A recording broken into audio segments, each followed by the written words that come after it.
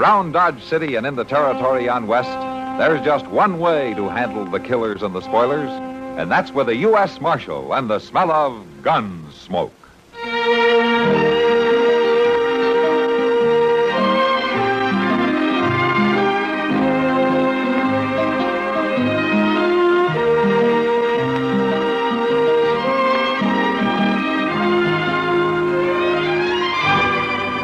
Gunsmoke, starring William Conrad, the story of the violence that moved west with young America, and the story of a man who moved with it.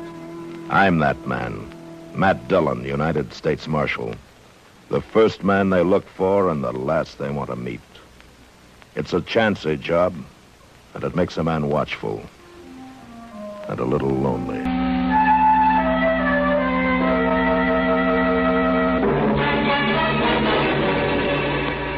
Millions of Americans are now crowding our highways, pushing and impatient to get the most out of this weekend. The hundreds of highway deaths and thousands of highway injuries can be avoided, provided that every single motorist does his bit. That bit means driving safely and sanely all the time. There's positively no excuse for excess speed. By observing all speed limits, you'll get to your destination almost as soon, whereas if you speed, you may never get there.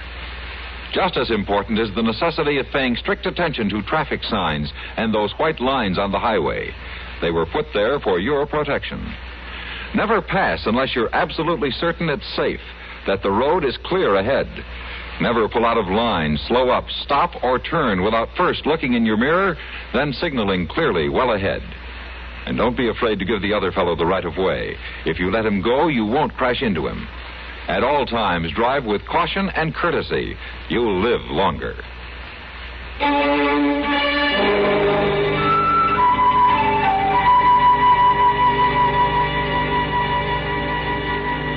It had been a long, hard ride to Fort Larned, and as it turned out, a useless one. The prisoner, Colonel Matthews, had been holding for me, died before I could get there, so I spent the night at the fort and then started back for Dodge the next morning. The trip back was more pleasant. A breeze from the Rockies swept across the high plains, and it was cool for the first time in weeks. And now, camped for the night, just a day's ride out of Dodge, I was looking forward to a bath and a shave at Mr. Teeter's. I must have been asleep for some time when a sound awakened me. Somebody was standing just outside the circle of light cast from the dying fire. All right, hold it. Now, you raise your hands and you walk in here slow.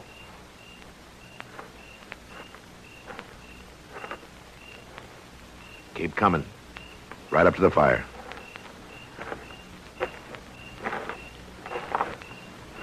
Now just stand it. Is there anybody with you? No, I'm alone. Please, mister, I didn't mean any harm. What are you doing here? I was hungry. Thought maybe I could get some food. Well, I might have shot you. I'm awful hungry, mister. I've been sitting out there watching your fire. I thought you were asleep. Well, there's some side meat in that fry pan. It's cold, but you can have it if you want. Thank you, mister.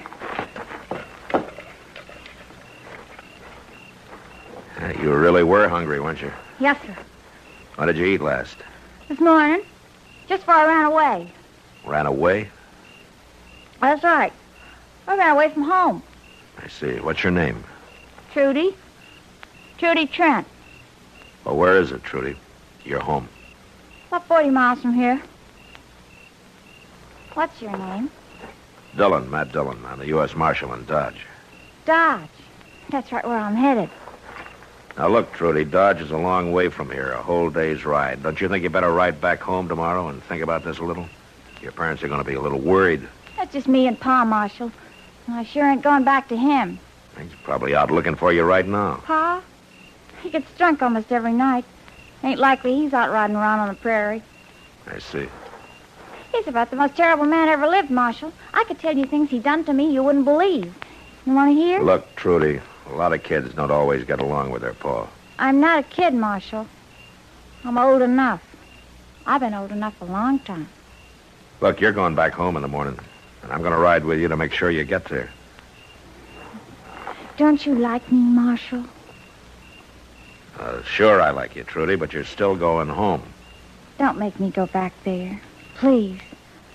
I'll do anything you want. But please don't make me go back. I got a blanket for you. You can sleep by the fire. Marshal, please. Look, Trudy, whether you think so or not, you're still just a kid, and I'm taking you home in the morning.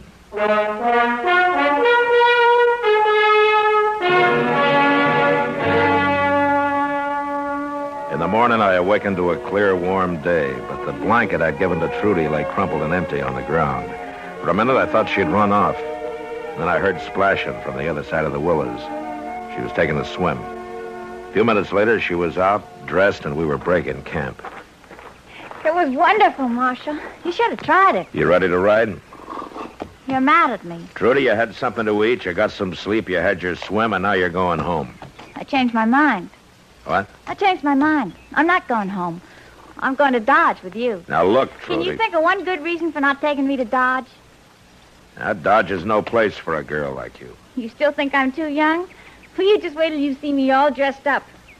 You won't think I'm too young then. You belong at home, Trudy. Now, let's get mounted. Marshal. What? If you want, you can marry me.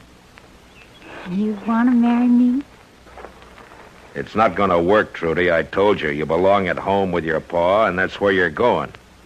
And you keep talking about how Dodge is no place for a decent girl. We're wasting time. Let's go.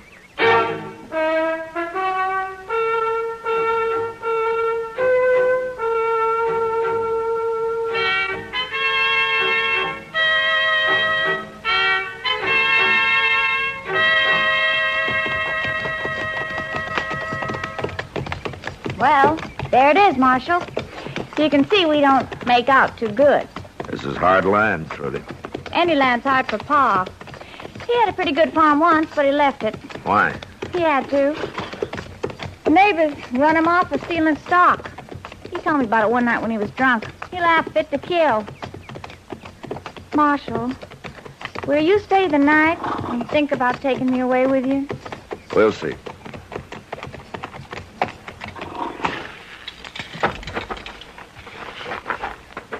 Come on. Let's go in and get this over with.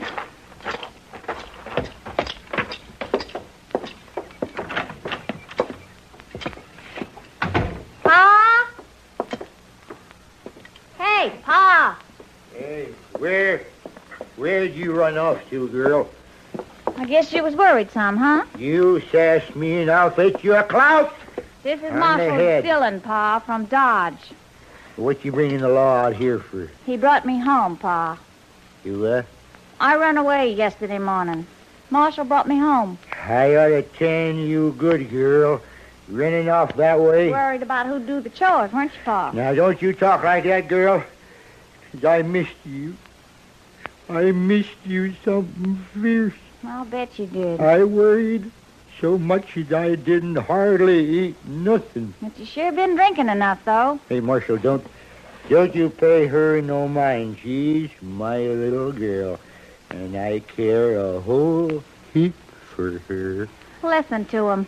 Don't it make you sick, Marshal? I'll spend the night like you asked, Trudy. Now I better take care of the horses. What's this about spending the night? I asked him to, Pa. Well, for we don't need him around here. And I'll tell you something else. Tomorrow I'm riding to Dodge with him to stay. You're what? I'm leaving you, Pa, for good and all. No, not hardly you ain't. Don't you hit me, Pa. Now look, Mr. Trent. Marshal, I'll tell you true. You take her away, I'll come to Dodge. I'll tell people what you done. Young girl like that. Why don't we wait and talk about all this later, huh? When you're sober? Well, I don't know as I aim to get sober. But I know one thing for sure. You ain't taking Trudy away. Never mind him, Marshal. You go take care of the horses. I'll find something for supper. Drunk or sober, I'll say just one thing. Just don't mess with me and my Trudy. Just don't mess.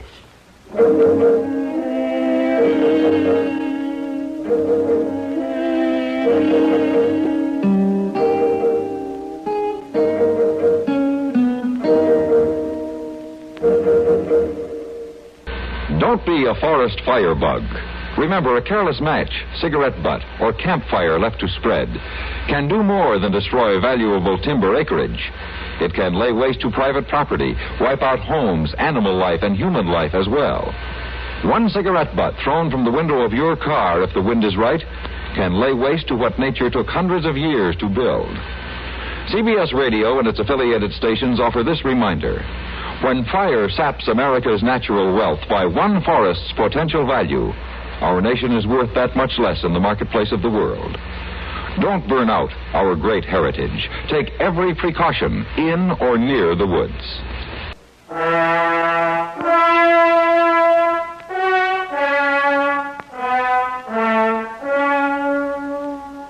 The Trent farm wasn't much of a place, inside or out. The front room where we ate was just a broken stove, a couple of bunks, and burlap hung over the two unglassed windows. Supper was some boiled greens and sheep herder's bread, which Asa used to sop up his plate. You eat like a hog, Pa. She's got a real sharp tongue, ain't she, Marshal? Yeah, she can talk all right. Oh, yeah, she can do everything. Sure. Cook, clean, fetch, Yeah. carry, feed the stock. Yeah. Anything. Yeah, I taught her them things. Yeah, and a lot more. I'll bet, and it's cheaper than hiring somebody. Huh? Even cheaper than getting married, ain't it, Pa? Because if you married, you'd have another mouth to feed, huh? Ah, don't talk like that. No, you're my little girl. Hey, we have good times together, don't we? It's a palace of joy, Pa. Now, Trudy, girl. You know how we celebrated Christmas, Marshal? Pa got drunk and set me on fire. I had to run out and roll in the snow or I'd have burned up. Then he wouldn't let me back in. I near froze to death. Well, I'm going to go out to the barn, get me another jug of whiskey. The one under the bed's empty. I'll get myself a... Well, Marshal, what do you think now? Still think I shouldn't go into Dodge with you? Is he always like that? Not always. Right now, he's kind of on good behavior on account of you being here. I see. Dodge couldn't be worse than this, could it? No, I guess not. Then will you take me, please? Yeah, I'll take it. Honest? Yeah, but your pa's going to make a fuss. There's going to be trouble. You afraid of him? No, it's not that. I just don't want anybody hurt. Well, ain't I worth fighting for? Just a little? Now, Trudy, I want you to get something straight. I'd do the same for anybody. Now, look, the first thing in the morning... Pa, how long you been standing there? Marshal, you can sleep in the barn. Fine. Yeah, you'll find a good spot right at the edge of the loft. You'll like it fine there. You'll sleep good, too. The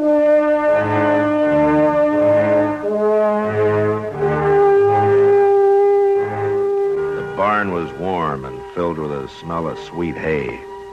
As I drifted off to sleep, the figures of Trudy and her father turned and twisted in my mind.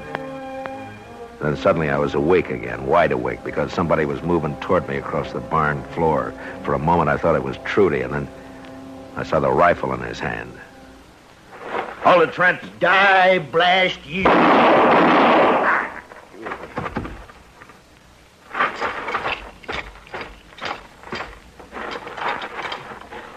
Asa?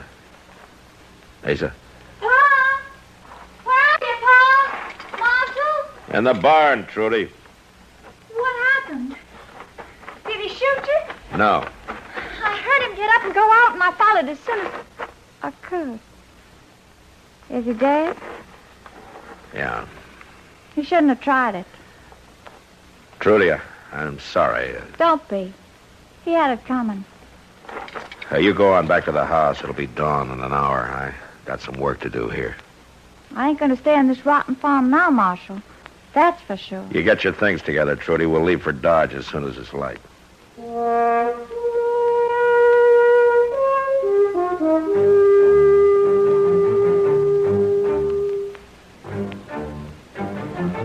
Just as the sun was breaking over the horizon, Trudy and I rode away from her father's ranch for the last time. She never once looked back, but I did. The roof sagging at one end, the boarded windows, the unwatered patch of corn, makeshift barn. A small cross now stood over a stone-covered grave. It wasn't a hard place to leave. In Dodge, I told Kitty about the whole affair, and she promised to give the girl a hand. So she put Trudy to work on the Long Branch so she could keep an eye on her that way. Hello, Matt. Hey, you're doing quite a business. Yeah. Sit down. Oh, thanks. Well, how's Trudy working out? Oh, fine, I guess. What do you mean, you guess? It's a little soon to know yet. That girl's got a mind of her own. Any trouble? With her, no trouble. She's over there at the bar now, talking with Gar Klein. Gar Klein? Yeah, that nice-looking kid there. Oh, who's he? I don't know too much about him. Never used to come in here too much. I think maybe he's in love with Trudy. In love? What's the matter? You jealous? I don't start that, Kitty. Well, I know one thing. The girl's got quite a case on you. She's just a kid. It won't last. I don't know about that. A U.S. Marshal's a good catch for a girl. She meets a lot of men here. Maybe she'll forget about it. From what I can see, Gar doesn't let her meet many men. He's so jealous he won't let her out of his sight. Yeah, I guess they're both pretty young. Don't underestimate young love, Matt. Besides, this has been going on for 3 days now. I saw you come in, Marshal. How are you, Trudy? Gar says he never met you. Hello. Marshal? You new in town, Gar? Gar hasn't been here much longer than I have, Marshal. But he's staying on. Ain't you, Gar? Yes, I am. Well, that's good. I've been promised a job of work out at Emmett Bauer's place. Then when I'm able, I'm getting Trudy out of here. Well, the Long Branch isn't that bad. I keep an eye on her when you're not around, Gar. I thank you for that, Miss Kitty. But just the same, a girl like Trudy, she shouldn't have come here in the first place. She's not used to being around a saloon. I guess you're right. Like I say, it wasn't fitting to bring her here at all. Now, don't talk like that. Marshal knew what he was doing. He wanted to bring me here. Didn't you, Marshal? Well, I don't know as I had much choice. But you did bring me.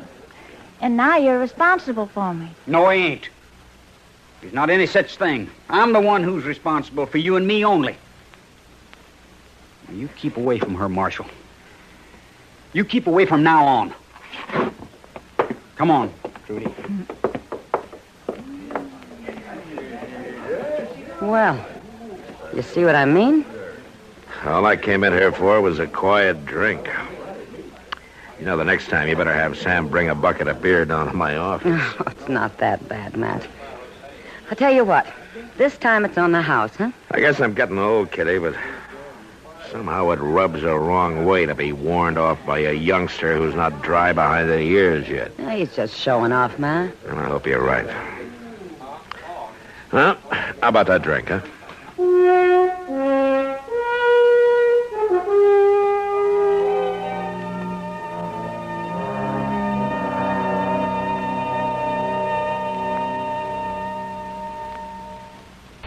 Hi, this is Dennis James with a longtime favorite.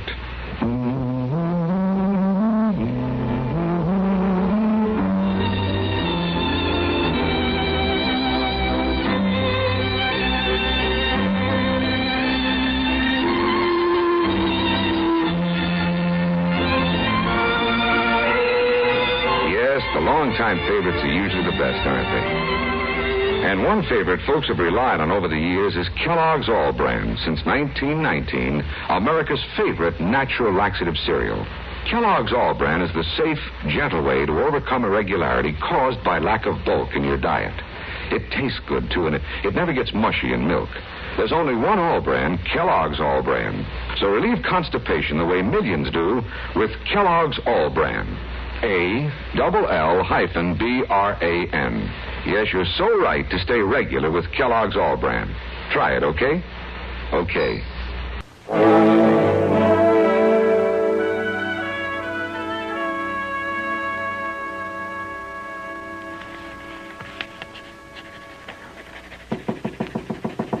Yeah, come in.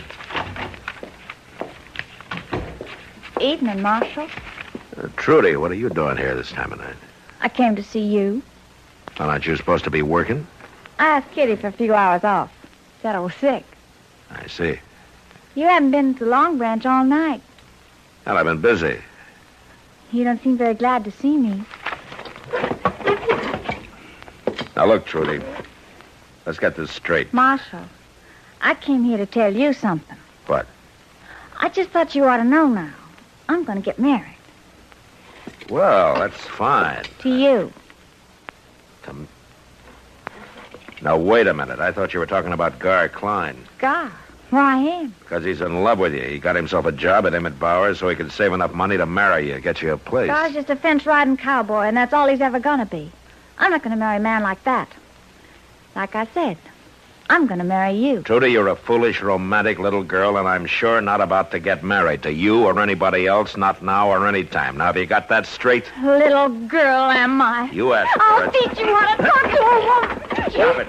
Stop that. Take it. I said stop it. Now, you just calm down. You feeling better now? I'll tell you how I feel. I'm going to tell everybody in Dodge you killed my pa, and then you ran off with me. How my pa tried to stop you, and you shot him dead and forced me to come with you. Trudy, you listen to me. You don't really care about me at all. Now, you be honest with yourself. You just want to be a U.S. Marshal's wife. Isn't that right? Trudy, wait a minute. You try and do good for somebody, and this is what happens.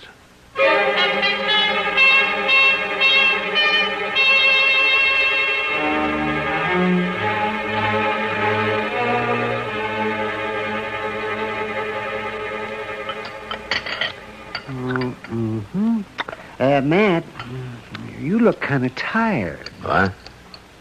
I say you look tired. Oh. Well, just like I've always told you, Chester, you can't burn the candle at both ends and not have it show. Oh, she must be a handful, all right, huh, Doc? Well, she's got Matt going all right. It's a sure sign something's in the wind when they won't even talk about it. Yeah. Well, it even happened to me one time, Doc. Yeah? Back in Texas it was. Oh. And this little old gal, bless her heart, just wouldn't give me a minute's peace. She must have been a ridge-running beauty. Well, now, she wasn't too bad, Mr. John. Say, you better get married, Matt. It's a whole lot easier on a man than all this court. I just hate to do this to you, gentlemen, but I'm going to have to leave. Don't forget my check when you leave, huh? Steak, eggs, and coffee. Thank you. Matt, John, Matt. Marshal, Huh? Oh, Gar. I've been looking for you. Oh, what's the trouble? I heard all about it. All about what? Trudy told me last night. She told me everything. You been drinking? Last night I was, but not now. I see. Last night, Trudy told me how you shot her paw so she could run off with her. Now, wait a minute, Gar. Now you got her here in Dodge, and you don't want her no more. Gar, will you listen to me? Trudy's lying to you. You're a fool to believe all that talk. I love her, Marshal, and she loves me. And I ain't going to have you make sport of her. I'm not trying to hurt her. I haven't said anything against her. Can't you see this is what she wants? She's trying to make you jealous, trying to get back at me for turning her down. I'm going to kill you, Now, you Marshal. better just go along, son. We can talk about this later. Not Will you hardly, do that? Marshal. Gar, don't be a fool. This is for Trudy and what you done to her.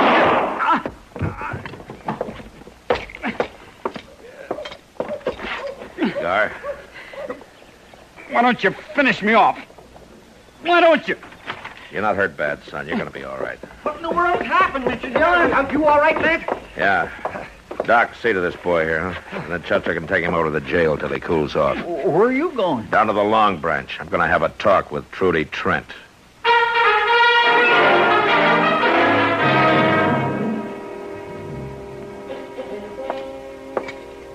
I heard the shooting, Matt. What was it? Gar Klein, but I'll tell you later. Right now, where can I find Trudy? Well, it won't be too easy, I'm afraid. Well, easy or not, I'm going to find her, and I'm going to run her out of town. Trudy's caused all the trouble she's going to around here. She's already gone, Matt. What? What happened to Gar? Did you shoot him? Yeah, but he'll be all right. What's this about Trudy? Well, last night Gar was in here with Trudy, and she got him pretty drunk. From what I could tell, they were talking about you. Later, Gar passed out, and I had Sam put him in the back room to sleep it off. And that's when Trudy met the gambler. Gambler? Yeah, from St. Louis. He came in last night late, real late, on his way to San Francisco. Judy was at loose ends, and she got to talking with him, and they left together just half an hour ago on the morning stage. I see. I guess maybe he was a better catch than Gar Klein. Well, he looked like he was pretty rich. Fancy clothes and all. So I suppose she figured he was. Better than you, too, since she finally figured out she'd never get you. It's too bad about Gar. But I guess he was trying to do the right thing, at least the way he saw it. Yeah. Trouble is, she never really cared for him at all. He was fighting for just a lot of shadows. Well, maybe that's better than not fighting for anything at all. Yeah, I guess you're right, Kitty. I guess you're right.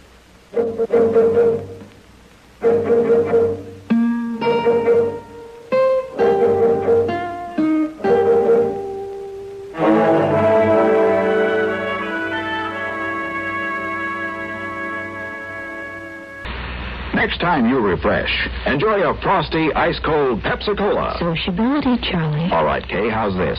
Pepsi is light, refreshes without filling. You like to refresh? Have a Pepsi right now. We'll offer it to everybody, Charlie. I will. Enjoy Pepsi at the fountain. It's delicious at home, too. Have one at lunch or with a snack. Charlie. At the beach or at dinner. Wherever you go, wherever you're thirsty, Pepsi is there. It's here, too, in our Be Sociable song. Be sociable, not smart. Keep up to date with Pepsi. Drink light, refreshing Pepsi. Stay young and debonair. Be sociable, have a Pepsi. For the weekend, have plenty of Pepsi around. Pick up an extra carton today. CK, I'm sociable. With Pepsi, everyone is.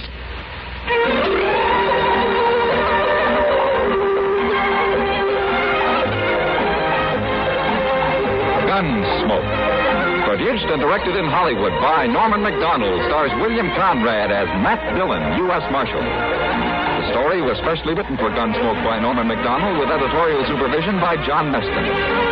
Featured in the cast were Eve McVeigh and Sam Edwards. Harley Bear is Chester, Howard McNear is Doc, and Georgia Ellis.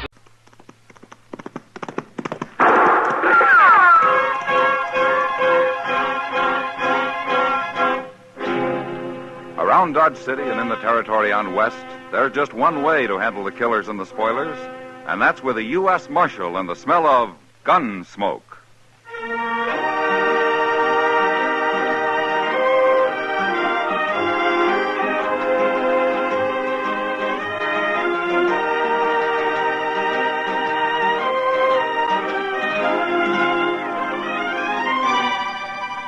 Gunsmoke, starring William Conrad. The story of the violence that moved west with young America. The story of a man who moved with it. Matt Dillon, United States Marshal.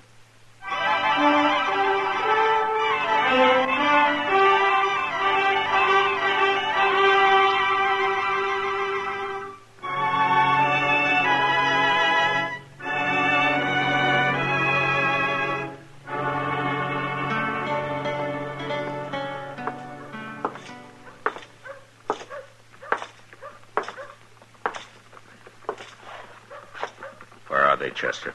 Bissell's in the barber shop, Mr. Dillon. There's 3 of his boys waiting outside and a couple more in with him. All right.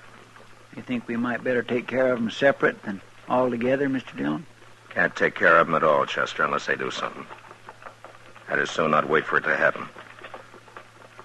Have they seen you? No, sir, I don't think so. I've been mostly around the corner here, out of sight. That's good. All right, keep me covered, will you? Now, here, you ain't going in there alone. Yeah. Now, you can't do that. They take one look at your badge and they'll draw. I don't think there'll be any shooting, Chester. Yes, sir.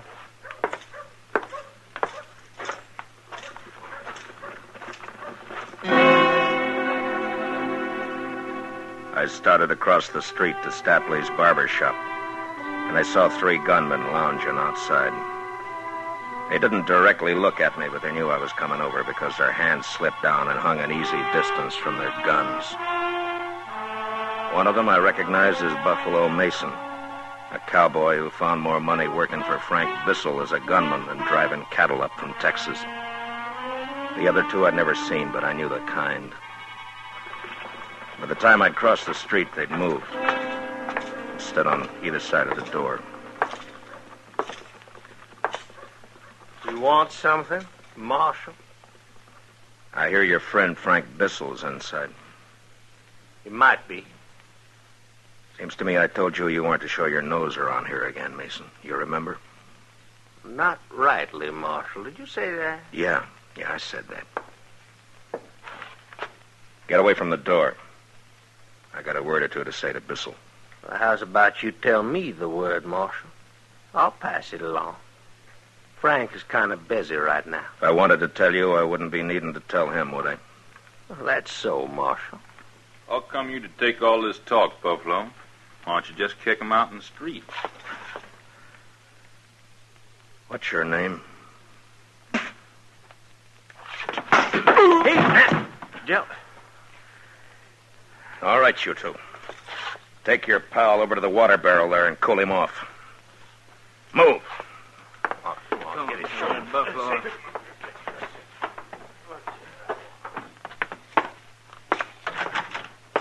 Howdy, Marshal Dillon.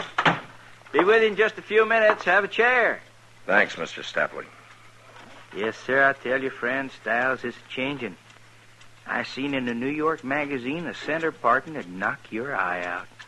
Sister of mine sent the picture out to me. Now, you sure you wouldn't like me to try it? Just cut it like I told you. Yes, sir. You're the customer.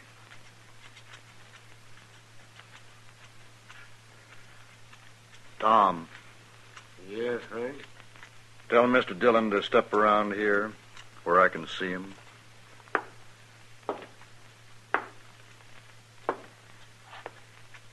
You hear what Frank says, mister? I heard him.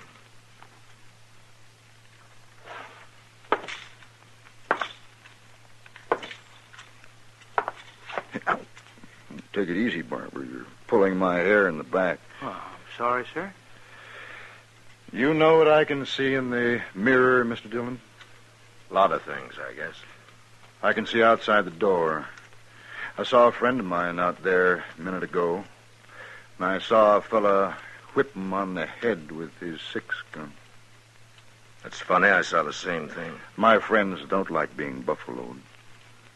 Well, they should have done something about it. They should. Maybe they will. Maybe. Now, I got something to say, Bissell. Bissell? Frank Bissell? Keep on cutting, Barbara. I ain't cut no killer's hair. No, sir. If I'd known who you was, I never... You heard him. Finish. It's all right, Mr. Stapley. You go ahead. Yes, sir. I know your reputation, Bissell, but right now I got no cause to arrest you. So far as I know, you're clean in this territory. Yeah? But you're not staying here. As soon as you're through in that chair, you and your pals are getting out of Dodge. Well, we just got here, Mr. Dillon. We thought we'd put over for a spell. Here you got mighty fine entertainment here. It doesn't start till after nightfall. And you're going to be gone by then. Funny thing, Mr. Dillon, I've heard a lot of talk about you. Buffalo Mason says he had a run-in with you a few months back. I thought you were a different man to what I see. So? So, you're not much. Kind of windy, but not much. Tom, give the marshal a $5 piece and show him the door. That's for your duty, Mr. Dillon. Are you all through with him, Mr. Stapley? Yes, sir. I'm all through. Okay. Now get up out of that chair, Bissell. I knew what they meant about Frank Bissell when I saw him smile as he got out of his chair. It was the smile of a man who says one thing with his lips and another with his eyes. He reached down to his holster and then around to his pocket, pulled out a bill and passed it to the barber. He'd made his move like he wanted to get me to draw. And when I didn't bite, he pulled his hat off the peg and came over to me. The two boys with him went past us and waited by the door. It's like I say, Mr. Dillon, my boys and I are here for some resting and playing. Now, if you want a private little war, you can start gunning for us any time you want. But you'll have to start it. You've got until sundown to leave town, Bissell. Marshal, you didn't hear what I said at all. Sundown. If you're still around after that, you'll all go to jail. We don't want any trouble. We want to take it nice and easy. You take it easy, too, huh? I'll be seeing you.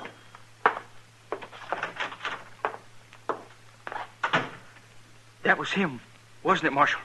That was Frank Bissell. The Frank Bissell. Oh, Mr. Dillon, if you shot him in here, I could have put up a sign. Yes, sir. I sure could. Frank Bissell, shot and killed here by Marshal... I'm sorry I couldn't oblige you, Mr. Stapling. Good day.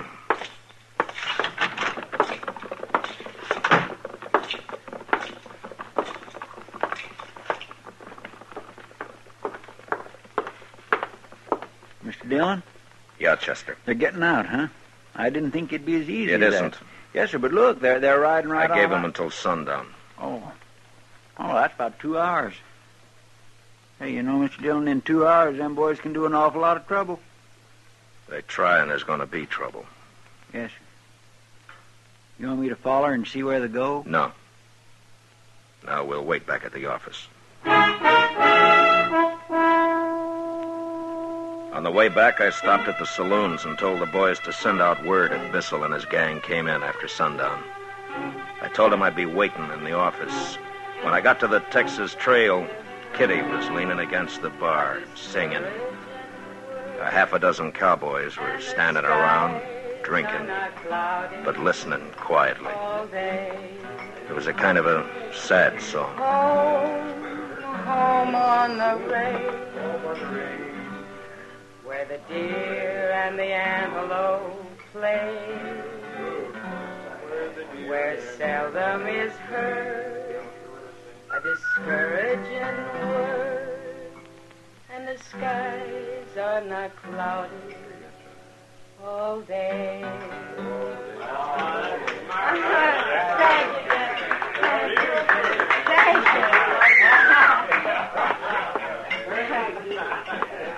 Hi, Matt. Chester. Evening, Miss Kitty. Kitty? Well, never heard that song before. Well, I haven't either. Fellow was in a while back, brought it by. He wrote out the words for me. It's nice, isn't it? Yeah, it's fine. Say, Kitty, there might be a little trouble tonight. Oh? Yeah, Frank Bissell and his boys are in town. I heard. It's all over town. I know. Let me know if they come in, will you? Sure, Matt. Okay. I'll see you. So long. So long.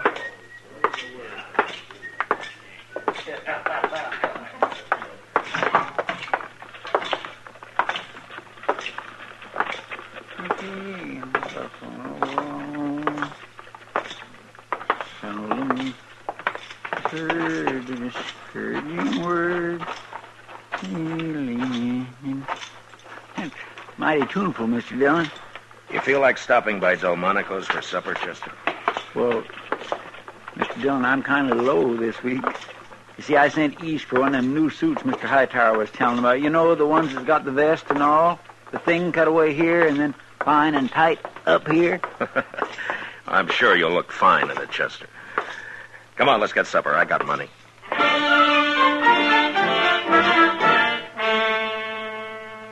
It was about sundown when we got through supper. I'd gone in Delmonico's mostly with the idea that Bissell would head there himself. That way I could get the thing over before it got really started. But he didn't oblige. Not until Chester and I were getting up from the table.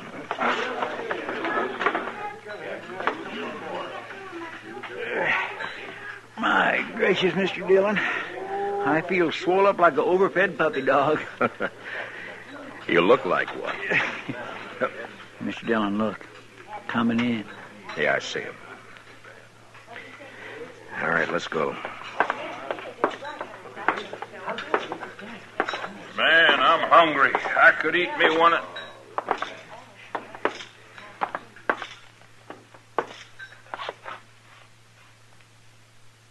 Well, hello, Mr. Dillon. Say, how's the food in here? It's sundown, Mr. Bissell. Yeah, it's late for me to be eating. The boys, too. We're hungry. Come outside. Mr. Dillon, we just came in for a nice, quiet meal. You don't want trouble with all these people in here, Mr. Bissell. Now, you do as I say. Outside, come on. Huh? You want to start trouble, Marshal? Buffalo, where's your manners? There's women folk in here that might get hurt if shooting started. Frank, you heard... You heard what I said. Besides, Mr. Dillon isn't going to do anything. He's just got to make noise like he does. So people will think he's doing his job. Well, Mr. Dillon, I sure would like to stay and talk, but... All right. All right, go ahead and eat, Bissell. I'll be waiting for you outside. Sure. You do that, Mr. Dillon. You wait for me outside.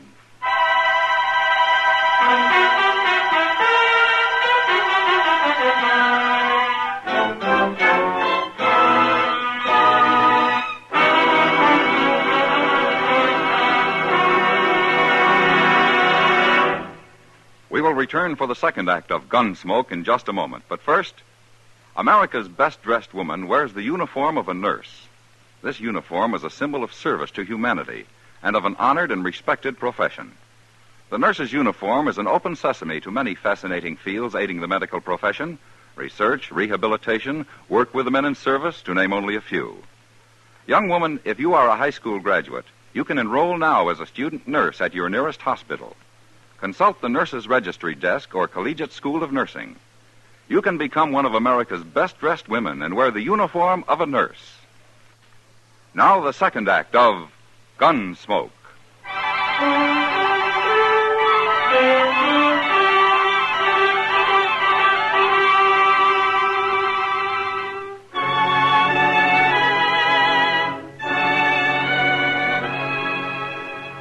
I knew there'd be a lot of talk in Dodge. Some would say that I should have drawn on Frank Bissell and his gang right then in Delmonico's. Well, I had my own opinion about that. Chester and I waited outside for Bissell to get through and come out. By that time, the word was out, and it sounded like every cowboy, bullwhacker, and buffalo hunter in Dodge was hanging around waiting to see the fun. It was dark then, and the moon was rising. A lot of them boys has come up from the other side of the tracks, Mr. Dillon. I know. You got any tobacco on you, Chester? Yes, sir, right here in my... You want I should tell them to get on back? Here you are, sir. Thanks. Now, I tell you, Chester, most of those men have come to a show. They want to see some shooting, some blood and killing. Well, seeing how long that's what they came for, I don't figure they'll want to be any part of that show. Yes, sir. What are you aiming to do when Bissell comes out? Arrest him, fine Bissell $100 and the others $25 apiece. Then lock him up for the night. Yes, sir.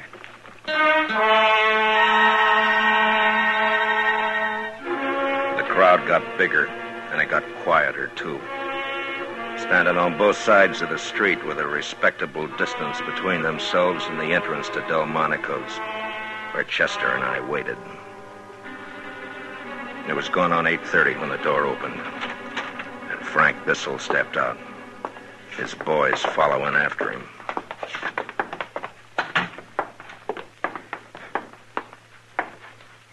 You still waiting, Mr. Dillon? I thought you'd be somewhere rolling drunk by now. You're under arrest, Bissell. And all of you. What have we done? We're real peaceful, you can see that. Come on, Frank. Let's get down to the Opera House. Hand over your guns. Mr. Dillon, I never done that yet. I don't expect I'm going to do it now for you. We're calling your bluff, Dillon. 6 of us. Go ahead and start it. Go ahead.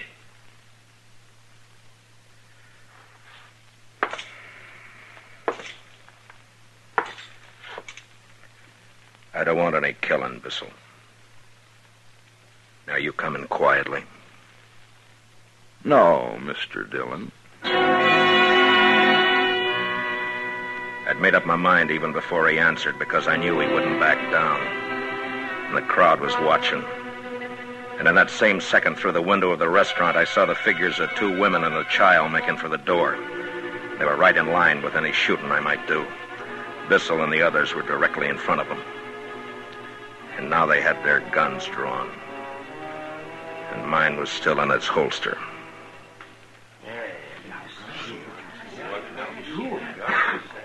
Oh, now, I've heard you're pretty fast, Marshal. With talk, Frank. Lots of talk, that's all. Sure.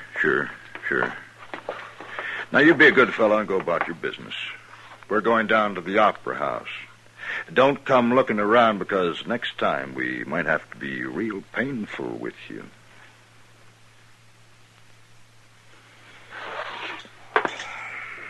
Hey, look at that! You better get out of town, Marshal Dillon. You're through!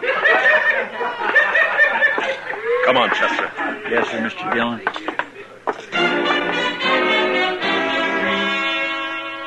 I'd made 2 mistakes. First going to Delmonico's and figuring I could bluff him out of town without any shooting. And then not getting Bissell away from the restaurant door before calling him. And it wasn't good. A lot of drifters in Dodge were going to take advantage of the situation before the night was out. Law officers don't live long when they make mistakes. Chester and I headed for the Texas Trail. You going to let them get away with that, Mr. Dillon? For a while. My gracious, Mr. Dillon, they spit right in your eye, every one of them. You ain't going to take it, are you? I made a mistake, Chester. Now I got to make it right. Yes, sir, I know, but this will be all over town. Mr. Dillon, will you tell me why you didn't draw and get it done? I had my reasons, Chester.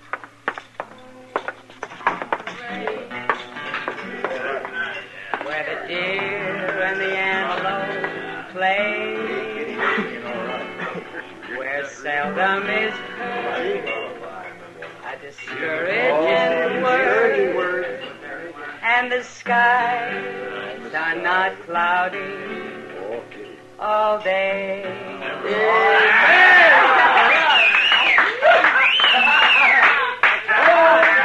Matt, I heard you were waiting for Bissell over at Delmonico's. I was worried.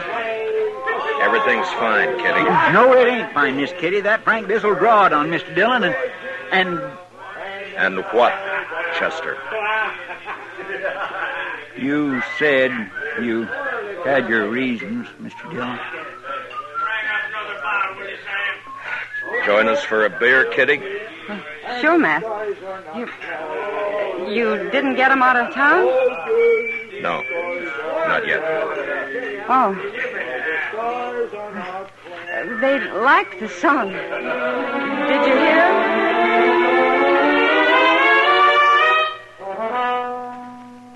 We sat in the Texas Trail. Chester nervous and looking to the door every minute or so. And as a cowboy drifted in, and then another, and a couple more, I could tell that news of what had happened outside Delmonico's had spread. That's the trouble with a reputation. You build it or you get it built for you. It's like a trap. You gotta stay a step ahead of it. If you don't, there's always the question. Even with the people you think you know real well. Like Chester and Kitty. And I knew they were wondering why I'd backed down.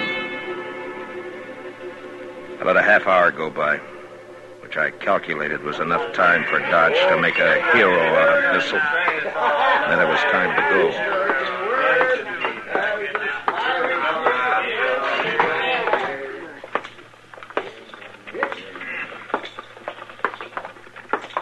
Where are we going, Mr. Dillon? The Opera House. The Opera House.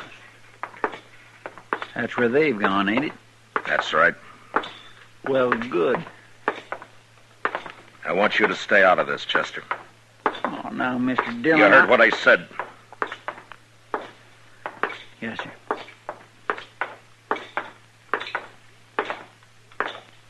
Mr. Dillon? Yeah. Nothing.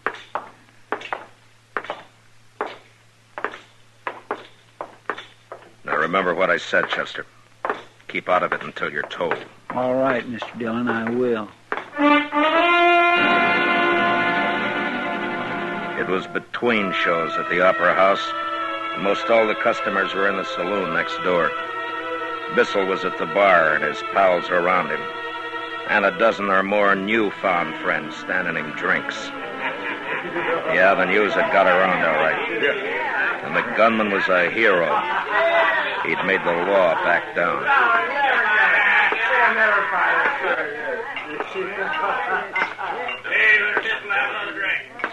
Look who's here, boys. Hey, Frank. Looky.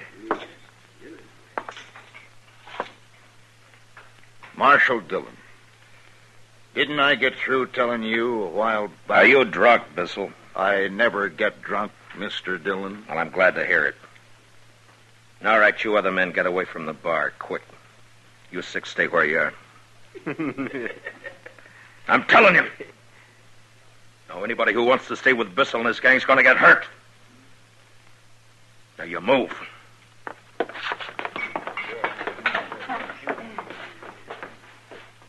He sure is tough, Frank. Okay. Mr. Bissell. Draw. Oh, now, Mr. Dillon. You don't want me to do that. Yeah, leave me do it, Frank. I need the practice. No. No, wait a minute. No, I think he means it. Sure, Mr. Dillon. I guess I have been riding you pretty hard. Sure. Anytime you... Well, when are you going to draw, mister?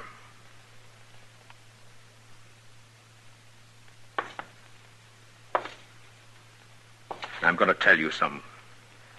I could have hit you in the belly as easy as making a hole in the wall. But I don't like killing. Now, you're under arrest, all of you. Chester. Yes, sir. Keep them with their arms up. Yes, sir. Now, you.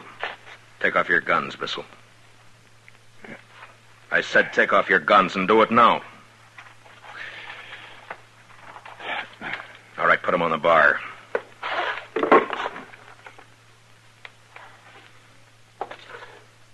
Now, I'm putting my gun on the table here. If I'm not on my feet to get it when you and I are finished, it's yours. And I'm through as marshal here. Yeah. Oh!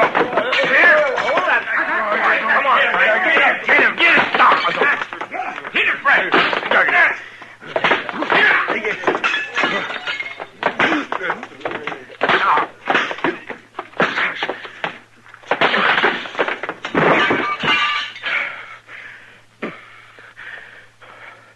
Mason, you pick him up. You help him. We're all going down to the jail. Carry him with you.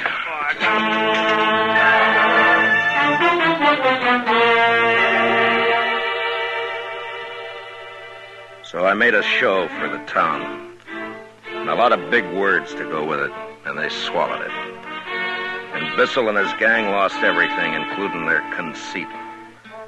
We put them in jail overnight, and the next morning each man was fined $25, Bissell $100. And they rode out of Dodge.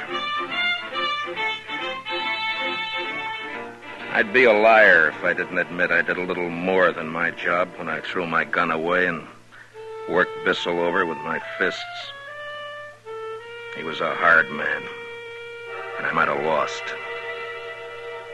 Except that I had my reputation to think about.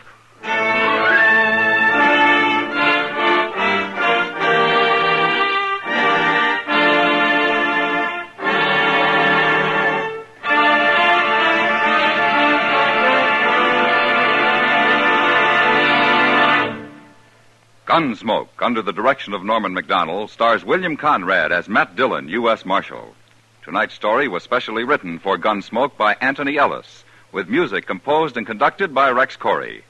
Featured in the cast were John Daner, Lawrence Dobkin, Barney Phillips, Jack Crucian, and Howard McNear. Parley Bear is Chester, and Georgia Ellis is Kitty.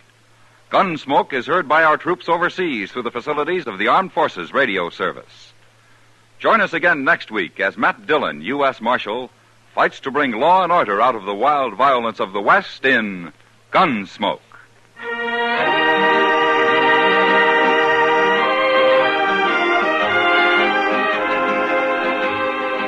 Tomorrow night, Mrs. Lou Gehrig, wife of baseball's immortal, joins Lionel Barrymore on the Hall of Fame Playhouse. As a tribute to the great national pastime, your Hall of Fame Playhouse dramatizes the story of Henry Chadwick, the father of baseball. Learn about the origin of baseball. Hear of a man's vision that blossomed forth as America's most popular sport. Tomorrow night on most of these same stations when CBS Radio presents Lionel Barrymore's Hall of Fame Playhouse. George Walsh speaking. And remember, every Sunday evening, the Theater of Stars invite you to the best in drama with your favorite stars on the CBS Radio Network.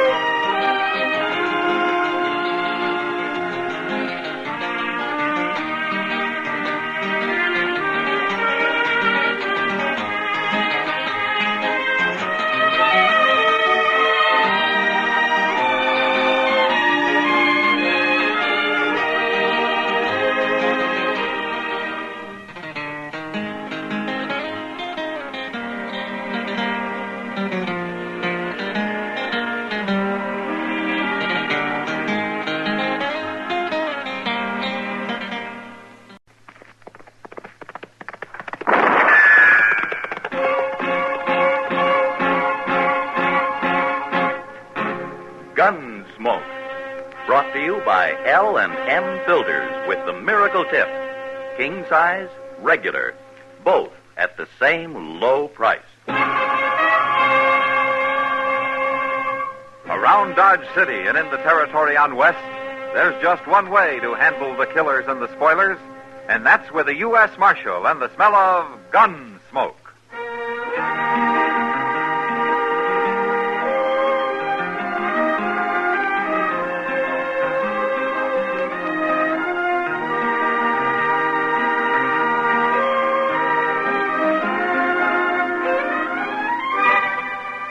Gunsmoke, starring William Conrad, the transcribed story of the violence that moved west with young America, and the story of a man who moved with it.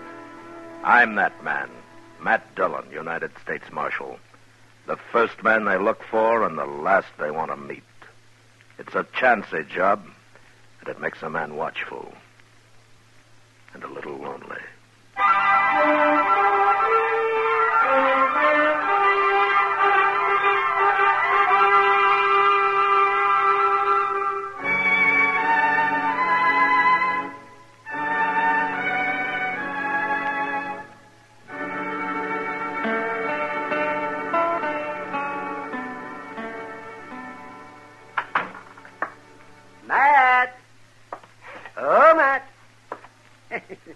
Anybody here this morning? I'll be right in, Doc. All right, Matt. I'll just see. Oh, the girls, they grow so tall in Kansas. The girls, they grow so tall in Kansas. The girls, they grow so tall, and the boys, oh, they love them all. What's this? Oh, wow. And they marry them all in the fall in Kansas. Now, that's a poor way to start the day, Doc.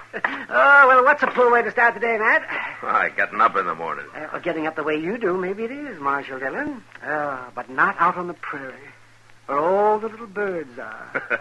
What started you off being a happy little bird this morning, anyway? Oh, where's Chester? I'd rather talk to him. Well, he's due back any time now. He's due back? Yeah, he took a prisoner over to Wichita a couple of days ago. He did? Oh, say, if I'd have known that, I'd have gone with him, Matt. Well, what for? Oh, just to get out of Dodge for a while. Well, you've been out of Dodge for the last 2 days. Oh, yes, but delivering a baby in a mud dugout isn't exactly what I was thinking about, man. Yeah, I know what you were thinking about. Morning, Mr. Hello, Chester. How are you, Doc? How was Wichita, Chester? Oh, see, that's a big town, Doc. Real big. Isn't it? Yeah, but I wasn't there long. The Santa Fe going east got there at noon, and the next one back here left at 2 o'clock. Oh, you could have stayed another day. Heavens, yeah. Oh, how often does a man get a chance to have a little fun? Well, I would have, but the sheriff there had some news he wanted me to tell Mr. Dillon. Some news? Yes, sir, it's about the Carp brothers. They've been hanging around Wichita the past month, and then they left. The sheriff said he heard they were headed this way. I didn't even know the Carp brothers were in Kansas. I thought they worked the Dakota Territory. Well, that's what the sheriff said, but they must have got drove out. Anyway, he said they was awful broke and hungry looking, but as long as they didn't try nothing there, he left them alone. Bank robbers, aren't they, man? Yeah, so I've heard, Doc, but nobody's caught them at it yet. Well, we'll catch them if they come to Dodge. Yeah, maybe. But they could be here right now. How come the sheriff didn't send me a telegram, Chester? It'd have been a little faster, wouldn't it? Well, I don't know. I didn't think to ask him. Yeah, I think I'll go down to the bank. I'll be back directly.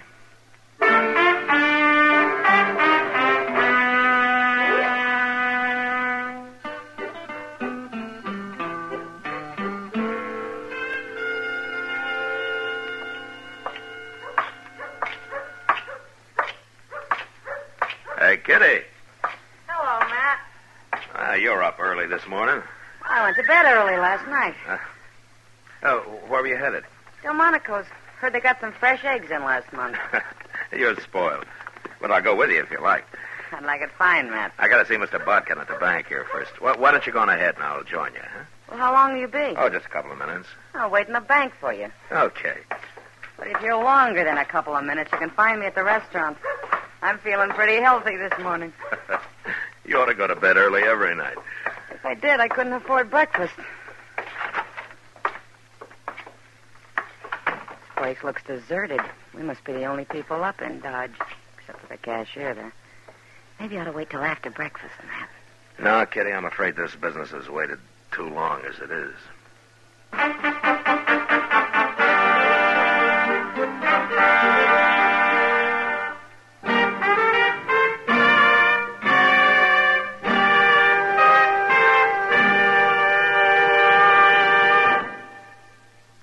L&M filters are sweeping the country. L&M, the filter tip cigarette everyone's talking about, everyone's changing to. Columnist Dorothy Kilgallen told us there's nothing like L&M's filter. Gives you more flavor, too. David Wayne wrote, L&M's have the best filter of them all. Miracle Tip is right. There's nothing like it. Diana Lynn says, I had no idea a filter cigarette could taste so good as L&M's. They're light and mild and full of flavor. Yes, L&M's are truly sweeping the country, breaking more sales records every day. The reason? It's the filter that counts, and no filter compares with L&M's Miracle Tip. Notice how easy it draws. You get much more flavor, much less nicotine. Yes, this is it. L&M filters. This is it. Something new. Now, 2 sizes. L&M filters. New king size and regular too. This is it. L&M filters. L&M filters with the Miracle Tip. So join the trend to L&M. King size, regular, both at the same low price.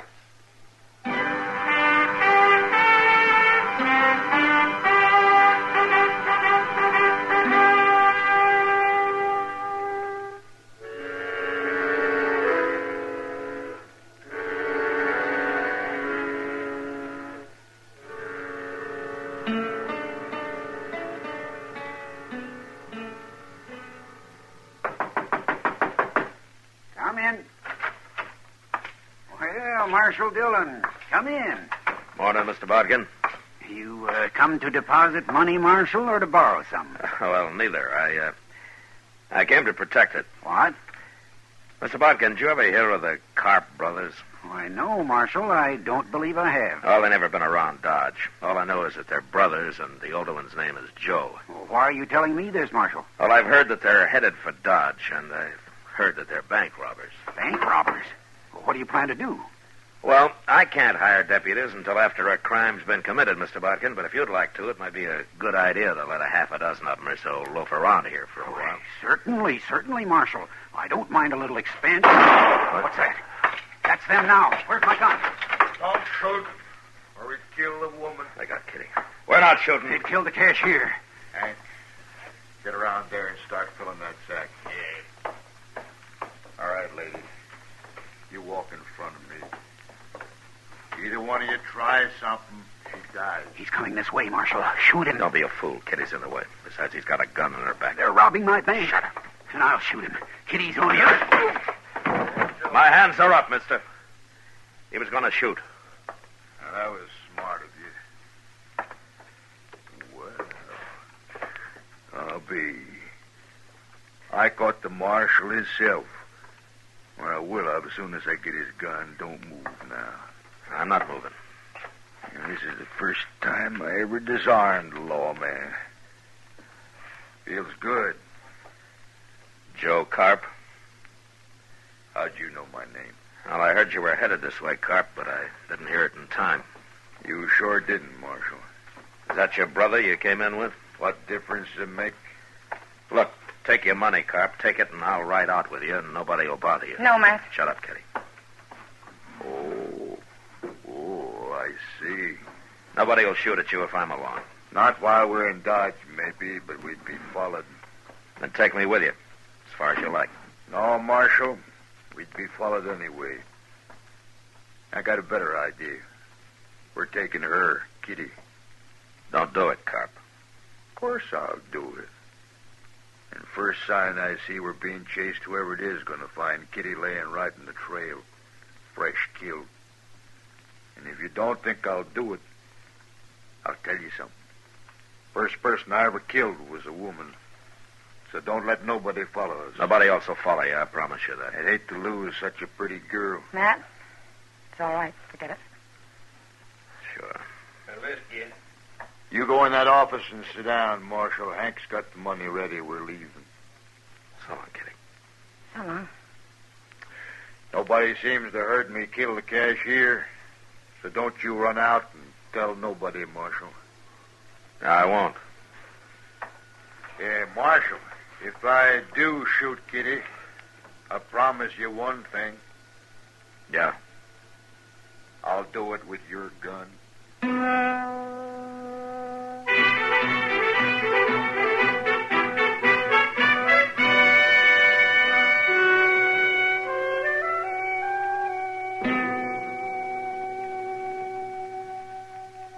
Mr. Dillon, Yeah, what, Chester? you think they'll give her any breakfast? No. People don't need much food, Chester. They can go for days without any at all. Well, I know that, Doc, but Miss Kitty just ain't used to it. It's water people need. They'll have water. They will if they took any with them. It's mighty dry out on the prairie this time of But year. it's not that dry. Any fool can find water sooner or later. Sure, if he follows a buffalo herd long enough, about a week, maybe. There's other ways, Chester. Like what? Ever hear of a divining rod? Oh, for land's sake. What's outlaws doing with divining? I wasn't talking about outlaws. What was you Well, I was talking just about? talking. Can't a man talk Chester. around here? Yes, sir. I guess we waited long enough. They must have covered 3 or 4 miles by now. Yes, sir. Is everything ready? Well, everything I could think of, Mr. All Dillon. right, let's get going then. Good luck, Matt. Thanks, Doc. Keep an eye on things. It may be a long time before we get back.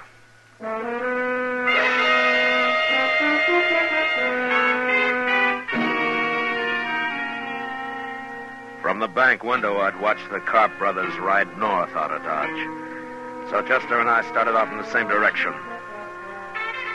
On the other side of the Arkansas, we picked up their trail and followed it easily all morning. But we were careful to stay way behind them and out of sight. Although we probably could have run them down in a few hours. That was the hardest part of it. Forcing ourselves to hold back. Go slow.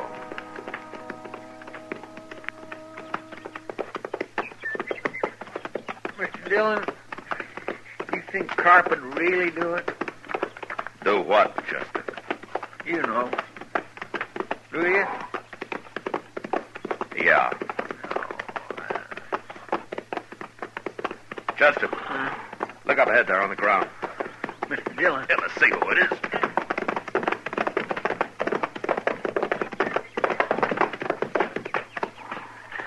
It's a man, Mr. Dillon, some cowboy. He's been shot. Bring your water back. Yes, sir.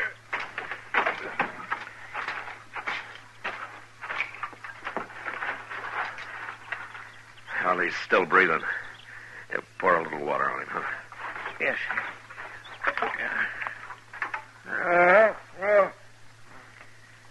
Hey, fella. You want a drink? Hey, you thirsty? Well, some water. Here.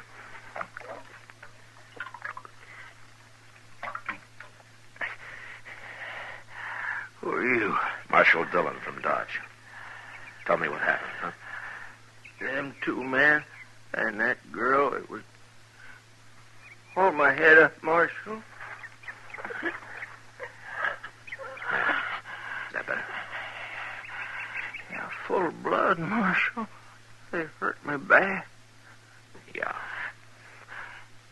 Blaine is my name, Blaine.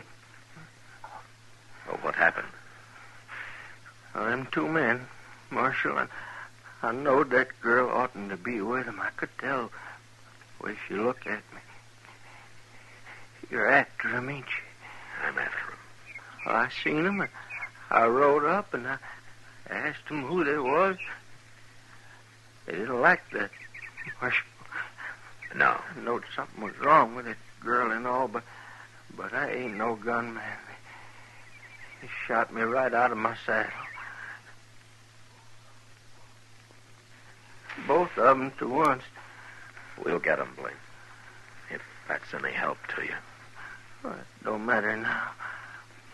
That girl hadn't ought to be with him. Could you hear him? Did they say anything? Yeah. Something about a cabin, but I don't know where. Yeah. Look, Blaine, my partner here, Chester, he'll stay with you. Sure will. I'll take care of you, Blaine. Oh, thanks, but it won't do no good. You better go off and help catch them fellas. I'll handle them. Take whatever you want off my saddle, Chester, and get a fire going here. Yes, sir. You'll be fine, Blaine. So long.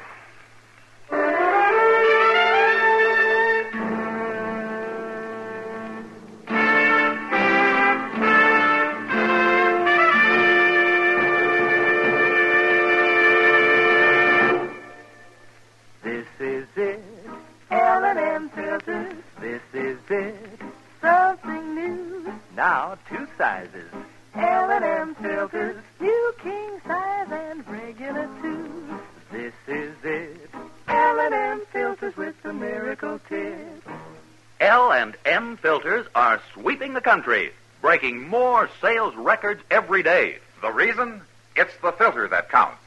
And no filter compares with L&M's Miracle Tip for quality or effectiveness. And notice how easy it draws. You get much more flavor, much less nicotine. Effective filtration. Our statement of quality goes unchallenged. L&M is America's highest quality and best filter tip cigarette. Buy L&M king size. Buy L&M regular. Buy L&M's by the carton. King size, regular, both at the same low price. L&M, light and mild.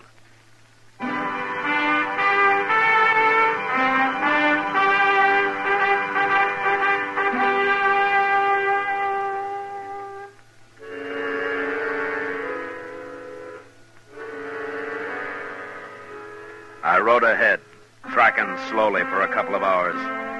Then I saw a dust cloud behind me. I stopped and waited. It was Chester. He rode up and looked at me for a moment. Then, without saying a word, we continued on the trail across the prairie. We traveled in silence until dark. and then we saw a cabin.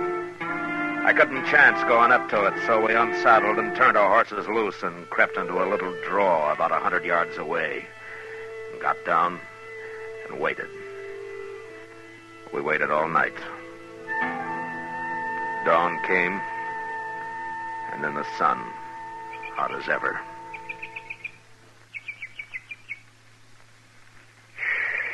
Anything never coming out of that cabin, Mr. Jones? Yeah, sooner or later, Chester. Look, they got a fire going now. Smoke's coming out of the chimney. Breakfast. I'm so hungry. Why don't you chew on some of that slippery elm bark of yours? Slippery elm don't fill your belly. Well, a man can get along without food, Chester. Like Doc said. Which Miss Kitty's going to get something to eat. Yeah. Mr. Dillon, what in the world are we going to do? Well, right now there's nothing we can do but sit here and wait and keep quiet. You know what'll happen if they find out we're here. I know, but I ain't thinking about it. Now, you better get back down now. I'll stay up here and where I can watch. Yeah, but they could see you, Mr. Dillon. No, I got a little bunch of buffalo grass in front of me here. It's enough. Yes, sir.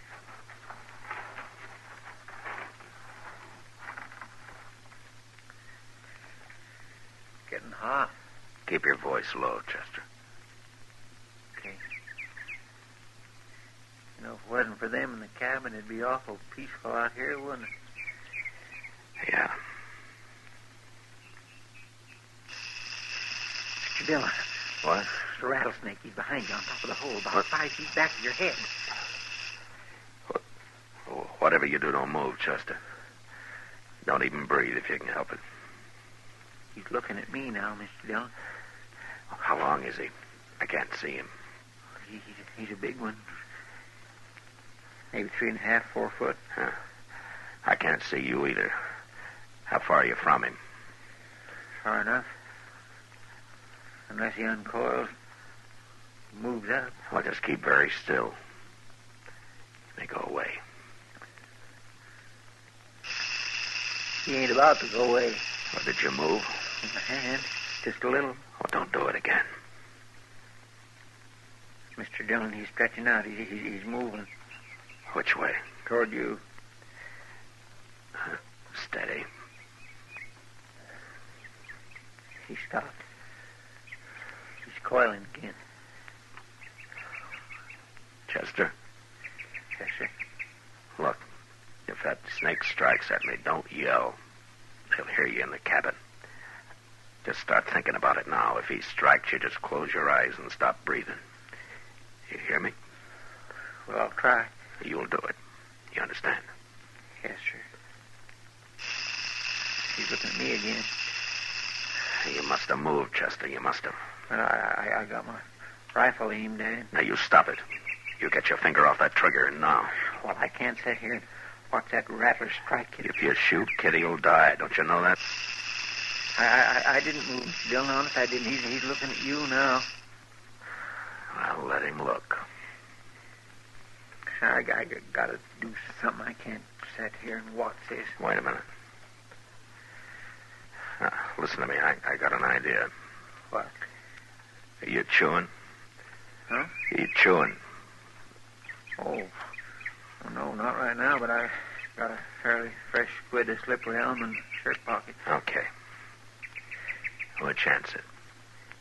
You get that quid into your mouth, but you do it slow. Slow and as steady as you can manage it. And once you start moving your hand, don't stop. You understand?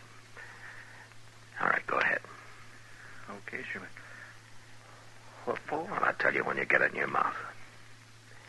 You doing it? Yeah, I already got my finger in my pocket. There it is. Oh, slow and steady now. I'm trying. It's in the mouth now. Oh, juice it up, Chester. Get a big mouthful. I am. All right. Now, I've heard you brag about how good you can spit. Can you hit that rattler from there? Maybe. Well, okay. Do it. Well, I only got one shot. I can't make it. I can't do it. Wait a minute. You got a mouthful. Well, have you? Yes, sir. All right, swallow some of it. Just a little bit. Now, go on, swallow. I did. Now, let it sit a minute. How's it feel? Like whiskey. Raw whiskey. All right. Now, take your time. Make a move. Make him look at you. And then splatter him right in the eyes. Okay. Go ahead. Snake. Hey, Snake. Look. I got him. Mr. Dillon. I got him. He's leaving. There he goes. He's gone. It worked.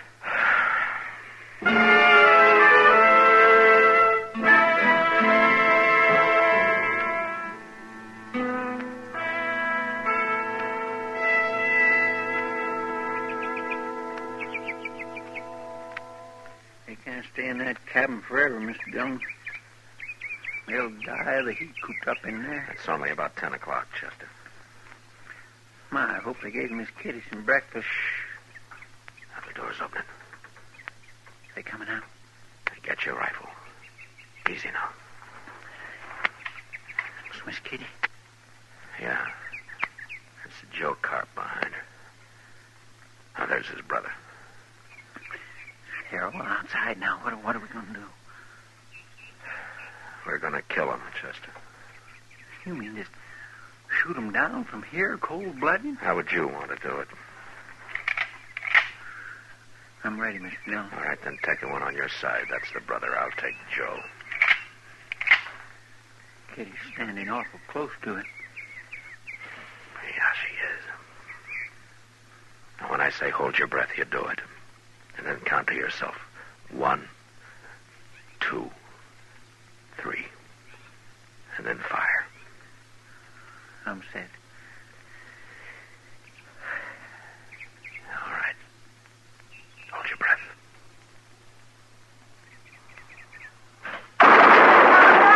All right, let's go, Chester. Get back inside, Kitty. Joe Carp's still alive, Mr. Dillon. He's reaching for his gun. What?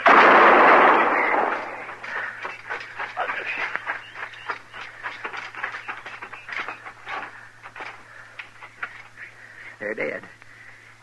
They're both dead now. Okay, Kitty.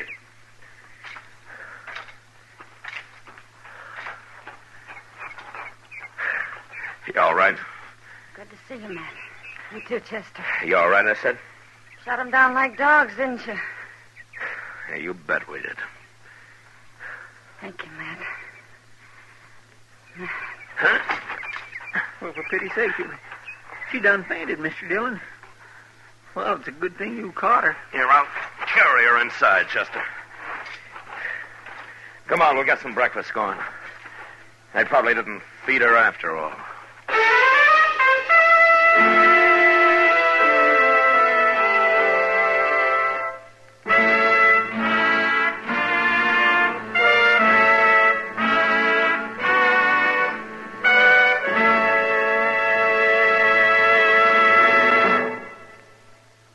And now our star, William Conrad. Thank you. If you're a filter tip smoker, you should be smoking L&M's. Everyone agrees L&M's are just what the doctor ordered. The first filter that really does the job and a real good taste to go with it. Maybe you'll prefer L&M's king size as I do. But either size, I know you'll like them, and I know you'll stick with them. L&M's. Try them.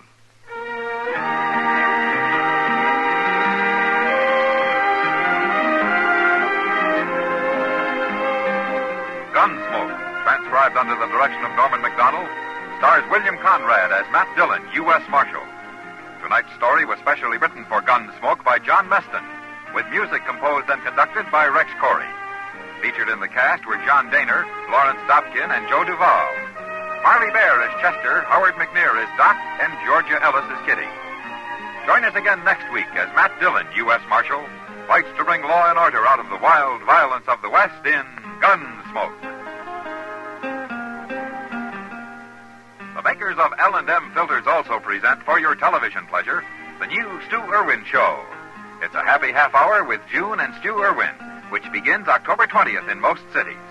Please check your local television listings for time and channel for L&M's Stu Irwin Show.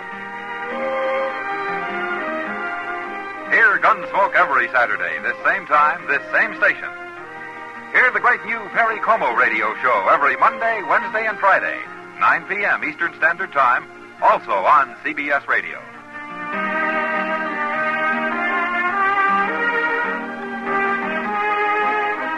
This is the CBS Radio Network.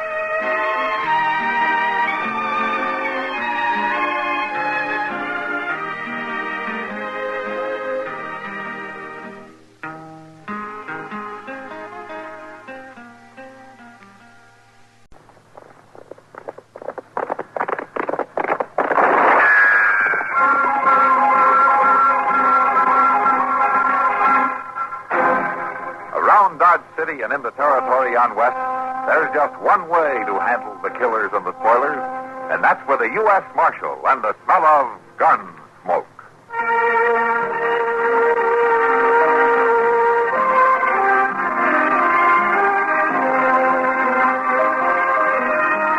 Gunsmoke, presented by Army in Europe magazine, a monthly feature magazine for the use of a soldier and civilian. Gunsmoke, starring William Conrad, the story of the violence that moved west with young America, and the story of a man who moved with it. I'm that man, Matt Dillon, United States Marshal. The first man they look for and the last they want to meet. It's a chancy job, and it makes a man watchful and a little lonely.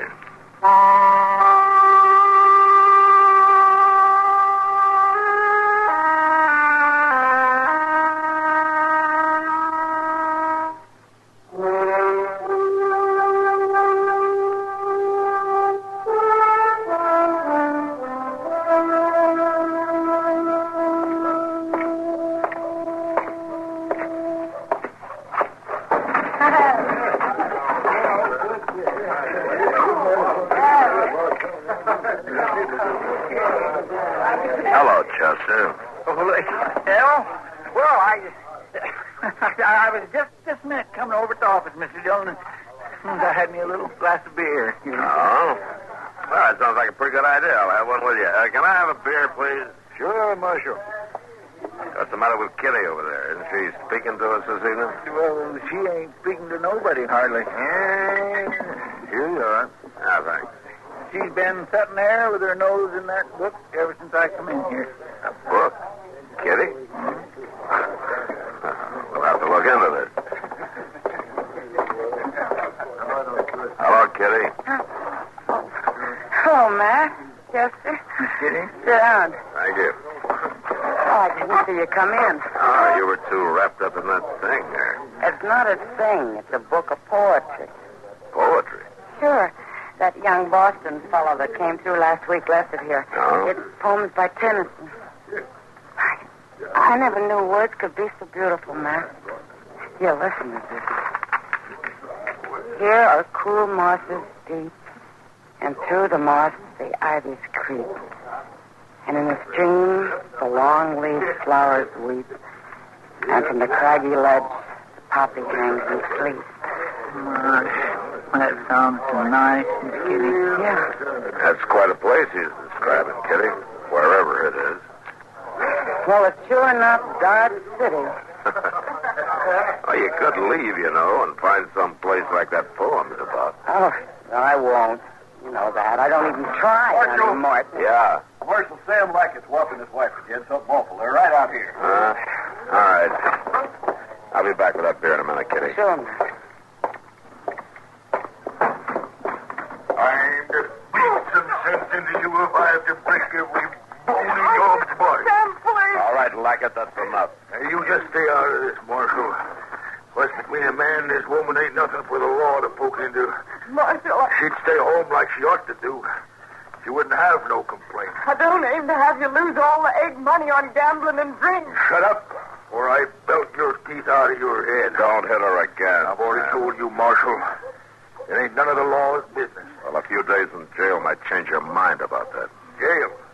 You jail a man just for keeping order in his own household? I'll jail any man for beating a woman. You can't jail me. I can if she signs a complaint. Oh, no, Marshal.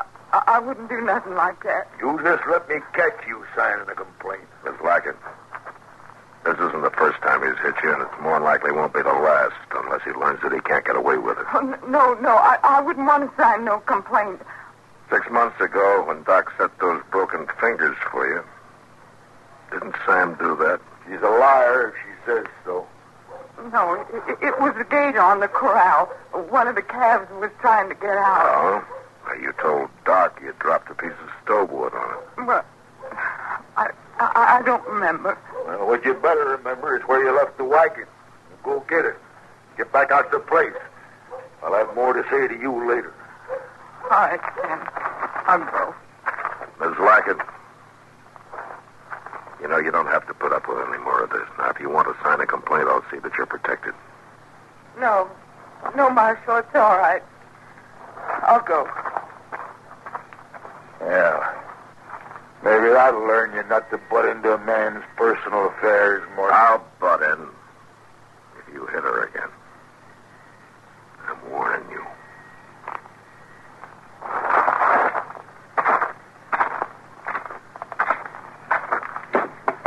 I was hoping you'd flatten him, Matt. I was too, Mr. Jones.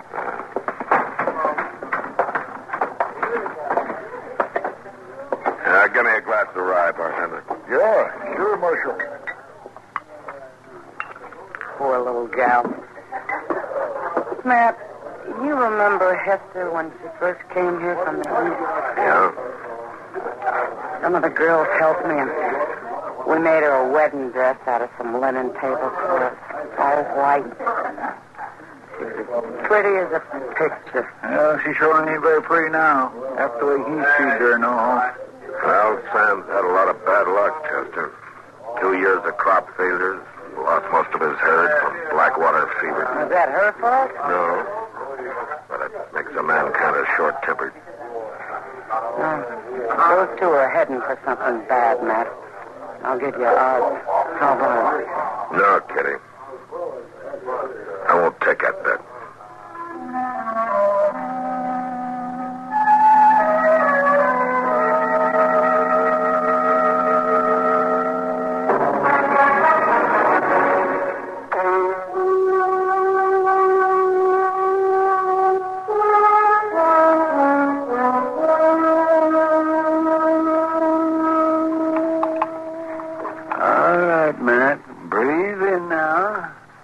Just like this, huh?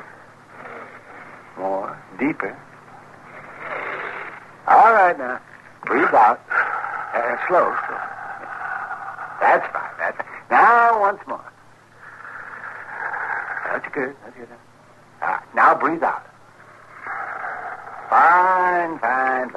Well, didn't put your shirt back on now, Matt. All right, Doc. You mean to tell me that you can really tell something about a man's health just by listening to him through that, whatever you call it? That is called a stethoscope. Of course I can tell. Why else would I be doing it? Just to impress people, maybe. I wouldn't put it past you. Oh, impress who? An ignorant lout that's got no better sense than to go out and get a bullet through his lung? I didn't do it on purpose, Doc. Besides, it's all healed up, isn't it? Healed up. In that rawhide carcass of yours, of course it's healed up. Oh, that's good. You know, man, until I came to Dodge City, I had no conception of what the human body could endure. Like during the war, I've seen men die with wounds that you wouldn't even go to bed with. And I always figure they can't bury you as long as you're on your feet, Doc. Doc? What? Why, Mrs. Lackett. Doc,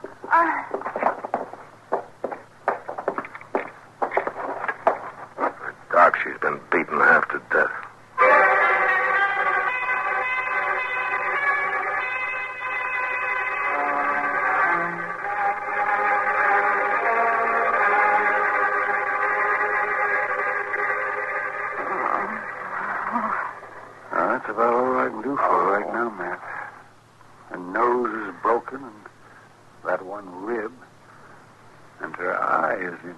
I just don't know. I see.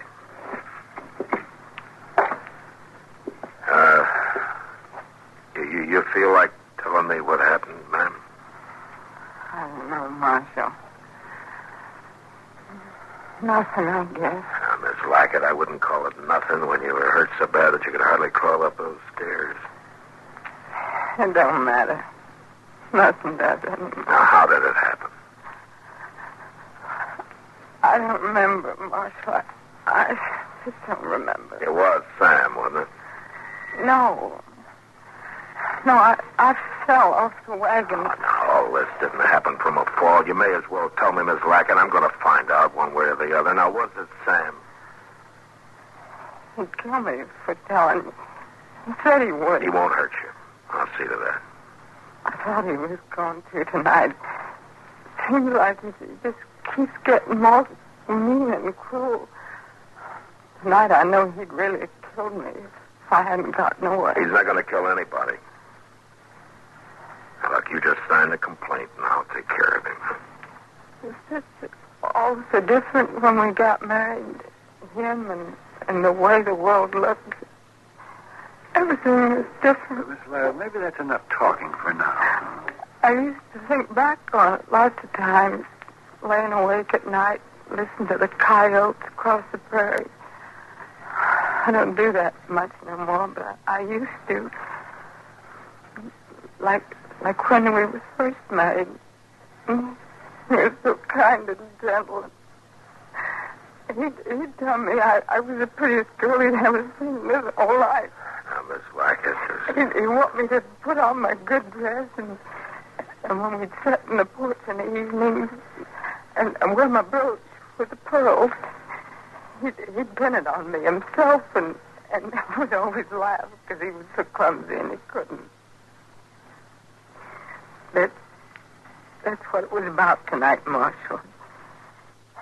He wanted that brooch to bring into town and sell, but I wouldn't tell him where it was.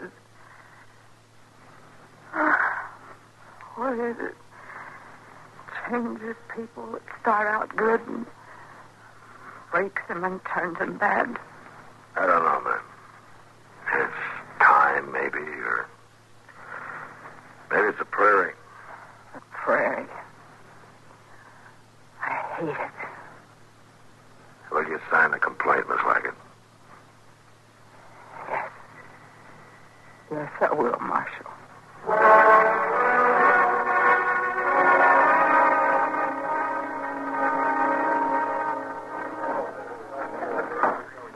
right, everybody, quiet down. Course in session. I don't have much time. I rode in yesterday, ride out again tonight, so it don't matter whether you got business with this court or if you just come in off the street to loaf. Long as you're here, you got to show proper respect so we can get on with the cases. And let's see now. Here's the first thing you got here is a case of wife beating Sam Lackett. Preliminary hearing is Sam in court. Yes, sir, he is, Your Honor. I just brought him over from the jail. I ain't done nothing, Judge. Sam, you'll get your chance to speak your piece. From what I hear about you, you're overdoing court anyhow. Is Marshal Dillon here? Chester, where's Matt?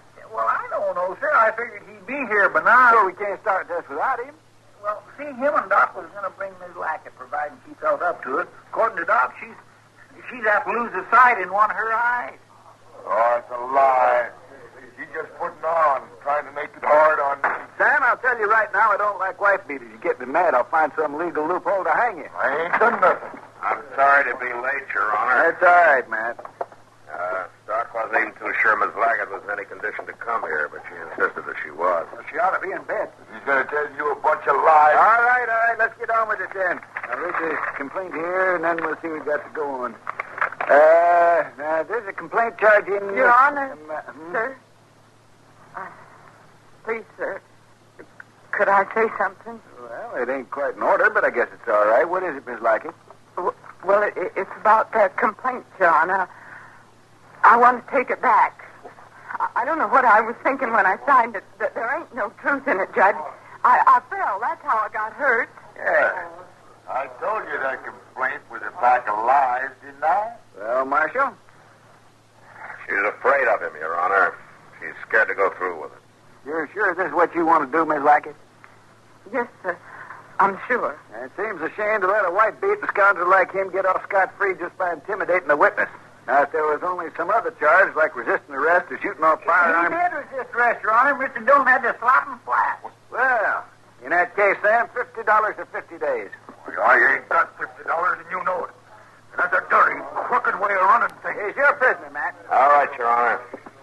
All right, come on, Sam. I got a big stack of firewood over at the jail just waiting to be cut.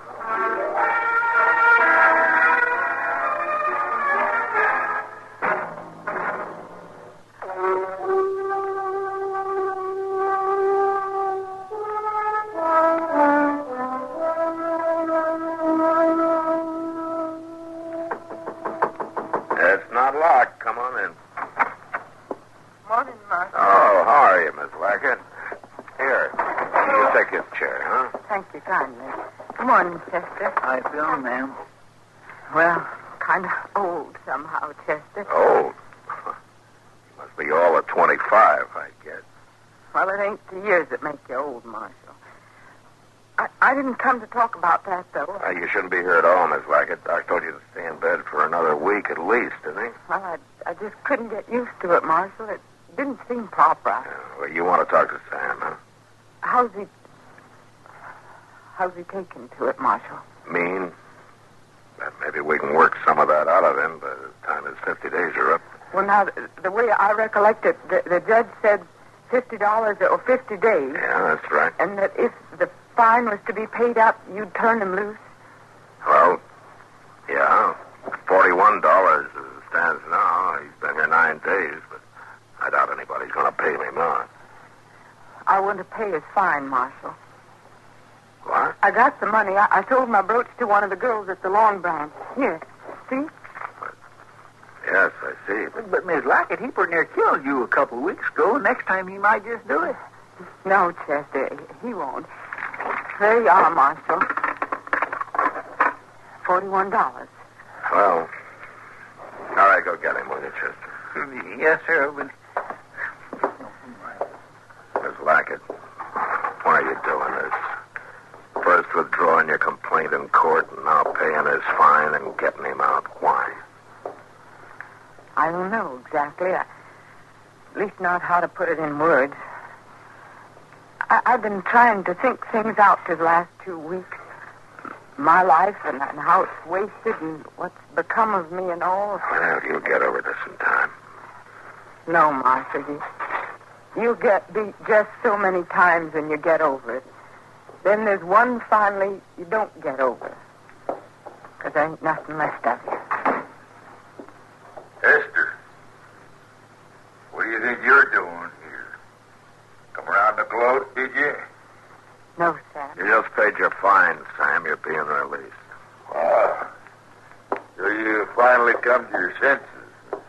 That's right, Sam. And you, Marshal, maybe this will learn you not to interfere between a man and his wife from now on. I don't call a wife beater a man. Ain't you done no thinking, Sam? Ain't you even sorry at all for what you done to me? You better keep your mouth shut if you know it's good for you. What I done ain't nothing to what'll happen to you if you try lawing against me again. You'd beat me. Is that what you're saying? I'll beat you a plenty you don't stand lying. I might just throw you clean off the place. I can't see no reason keeping somebody as ugly and broken up as you. Then it's still the same. And it'll go on being. You ain't changed one bit. You really think you would, Miss Lackett? I just hoped that was all, Marshal. The last little piece of hope I had. Sam, come over here by the window. I brought you a present. I got it wrapped up in here. What'd you do? Finally sell that brooch of yours? I let you off in court, Sam. But I guess you're kind of back in court now. Charged with killing a woman. Your wife. How do you plead, Sam? I don't know what you're talking about. How do you plead? I'll plead you when I get you out to the place. No, you won't. And if you won't answer the charge, or even say you're sorry or promise to do better, then the court's going to decide for you. He's got a gun! That's like it, don't do it.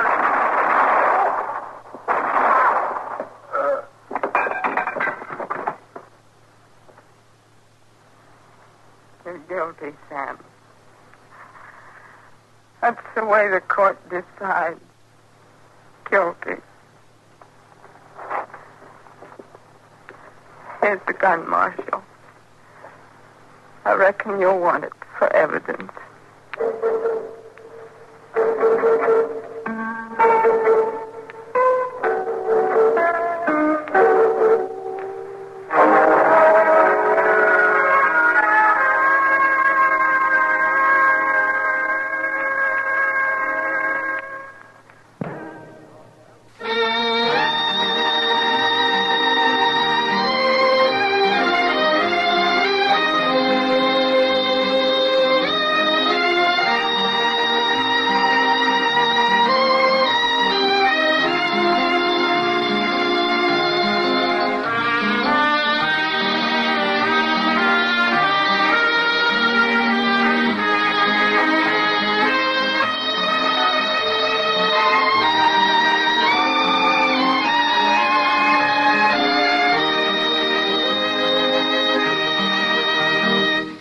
Gunsmoke, produced and directed by Norman MacDonald, stars William Conrad as Matt Dillon, U.S. Marshal. The script was specially written for Gunsmoke by Les Crutchfield, with editorial supervision by John Meston.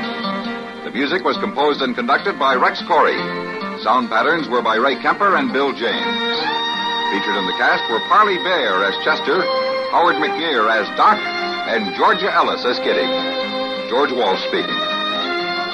Join us again next week for another specially transcribed story on Gunsmoke. This is the United States Armed Forces Radio and Television Service.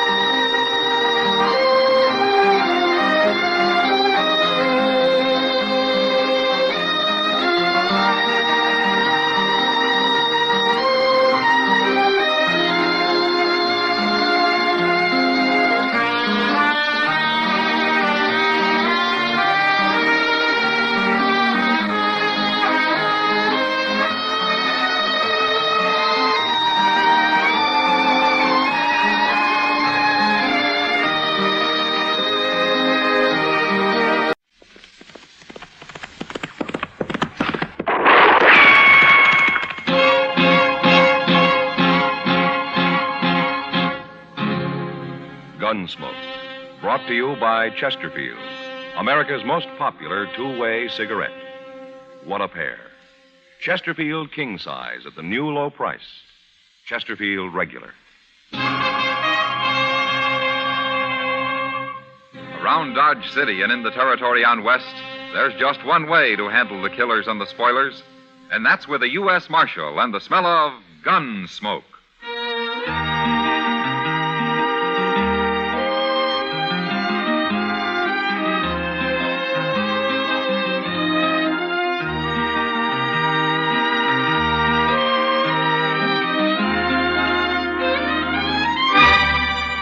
Gunsmoke, starring William Conrad, the transcribed story of the violence that moved west with young America, and the story of a man who moved with it.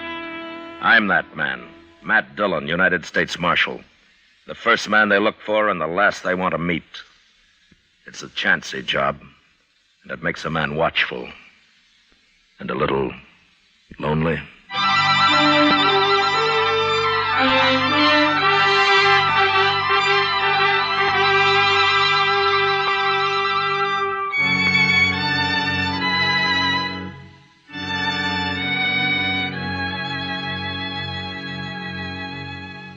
It was a hard 2-day ride back from Fort Wallace, or I'd gone on government business. And I was pretty saddle-weary when I reached Dodge late the second night. So I went straight to bed without seeing anybody. I'd been gone a couple of weeks, but I'd wired Chester a few days before when to expect me back. And he wasn't surprised when I walked into the office next morning. I figured you'd rode in last night sometime, Mr. Dillon, but I didn't want to bother you. Oh, bother me? Why? Was there trouble last night, Chester? Well, no, sir, but everybody was sort of expecting you. Oh. Where was you yesterday, anyway? I mean, where'd you ride from? Pawnee Creek. I camped at Rocky Bend up there. Oh, Rocky Bend's a good camp. I remember it. Oh, I meant to tell you, Mr. Dillon, they hung up a new sign at the Texas Trail across the street there. Come on over here at the window and you can see it. Well, I'll look later, Chester. I'd like to go through my mail now. Yes, sir. Well, now who's that? What? About 4 men just pulled up in a wagon right out in front there. They're getting down. Hey, they're heading this way. I don't believe I know any of them. Well, let them in anyway, huh, Chester? Oh, yes, sir. Come in, gentlemen, come in. Where's Marshal Dillon? He's just sitting right there at his desk, mister. Marshal, I'm Red Samples. Hello? These other men here work for me, except him. Huggins, come up here. This is Jim Huggins, Marshal. Huggins? Hello, Marshal. There's another man laying in the back of the wagon out there, Marshal. He's been shot. Did you say shot? That's what I said. Oh, then I better run upstairs and get Doc Adams. I'll be back, Mr. Dillon. Doc Adams ain't going to do him any good. No? That man's dead, Marshal. He's been dead since yesterday morning. Who is he? Lou Price. Lou Price? That's right. Same man you ran out of town about a month ago. You were pretty mad at him, the way I heard it. Yeah, I was. He tried to put a knife into me. Nobody saw him try. How do you know that? He told me. Lou Price was a sort of partner of mine, Marshal. Oh? Buying up cattle, Marshal, all over Kansas. Buying lots of them. Gonna have me a big ranch when I'm through, up on Pawnee Creek. Well, that's fine. You were camped on Pawnee Creek night before last, weren't you, Marshal? Yeah, I was. At Rocky Bend. That's right. Hear that, men? The only reason I asked Marshal was that Jim Huggins happened to see you there. Oh, is that so? I don't remember seeing him. Doesn't matter. As long as he saw you. Tell him, Huggins. It was him, all right. That's where Lou Price was shot, Marshal, at Rocky Bend. Poor Lou, he never had a chance. He wasn't even armed. Happened yesterday morning. I seen the whole thing. Huggins, tell us who killed Lou. He did. What? You did, Marshal. You're the man I saw. You shot him.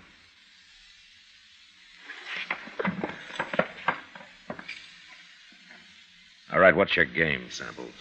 I've got no game. My partner was murdered. You had a grudge against him.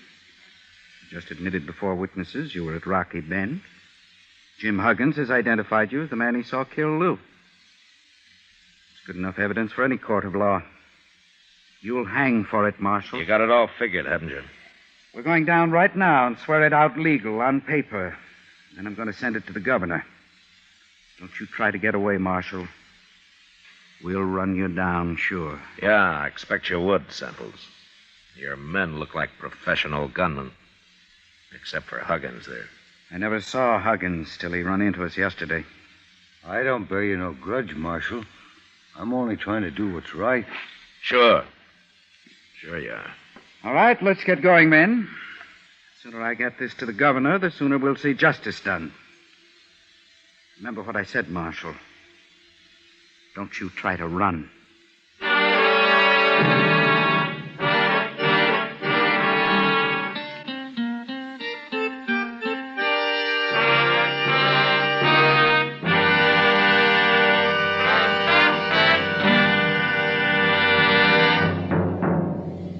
What a pair. What a buy. They're talking about king-size Chesterfield at the new low price. And Chesterfield Regular. They're the quality twins. Either way you like them, you get the same highest quality, the same low nicotine, the same wonderful taste and mildness, a refreshing smoke every time.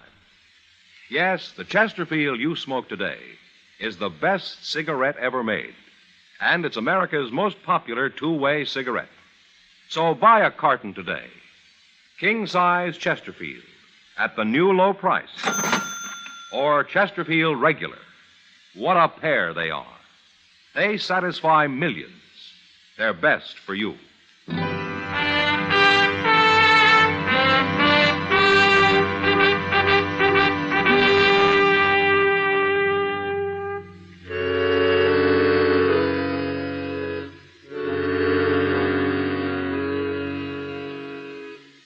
I'll say one thing for Red Samples. He had about as good a case against me as I'd ever heard of against any man. And there was nothing I could do about it but wait and see what happened next. Meantime, he spread the word around Dodge, and people began looking at me like I was a white buffalo. I guess it wasn't often they had a U.S. Marshal walking around with a murder charge against him. But finally, one night, a couple of weeks later, something did happen. I was sitting with Kitty watching the crowd at the Texas Trail. I'll fetch you a drink, Matt. No thanks, Kitty. You're expecting trouble of some kind, aren't you? Seems to me I got enough trouble already. I know. Matt, I hate to say it, but I think half the people in Dodge believe you're guilty. Sure. And the other half just doesn't care one way or the other. Well, I don't think you are. Don't you? Of course I don't. Then why don't we talk about something else? You're edgy. Sure, I'm edgy. I stay that way to keep from falling asleep all the time. Now, don't get all riled up. I didn't mean anything. I'm sorry, Kitty. I guess this business is getting on my nerves after all. Well, I should think it would. Why don't you go and get good and drunk? Forget the whole thing that way. Kitty, if I ever got drunk, I could name you 10 men right here in Dodge who'd cut cards for the honor of shooting me down. Mr. Dillon? Oh, hello, Miss Kitty. Evening, Chester. Sit down. Thank you. I've been down to the telegraph office, Mr. Dillon. Oh, any news? Yes, sir, but you won't like it. Here it is, sir. A telegraph from Washington, D.C. How do you know I won't like it? Well, you see, I was standing there when he was writing it out, and I couldn't help watching him work and all that. I don't want to read it, Chester. You tell me what it says, huh? Well, it's from the War Department, and it says they heard from the governor, and, well, you'd better read it, Mr. Dillon. No, you're doing fine. Go ahead. Well, you're suspended. What? You're suspended from U.S. Marshal, Mr. Dillon. And to make it legal and formal like, they're sending somebody to arrest you and take you up to Hayes City for trial. I don't believe it. Neither do I, Miss Kitty, but that's what it says. It's the only way they see how to clear this up proper. Evening, Dillon. Miss Kitty? Oh, I see Chester beat me back with the news. What? How'd you know about this, Samples? I'm just as interested in this business as you are, Chester, so I sort of talked the clerk into giving me a copy of that telegram after you'd left. Well, you got no doubt It's on that. okay, Chester. It doesn't matter. Dillon, Dodge is going to breathe a lot easier now that you're suspended. You won't be around as marshal. I'm still around, Samples. But you're not marshal anymore. You won't be around for long, anyway. Tell me something, Samples. Sure. With me out of office, are you going to be breathing easier, too? I'll tell you, Dillon. There are two reasons I'll be glad to see you hang. One is for murdering my partner. And the other? Well, I always heard you were too strict here, and I like to do a little gambling now and then. Oh? In fact, I'm thinking of running a few tables myself. I see. It's more fun without some hard-nosed lawman looking over your shoulder all the time. You understand? Yeah, I understand. Well, I'll see you at the trial. I hope I'm around when they come to arrest you, Dillon. You probably will be. So long. What's he talking about, Mr. Dillon? You're being too strict. Why, there's plenty of gambling going on in Dodge right now. Not his kind of gambling, Chester. What do you mean? Well, he told me he's buying up cattle and getting himself a big ranch. But he's probably going to finance it from his gambling. And that takes a lot of money. Sure, steady money. Oh. And I've always run crooked gamblers out of Dodge. Matt, what are you going to do? I don't know, Kitty. I'd sure like to have a talk with that witness of theirs, Jim Huggins. Well, why don't you? Well, I can't find him. I got him hid out someplace. Matt, is there something I can do? No, nothing, Kitty. Thanks anyway.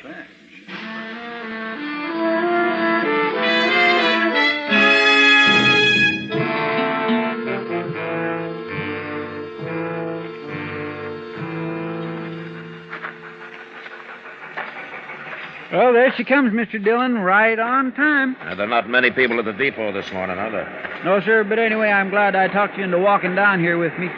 There is just nothing pleasures me more than watching a train come in. Well, at least it doesn't cost anything. My, I'd like to drive one of them. Wouldn't you, Mr. Dillon? No, they're too noisy for me, Chester. Hello, Marshal. Hello, John. Maybe if I talked to the Santa Fe people, they'd let me try it sometime, you think? Hey, wait a minute. What? Over there, just getting off. The man with the long hair. Well, I'll be... It's Wild Bill Hickok. It sure is. Hey, Bill! Hey, Bill! Hello, Matt. How are you, Bill? How are you, Chester? Fine, Mr. Hickok, just fine. Hey, that's quite a surprise. Why didn't you let me know you were coming? I didn't know myself till just before I left Abilene. Huh? Well, how is Abilene these days? Well, I'm still sheriff there. Guess I will be till somebody gets around to shooting me. Oh, nobody's going to shoot you, Mr. Hickok. They keep trying, Chester. They keep missing, too, don't they, Bill? Well, so far. Maybe that's just because nobody's tried to shoot me in the back yet. Yeah, you've always worried about that, haven't you? I'll tell you something, Matt. What? I don't think I'd mind so much if I was to be shot by a man like you. By me? You might take it in mind to try it. I never could tell which way he was going to jump next. Like right now. Wait a minute. Yeah? You came here to arrest me, didn't you? That's what I come for. Yeah, sure. I might have known they wouldn't send a tin horn. Guess they figured you might not take easy, Matt. I tried to tell them they could lose a good lawman this way. We're a pretty fair match, you and me. Yeah? Yeah, we are. Well? It's your play, Bill. No, I guess that can wait a while. Okay. I'm still on salary, man. So? Let's go have ourselves a drink. Good. You too, Chester? Thank you. I'd be right proud to, Mr. Hickok. I figure if I get a couple of drinks in you, Matt, I might worm your side of this business out of you. Why, Bill? Don't you believe their side? Well, I've seen you pretty mean and ornery, but even if I was to watch you judged and hung for it, I still wouldn't believe Matt Dillon killed an unarmed man. Thanks, Bill. Yeah, that girl headed this way. Ain't that Kitty? Yes, sir, it sure is. Matt, I've been looking everywhere for you. Well, it's Bill Hickok. Hello, Kitty. How are you? Oh, I'm fine. What are you doing in Dodge? Well, I sort of come on business. You said you were looking for me, Kitty? Matt, I know where he is. Where who is? The witness they've been hiding, Jim Huggins. Huh? Well, where is he? Red Samples was in the Texas Trail drinking last night, and the bartender heard him tell one of his gunmen to take some food out to the loft at the OK stable. Bill. Yeah? While you're buying me a drink, I think I'd kind of like to buy Kitty one.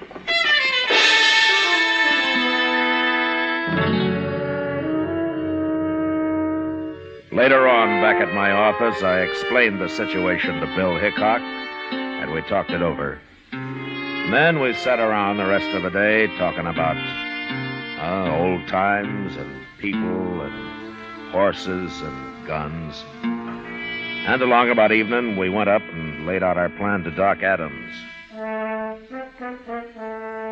As soon as it got dark, we went over to the OK stable and took Jim Huggins out of the loft and got him across the street and up to Doc's office before he was real sure what was happening. Put him on the couch there, gentlemen. We want him to be comfortable. What are you doing with me? Move, Huggins. Do what Doc says.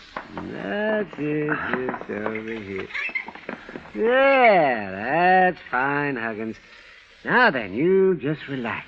When's Chester going to get here? He'll be along, Bill. Bill, huh? Who are you? I never seen you before. Mister, you're going to see me double before the night's out. What? Hey, never mind, Huggins. You'll find out. Now then, now you tell me. Have you ever had any heart trouble? Heart trouble? Yes, you ever have dizzy spells, faint, and have to lie down suddenly, anything like that?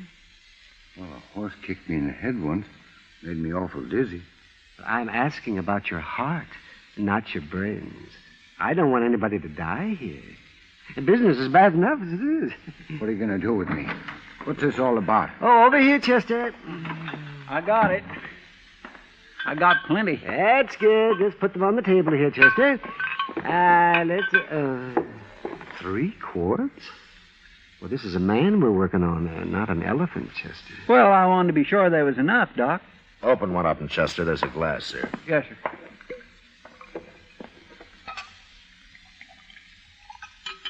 Here you are, Mr. Dillon. Yeah. What is that? What are you doing? It's nothing but good whiskey, Huggins. And for once in your life, you're going to drink all of it you want. Maybe a little more. Here. Oh, no, I don't want to drink all that whiskey, Marshal. I couldn't hold all that. Oh, you can drink it slow, Huggins. But you're going to drink it. Now, go on. Go on, get started.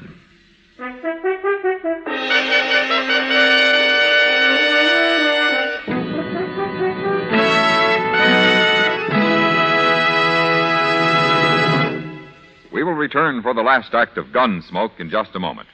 They've got the taste and they've got mildness, millions all agree. They're low in nicotine and they're the highest quality. 30 years research went into this great cigarette. So here is all you say to get the finest smoking yet. Chesterfield's for me, Chesterfield's for me. You just say it's Chesterfield's for me. Remember, friends, Chesterfield is tested and approved by 30 years of scientific tobacco research. For the taste and mildness you want, next time say Chesterfield's for me. Buy a carton of king-size Chesterfield at the new low price, or Chesterfield Regular. What a pair they are. They're best for you.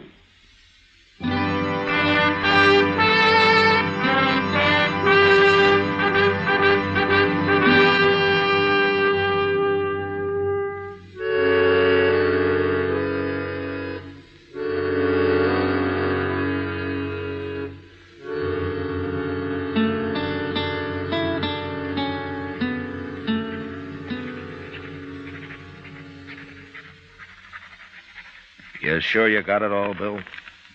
Just about, Matt.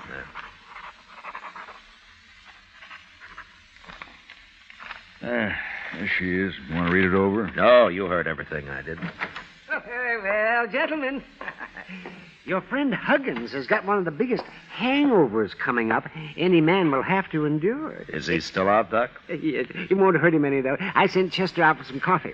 I could use a little coffee myself, Doc. There'll be enough. Oh, say, wasn't it something how that Huggins talked once he got started? I told you, you get enough whiskey in the man and he'd start bragging. Well, you were sure right, Doc. He's not going to feel so big and smart when he wakes up. I don't know. The man was awful drunk.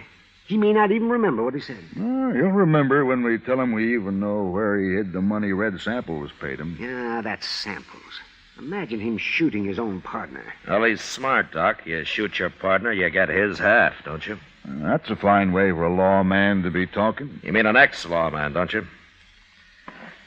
You know, Bill, I'm just starting to get mad about all this. Come on, let's get going. Oh, Matt, you calm down a spell. We got to get Huggins to sign all I got wrote down here first. Doc, how long it'll be before he'll know what he's doing? Oh, maybe 5, 6 hours. Look, Bill, you do what you like, but I'm going after Samples before he finds out his witness is missing. It don't seem quite legal till we get Huggins' signature. Maybe not, but my arresting Samples isn't going to be quite legal anyway. I'll arrest him. No, you won't, Bill. He's mine. All right, Matt. But I'm coming along. Okay. But you stay out of it. Matt, once you get your tail up and your stinger out, you're the hardest man to stop I ever saw.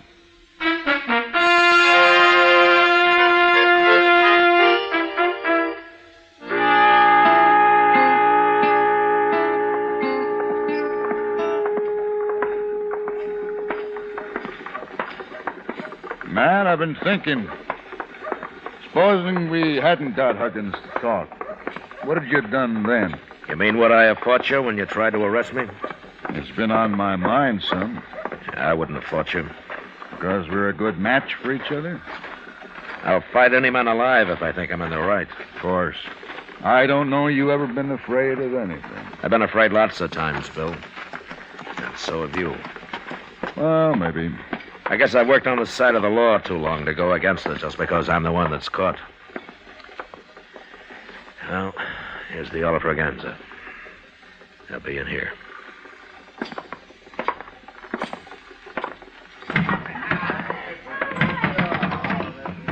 Which one's Samples, Matt? The end of the bar, the one in the middle. The other two are his gunmen. Come on.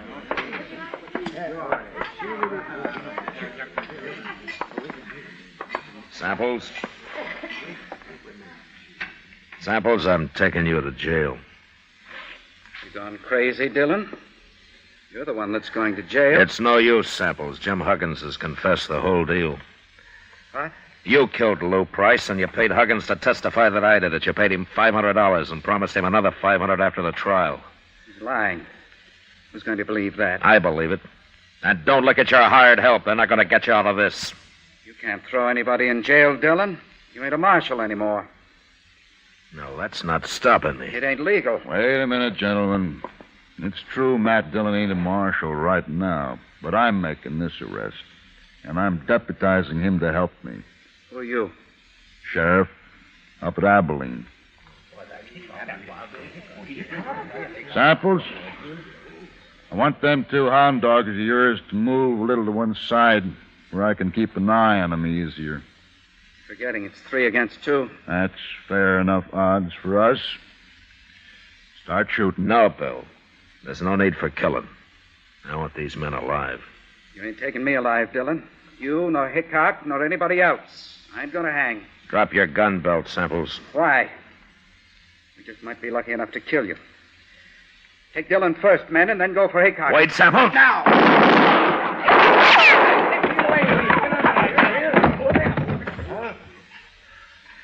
All right. What about you two? They never moved a finger, Matt. They're too scared. All right, you gunmen. Pick up Samples and carry him out of here. Ain't you going to take their guns first, Matt? You don't hobble a horse with a busted leg, Bill. Let them keep their guns.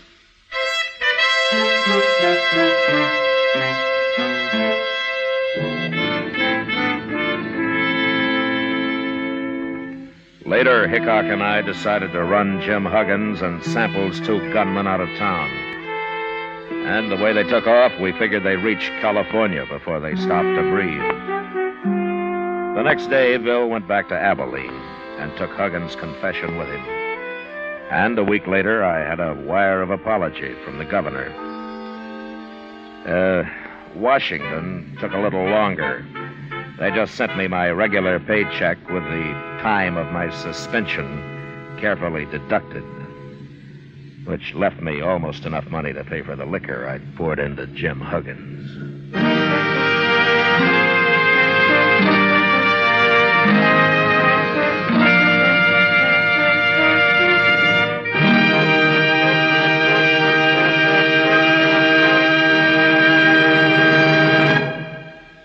here's our star, William Conrad. I'd just like to repeat what George Fenneman told you earlier. The Chesterfield you smoke today is the best cigarette ever made. I hope you'll try 'em. Regular or king size, I'm sure you'll find Chesterfield is best for you.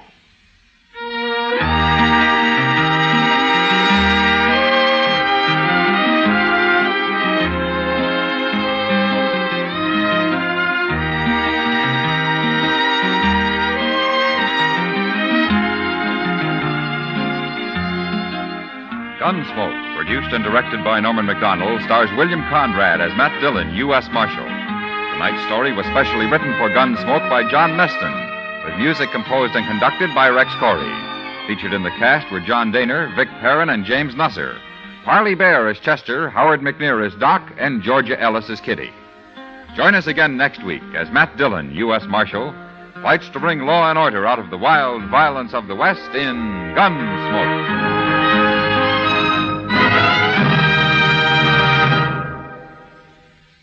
Filter tip smokers, this is it. L&M Filters. At last, a filter tip cigarette with much more flavor, much less nicotine. L&M's Miracle Tip contains alpha cellulose for effective filtration.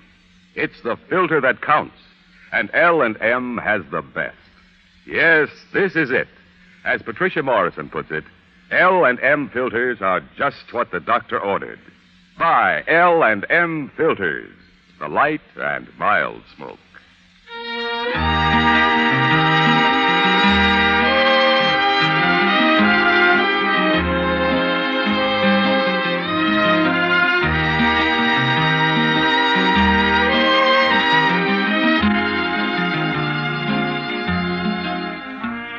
Without your letters, your friend in the service feels out of touch, lonely, and it's tough to be lonesome.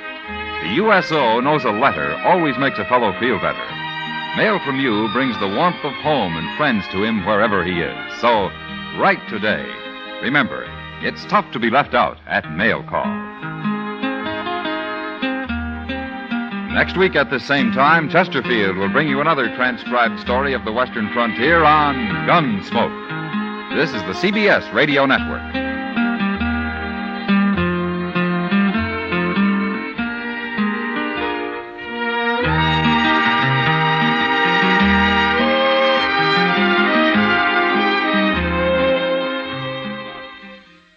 Now, Post Toasties, the heap good cornflakes, is proud to present Gunsmoke.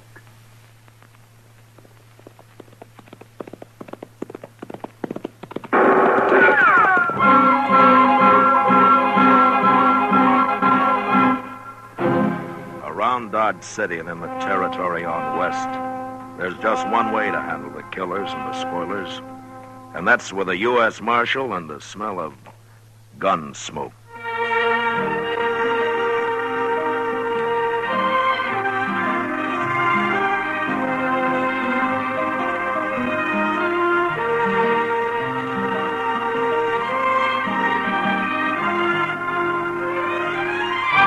Gunsmoke, the story of the violence that moved west with young America. The story of a man who moved with it. Matt Dillon, United States Marshal. It's easy to do your whole tribe a big favor, Mother. Just pour every big and little Indian in your camp a breakfast bowl full of Post Toasties. Post Toasties, you know, are the heap good cornflakes. They're the best thing that's happened to corn since the Indians discovered it. Fresh as fresh can be. Say, Post Toasties are cracklin' crisp. Sweet kernel corn flavor. Toasted. That's Post Toasties. Post Toasties are packed with nourishment, too. A bowl of Post Toasties with sugar and milk helps your big braves and little Indians start the day right. Get Post Toasties soon. And now, Gunsmoke, starring William Conrad.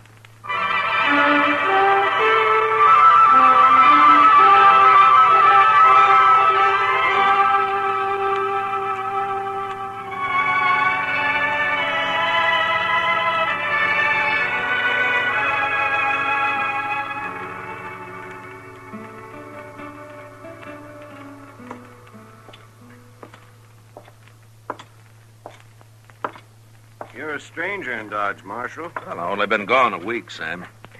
Hey, you got any rye left? Kitty over there has got the last bottle, Marshal. Oh? I'll have some tomorrow when the Santa Fe gets in. Good. Meanwhile, I'll see if I can talk Kitty out of a drink. Sure.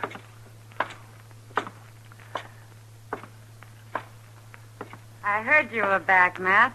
How are you? Hey, you've been saving that bottle for me, Kitty? You know, I never drink rye. Thanks.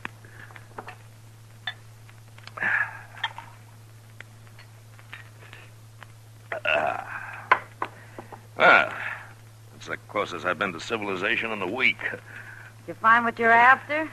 Yeah, I found him. Yeah. What's that stuff you're drinking? This? Here. Keep the bottle on the floor. Looks better. Now, let me see that. Professor Bone's Wonder Medicine. Celebrated vegetable pulmonic detergent. Well, I hope it tastes better than it reads, Kitty. Tastes fine, Matt. Makes you feel fine, too. Essential oil of worm seed, a new and valuable curative. Professor Bone, Ph.D. in Pulmist, Professor of Practical and Medical Botany, Natural and Civil History. Well, that makes sense. Where the world you get a hold of this? Well, everybody's taking it, Matt. Oh, I forgot you were away when Professor Bone arrived. What? You mean he's here in Dodge? Sure. Came last Thursday. Got a fancy wagon he lectures from every day. Bought this time, as a matter of fact. You should hear him, Matt. He's great. Yeah. He must be. No, he really is. Well, what's in that tonic, Kitty? You're kind of misty already. Makes you feel great, Matt. Try some. Here. No, thanks. I don't need any worm seed oil. Liquor does me all the harm I need. You'll buy some once you've heard him talk. He's awful smart, Matt. Yeah, he must be. He's a professor. It says so on the bottle there. I don't care if he's a professor or not. He makes wonderful tonic. Yeah, I can see that. Matt? Oh, I'm glad you're back. Yes, you come with me. Hello, Doc. Sit down, won't you? No, you come with me, outside. I want you to see this spectacle. What? Oh, well, what are you talking about, By Doc? this red-nosed old scarecrow, Loot Bone. He ought to be tarred and feathered, that's what. Oh, look right there. There's a bottle of Kitty. That's yours. It's good, Doc. Real good. I'm going to smash this bottle in the street. No. And if I find you drinking any more of it, I'll paddle you. That's what I'll do. Really, Doc? Oh, you see what it does to people? Come on, Matt.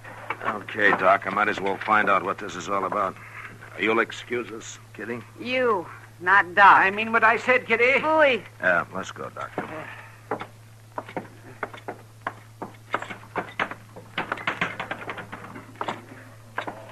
There's his wagon. And look at that crowd of fools. What's so wrong with it, Doc? I'll tell you later. First, I want you to hear him talk. The man's demented, that's what. There he is, Matt, yes. Is he standing in the back of his wagon there? Yes. He's finished entertaining them now. We're just in time for the serious part. Yes, ladies and gentlemen, I discovered the formula for this famous elixir while serving as personal surgeon to the king of Santo del Rio. Oh, that liar. Easy, And Doc. since that Let's listen. time, Professor Bone's Wonder Medicine has cured more than 3,000 cases of ague, 2,500 of chronic inflammatory rheumatism, 2,000 of green sickness, 1,000 of mercurial diseases, 1,500 of liver infections, and 6,000 of general debility. Matt, he ought to be hung. It purifies, cleanses, and strengthens the fountain springs of life, and infuses new vigor throughout the entire body. In fact, my friends, Professor Bone's Wonder Medicine will cure all disorders incident to the human race, without exception, no matter what the age, circumstance, or place of residence of the afflicted patient. Hey, Professor, I live over near Stinking Spring. Will it cure me? You're drunk. Quite a day ever since I was weaned, Professor. I pity you, my friend. Professor, when I was 12, I got drunk and went to sleep at a hackleberry tree. I never did find out how I got down. Oh, don't laugh. Ladies and gentlemen, don't laugh. Pity the poor man, the poor wretch. Whiskey has him crushed in its foul trap. His eyes rheumy, his brains awash, his manhood's gone. Are you shut up? Whiskey, I tell you. Whiskey did it. Any more talk about me, I'll put a bullet in you, Professor. Evil man, drunken specter. I'm telling you, no more. No more. Now, ladies and gentlemen, about to appear on the wagon beside me is a man you all know and respect. One of your finest and most worthy citizens, a man whose very presence contributes mightily to the progress of your fair town, a man whose soul is pure, but whose body has been the host of 5 separate diseases, any one of which would soon have been fatal. But now he is saved. 3 bottles of Professor Bones' wonder medicine has done it, and here he is to tell you of this miraculous cure in his own words. Step forward, sir, and speak. Speak for the sake of your fellow man. Great heavens, Matt! It's Chester. Chester, Hello, Mr. Dillon. get on from there. Why, yes, sir. But, my dear sir, you've got to talk to the people. Hurry it up, Chester. Who are you, sir? Where are you going now? No, come back here, you. Come back. Just go on with your lecture, Professor. Never mind about him. You sure picked the wrong fine citizen, Professor. Hey, Professor. Yes, what? This here stuff of yours will cure anything? Anything, my friend. Every disorder known to the medical faculty. Well, my old man is 80, and he's got a beam stuck in his foot. No, now shut up, all of you. It's for true. How about it, Professor Willie? I'll come to see your father, sir. I'll visit him as soon as I'm able to pass a few bottles down among the good people gathered here. Thanks. Oh, Mr. Dillon. Doc? Come on, let's get out of here. Chester, of all people.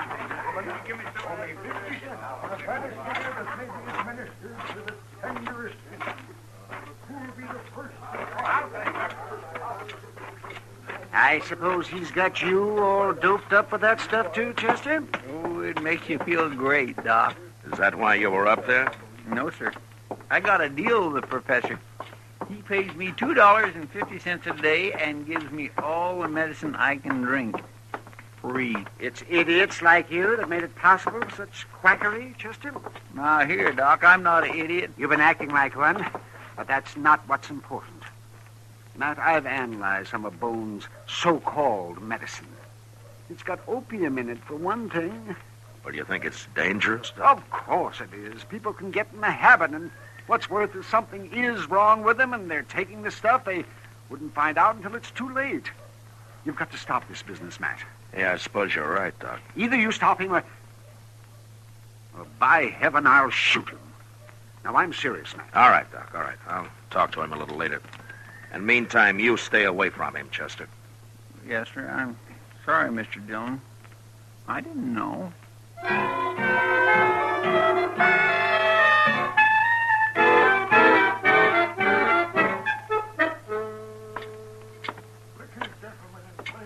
Blood causes dropsy and gout, unhappy wives, empty larders, naked children, lost cows, leaky roofs. That's enough, Professor. Bloody noses, broken shins, flat purses, and bad reputation. I said that's enough of that, Professor. Now get out of here before I break a bottle of good whiskey over your head. You're a destroyer of men, agent of the devil. Oh, shut up. Nobody's going to preach against liquor in my place. I'll fix you. All right, boys. hold it, Sam, hold it.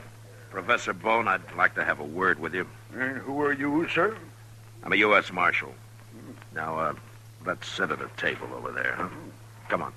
I'm at your service, Marshal.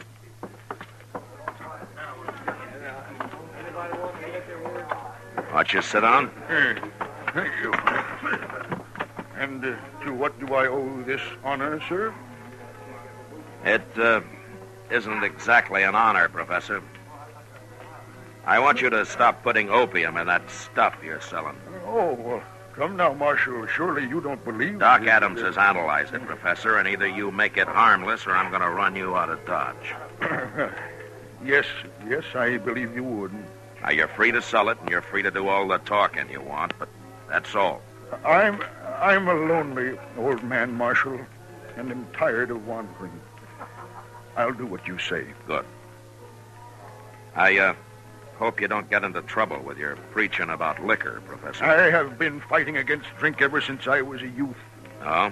Well, what about opium? Isn't that just as bad? Well, I don't sell enough to do any harm, Marshal. Maybe, but why are you so strong about whiskey? When I was a child of 12, my grandfather got drunk and threw a pet owl onto a horse that was standing nearby.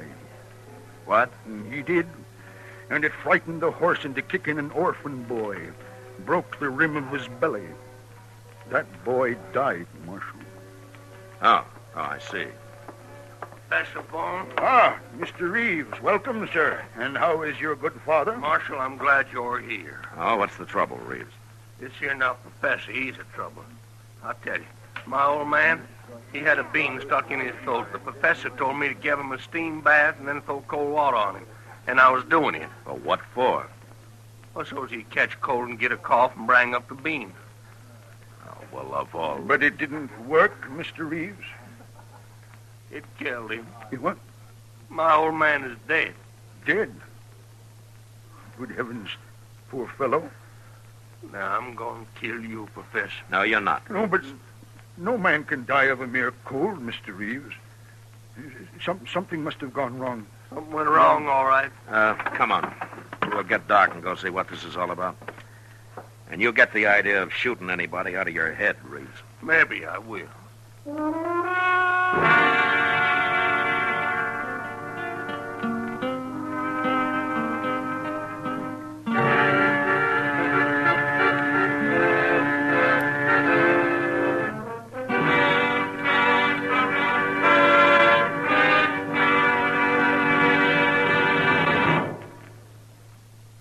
Say, what goes on at your house at breakfast? Well, you can take it from me.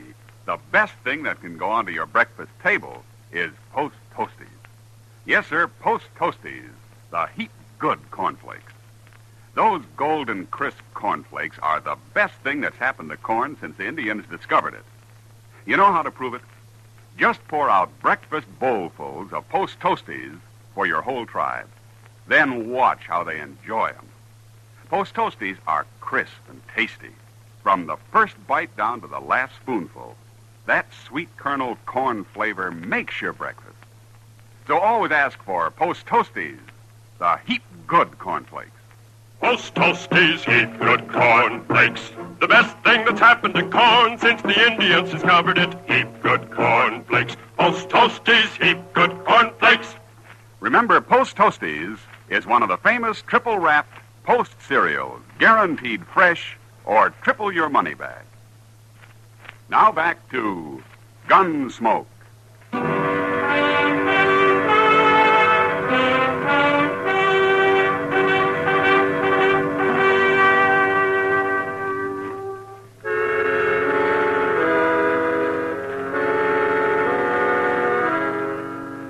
Professor Bone wasn't a normal, everyday type citizen, but he wasn't a murderer either.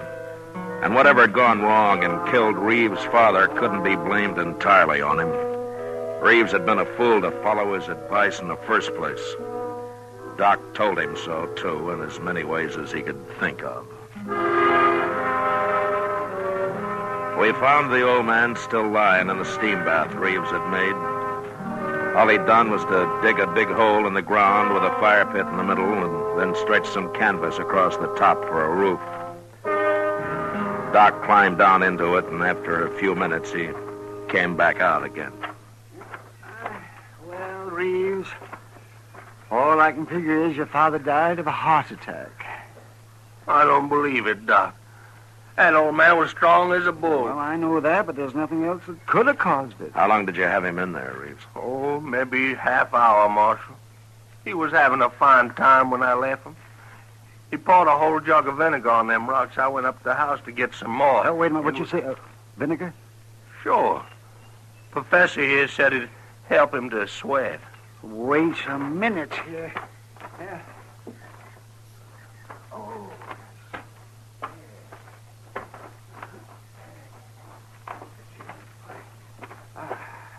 Yes, I thought so. What?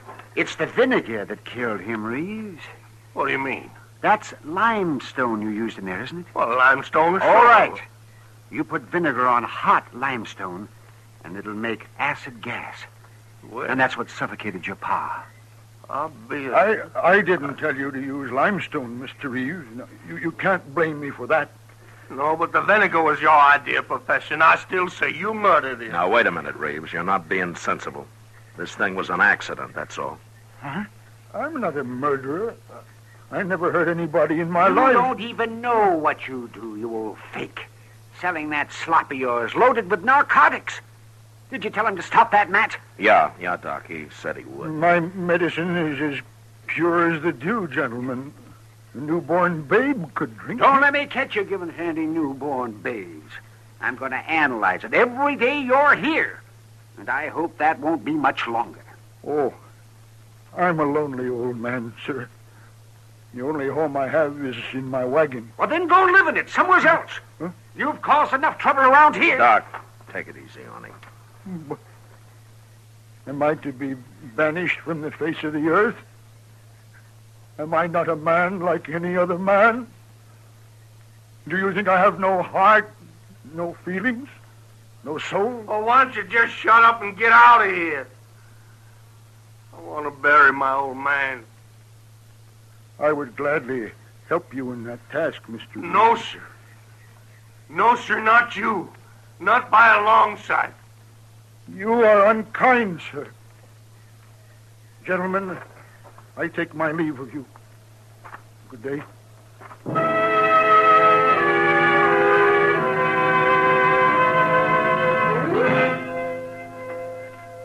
For some reason, the three of us stood there in silence and watched Professor Bone walk away.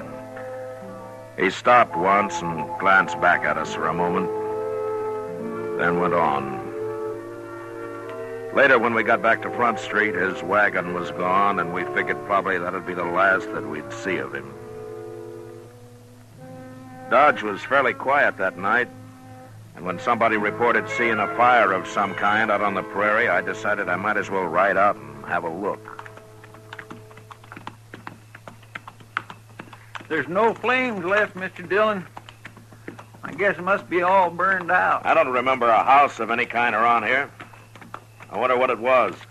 Well, maybe just a prairie fire that didn't get really started. Yeah. Oh, there's something, Chester. Over there. Yeah. I can see a few coals.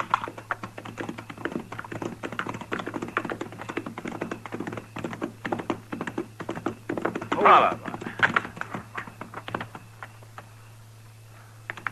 Why, it's a wagon, Mr. Dillon. It's all burned up. That's Professor Bone's wagon, Chester. Golly, sir, you're right.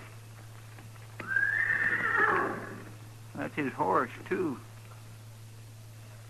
Professor! Professor Bone? Now, let's take a look here.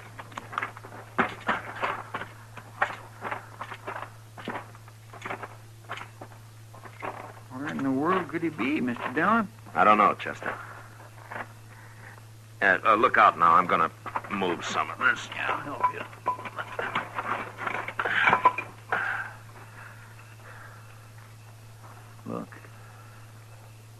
Look right there. Yeah. You think that's a professor? I'm afraid so, Chester. Poor old fella. He must have been asleep and his wagon caught fire. Maybe.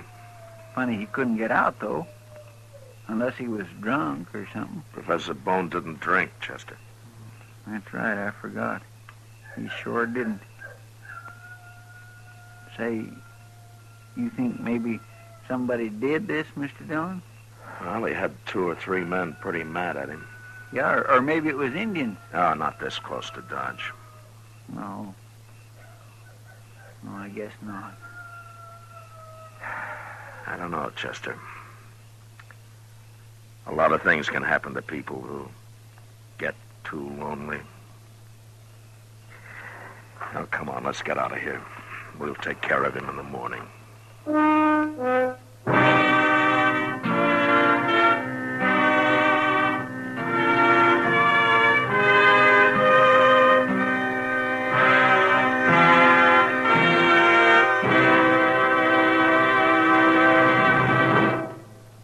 In just a moment, we'll tell you about next week's adventure on GUNSMOKE.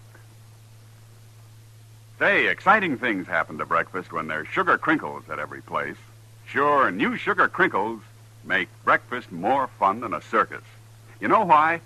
Sugar crinkles is the sugar rice treat that's just right sweet. Not too sweet, the way some sugar-coated cereals seem to be, and not like others that aren't sweet enough. Sugar crinkles, every golden crisp nugget of them, is just right sweet. So try starting your day off just right with new sugar crinkles. And don't forget, when you're listening to the radio or watching television, sugar crinkles make great snacks. From the bowl or from the pack for your breakfast or a snack, sugar crinkles are more fun than a circus. Try sugar crinkles soon. They're the sugar rice treat that's just right sweet. So better get several packages.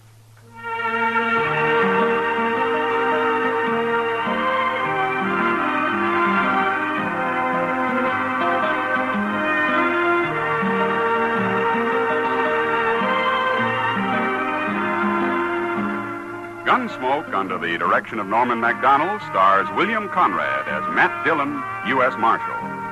Tonight's story was specially written for Gunsmoke by John Meston, with music composed and conducted by Rex Corey.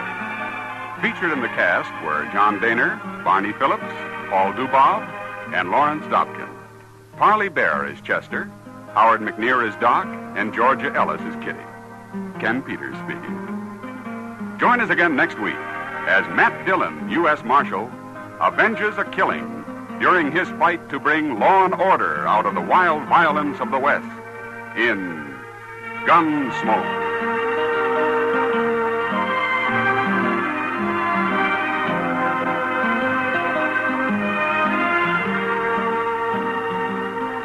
Listen next week at this time when Gunsmoke will be brought to you by Sugar Crinkles, the sugar rice treat that's just right sweet.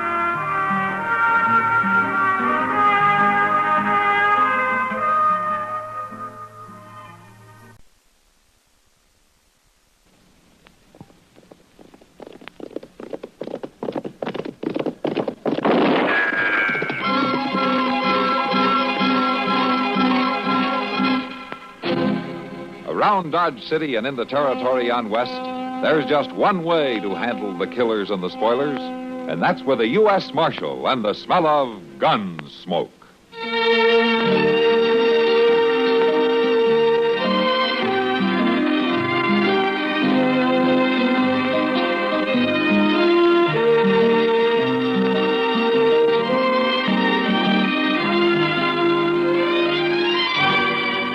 Gunsmoke, starring William Conrad, the story of the violence that moved west with young America, and the story of a man who moved with it. I'm that man, Matt Dillon, United States Marshal. The first man they look for and the last they want to meet. It's a chancy job, and it makes a man watchful and a little lonely.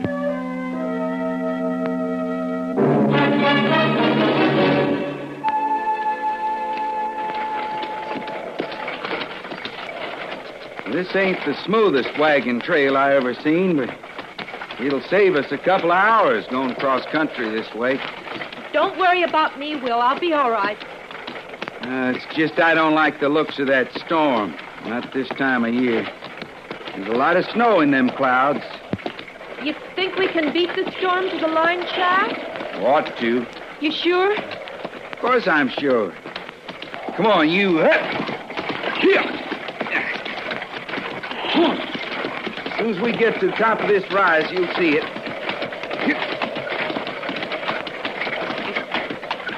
Oh, no. Oh. Burned. Every last stick of it burned. Will, what are we going to do? Some hunter, some drifter maybe left a fire without sand in it, and now it's gone. I guess the only thing is to head for Dodge, then. Well, we'd be driving all night. We can't stay out here, Will. We got to find shelter. I know. There must be a ranch house somewhere. There's just one that I know of. Well, then let's...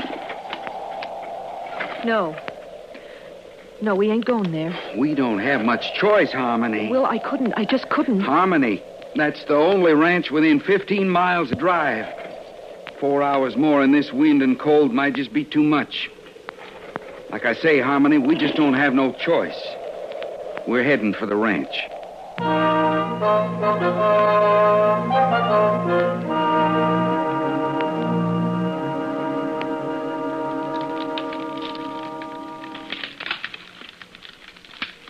It's a good thing I toted in all that stove wood, Mr. Dillon. We're going to need plenty of it for morning. Yeah, it'll be a real cold night, it sure looks like.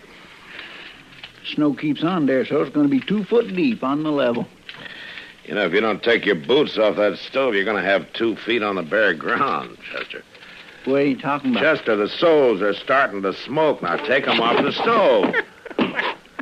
I declare, Mr. Dillon, I thought I smelled something burning in here. The stove's red hot.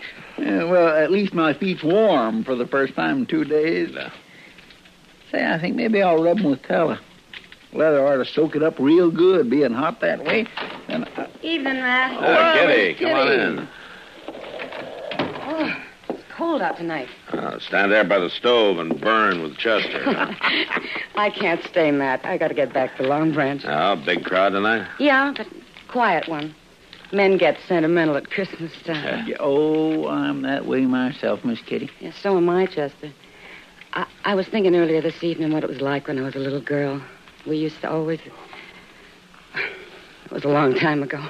Why don't you stay a while, Kitty? Let Sam run the place tonight, huh? Well, the boys sort of need me, Matt. To talk to them and laugh with them. Even though they're thinking of somebody else at the time. Well, yeah, I know, but... Oh, I don't mind. It's kind of nice to be needed by somebody. What I was thinking, though, Matt, later, around midnight, maybe the 3 of us could get together. Make some hot rum, maybe? That's a good idea, Kitty. By ding, it is. And maybe I could even get Mr. Jonas to wrestle up some chestnuts. Good, Chester. Then I'll be counting on it. I'll come here if it's all right. Fine. I kind of like to get away from the Long Branch later tonight. Okay. Well, how are you, Mr. Beaker? Oh, good evening. I'll see you later, Matt. All right, Kitty.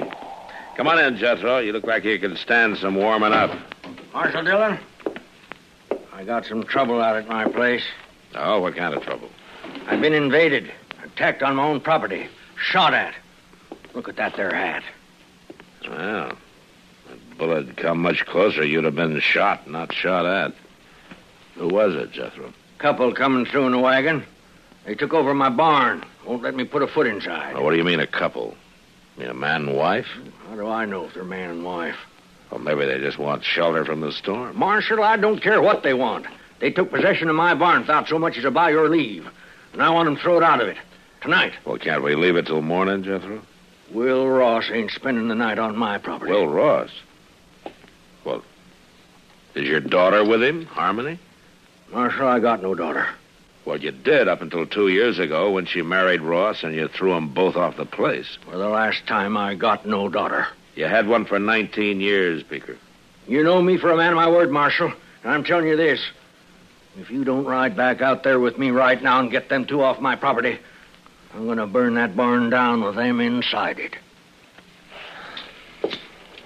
Chester. Yes, sir. You better saddle up a couple of horses.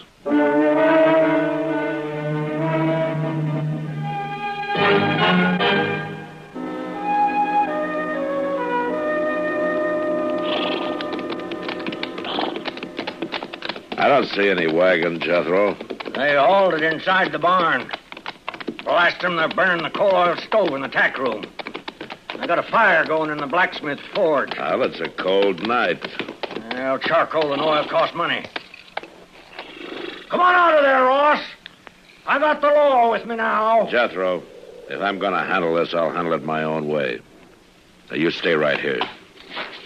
Come on, Chester. Yes, sir. Oh, don't you go easy on them. I want them two treated like any other criminals.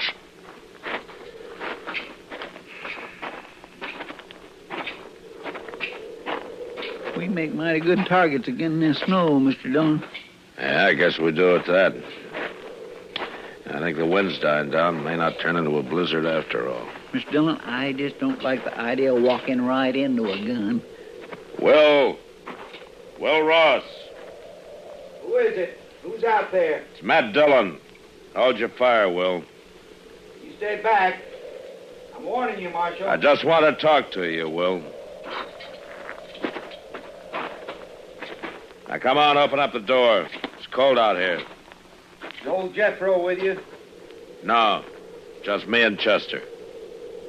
You can come in alone, Matt. You leave your gun out there with Chester. All right, open up. Here, Chester. Hang on to this. I just don't like this one bit, Mr. Dillon. Well, we've got no choice.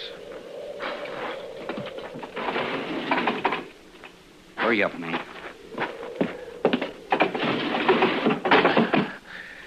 Welcome home, Will. You took a big chance walking up here like that. No, I doubt it. You wouldn't have shot anybody in cold blood before. I don't think a man changes that much in 2 years. Not unless he's pushed hard enough. Maybe. I take that gun now, Will. You said you just wanted to talk. Yeah, I do. But not over a gun sight. Now hand it over. No, stay back, Matt, or... No. Now, like I said, Will, a man doesn't change that much. No, I guess not.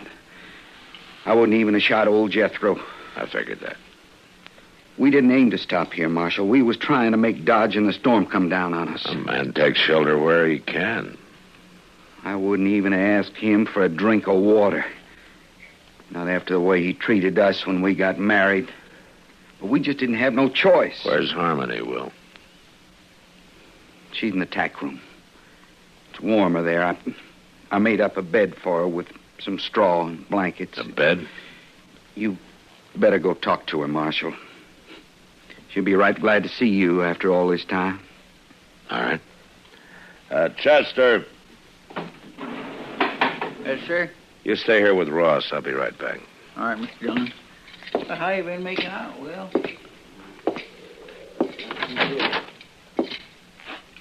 Harmony? Who is it? Matt Dillon. Oh, Matt. Well, what's going on here, young lady? Oh, everything, Matt. We're in trouble, real trouble. Oh, I see. It'll be any time now, I think.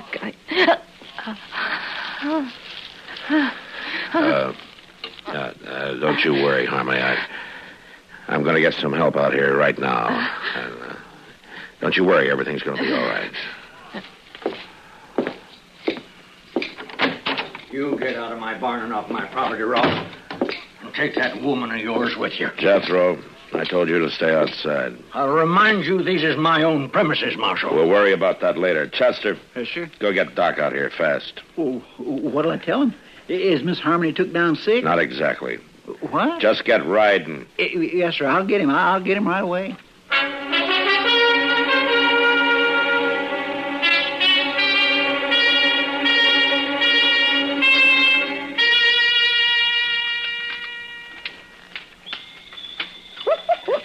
Oh, there we are. The kettle's boiling again, Doctor. It certainly is. It'll only be a minute now. There's nothing like a nice hot toddy on Christmas Eve. Oh, yeah, or any time. Or any time. How right you are, Dr. Adams. You know, since Mr. Prudlin passed on, This time of year has seemed very lonely to me. Oh, yes. Well, I always admired your husband, Mrs. Predlin. He was a fine man, generous to a fault and kind and so thoughtful. Now, there you are. Oh, thank you. Just taste it. See if I've laced it enough with brandy. The brandy? Yes. Oh, my. Oh, my. That's good. Yeah, whew. That's very good. So, you know, Mrs. Predlin, I nearly forgot the reason for my call this evening. I'd hoped it was just social. Well, in a sense, it's business. But in a greater sense, it's the spirit of Christmas. Your bill. Oh, as a very small gesture of my affection and esteem, I tear it up. Why, Dr. Adams, how sweet. I hope you won't think me familiar or forward. It was only meant as a small indication of my regard. Dr. Adams, would you care to join me here on the settee? It might be warmer here, closer to the fire. Well, oh, yes, when I come to think about it, there is a chill in the air tonight. Sit still. I'll answer it.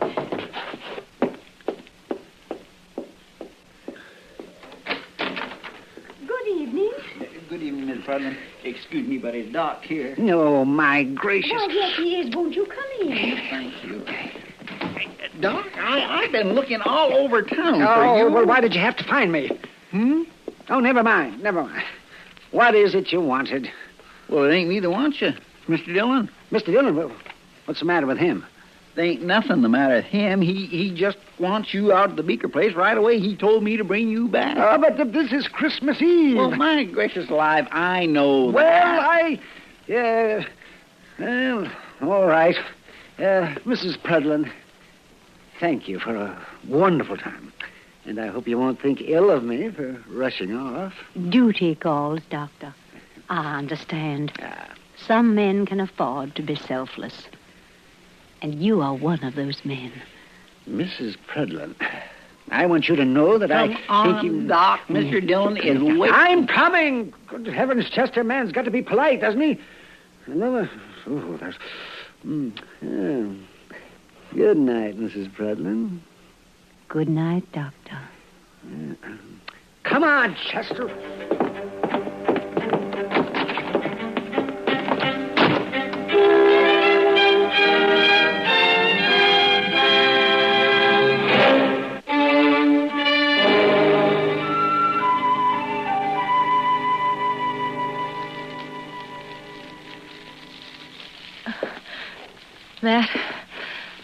Matt, I'm scared. Easy now, Harmony.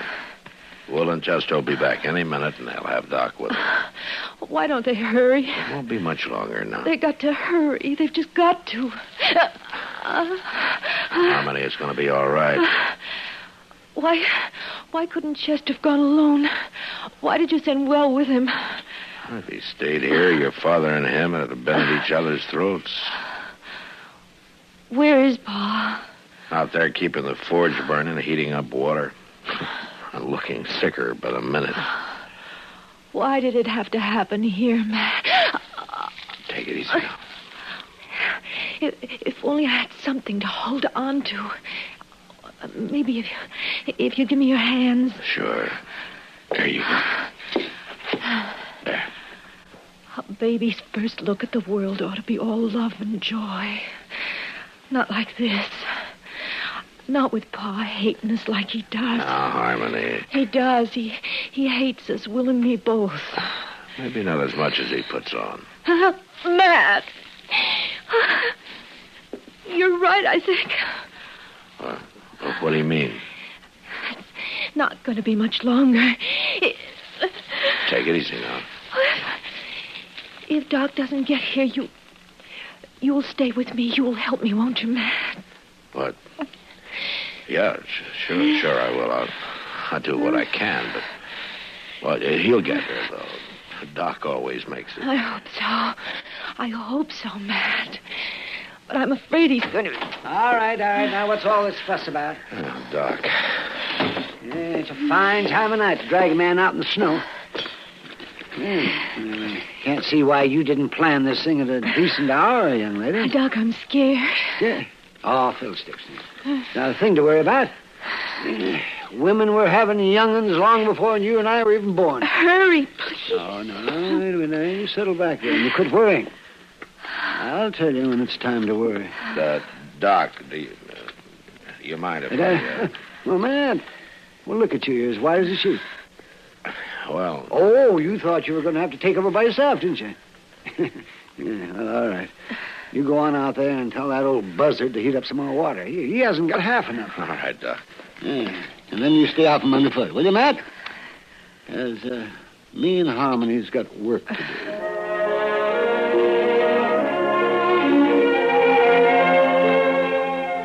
All right, now, little fella.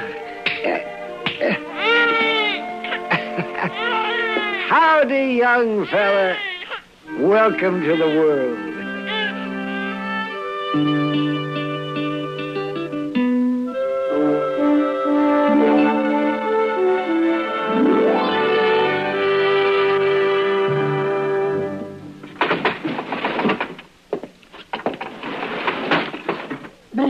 Still cold, Mr. Dillon. Stopped snowing, though. Clear as a bell. There you are, Mr. Beaker. Better put some more wood on that forge, I guess. The fire's down pretty low. So's my wood pile. It's a fool waste trying to heat a barn in midwinter. I'll cut enough to make it up before we leave. One thing sure, Jethro, we ain't going out beholden to you. You always was a fine one for talk. And mostly I can back it up. Well, you didn't with Harmony. We don't need your old man's farm, you said. We'll have us one twice as big, you said. Well, we ran into bad luck. Oh, sure you did. You come crawling back with your tail between your legs. Not to you, we didn't. We got caught here tonight by accident. Bad luck, accidents. That's all you was born for. Just what I told Harmony when she defied me and up and married you. Is that so? Now, you listen to me, Jethro. All right, that's enough. Now, settle down, both of you. Well, I didn't give you back your gun just to have you start another argument. I'm sorry, Marshal. I'm just kind of on edge, I reckon. Well, you know, Marshal, I'll remind you that all of you are trespassers on my property. I thought we settled that, Beaker. I'm here because you asked the law in, remember? Well, you sure ain't done nothing. Force of circumstances.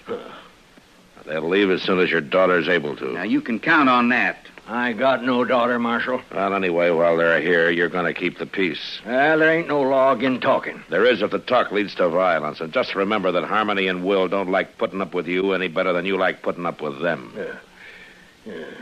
Real high and mighty, ain't they? Without a roof over their heads. Well, a lot of folks might figure that makes you look worse than them. Hey, what kind of talk is that, Marshal? Well, a ranch this size, a big house on it, and a man your age trying to work it all by himself while his own kin roam the countryside. Some folks might figure a man like that's got a lot of meanness in him. I told her what to expect if she married this fella. You know, a man might tell somebody most anything when he's mad, Jethro, but it's plain stubbornness that makes him stick to it afterwards. Why, they come sneaking into my barn like bandits, Marshal. Didn't even knock on my door. And now you're saying I ought to go crawling to them. I didn't tell you what you ought to do. It comes to that, though. And I ain't doing it. Don't you worry, Jethro. We don't want no part of your ranch. And it ain't being offered to you. I worked mighty hard to make this place what it is. A little peace and quiet out here wouldn't do the patient any harm, you know. How is she, Doc? Is she going to be all right? She's fine. And so's the young'un. She'll live to have a dozen more. And he'll grow up and probably come to a bad end, like being a marshal or a country doctor. Young lady, I'll be back in the morning, so you get yourself some sleep. All right, Doc. What would you tell my father? No, if you've got any telling to do, you tell it yourself. Pa? Pa? Well, answer, you old coot. She's talking to you. Yes. What is it? Pa? Will you come in here and say howdy to your grandson? Grandson? My grandson? Of course he's your grandson. By golly, I hadn't thought of that. It's my grandson. I don't know now, Jethro. You just got through claiming you didn't even have a daughter. Huh? Oh, confound it, Marshal. You're trying to put words in my mouth. Of course I got a daughter. And a grandson. Not as fine a boy as you could ask for. Say, Will, Yeah? I'd be much obliged if you'd shake hands and kind of forget things, huh? I can't see no reason not to, Jethro. Good. Well, come on, Will. Let's look him over. My golly, grandson. Crazy old fool. Young'uns born every day. It's nothing to get all worked up about. Who you fooling, Doc? Nobody. Well, what are we going to do? Huh? Head back to town? Might as well. They'll probably have some ups and downs yet, but I guess the four of them will be able to work it out now. Yeah, they'll spoil that kid rotten. Turned out to be a fine night after the snow quit, didn't it? Look at those doggone stars. Hey, Doc, why don't you come by the office when we get in town, huh? Kitty's going to be there. We thought we'd have a little something to drink and sit around and talk a while. Oh, sounds fine. But it's pretty near 4 o'clock in the morning, Mr. Dillon. That's right, Chester. Well, Miss Kitty won't still be waiting up. You want to bet?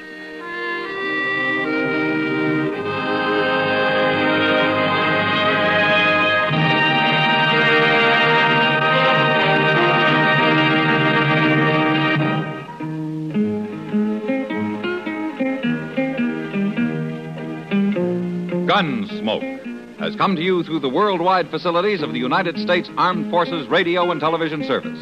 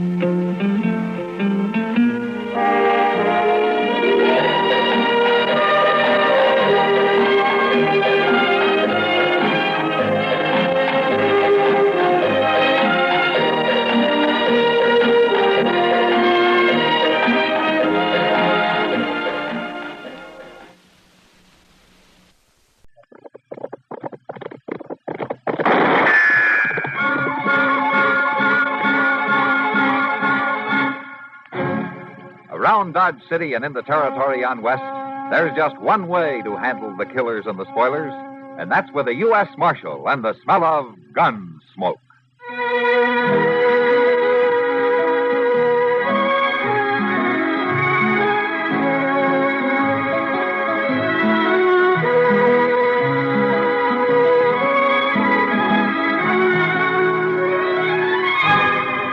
Gunsmoke, starring William Conrad. The story of the violence that moved west with young America. And the story of a man who moved with it. I'm that man. Matt Dillon, United States Marshal. The first man they look for and the last they want to meet. It's a chancy job, and it makes a man watchful. And a little lonely.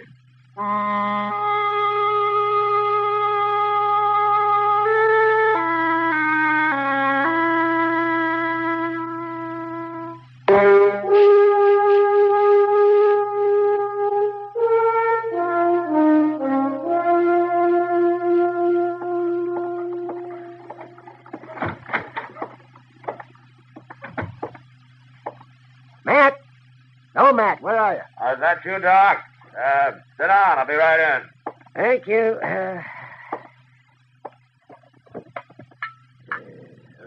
Coffee.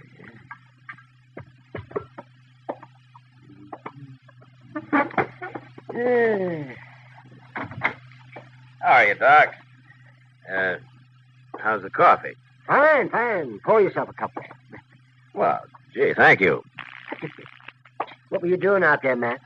Watering the prisoners? I haven't got any prisoners now, Doc. Oh, then you're falling down on the job. Offhand, I can think of a dozen men around Dodge that ought to be in jail. Now, will you give me a list? I'm going to need somebody to bring to trial next week.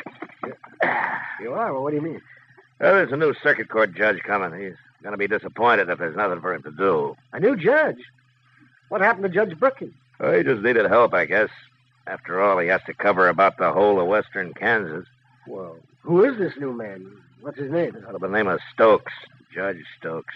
That's all I know about him. Stokes? I hope he's a good one. I've seen some remarkably unlearned judges in my time. Well, it's not an easy job, Doc. And out here, it doesn't pay enough to make it worthwhile to most men. You know, Judge Brooking could probably do twice as well back east. And so could I, man. I know, Doc, but then you wouldn't have anything to complain about. And if you didn't have anything to complain about, you'd just shrivel up and die. Well, at least I wouldn't go to the pauper's grave I'm headed for now. Say, Doc, how about loaning me $100, huh? $100? Oh. Go on in, Homer. Hello, Mr. Dillon. Chester? Chester. Who's this you got? Well, this is Homer Tisdale, Mr. Dillon. There's a complaint against him. Oh, complaint? Yes, sir. You know Van Walcott, who's took over that little store next to stage office? Yeah, I know him. Well, sir, he's coming over here in a few minutes. He claims Homer was trying to rob him. Oh. I figured it'd be best to settle a thing right here at you. Yeah. Were you trying to rob him, Homer? Yes, sir. I see. With a gun or what? No, sir. No, I ain't got no gun. You were trying to steal something out of his store, then, is that it? Yes, sir. Where you from, Homer? I haven't seen you in Dodge before. No, sir. I've been homesteading, Saline River. But I got starved out. I had to quit. I didn't have no luck at all. Yeah. Well, you sure don't look as though you'd been eating very regular. No, sir, I ain't. Well, you got him here. Well, of course I got him here, Wolcott. Dirty little thief. Marshal, I want to sign a complaint against this man. Mr. Wolcott, you've been in Dodge about a month now, haven't you? What's that got to do with it? Well, back east, I guess they're a little more formal in the way they handle things. Now, why don't you just tell me what happened, huh? Well, I was next door at the stage office talking to Jay Buford. We heard a crash over in my store, or something falling. So we run out, and there he was. We caught him red-handed, Marshal. Caught him doing what? Stealing, that's what. You haven't told me what he stole. He had a whole handful of potatoes, Marshal. Man's a thief. He belongs in jail. A whole handful of potatoes. Is that true, Homer? Is that what happened? Yes, sir, Marshal. Yes, sir, it's true. I was hungry, and I seen the potatoes. I thought he wouldn't miss a couple. I could pay him back later. Man who steals belongs in jail. Look, Walcott, he shouldn't have done it. I admit that, but... Then throw him in jail. But I can't do that. Why? Well, for one thing, Chester and I have to ride up to Fort Larned for a few days, and there wouldn't be anybody here to watch him and feed him. Leave him some water. That's all he needs. Chester. Yes, sir. You take Homer over to the Long Branch. Maybe Sam Noonan can put him to work sweeping out or washing glasses or something, huh? Now, look here, Marshal. You ain't going to make a fool of me. Get going, Chester. Marshal, I'm telling you... Mr. Walcott, why don't you get back to your store? Maybe somebody's found a few pennies and wants to buy that handful of potatoes.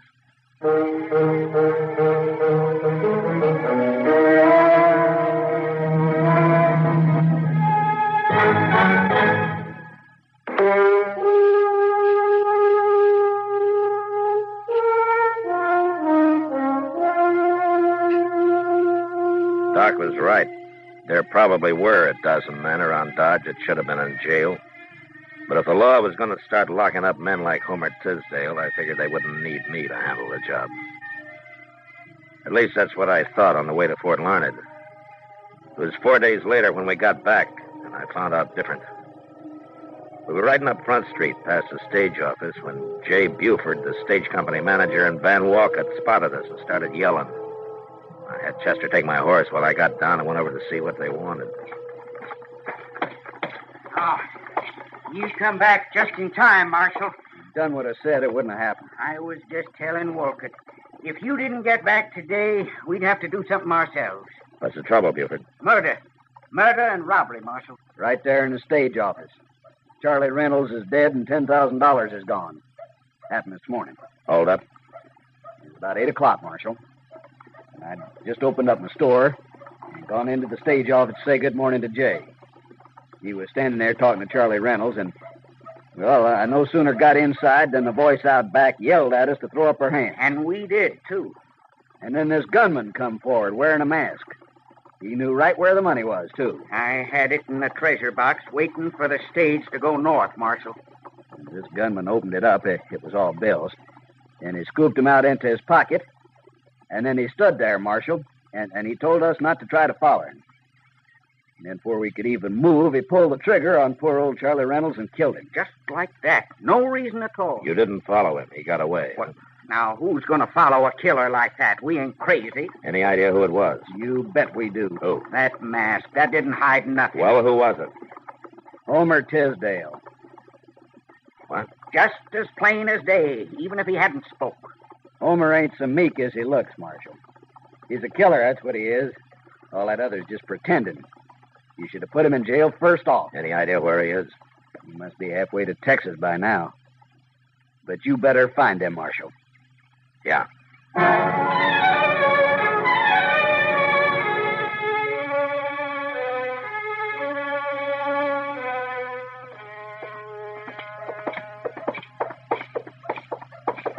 Yeah. That Homer's a mighty cool one if he is still in Dodge, Mr. Jones. Maybe he hasn't heard about it yet, Chester. You don't think he did, do you? Well, we'll ask him if he's in here. There he is. Sweeping out back them tables. Yeah.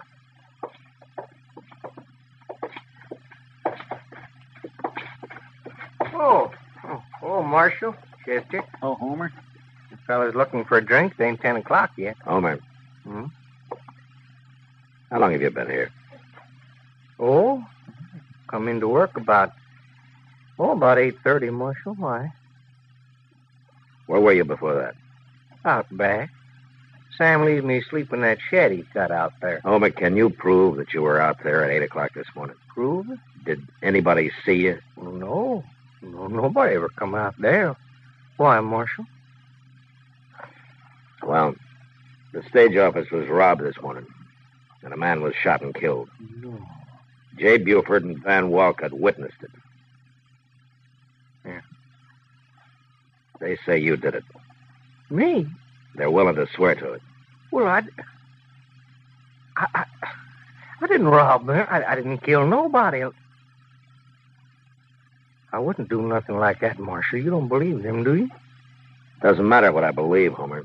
There are 2 witnesses. You haven't even got an alibi. Well, I was right out back there, Marshal. I was eating a little bread and some bacon. Will you promise me something, Homer? Well, sure, Marshal. What? You promise me that you won't leave Dodge. I'm in bad trouble, ain't I? Yeah. Well, I won't run. I promise. 3 days later, Judge Stokes' circuit brought him to Dodge. I went over and talked to him about Homer Tisdale. And it was like talking into a rain barrel, or rather a whiskey barrel. The judge seemed to have more interest in corn liquor than in the law. And all I could get out of him was that a jury would have to decide the case. So the following Monday morning, court was opened in an old dance hall across the railroad tracks. The jury was sworn in, and Judge Stokes took over. First, he put Van Walcott on the stand, and then Jay Buford. Chester and I sat with Homer and watched. Marshal, something I don't understand. What, Homer? Well, that judge, he'd been talking to Walcott about me. Now he's going to talk to Buford. Is he going to ask me anything? Well, sure, Homer. He'll put you on the stand, but you'll have your lawyer to help you. What? Look, that man's sitting right over there. Huh? He's the lawyer that the judge appointed to defend you. Oh. Well, how can he help me? He ain't talk to me. He won't know what to say. Oh, he will talk to you, He will? Homer. I guess there's no hurry. Mr. Dillon, I never seen that lawyer before. Did you? No, he's a stranger to me, Chester, but Judge Stokes seems to know him. Swear, I don't understand why they ain't no persecutor. Prosecutor, Chester. All right. But I asked the judge about that, and he said that there's no need for one. Guess he knows what he's doing. Yeah. Tell the truth, the whole truth, and nothing but the truth, so help you God. I do. Now, Mr. Buford, we've heard the testimony in detail from Mr. Wolcott. So to speed things up a little, I'll just ask you a few questions. Yes, sir. You were at the stage office when the holdup took place, right? That's right, Your Honor. You saw everything Mr. Wolcott saw. That right? Yes, sir. The bandit came in, took $10,000 in bills out of the box, then shot and killed, what's his name? Charlie Reynolds, Your Honor. Charlie Reynolds. All right, Mr. Buford. Now, I want you to tell the gentlemen in the jury who that bandit was. It was Homer Tisdale, Your Honor. Homer Tisdale? How did you know it was him? Well, he had a mask on, but it didn't really hide nothing. It was him, all right. Besides, it was his voice, plain as day.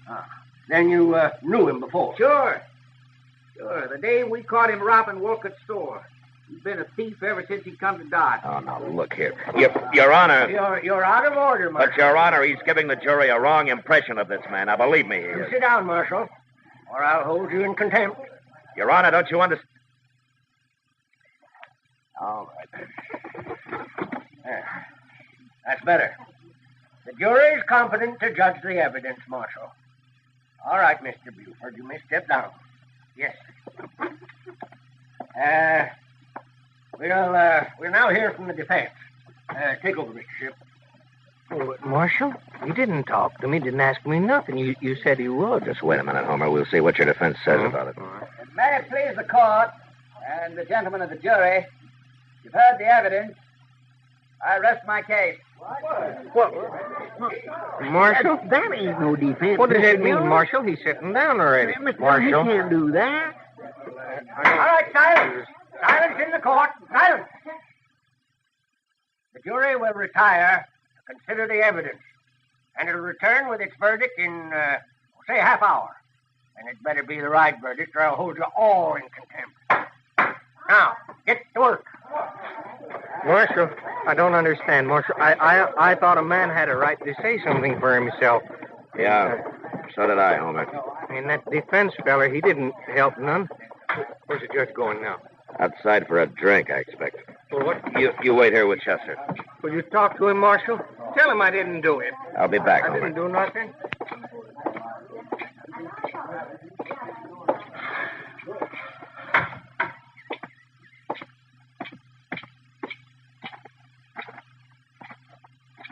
Oh.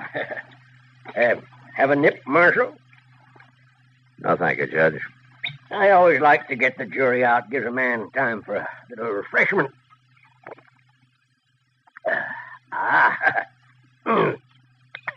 That's good corn you make here. Yeah. You know, Marshal, I'm a drinking man, but I've never been drunk in my life. Never once. Well, that's fine, Judge. Marshal, I'm sorry I had to sit you down so hard in there, but a court's got to be run by one man or it'll get out of hand. I know. I've seen it happen. I've seen some things happen in court, too, Judge. I never saw an accused man not get a chance to defend himself before.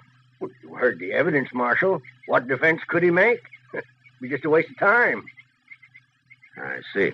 I want to get this trial over with. I got to take the train up to Abilene at midnight. That doesn't give me much time to see Dodge, does it? No, I guess it doesn't. In fact, a half hour's too long for that jury. I'm going to call him back now. You'll excuse me, Marshal? Sure, Judge, sure. Maybe you'll change your mind and have that drink with me after, huh? Yeah, Judge. Maybe.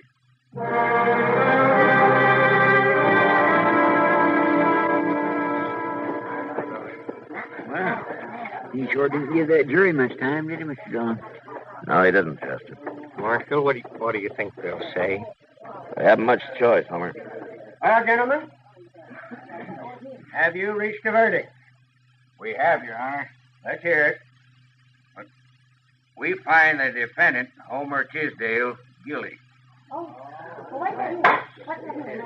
Homer Tisdale? I ain't guilty, Marshal. Stand up. I didn't do nothing. Stand up, Homer. Go on. It ain't fair. Homer Tisdale, you've been found guilty. Where's the money? What did you do with that $10,000? I ain't got it, Judge. I didn't take it. Honest, I didn't Silence! take it. Since you won't tell us where you buried that money, I'm going to sentence you. For robbery, you get 20 years in prison. 20 years? But you'll never serve 'em, Homer Tisdale. You're a double-dyed monster, and your hands are steeped in human blood. Creatures of your like aren't fit to live. Away with you. And for murder, I sentence you to be hanged by the neck until you are dead. Court dismissed.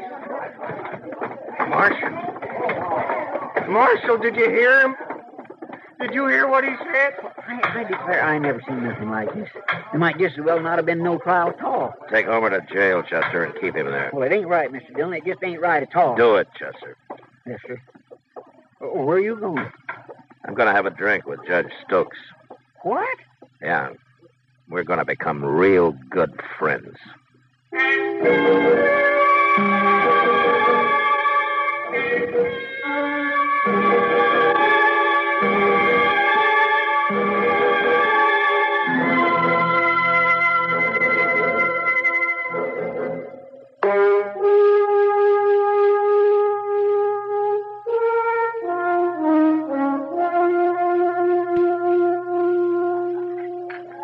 Have another drink, Judge?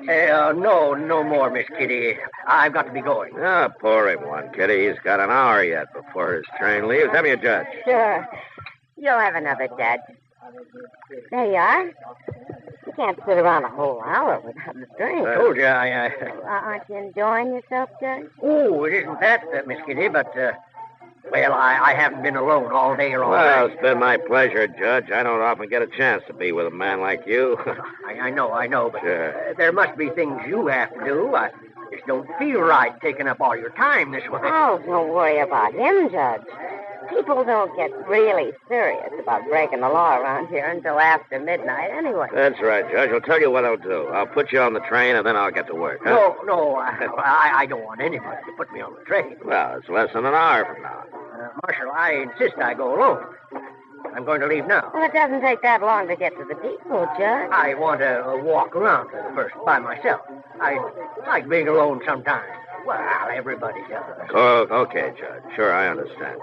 You go on alone if you want. Well, I'm grateful to you, Marshal, for all you've done. Well, it was a pleasure meeting you, Miss Kitty. Well, goodbye, Judge. Look me up when you come back. Of course. Goodbye. Goodbye, Marshal. Goodbye, Judge. Goodbye. Let me know when he gets out the door, Kitty. I will. I don't know what this is all about, Matt, but I hope I did what you wanted. You were a big help. Got pretty tiresome till we came in here. There it goes. You better hurry if you're going to follow him. Yeah, I'm going to pick up Chester first. I think I know where the judge is going. I'll see you later, Kitty. Yeah, sure.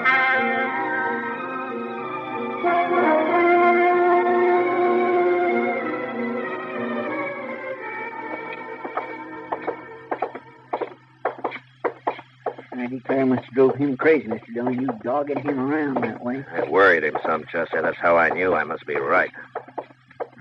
Here we are. We better watch through the side window there. They'll see us. Yeah.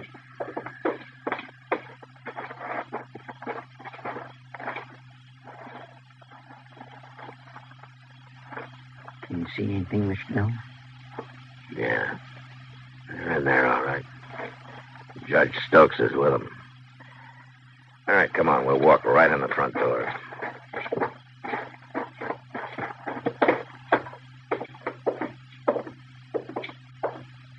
You get to one side when we go in, Chester. Yes, sir. Dillon! What are you doing here? I thought you wanted to be alone, Judge. Shoot him, I tell you. He knows. Now, Buford, walk it. Which one of you is going to shoot me? Now, one of you must have a gun somewhere. You shot Charlie Reynolds. No? Then get your hands up while we search you. I got a gun, Marshal. Here. I'll give it to... Get his gun, Chester. It's still in his pocket. Tell me, Judge, how much money did they give you out of the $10,000? I don't know what you're talking about, Marshal, but I'll have you in court for this. Oh, I'll be in court with you and in front of Judge Brooking. You know, you overplayed your hand today, Judge Stokes. You and that bought defense lawyer, and I'll find him before the night's out. You wouldn't dare arrest a judge. Whoever heard of such a thing? Well, now, I guess maybe a judge is a pretty important man, isn't he? He certainly is. Yeah. Well, I tell you, since you are the most important man here, I'm going to give you a cell by yourself. You can have Homer Tisdale's. He won't be needing it anymore.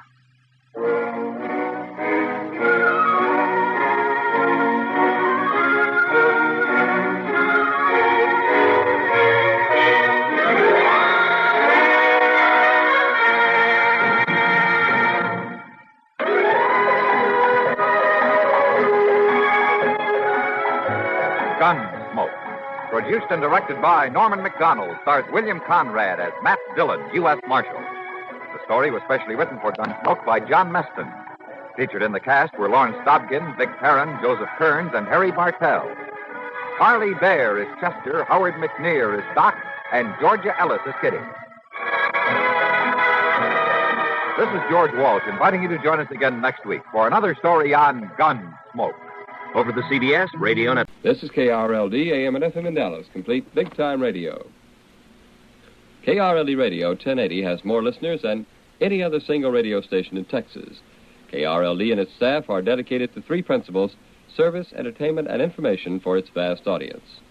Only the highest standards in all three fields are maintained. Complete big-time radio.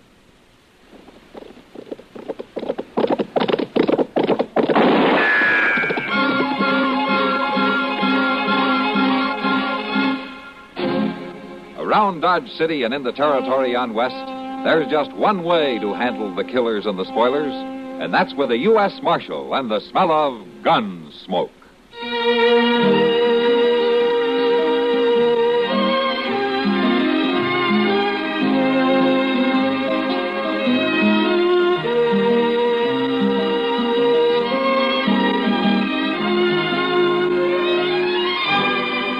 Gunsmoke, starring William Conrad, the story of the violence that moved west with young America, and the story of a man who moved with it. I'm that man, Matt Dillon, United States Marshal. The first man they look for and the last they want to meet.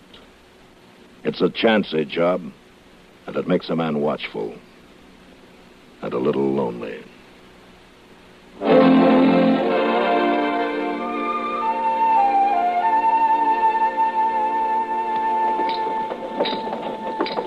Go get the horses saddled, Chester. I'll meet you at the stable in a few minutes, huh? Maybe I ought to stay with you while you tell her. I might be of some help if she starts throwing things. Don't worry about Kitty. She'll understand, all right. I wouldn't count on her, Mr. Dillon. She's been looking forward to this sociable for weeks. Some things can't be helped, Chester. The law comes before town socials. Kitty knows that as well as I do. Yes, sir. Well, good luck. If I'm not there by the time you're ready, you bring the horses back here to the Long Branch, huh? Yes, sir, I will. Hello, Sam. Yeah, Marshal. Where's Miss Kitty? Back in the office. Oh, thanks.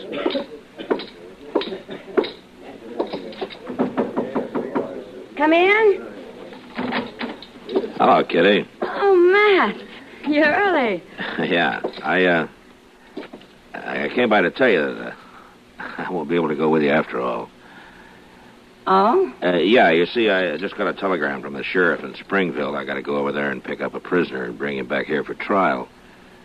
And you're leaving right now? Well, yeah, Chester's getting our horses. Well, couldn't it wait for 3 hours? Well, it's a 2-day ride up there, Kitty. Judge Blint will be in Dodge for the trial on Friday, and I'd be cutting it pretty close as it is. You understand that, don't you? Oh, of course. Doesn't matter. There'll be another social next year. Yeah. Besides, I'm not too sure I like this new dress I bought anyway. Oh, that's very pretty. I'm glad you like it. Kitty, I know you've been looking forward to this. Just because I can't take you is no reason that you shouldn't go. You know, there are plenty of fellows who'd be more than happy to take you. Oh, you're right, Matt. Shouldn't be any trouble at all to find 2 or 3 escorts in the next half hour. Well, sure. I'm sorry, Kitty. I'll see you when I get back, huh? So long. So long, Matt. I hope you have a real nice trip.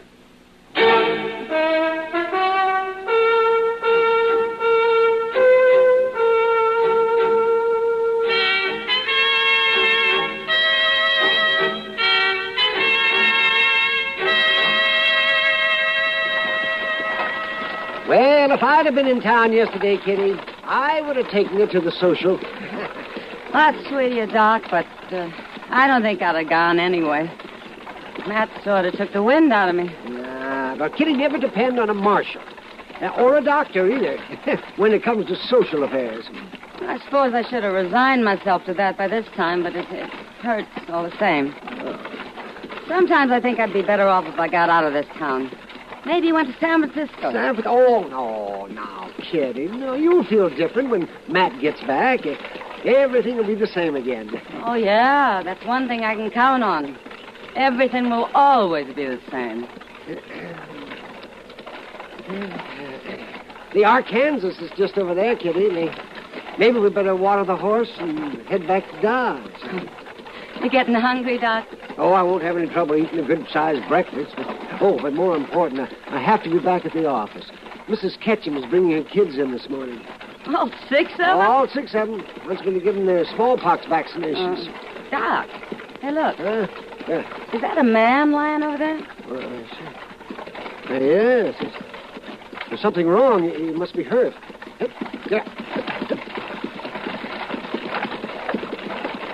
Whoa, there. Here, I'll give you a hand, Kitty.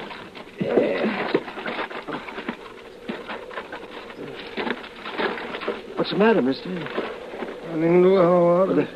This man needs help, Kitty. He's lost a lot of blood. What's wrong with him? He's been shot. He needs help, bad. Well, what can you do for him way out here? Best thing would be to get him into Dodge. I don't think he'd make it. Rudd Stewart's place isn't far from here. Yes, you're right, Kitty. We'd better try to get him there.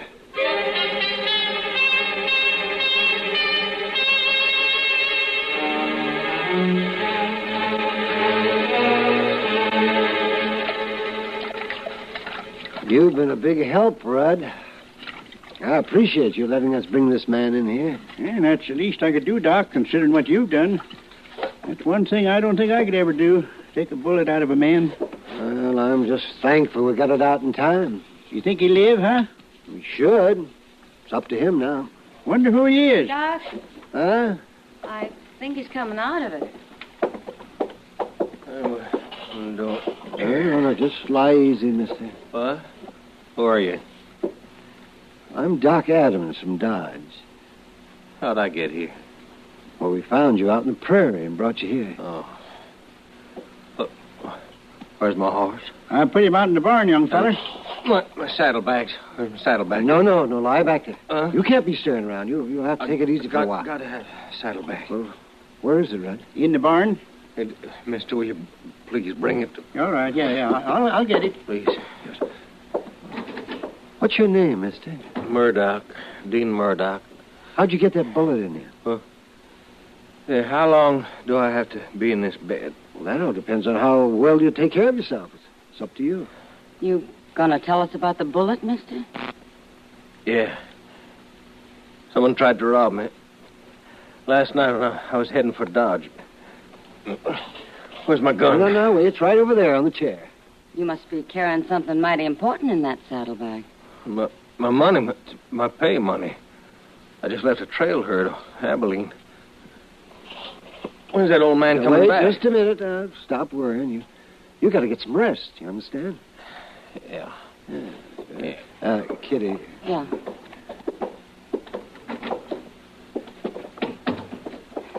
You believe him, Doc? Well, I don't know why not. He seems like a nice enough fellow. Yeah. You really think you'll be all right? It'll take a few days, though. I should get him into the office, but he can't be moved until tomorrow at least. But he'll have to have proper care today. Doc, Yeah? I'm a pretty good nurse when I have to be. Oh, no. This isn't your Well, responsibility. it's just as much mine as it is yours. You can't stay. Mrs. Ketchum's bringing her kids in. Remember? Oh, no. I'm not leaving you here. Rudd can take care of him. You can't depend on Rudd. He's too feeble. I'll stay here today. Oh, well, I don't know. I suppose it'll be all right. But I'll come back this evening and see how he's doing. And then I'll take you back to Dodge. All right, Doc. And don't you worry about a thing.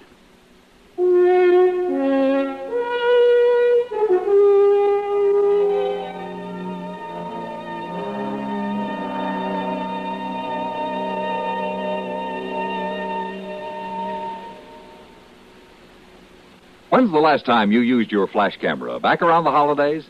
Well, before another big event comes up in your house, why not take the camera down from the shelf and try it out? This is one good way to make sure your camera's batteries are still working. If they're not working or they're weak, then hurry. Take advantage of your Sylvania dealer's great offer now. He'll give you free a Bright Star pen light photo flash battery with each pack of Sylvania Blue Dot flash bulbs you buy. That's a 20-cent value free. While you're at your dealer's, why not stock up on several packs of Blue Dots along with several free batteries? That way you'll always have both on hand, ready and waiting for any picture-taking occasion. But don't delay. This offer is good for a limited time only. So, anywhere Sylvania photo supplies are sold, at your drugstore, supermarket, photo supply store, anywhere, ask for Sylvania Blue Dot flash bulbs, the world's largest selling brand. And you'll receive a Bright Star photo flash battery with each and every pack you buy. Get several packs today.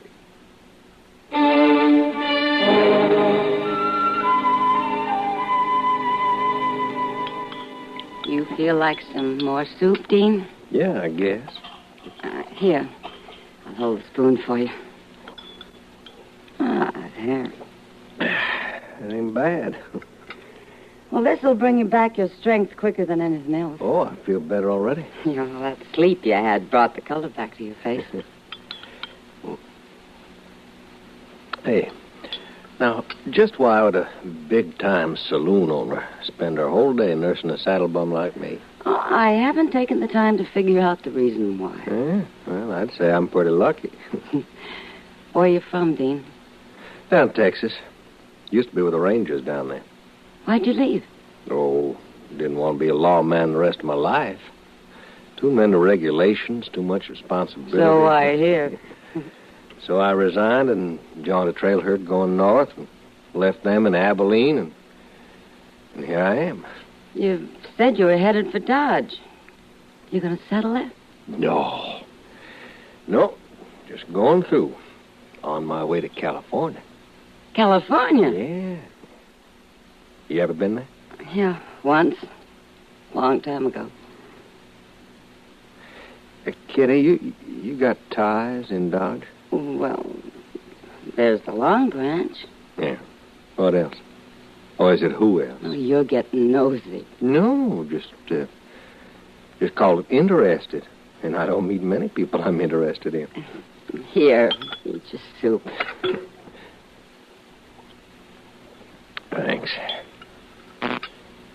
No, I ought to be well enough to go on another week. Now, that ought to give you enough time to sell that Long Branch, and then you can come along to California with me. How about that?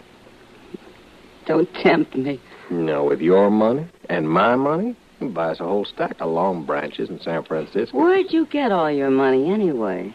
Oh, I had a good bit saved up before I joined that trail herd. And then with my pay money from it, that'd give me a nice stake.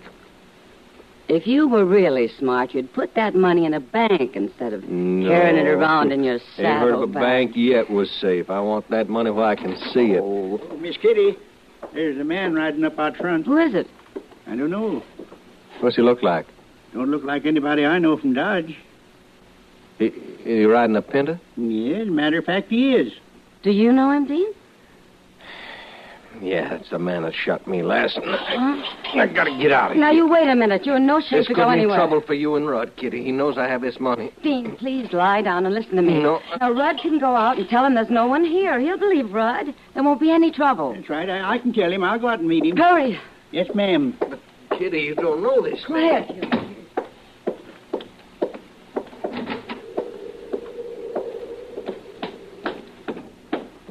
Howdy. Hello. This your place? That's right. What do you want? Looking for a friend of mine. You ain't here. He left a pretty good trail leads to this place. There ain't nobody here besides me. When's the last time you looked in your barn? Ain't nobody down there either.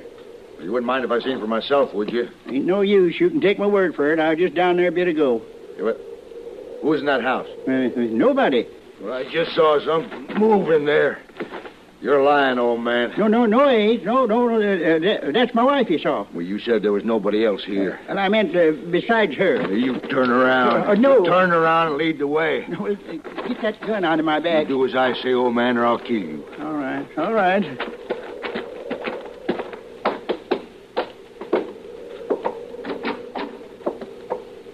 See? Ain't nobody here. Where's that door lead to? Just a bedroom. All right, Dean. If you're in there, come out. Don't try anything or I'll kill the old man. All right. We're coming in. Move. Open it. Don't do it, Rudd. What? Drop the gun, mister. Get your hands up. Now, look. Drop the gun, I said. All right. Take it out, Rudd. Now, you get out of here, mister, or I'll kill you. He's in there, ain't he? You're hiding. Go on. Get out. I don't think you got the nerve to shoot me. Don't try me, mister. Get out of the way, Kitty.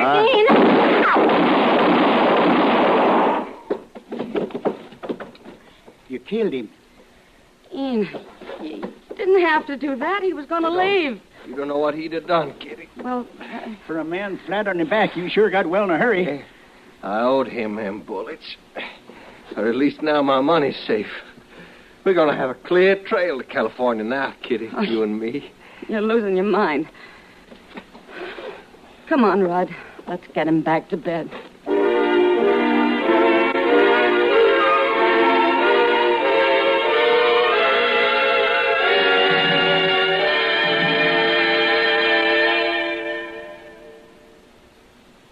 Do you see speed laws and other regulations as restrictive? Well, that could be more infantile than believing one can prove his superiority by ignoring a stoplight. Unfortunately, too many drivers on the road subscribe to that kind of emotional outlook. The result is tragic. Almost 85% of all traffic accidents in America are caused by careless, childish driving. We hope sincerely that your attitudes are adult. We hope you know our traffic laws and the people who enforce them are there to help save your life.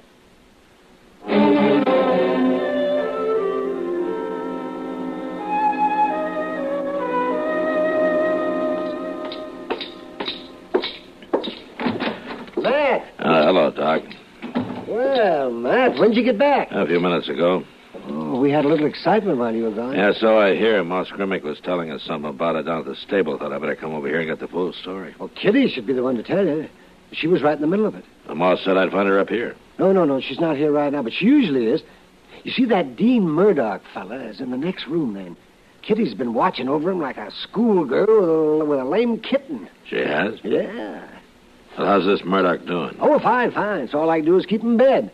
Ordinarily, a man as bad off as he was when we found him would be laid up for a couple of weeks, but not him. And this is only the 4th day. What'd you do with the man he killed out there? Well, we buried him at Rudd's place. I got out there not long after it happened, and poor old Rudd, he was struggling to dig a grave, so I helped him. I knew that you'd want to know all about him, so I wrote down a full description. Yeah, let me see it. Yeah, it's on the desk along with my coroner's report. Yeah. When'd you bring Murdoch into Dodge, Doc? Well, not until the next morning. I didn't want to move him that day, and it's a good thing I didn't, too. He started to run a bad fever, so Kitty and I spent the night at Rudd's place. You should have seen her, Matt. She was up most of the night, keeping wet cloths on his forehead, and if you ever need a good nurse, you know where to get one. Doc, this description fits the man I was supposed to pick up in Springville. What? Yeah, his name is Blade Grant. By the time I got there, he'd broken jail. Well, You mind if I go in and talk to Murdoch? No, come on. Dean, this is Marshal Dillon. He wants to talk to you. Oh, hello. Dean? Didn't know this town was big enough to have a marshal. Oh, now, don't tell me Kitty hasn't told you about Marshal Dillon. No, she didn't. Well, I'll be in the other room if you need me. Thanks, Doc.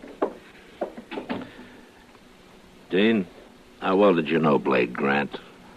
Who? Blade Grant, the man you killed at Rudd's place. Oh, was that his name? I'm pretty sure of it. What did you know about him? Nothing. Well, Blade Grant and his partner robbed the bank in Springville. The sheriff stopped Grant and jailed him, but the partner got away with the money. Now, 5 days ago, the partner came back, killed the sheriff, and let Grant out of jail. Marshal, I don't know nothing about I just got in from Springville. I was supposed to bring Grant back here for trial. Well, all I know is, Marshal, he's the man who tried to rob me, if it's the same one. No. They tell me you keep your money in that saddlebag, huh? That's right. If you don't mind, I think I'll take a look.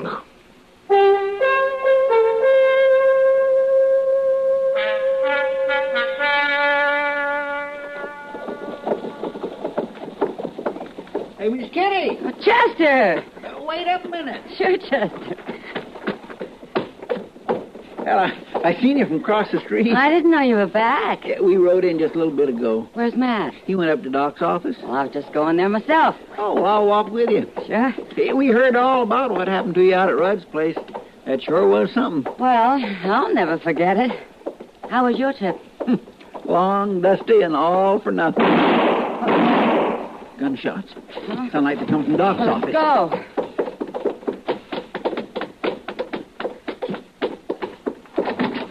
Matt.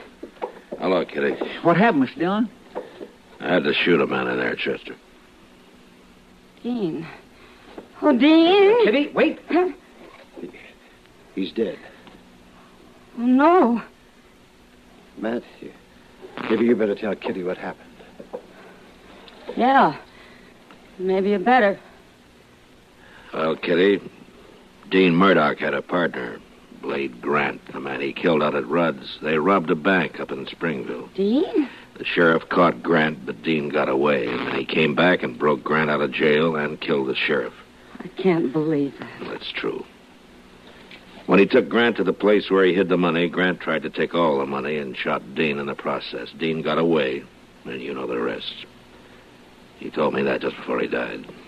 But he wasn't that kind of a man. The bank money was marked, Kitty. It's in there if you want to see it. No. Why'd you have to kill him? Because he drew first, Kitty. When he knew I had him dead to rights. I'm sorry it happened the way it did. I understand how you felt about him. There's no reason for you to be sorry, Matt. It's your job, I guess. Part of your rotten job.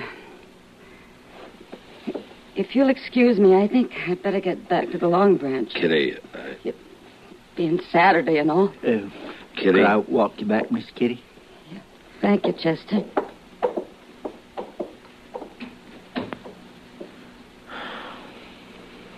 Oh, Doc, what do you think?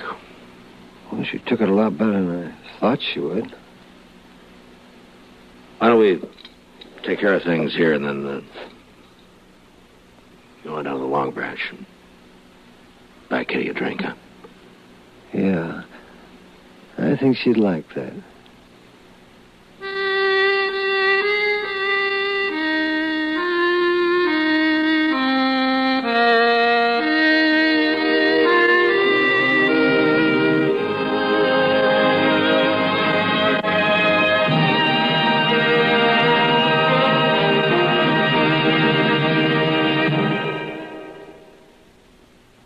Hi, this is Dennis James to make a point about reliable, effective Kellogg's All Bran. Repeat after me, please.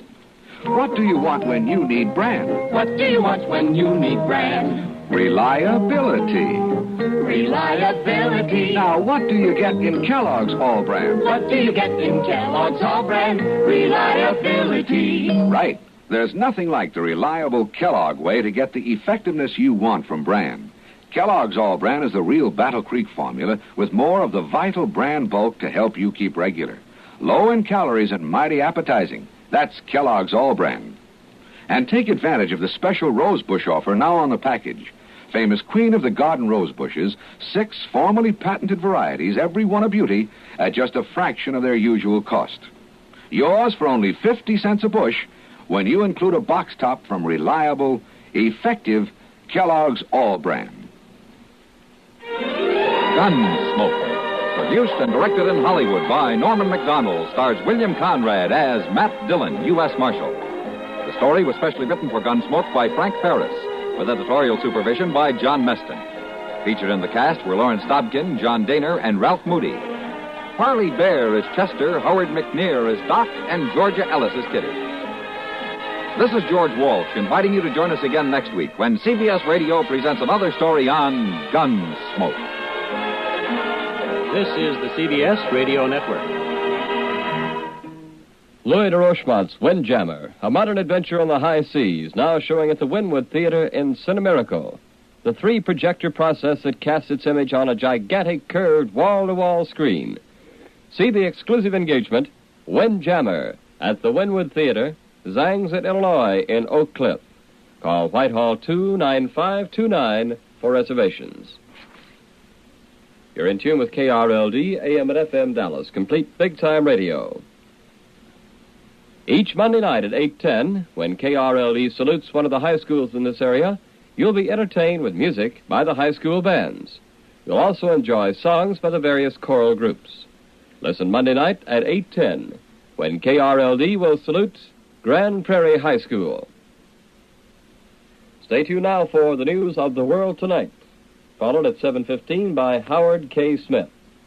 KRLD time now 7 o'clock, the downtown temperature 46 degrees.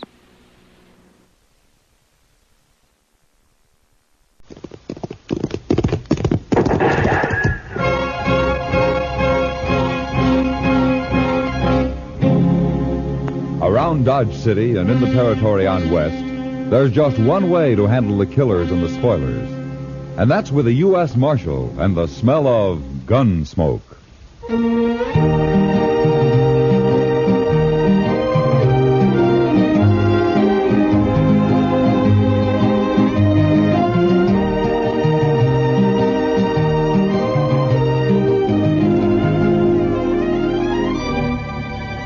Gunsmoke, starring William Conrad.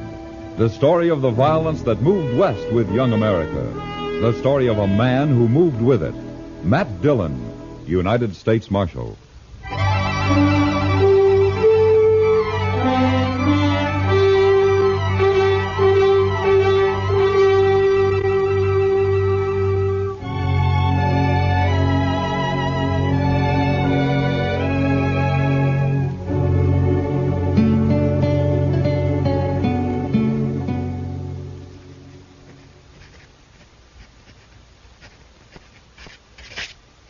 There. Report's finished, Mr. Dillon. Good. You better go on home now, Chester. It's getting late. Yes, sir. Oh, what about these new Dodgers? I'll just leave them there. I'll look them over. What's the matter, Mr. Dillon? We got company at the back door.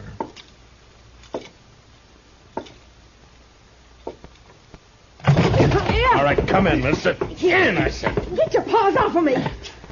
What? A girl? Sure, I'm a girl. What do you think I am? Well, put that long rifle away and I'll tell you. Where'd you get that thing, anyway? Pappy brought it with him from Kentucky, if it's any of your business, which it ain't by a darn sight. Uh-huh. What you doing hanging around in the alley? Get rid of him there, and we'll jaw about it. Huh? I see. Chester. Good night. Well, but I'm not going to... Yes, sir. Good night, Mr. Dillon. My gracious. You Marshal here? That's right, miss. My name's Hannah. Hannah Tolman. You arrest folks, don't you? Well, if they've committed a crime, yeah. Uh-huh. Well, then I got somebody for you to arrest. Oh, who? Pappy. Why? 'Cause I said to, that's why. And somebody's been trying to kill him. I figure about the safest place for him is in jail. Wait a minute. Slow down. Let's start at the beginning, huh? A few days ago, Pappy was bushwhacked up in the hills near our place. Oh? Was he hurt? No. Slug just bounced off in his head a little. Yesterday, the bushwhacker tried again. He missed. Sounds like a bad shot. Sure. But if he keeps trying, he may get lucky. So you put Pappy in jail until I can run down this ambushing gent, okay? You plan to cross guns with him yourself? I may be a girl, but I was barking squirrels while you was still trying to dent a tin can. Well, you better let me take care of it, miss. And as for your father, I can't jail him without a charge. Sure, I know that. What kind of a charge do you want? Well, what kind do you have? Well, most any, I reckon. Ain't it enough that he's drunk all the time? Well, I can hold him overnight on that. What if he shoots up the town? That's 5 days for disturbing the peace. That'll do. Where did he do this shooting? We ain't. Yet. He's down at the Alfraganza slopping up booze with that other old buzzard, Jingle Bob. Oh, the swamper? Yeah, that's the one. You'd best be somewheres around the saloon in a few minutes. I got a feeling Pappy's about due to bust the law again.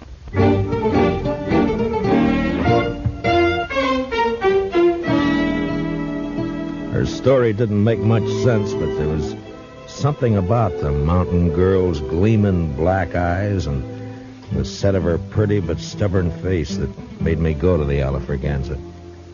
At the bar, I ordered a glass of rye and watched 2 bewhiskered old-timers trying to outlie each other over a rapidly emptying bottle. Yes, Jingle Bob. You just wait and see. Jed Tolman's going to have the biggest darn horse ranch in Kansas come spring. Sure you are, absolutely. And me, why, I reckon I'll just buy up this here saloon. Oh, you're lying. Well, sure I am. Ain't you? What's my money was spending, ain't it? How many times I gotta tell you I'm getting rich? Pappy, are you drunk? If I ain't, I've been wasting a sight of time. Now leave me alone, daughter. Go home where you belong. I'm going. Only come over to tell you, man bet me $10 you couldn't shoot out that lamp on the first shot. What's that? Oh, give me that rifle. All right, hold on. That's enough of that. Stay back, son. What? What's going on? Now, go collect your $10, daughter. Yeah, Pappy. But I think the marshal here's a-fixin' to arrest you. Huh? Ain't you, Marshal? Yeah, I guess I am. All right, come along, Jed. What is Come on. What? Get your hands Come off me. What? I never... You jailing a man for having a little fun. Why, you'd never get away with this back in Kentucky. Jed, you're in trouble, aren't you? Who's trying to kill you? Yeah, I reckon that's my business. Now, that's the law's business. I'll take care of myself, Marshal. Uh-huh. Back in the saloon there, you mentioned having money and getting more. So? From what I've heard, you and your daughter run a 2-bit horse ranch up in the hills. That hardly figures to make you rich. So? You thick-headed old... Look, all I'm doing is trying to save your skin if it's in danger. Now, why don't you help me instead of being... Reckon I don't wanna. Well, that's plain enough.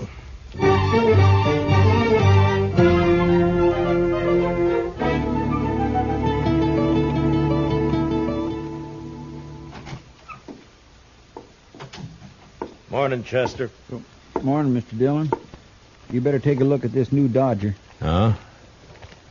Wanted for robbery and murder? Vic Tolman. So that murderous gun hawk is loose again, huh? Broke out of prison last week. Yeah. If he's kin to Jed Tolman, he'll likely be heading this way. Yeah, likely. I'll give you a hunch, Chester. I think he's here already. You do? You know where he is? No, not exactly. But I expect Hannah Tolman may have an idea. And that's where I'm heading.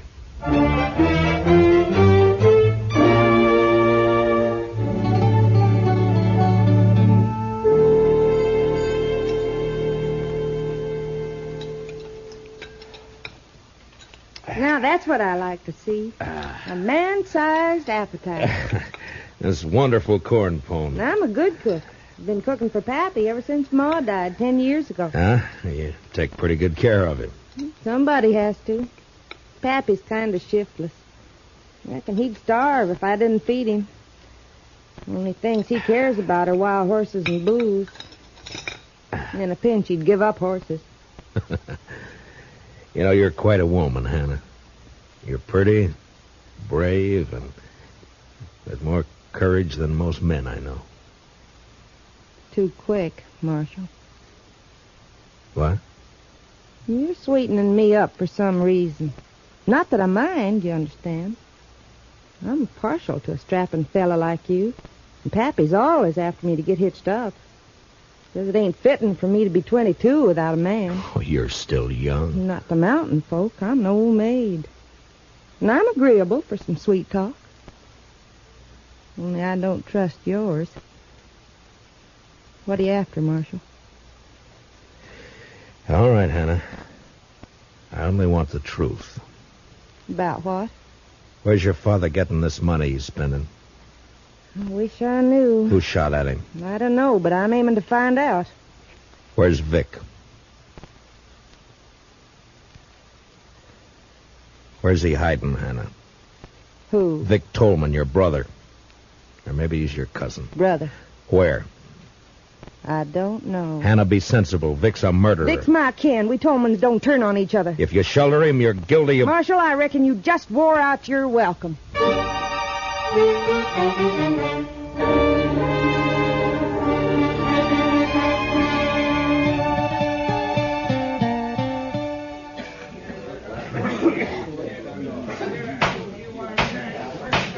That prisoner will stand up and face me. Jed Tolman, you've been found guilty of disturbing the peace. Sentence of this court is 5 days in jail or $100. 100? Well, Judge, ain't that a mite steep just for... $100 or 5 days. I ain't got that much on me. But I can get it if you let me go. Just a minute.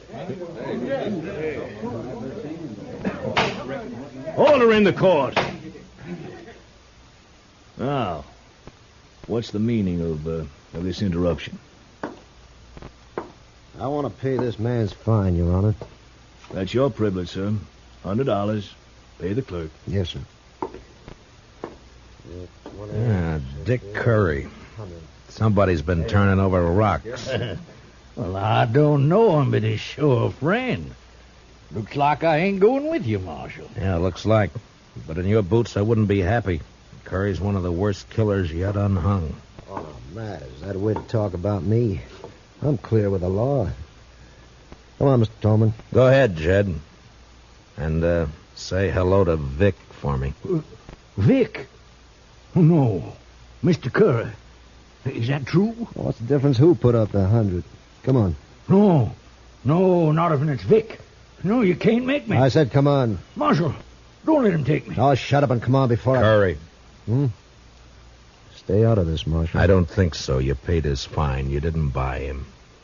He's going with me, Matt. Don't try to stop me. I can't imagine anything that'd give me more pleasure. You don't like living, do you? Very much. Now, just any time you feel like it. No. Not here, Matt. I'll pick my spot. Yeah. I'll try not to turn my back on any dark alleys. Do that. And, Tolman, I'll be seeing you again.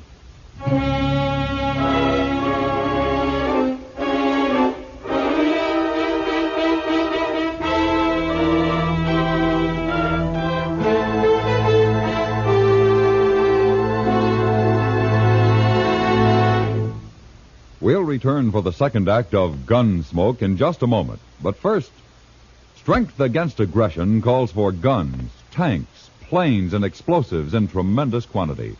It calls for other things, too. Moral strength, based on equality of opportunity for all, and economic strength, which today can be based only on continued high output of civilian goods. America must produce, as she never has before, war material, civilian goods, and democracy. Only an all-out effort in all three directions will give us security against aggression. Now the second act of Gunsmoke.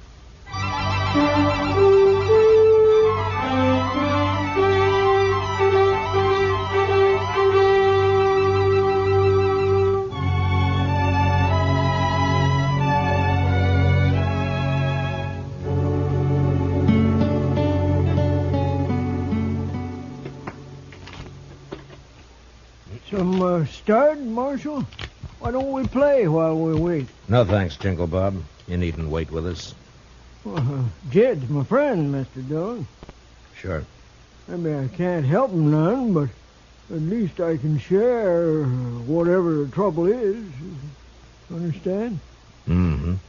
Now, Jed here is a lying old ringtail drunk, but me, well, when a man is down to scrubbing saloon floors just to get the liquor that'll keep his nerves from shaking apart, he's grateful for any friendship that's offered. Don't move. Curry, get his gun. Sure thing. You recognize me, Mark? Yeah, let's have it. Yeah. Vic Tolman. There are Dodgers out on you. You're a cool one, Dillon. Too bad we're on opposite sides of the fence. Yeah, it's too bad. Real pity. You know, I'm going to enjoy this job. What job? Well, don't you know? Vic's taking his paw away from you. But you won't mind. You'll be dead. Curry, you stick here and take care of these two. Jed and I'll go on ahead. Oh, son, I don't want to go nowhere. Now, Paul, don't rile me. You're going with me. None of you are going anyplace, Vic. Check. What? Window. Reach high, both of you, and let go of that hardware. Now, you better do as he says. Because Chester's a little nervous with that shotgun. There's mine.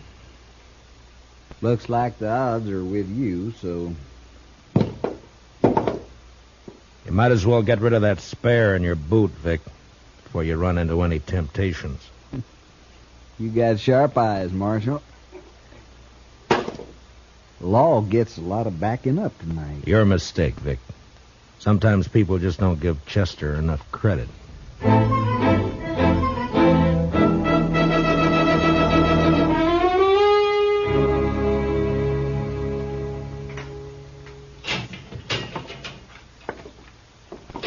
Chow time. Beefsteak, fried potatoes, stewed corn. Marshal, I must say you run a nice jail, don't he, Curry? Don't mind Curry. He's a little depressed about last night. You still run a nice jail. Something on your mind, Marshal? Mm-hmm. Yeah, a couple of things. Such as? Oh, such as your father spending money he hasn't earned, claiming to know where he can get more. Paul's sure a terrible liar. Mm-hmm. Such as him getting shot at twice and refusing to talk about it. Or help me investigate. Paul's a little bashful, too. Yeah. Such as his being afraid of you. I guess Paul's getting old, little dottery. Yeah. Then, of course, there's you. Well, now you're on my favorite subject. Go on. Well, you're a killer and a thief, but you're cool and smart.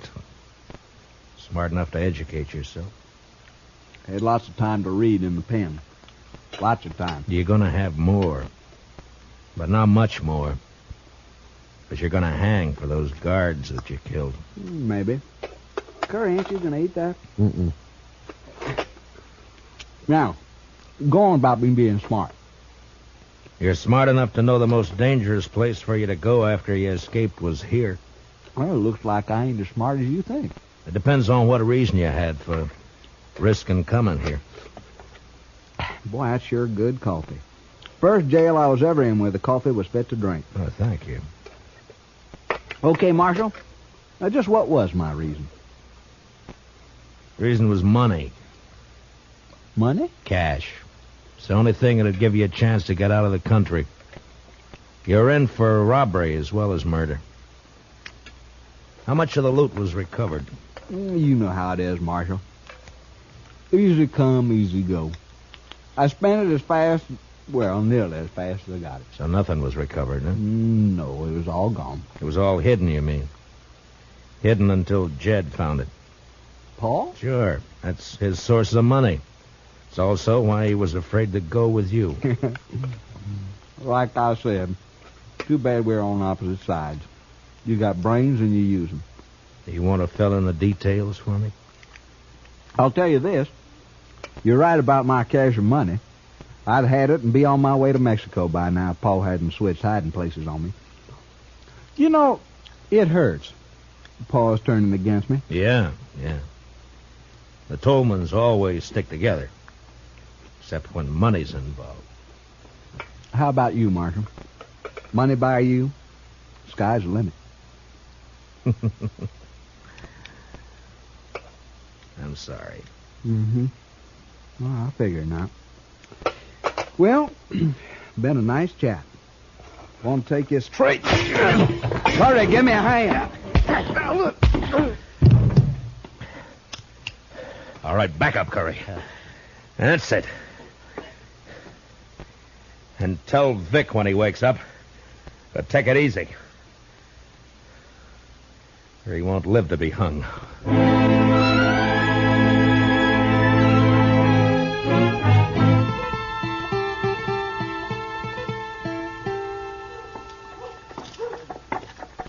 Hey, Jingle Bob.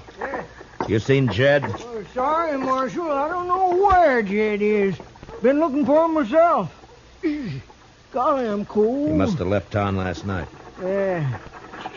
Ain't you cold? I got an old jacket you can have. I'd rather have a shot. Better still 2 shots. You got the jumps? Always got 'em, except when I'm full of booze. Funny, you won't believe it, but there was a time when I couldn't stand the taste of hard liquor. Made me sick. No, can't live without it. Yes, you can. Well, maybe, let's say I don't want to. Let's say that... Here. Huh? Go buy yourself a drink. Hey, that's enough for a whole bottle. Well, thanks. See you later, Marshal.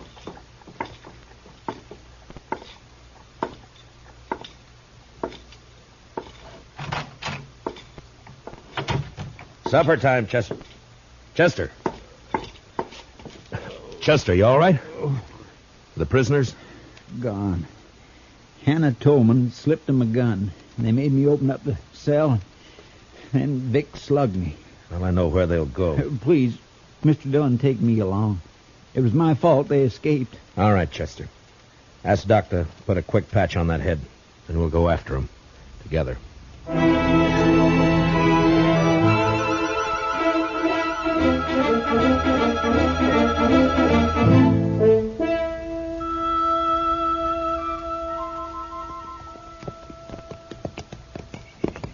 Starting to get dark. Yeah. Why'd we leave the road back there? I wanted to reach that rise, Chester. But we circled around to come up the back side. Does that have something to do with you bringing binoculars? Yeah, it does. Vic Tolman will know he'll be followed. I want to see what kind of a surprise he has for us. All right, pull up. You wait here.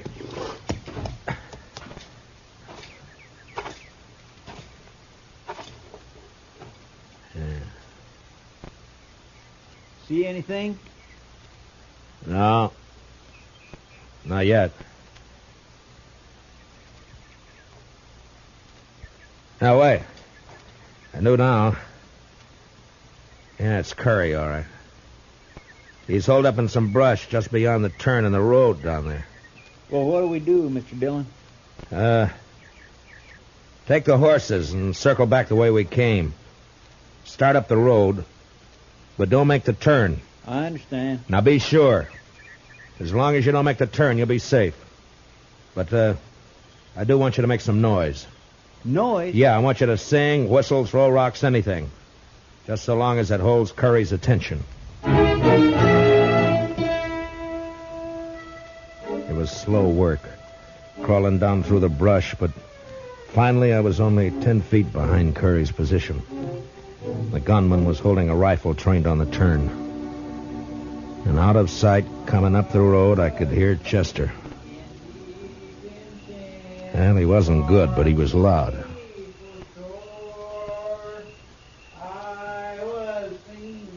Come on around that turn, blast you. All right, don't turn around, Curry. What?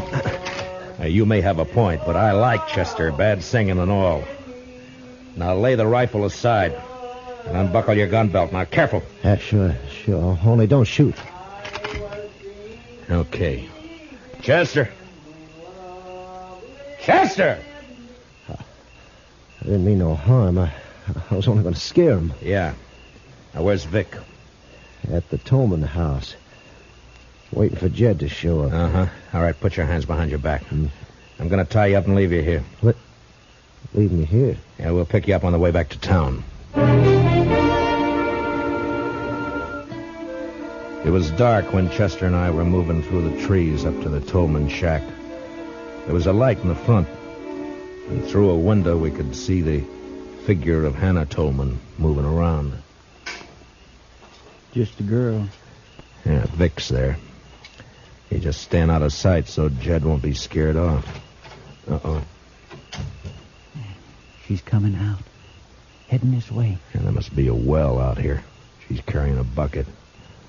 And behind that tree quick, and I'll take this one.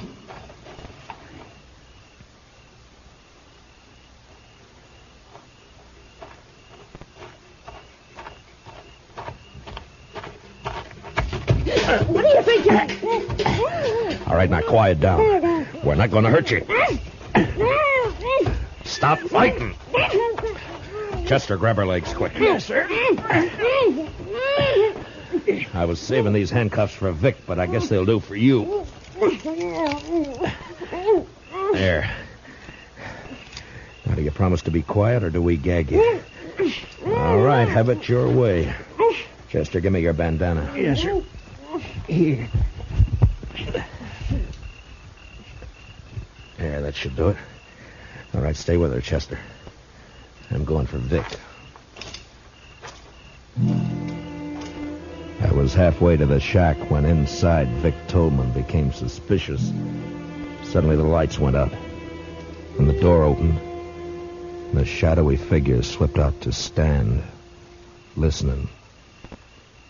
Hannah? Hannah, answer me. Drop him, Vic. Who is that? I can't see. Matt Dillon. Throw down those guns. You're under arrest. Not this time.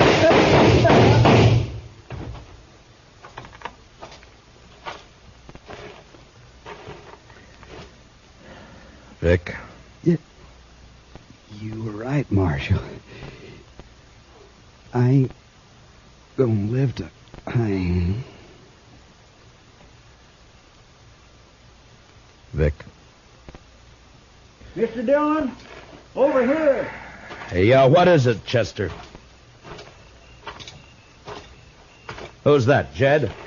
Yes, sir. I caught him sneaking towards the house. He was carrying this bag. Here, let me see. That's the money. I was taking it to Vic. Is he... Yeah. You're too late, Jed. Oh, no. I'd have given him his money. If only he hadn't taken them shots at me. He didn't. Until he found out where the money was hidden, he was the last person in the world to want you dead. But, I don't understand. He must have... No. Only the person who knew where you had the money would have shot at you. Nobody knew that. How could they? You talk a lot when you get drunk, Jed. And you only get drunk with one person. Huh? You mean Jingle Bob? Yeah. Yeah. I remember. I was bragging. Told him all about finding it and switching hiding places. Why, that low-down snake. And him pretending to be my friend. Come on, Jed. I'll help you bury Vic. Then we'll get back to Dodge. We Tolman sure have had a bad week.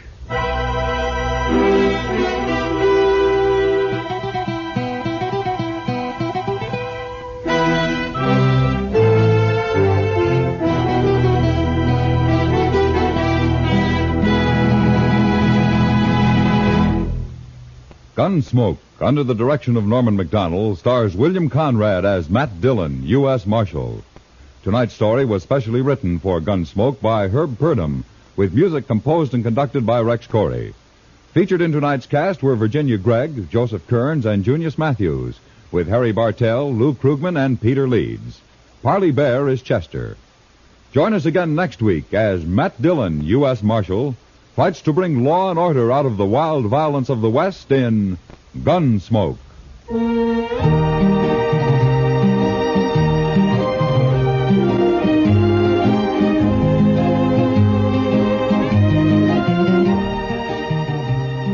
Remember, America must produce as she never has before. She must produce war materials, civilian goods, and above all, democracy. Only an all-out effort in all three directions will give us security against aggression. George Walsh speaking, and remember, Gangbusters goes into action Saturday nights on the CBS Radio Network.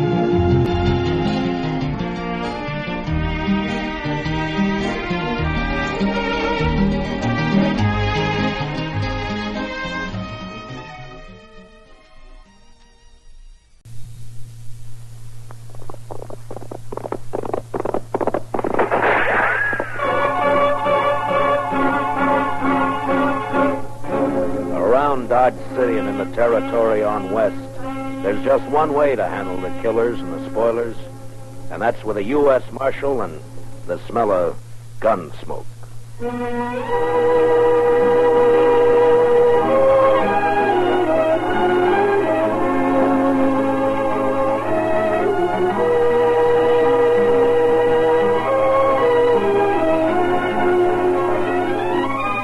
Gunsmoke, starring William Conrad. The story of the violence that moved west with young America. The story of a man who moved with it.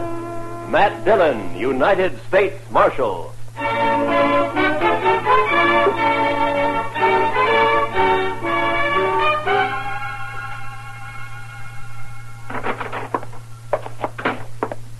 Well, Chester? It's another one, Mr. Dillon. Laying near his wagon. The horse was still hitched and was grazing. Another stabbing? Yes, sir, Mr. Dillon. 2 buffalo hunters found him early this morning on the road leading out to Cimarron Crossing. We just brought him back. Who was he? His name was Jones. Les Jones. Been in town a couple of days buying supplies and food. Where'd he come from? Well, some of the boys told me he's got a little farm on up the Arkansas piece. Got a wife, too.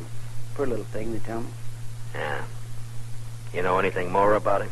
He was at Tab Slade's saloon last night playing faro. Drunk? Oh, we'd had a belt or two, but not drunk. Did all right at the faro table. He said he must have had $2,000. $3,000 and a widow woman on the Arkansas River. Beg pardon, Mr. Dillon? Yeah, nothing, Chester. The money's gone, of course. Yes, sir. Ask Doc to come down when he can, will you, Chester? Right. Doc, come down a minute. Mr. Dillon wants you. Coming. I'm coming. Did Jones have a gun on him, Chester? We found a sharp special in his spring wagon.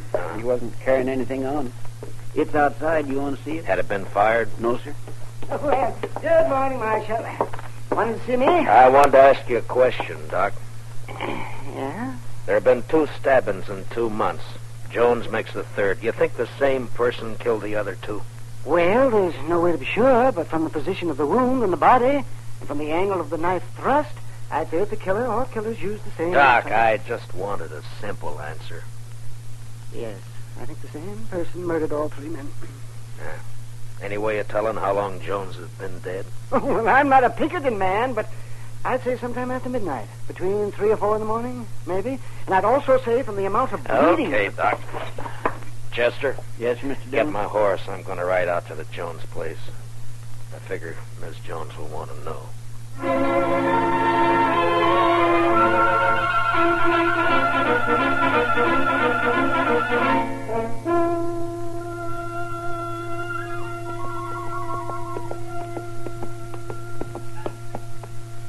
Hello, mister. Howdy, Bub. I live here. Where are you from? I'm from Dodge. Dodge. Sneak you ride all the way from Dodge? Sure. Get down and I'll water your horse. All right. Yeah, here you are. What's your name, son? Alvin Jones. My dad is Les Jones. I guess you know him, huh? Yeah, sure. I guess most everybody knows him. Your mother in the house? Are you going to stay for dinner? Well, I don't think so. Is she in the house? Yeah, she's there. Just go on up. Don't worry about your horse. Thank you.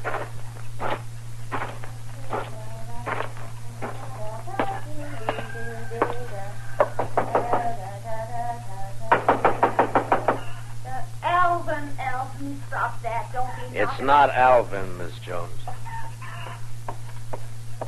Oh, I am sorry. I thought it was my son. My name is Dillon, Miss Jones. Marshall Dillon at Dodge. Come in, Marshall. Thank you, ma'am. You care for some buttermilk? Or maybe out here men don't drink buttermilk like they do at home. Well, thank you, but nothing for me. Miss Jones, I got some unpleasantness for you. Yes? It's about your husband. He's in trouble? I left Dodge 4 hours ago. I thought I should be the one to tell you. He's hurt bad. More than bad, Miss Jones.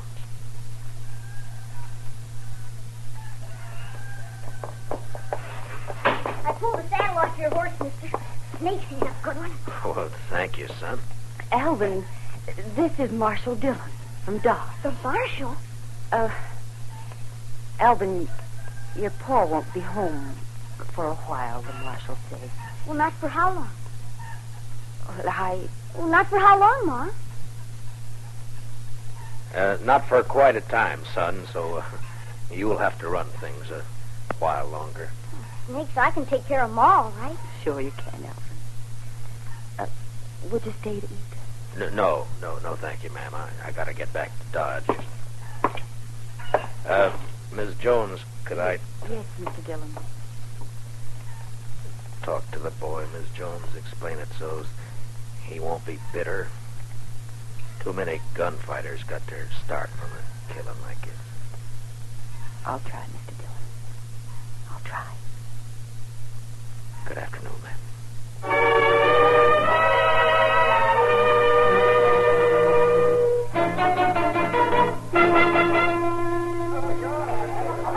And make sure you got enough whiskey to finish the night this Thursday weather. Oh, we've got plenty, Mr. Slade. If no fight starts that... Oh, Mr. Slade. There's company coming. Marshal Dillon just walked in. Oh, set that bottle of rye up on the bar. Yes, sir. Howdy, Matt. Join me in a drink? Thank you, I will. What kind of dry? You've been traveling? Yeah, I've been up the river a bit to the Jones place. Jones? Tell his wife she's a widow.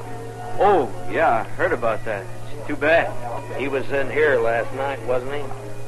Oh, yes. Matter of fact, he was. You wouldn't know anything about his being killed, would you? What are you asking me, Dillon? Straight question. Are you saying I killed him? Just asked a question, Slade. I don't know anything. Someone knifed that man after he left here. He was taking a lot of money out of your place. You had a reason. I wasn't even here last night. My partner, Ben Ramirez, was running the place. Where were you? I was with his sister. All evening? Still late enough. Where's Ben and his sister now? I don't know. Home, I guess. Well, I think I'll ride out and have a talk with him. And Slade. Yeah? If you have any big winners tonight, make sure they get home safe. Huh?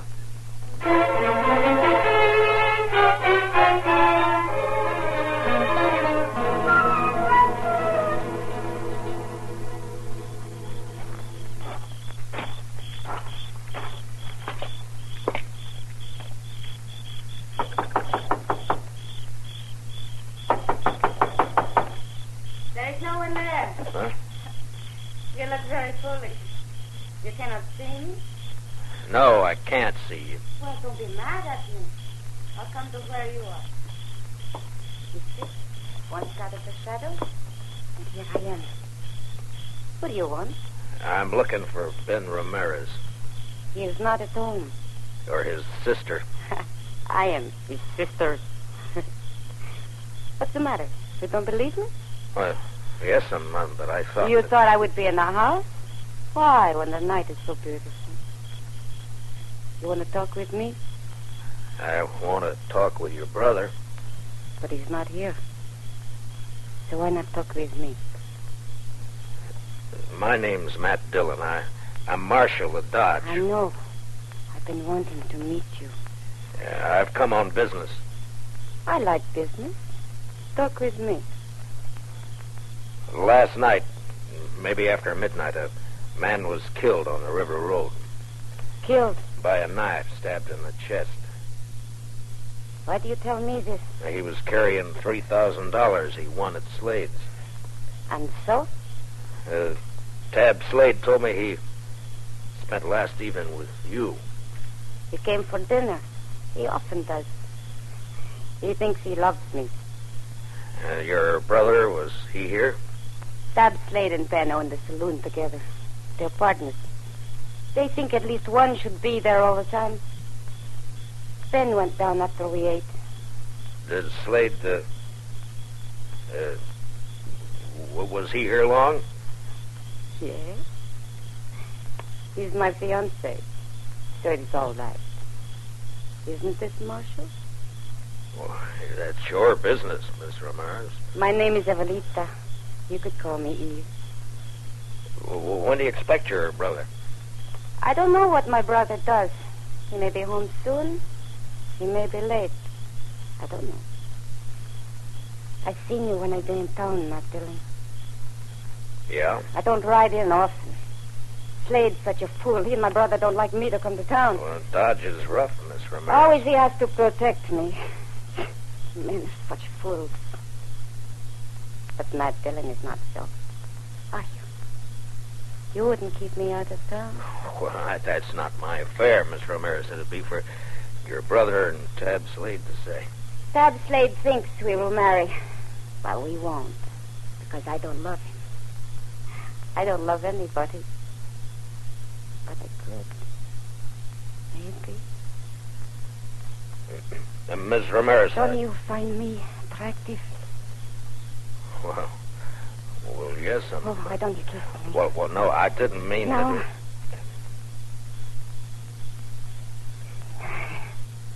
Dillon, I've got a gun pointed at the back of your head. Ben, I want to... Fooling with another man's fiancée isn't smart, Dillon. Ben, please. You go inside. All right.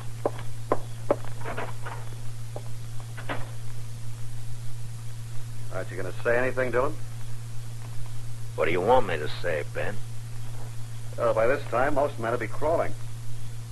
You're a hard one, Dillon. I can't fight a man who's behind me in the dark with his gun drawn.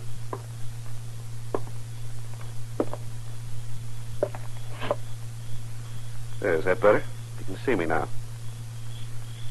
Takes a small man to make love to another man's woman. You can't haze me into a draw. I'm not trying to. I don't want a gunfight. I just want to talk, Dillon. Well, you're calling it. I saw Slade just a few minutes after you left this place.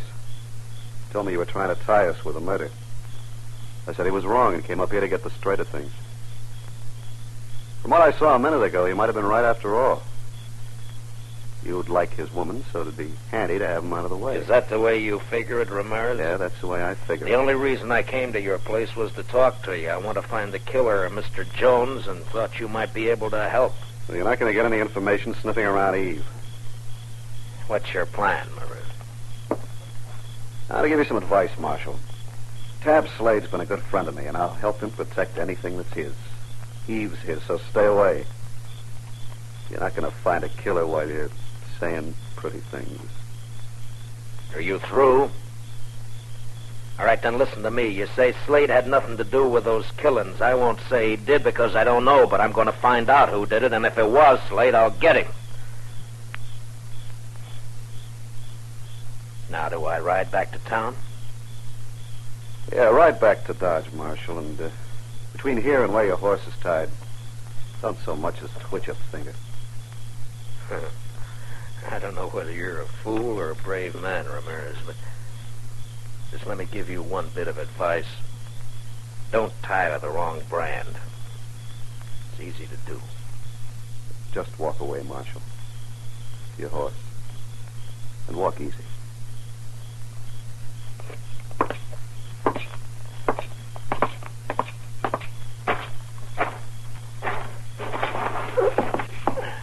Marshal.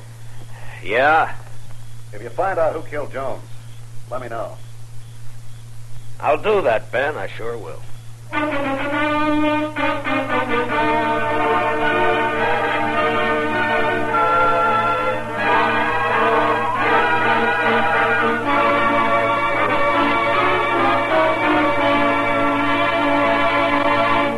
We will return for the second act of Gunsmoke in just a moment. But first...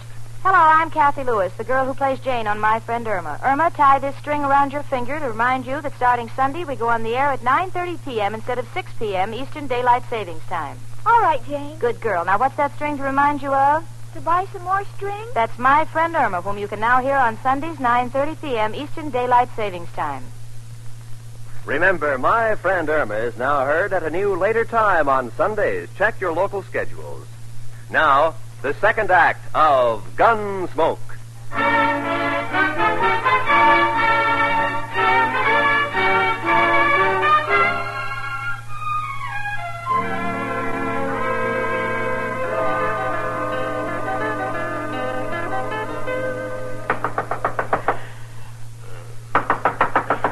Mr. Dillon? Mr. Dillon? What? Who is it? It's Chester, Mr. Dillon. Oh, Chester. Wait a minute. What time is it? Almost 4 in the morning, Mr. Dillon. 4? Yes, sir. I'm sorry to have to wake you, but you better get dressed and come right away. They've got Tab Slade. Slade? Who's got Slade? Some of the ranchers, they're going to lynch him right in front of his saloon. Well, go and try and hold him for a minute. I'll be right along. Yes, sir.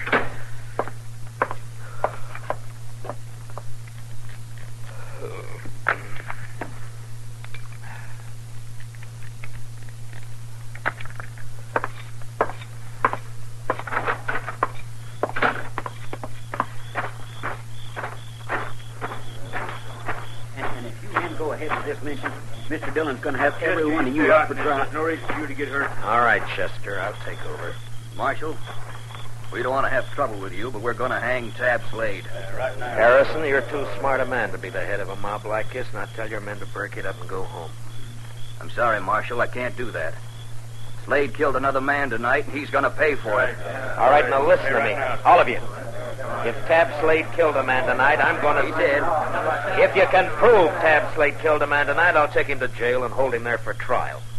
Marshal, Tab ain't going to be alive to stand trial. Do you know Slade killed anybody? If one of these men lays a hand on Tab Slade, I'll start shooting. There'll be a lot of men dead. How about you, Marshal? Might be you get hurt, too. That's right, John. You could kill me, all right. But which of you is going to shoot first? And die first? Huh? Well, which one? Chester? Yes, sir. Go pull Slade off that horse, cut the ropes, and take a gag out of his mouth. Yes, sir, Mr. Dillon. And you men, don't anybody make a mistake. Don't you move a shadow. All right, just a minute. All right, Slade, get down off there. All right, Chester. Now you and Slade walk back to the far side of the street, slow. Yes. Come on, the rest of you just stand where you are, looking right here at me. First man so much as moves his eyes will be in real trouble. We're across the street, Mr. Dillon. Good, Chester. Now walk Slade down to the jail and put him in a cell for safekeeping. Now, Harrison, you and your boys head for home, and if you got any sense at all, forget to tell your families what you were almost a party to. Now, good night, gentlemen.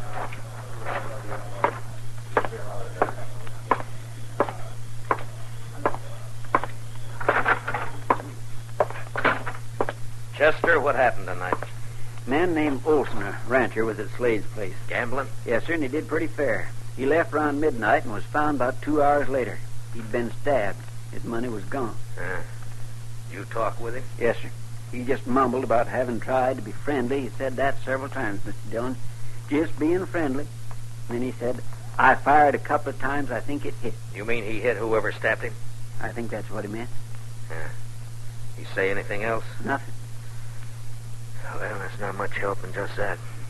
He can't tell us any more. I'll talk with Slade and I'll bring him out. Huh? Yes, sir. Mr. Dillon wants you, Slade. Matt, you gotta believe me. I don't know anything about the killing, this one or any of the others. I don't have to believe anything, Slade. I'll find out for But I didn't do it, Matt. Why is everybody sure you did? Why are they so sure that they're trying to lynch you? Look, does a lynch mob have to be sure of anything? Slade, before you came here to Dodge, you were a gunfighter. You had a bad reputation. You were in with the Kansas Raiders, Sure, that's too. right. The Raiders were killers and thieves. Some were. Now, when a man with your background goes straight, he's always suspect. Matt, I didn't have anything to do with the killing. What about this partner of yours, this Ramirez? I met him in Kansas. Him and his sister. We joined up and came out here. Thought we'd make good a team. Where's Ramirez now? I don't know. Matt, please listen to me. You You gonna got marry to his believe me. sister? No. Yeah, Matt, I don't know. Why isn't Ramirez around now that you're in trouble? Please, maybe he doesn't know. I don't know. He'd know by now. The news is all over Dodge. Chester? Yes, sir, Mr. Dillon? Put Slade back in his cell, then load your shotgun and keep a close watch on him. Well, where are you going, Mr. Dillon? I'm going to take a ride out to the Ramirez place. I want to have a talk with Mr. Ben Ramirez and his sister, Eve.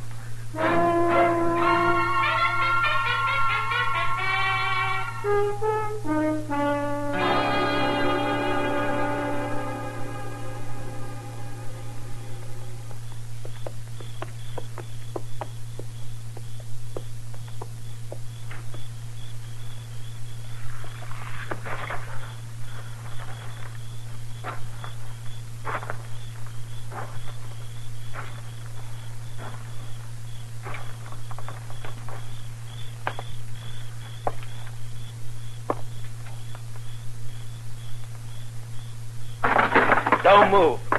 Just stay where you are, Ramirez. It's late for a social call, Dillon. Why? You're still dressed?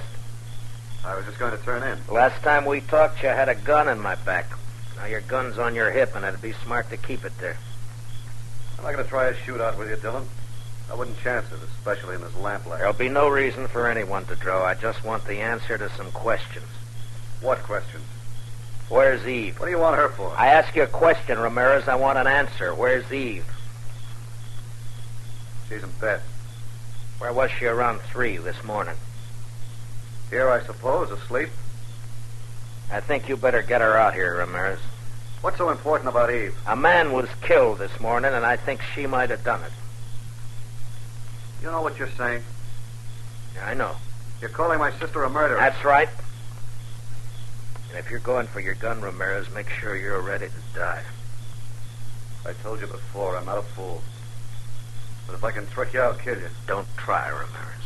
Why do you say my sister killed a man? No hand around these parts would stop for anyone on the road at night. Not unless it was someone they knew or someone they didn't have to fear, like a woman. Like your sister. You don't know anything, Dillon, and you're guessing wrong. I didn't know when I got here, but now I'm sure. What do you mean? The man who died tonight shot at and hit the person who stabbed him. There's no blood on you, but there's blood on the floor over there by the door. Blood that could have come from a gunshot wound. That doesn't prove anything. And there's blood on the table by you there. It's not blood, it's just a shadow from the lamp.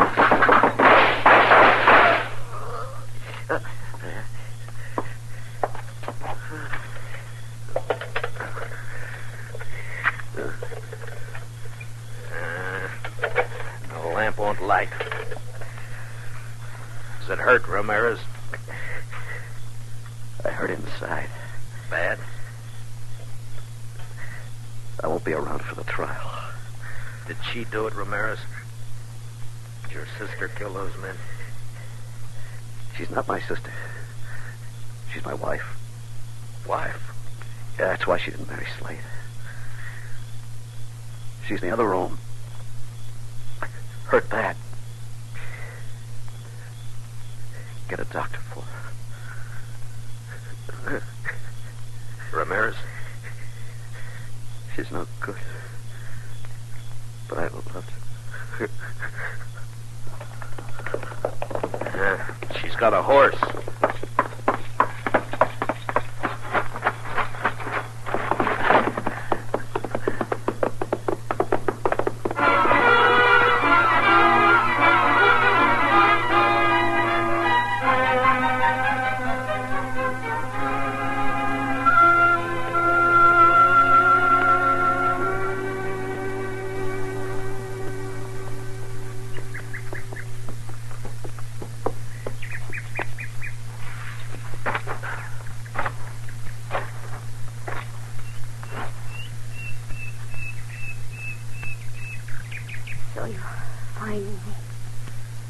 saw your horse grazing when I topped that slope. Matt, what are you going to do with me? Take you back to Dodge. Have you up for trial? There's no point. I wouldn't live long on horseback. I've bled too much already. Yeah. Is there anything I can do to make you more comfortable? No. Nothing. Eve, can you tell me why? Why you killed 4 men? For a very simple reason. I wanted the money they had. I wanted it very much. Matt, I've been thinking about my husband. Is he dead, Matt? Did you kill him? He went for his gun, Eve. I killed him. He was kind to me. I tried to love him, but I couldn't. I didn't love anything but money. Maybe, Matt, I could have loved. Now I'm sorry for everything. Matt? Yeah? It's very lonely. Would you do something for me? Sure. Would you hold my hand? Good. That's good. Very good. I'll just rest here a minute longer. Perhaps I can...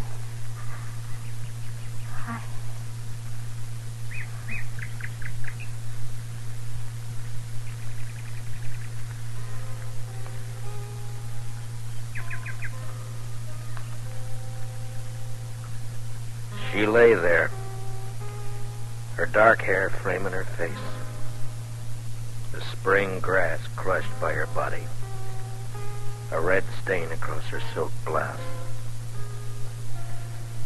The morning sun warmed the soft wind that moved across the land. Later that day, Eve Ramirez and her husband were buried on the outskirts of Dodge City, not far from the banks of the Arkansas River. And later that night, Dodge City was alive with saddle bums, ranchers, cattlemen, searching the dark of the Kansas night for excitement and life.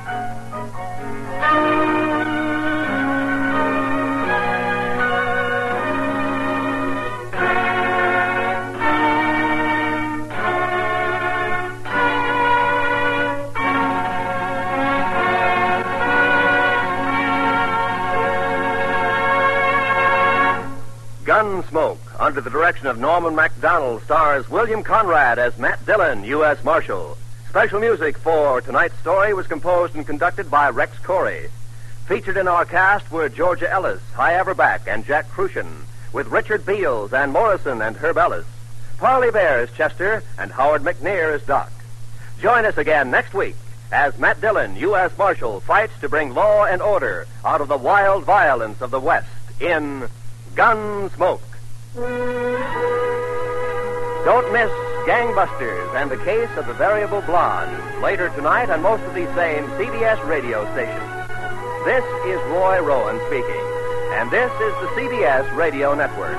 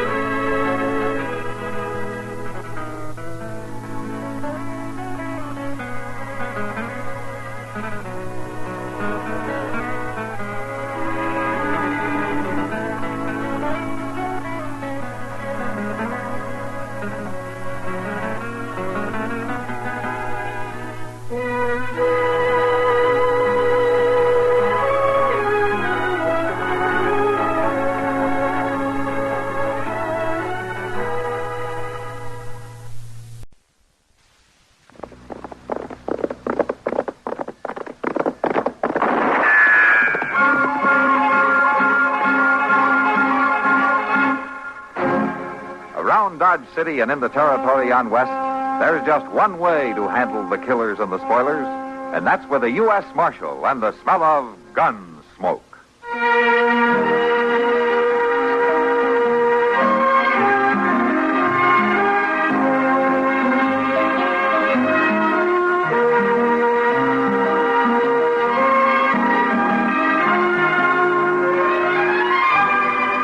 Gunsmoke, starring William Conrad. The story of the violence that moved west with young America. And the story of a man who moved with it. I'm that man. Matt Dillon, United States Marshal. The first man they look for and the last they want to meet. It's a chancy job, and it makes a man watchful. And a little lonely.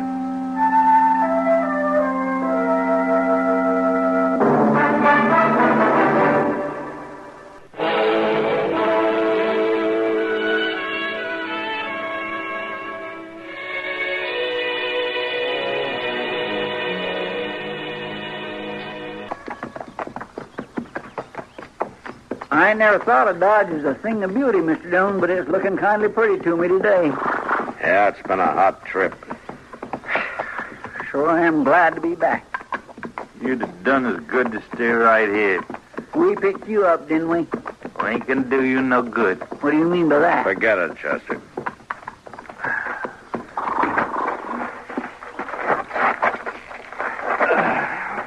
Take the horses around to the stable, will you, Chester? Ask Moss to rub them down. Well, yes, sir, but don't you want me to help you lock this fella up? I think I can handle it. Well, ain't gonna be for long. There, you see now, Mr. Dillon, there he goes, talking like Never that mind, again. Chester. Just go along, huh? Yes, sir. All right, Clary, come on.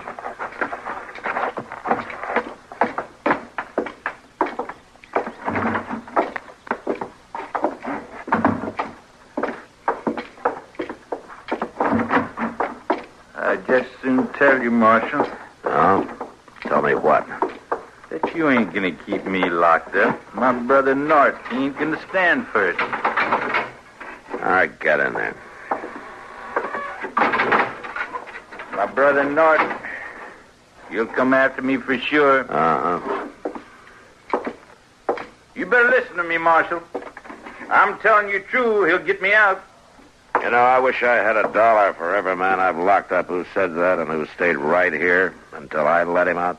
Well, no, it's different. Maybe so, but I wouldn't hold my breath until he got you out. I tell you, Now, Marshal, why don't you settle down and shut up? Huh? You see... Yeah, I'll see.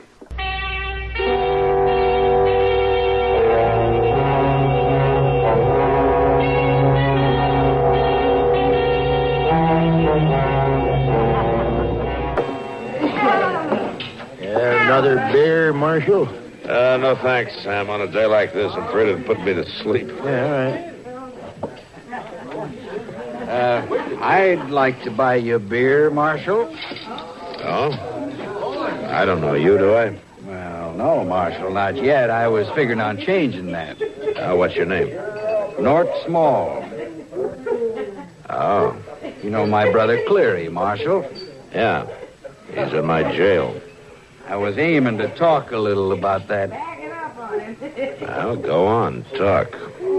Marshal, I just figured we could make a deal. A regular business deal, you might say. I wouldn't offer a bribe if I were you. Why, I ain't even thinking that way, Marshal. Well, I'm glad to hear that. No, sir, no. I'm a gambler, Marshal Dillon.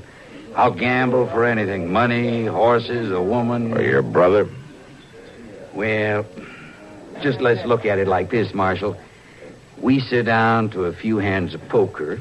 You could win a lot of money that way. And you'd win Cleary, huh? Well, an accident could happen, couldn't it? He could get out. An accident could happen to anybody, Swamp. Well, now, listen. You listen to me. You say you're a gambler. Well, if I were you, I'd bet on a poker game or a woman, but I sure wouldn't bet on getting Cleary out of jail. Every man has his price, Marshal. Yeah, folks say that. And don't be too high and mighty with me. You got your price, too, and I'll find out what it is. Get out. You mark my words. I said get out. Sure, Marshal. Next time, maybe it'll be my play. Don't count on it.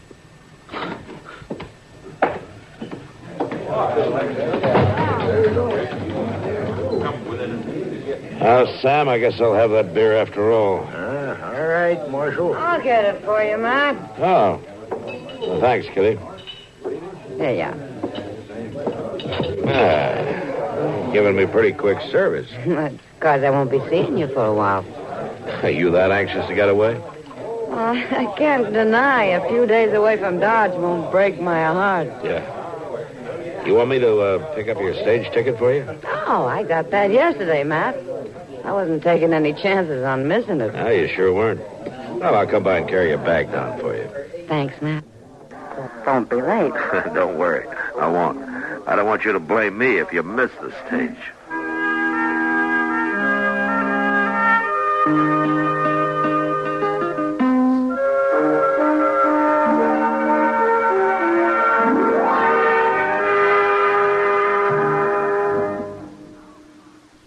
And now here are Edgar Bergen and Charlie McCarthy. Bergie, I think someone's looking for you. Oh, Mr. Bergen. Well, hello, Effie Clinker. What's wrong? My car battery is run down. I think it's an acid condition. Oh, I see. Well, have you seen a serviceman? Well, I had a blind date with a sailor last night, but he got away. No, I mean a mechanic. Seeing you own a General Motors car, you should see your GM dealer for service. His mechanics are GM trained. They have specialized tools and factory-approved parts to provide your fine GM car with the GM care it deserves. So if you own a Chevrolet car or truck, a Pontiac, an Oldsmobile, Buick, Cadillac, or a GMC truck, you should make a date with a General Motors serviceman. Oh, that sounds exciting. Will he have blue eyes?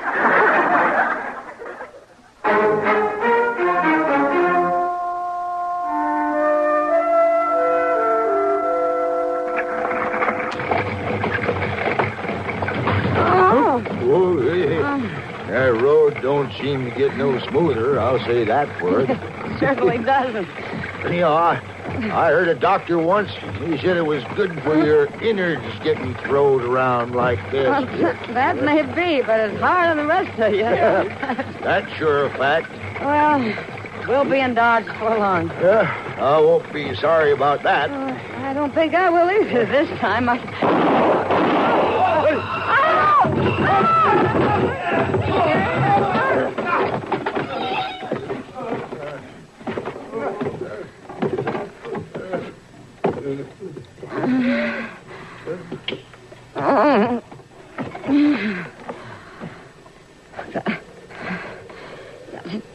Get out of here.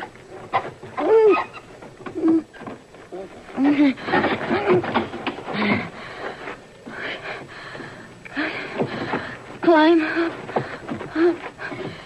Here.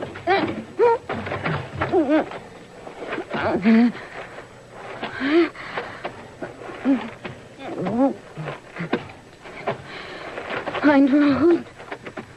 Road. Get help.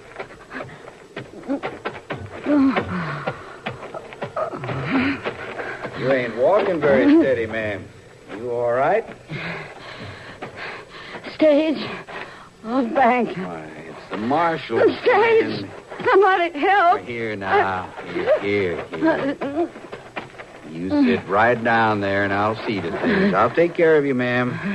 Yes, ma'am. I'll take care of you real good.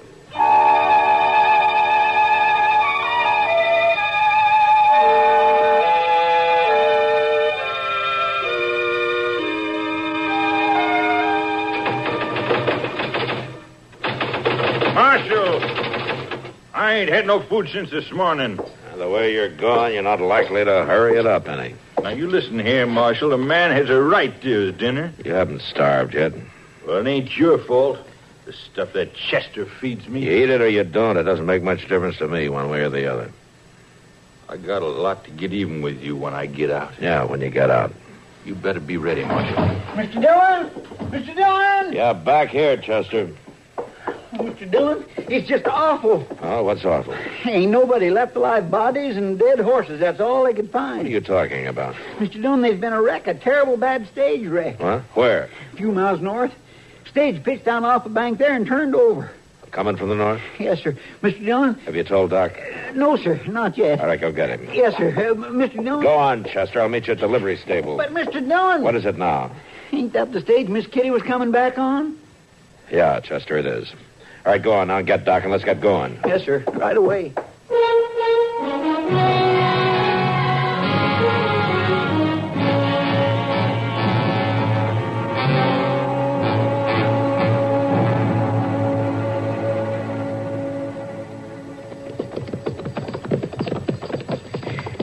There it is, Mr. Dillon. Right down there. Yeah. Oh, that driver must have really been whipping them horses around that curve. Or else they were spooked.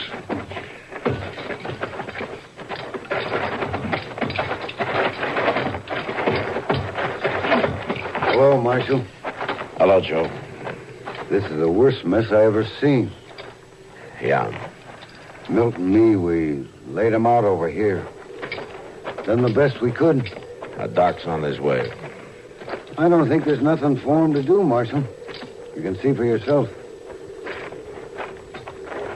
We didn't see no signs of life. Uh-huh. Mr. Dillon? Yeah, Chester. She ain't there. Miss Kitty ain't there. Joe. Yeah, Marshal? That's all you found? There isn't... nobody was thrown out anyplace else, huh? Well, not that we could see when we come on her, Marshal. And me and Milt looked around pretty good. We wanted to be sure. Yeah. Well, thanks, Joe. You did a good job. Well, sure, Marshal. Come on, Chester. Let's look around. Yes, sir. I sure am glad about Miss Kitty. Yeah. Joe, did you shoot these horses? No, Marshal. They were shot when we found them. Thanks. Somebody must have been here before, Mr. Dillon. Yeah. Somebody sure shot the horses. It's a good thing they was put out of their misery. Whoever did it, his trail has been trampled down by everybody who's been here since. Well, he done a nice thing, whoever it was. I wonder what made Miss Kitty change her mind about coming home on this stage, I mean. I'm wondering about that, too, Chester. Well, there's probably a message at the telegraph office. Yeah. Maybe there is.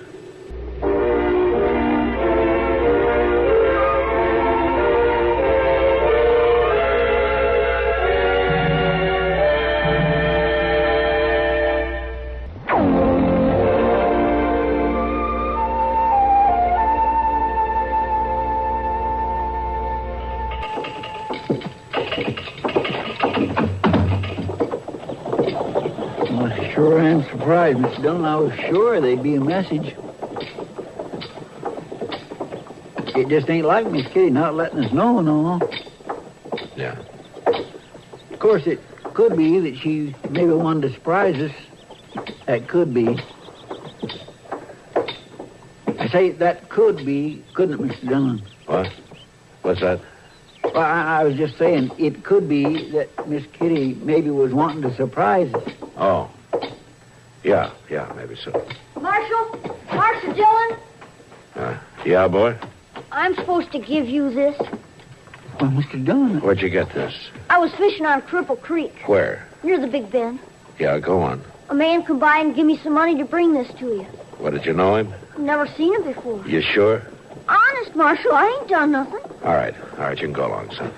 I was supposed to tell you there's a note in it. Yeah, thanks. Mr. Dillon, ain't that Miss Kitty's purse? Yeah. She all right? I don't know, Chester. The note says to bring Doc. All right, go on. Get the horses.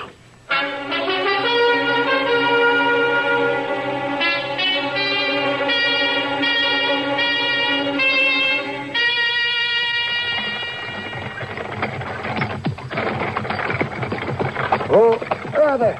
Oh. Hello, Matt. Chester. Well, I came as soon as I got the message. Hello, Doc. Howdy, Doc. Well, what are you doing out here? Nobody's lived on this place since old man Craig left 5 years ago. I'm not sure, Doc, but I'm hoping we'll find Kitty. Here? Yeah, here, read this note. It was brought to me in Kitty's purse. Yeah, let me see here. Come to old Craig place. Bring Doc.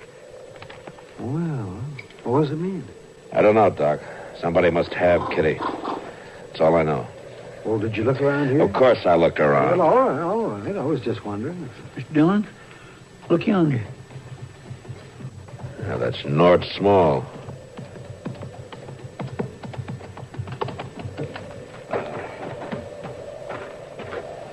Hello there, Marshal. I see you got my message. Where did you take Kitty, Nort? Why, I rescued her from an awful wreck, Marshal Dillon. Where is she? Now, take it easy. She better be all right. Well, now, I'm going to a lot of trouble about that, Marshal. I told you to bring Doc, didn't I? He can't do anything unless he sees her. Oh, I aim for him to see her. That's why I rode all this way. All right, let's go, then. Oh, not you, Marshal. Just the Doc. And on one condition. What's that? That you stay here, nice and quiet, until Doc comes back. Agreed? Well, now, the little lady's life depends on it. All right. Go on, Doc. Yeah, sure, man. That's being smart, Marshal Dillon. Real smart. You better stay that way.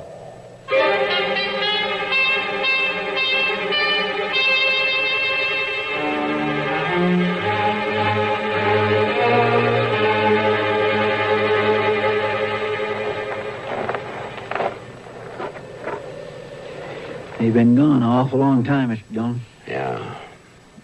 Couldn't we... Mr. Dillon, couldn't we have followed them? Yeah, we could have followed them. I sure do hate just sitting around here while Miss Kitty's laying there hurt. That's why we're sitting here. How's that? To keep her from getting hurt worse. Well, I guess you're right. I better be right. Here they come.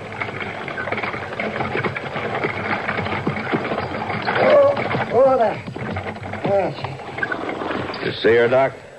I saw her, Matt. She's badly hurt. She didn't know me. Yeah, the doc says she's in a bad way. Needs a lot of taking care of. I want to take her back to town, Matt. She needs nursing. Why didn't you bring her with you? Why, you know why, Marshal. You tell me. Well, it's simple. I figure the doc can go right back to her. Back where? Oh, you're a smart man, but you ain't that smart. You ain't going to find out where. All right, Doc goes back. It's all right with me. It's all right with me, too, Marshal, just as soon as you get back here from Dodge. Oh, I see. Sure you see. You bring Cleary here, and Doc brings Kitty. It's a simple exchange, Marshal. You better do it, Matt. Yeah, I'll do it. Sure you will, Marshal. I told you. You have your price just like anybody else. Yeah. Just be sure it isn't too high. All right, come on, Chester. We're riding back to town.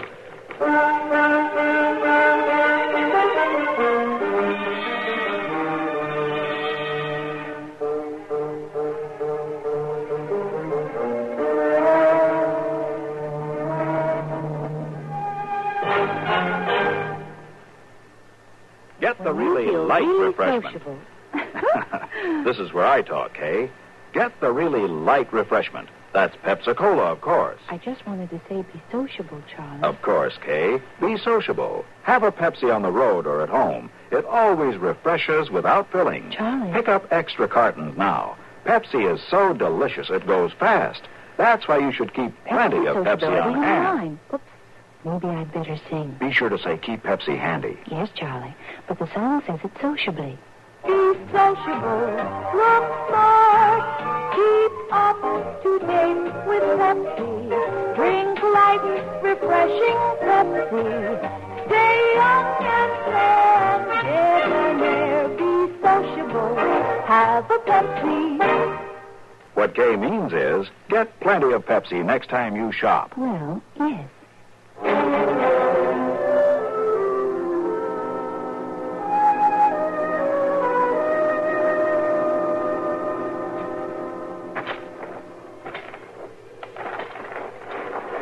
What's the matter, Marshal? Might as well sit down and take it easy. Of course, I guess you can't blame him none for being nervous, Cleary. Them big men all get nervous when they ain't got their guns. Sure is a lot of smart talk going on around here, ain't there, Mr. Dillon? Don't worry about it, Chester. Oh, I ain't worried. He ain't worried, he says. Well, he ought to be worried. Ain't that so, Nort? Well, now, Cleary, I don't know about that. If he behaves himself until the doc gets back with the woman, he might come off all right. Well, what are we waiting for? Why don't we just go now? No, we can't. We sort of made a bargain about it, Cleary. I figure we ought to show the marshal when the small boys make a deal, they keep their word. Well, that surprises me some. I got a notion to fix you. No. Chester, there's too old for you to pick on. I ain't neither too old. By Jing, I'll show you right this minute. Chester. Well, he's just plain asking for it, Sit Mr. down. Dillon. I don't rightly feel like sitting down. I said sit down. All right. That marshal sure is a big man ordering folks around, ain't he, Cleary? I'd like to order him around. Yeah, I bet you would. All right, then, Cleary, you take a crack at it. Order him around a little bit. Why, sure I will, Nort. Sure I will. Let's see now. Chester, before we get out of here, I want you to fill our canteen. That's it, Marshal. You fill our canteen. I'll go do it, Mr. Dillon. No, never mind, Chester. I'll do it. You bet your life he'll do it with my gun on him. Bring him here, Marshal. Now empty him.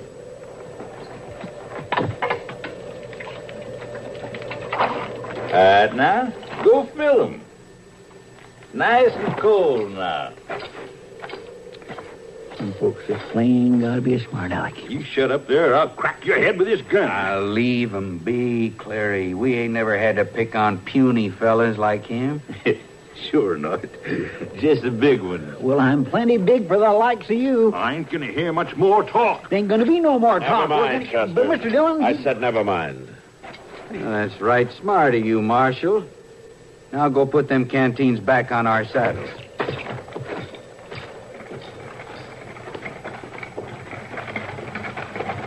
Mr. Dillon, here they come. Yeah, I see him. You see, Marshal? When I make a deal, I stick to it. How is she, Doc? Well, she's better, Matt. She'll make it. Matt, Yeah, Kitty. my purse. Doc says you have my purse. Yeah. It's back at the office. Don't lose anything out of it. You see, Matt? When a woman starts worrying about things like that, she's going to be all right. Good. Oh, that's fine, Doc. All right, take her on in, huh? All right.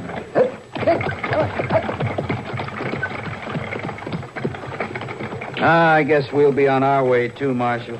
We got a long ride. Well, it'll seem long. Maybe you'll remember, Marshal, about a man and his price. Yeah. I think maybe we'll both remember.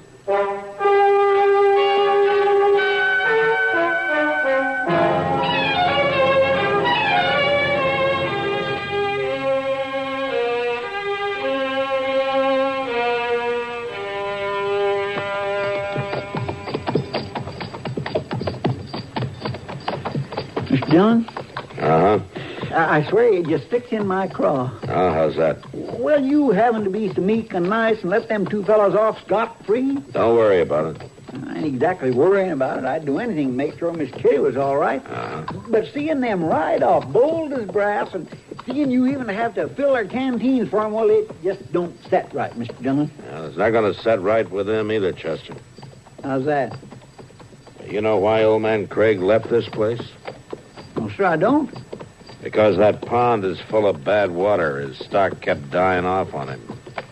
Mr. Dillon, you mean... Yeah, it's a hot day, Chester. Swilling that water all day, they'll either be dead or sick enough to come along peaceable. We'll wait a day and then ride out and pick them up. Okay? Okay, Mr. Dillon.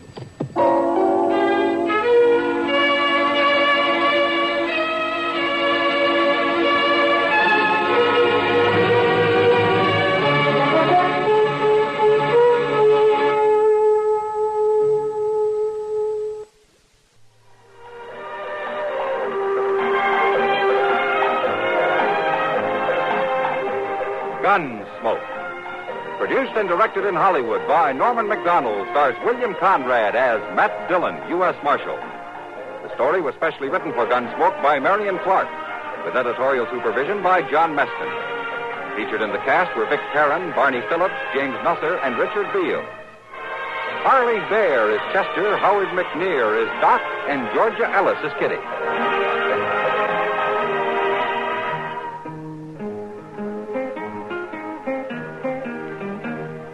This is George Walsh inviting you to join us again next week when CBS Radio presents another story on Gunsmoke.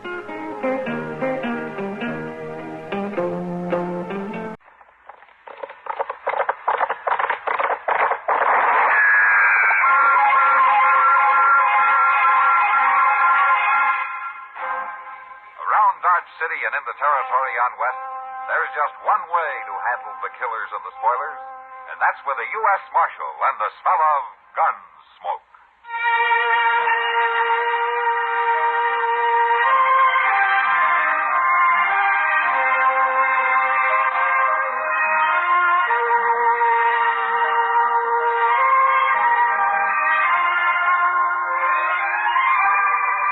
Gunsmoke, starring William Conrad.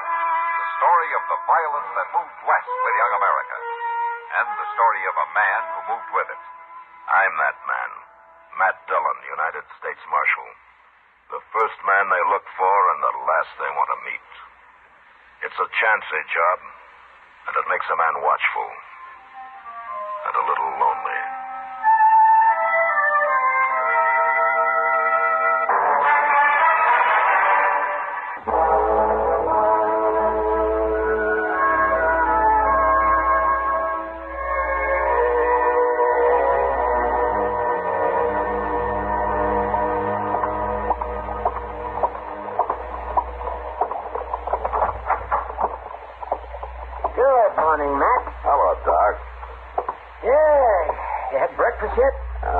Chester to get back from the depot. Somebody told him there was a telegram down there for me. There's a telegram?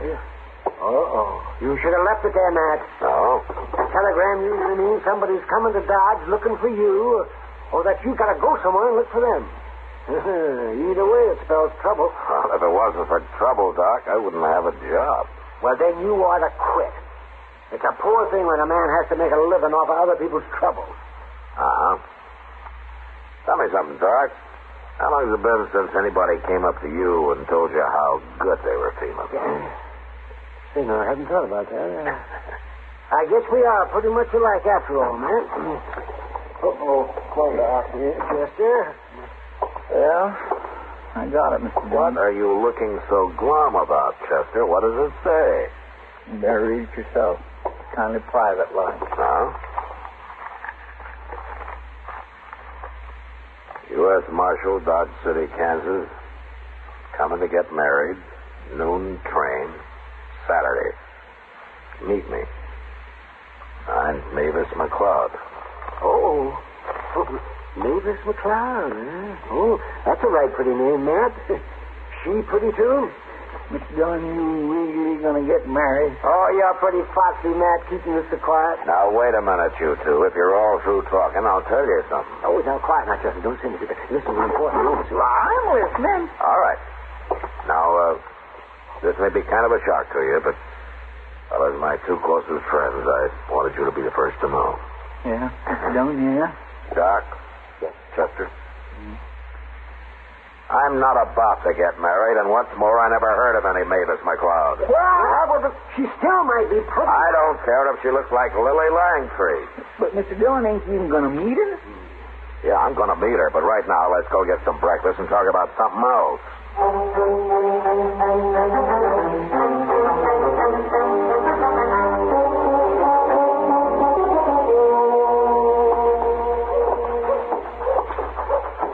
Look here, Mr. Dillon. Straight up noon, and there comes old Crane right on time. Yeah? It's troubling you, ain't it? No, Chester. I think trains should run on time. Sure, that's what I mean. Hey, look. Look at there. This kitty going into depot there, see? Chester. Mr. Dillon, I swear I never said a word to her about this. She's probably expecting some mail or packages or something. Anyway, she never seen her. Say, how are we going to tell Mavis McLeod from anybody else? I don't know. Look, there's a girl. Would that be her, do you think? Would that be her? Chester, I told you I never even heard of her. How would I know what she looks like? Well, that little girl's right pretty, Mr. Dillon. And she's the only female lady there. Okay, let's go ask her then. I'd judge her to be about 18, wouldn't you? Yeah, about that. I'd say she's pretty nice. She is pretty. Excuse me, miss. Yes? I'm Matt Dillon. Oh, maybe you can help me. Oh, maybe. I'm looking for the U.S. Marshal here. Do you know him? Well, I'm the marshal, ma'am. Oh, you are? Then you got my telegram. I did.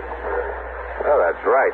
You didn't have my name on it, did you? Of course not. How would I know your name? Oh, my goodness. Well, you didn't think I was coming to marry you, did you? Oh, how awful. I mean, how awful for you. Well, I'm still a little confused. This is Chester Pratt. Mavis McLeod. How do you do, Chester? Well, I'm proud to know you, ma'am. Yes, miss. Oh, I'm so sorry, Marshal Dillon. I guess I should have explained more in the telegram. Oh, that's all right. Who did you come here to marry? Well, I don't know. You don't know? Well, not yet. I just got here. You two are the only men I've met. Chester. Yes, sir? Go over to the depot there and see if you can find Kitty, will you? Yes, sir. I sure will. Mavis, how old are you? I'll be 19 in December. No? Oh, where are you from? I won't tell you. Well, why not? Because it isn't polite for a gentleman to ask a lady so many personal questions. All right. Well, why did you send me that telegram? Well, because I thought I'd be safe with the marshal helping me. Well, helping you do what? Get married. Oh, don't look like that. I'm not crazy. They need women out here, don't they? Well, don't they? They need them. And I'll make a good wife, too. But, of course, it'll have to be the right man, Marshal. I won't marry just anybody, you know. And you can stop shaking your head like that. John, I found her. Hello, Matt. Kitty, this is Mavis McLeod. Hello, Mavis. Welcome to Dodge. Oh, well, thank you, Kitty. Kitty. I know, Matt. Chester told me all about it. Thanks. Don't mind the marshal, Mavis. Sometimes he's a little slow to understand these things. He most certainly is. Why, he's been looking at me as though I were a bug of some kind. Kitty, you take care of her, will you? I'll go try to figure something out. Yeah, she'll be okay. And, Kitty, don't... Oh, don't worry. I won't take it to the Long Branch. Okay. You let me know if you need anything, Mavis. Besides the husband, I mean.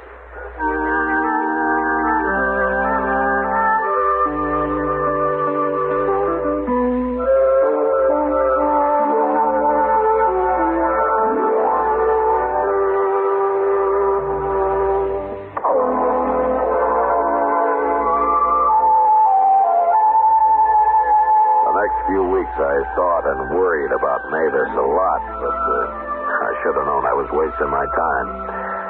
She met a young fellow called Barney Wales, and 3 days later they got married. Kitty called it love at first sight, but anyway, I knew Barney, and he was a sober, hard-working cowboy who'd started a little spread of his own not far from Dodge. It was a good match, but it looked like they were going to make out fine. At least I thought so. Until one day when I was sitting in my office trying to keep cool. I'm looking for Marshal Dillon. That's him, sitting right there. Come on in, mister. My name's Lou Staley, Marshal. What can I do for you, Mr. Staley? I've come a long way. Huh? All the way from St. Louis. I'm looking for Mavis McLeod. Oh. Well, what do you want with her? That's my business. Well, that may be. Where is she? What makes you think I'd know? She sent you a telegram from St. Louis. I knew she was headed out here somewhere, so I checked. Mavis isn't the kind to arrive in a place unknown. I see. You going to tell me where she is? Not till I know why you want to see her. And I'll find her myself. She's around here somewhere. She's married, Staley. What? She's married. Now, why don't you go on back to St. Louis and forget about it, huh? Who'd she marry? What difference does it make? You're not going to bother her. We'll see about that. In the meantime, I hold you responsible. Okay, so you hold me responsible. Why don't we settle that right now? I'll find her first, Marshal. And after I've killed her husband, I'll come looking for you. Well, now there's about the bloodthirstiest man I ever did see. I declare he's going to kill everybody. He might try it, Chester. I think I better ride out and talk to Barney Wales. Oh, sure, not today, you ain't. What? Well, Barney and Mavis is in town today. I seen them over at the Dodge House this morning. They're staying the night there. I'll go find them there before Lou Staley does.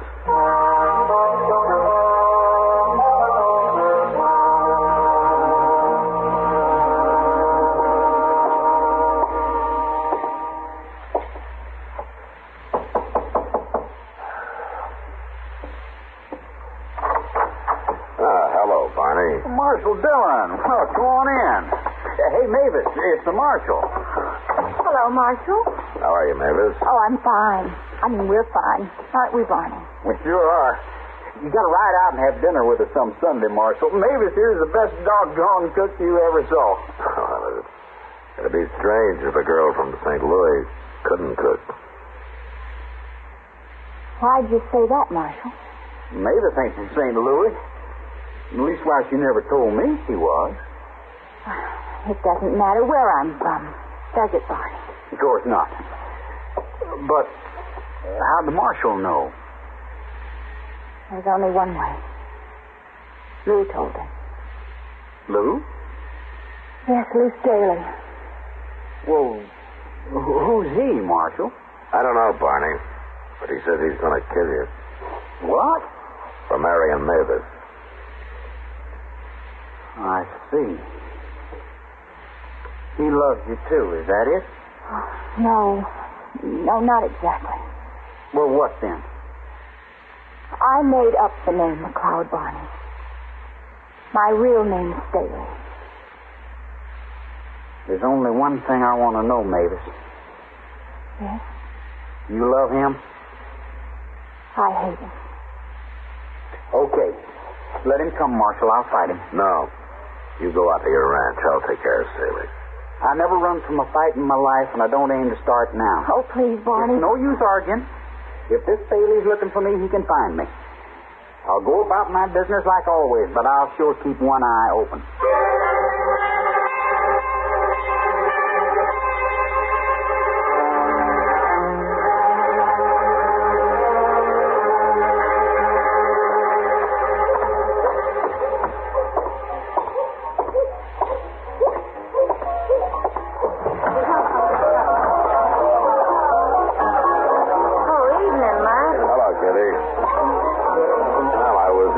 Chester earlier. Huh?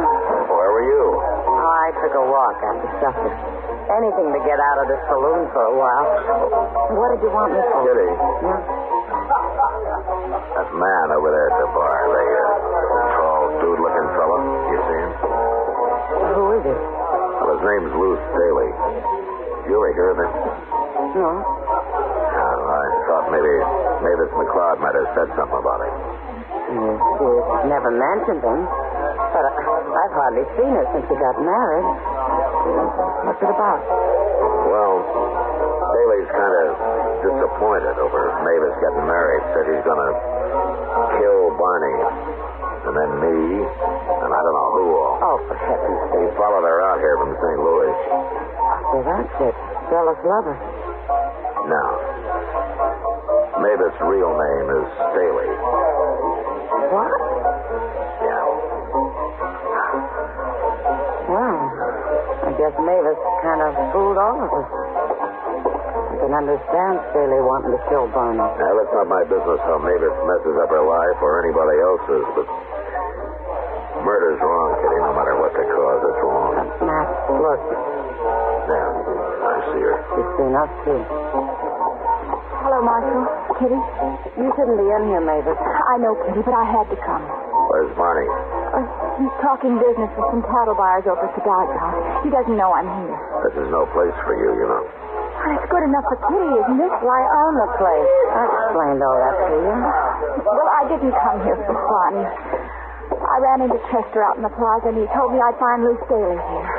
I've got to talk to him. It probably won't do any good, but I've got to try. Well, he's over there at the bar. I know, I saw him. But I didn't dare walk up to the bar, and not with all those men watching. Okay, Mavis, I'll get him. No, I guess I won't have to. I knew I'd find you sooner or later, Mavis. I want to talk to you, Lou. It's too late for talk. I told you what I'd do, and I'm going to do it.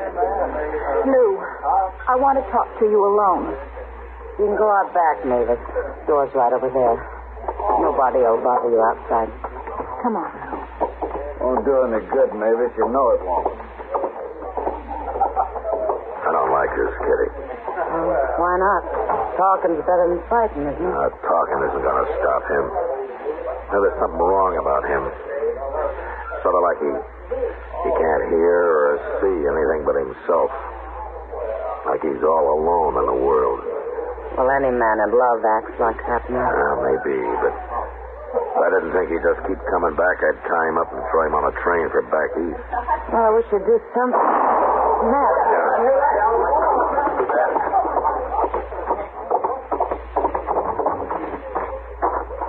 Matt, look, it's Mavis.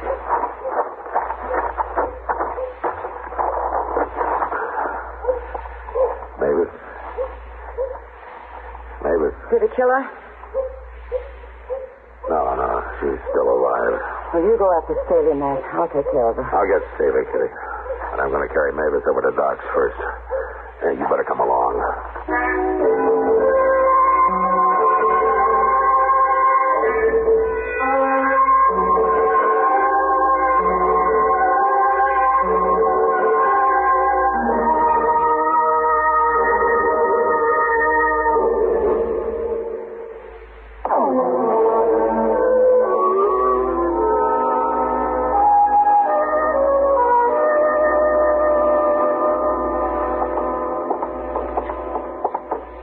I declare, Mr. Dillon, that's the worst thing I ever heard of, shooting a lady. Doc says she's got a fair chance, Chester. You're going to tell Barney about it and then go after Lou Staley, huh? I'm going to do more than that. You are? What? You'll see. Yeah, I hope Barney's still here at the Dodge House. Yeah, I hope so, too. Maybe that's him standing over there. I know that one fella. Cattle buyer. Oh, there's Barney with his back to us here. Any steer that walks up here from Texas is tougher than a mule, and you know it, Abby. I got better beef than that, but you're going to have to pay for it. Barney. Don't say that, President. Hi, Marshal. Hello, gentlemen. What are you doing here, Marshal? Something wrong? Yeah, Barney, there's something wrong. Well, what is it? Tell me. Where's Mavis? Now, wait a minute, Barney. Look, do you trust me? We sure do, Marshal. Of course, why shouldn't I? Well, there's no reason, but I just want you to think about it when you wake up. All right, shut up. Don't interfere in something you don't know anything about. Chester. Yes, sir? Go get a rope and tie him up. But fix it so he can walk. When he comes to, take him to jail. But I don't know. Do it. Okay, sir.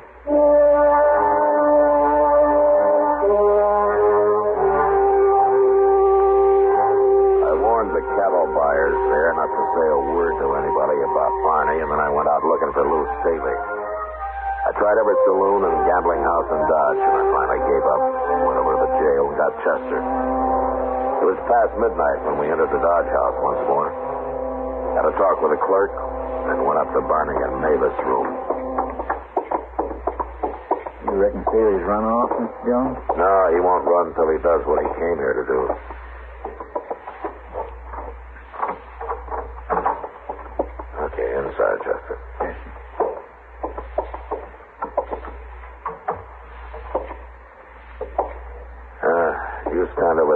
here, so you'll be behind the door when it opens. Staley's sure going to be surprised if he does come here, ain't he? Unless that clerk downstairs bungles it. Well, and all he's got to do is say, Barney come in a while ago and went upstairs. Well, it sounds easy, Chester, but he might get scared and say anything. Well, what if he's scared of a man who goes around shooting women? The clerk doesn't know about that, Chester. Besides, Staley may be crazy, but he's armed and he's dangerous.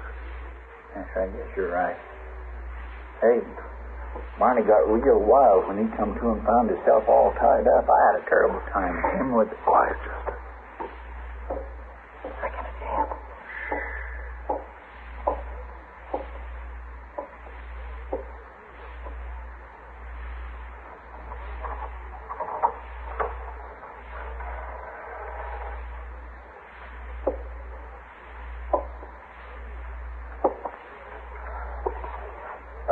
Barney, you coward. Where are you? Hold it right there, Staley. Oh.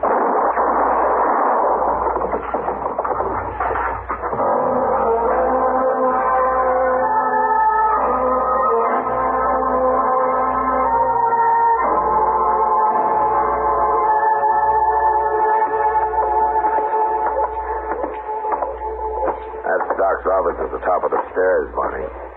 He says Mavis is going to be okay, huh? She's doing fine. Here we are. Wait a minute, Marshal. Yeah. About last night, I'd have found Lou Staley somehow, and I killed him any way I could, Marshal. It might have been murder, Barney. Yeah. I guess this is the first time I ever thanked the man for knocking me out. Let's go on in now.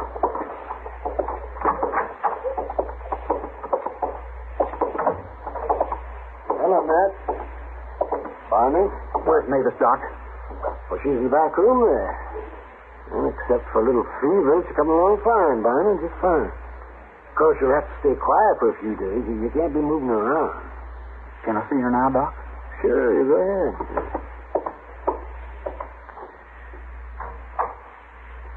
Matt, Mavis told me about the shooting. You know what happened? What, Doc? She tried to take Staley's gun away from him, that's what. They were fighting over it, and it went off. He didn't try to kill her at all. You know, it's funny about Staley. What?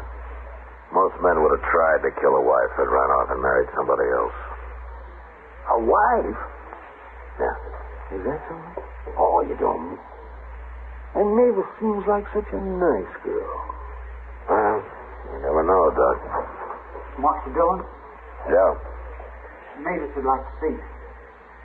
Okay.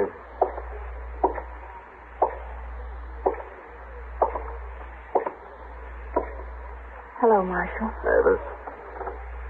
There's something I want to tell you, Marshal. Okay. Barney already knows.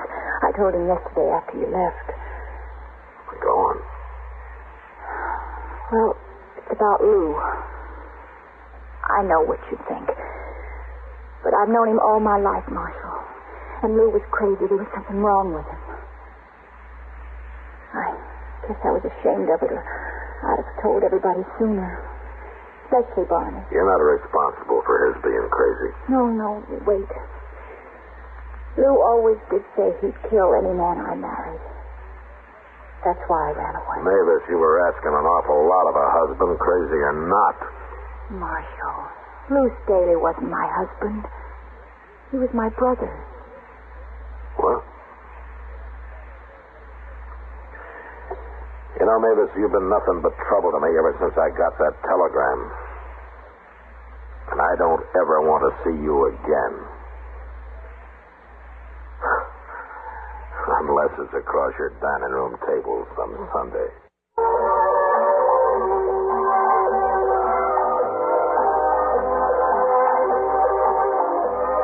Gunsmoke. Produced and directed in Hollywood by Norman McDonald, stars William Conrad as Matt Dillon, U.S. Marshal. The story was specially written for Gunsmoke by John Meston.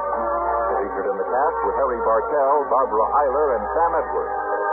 Farley Bear is Chester, Howard McNear is Doc, and Georgia Ellis is Kitty. This is George Walsh, inviting you to join us again next week when CBS Radio presents another story on Gun.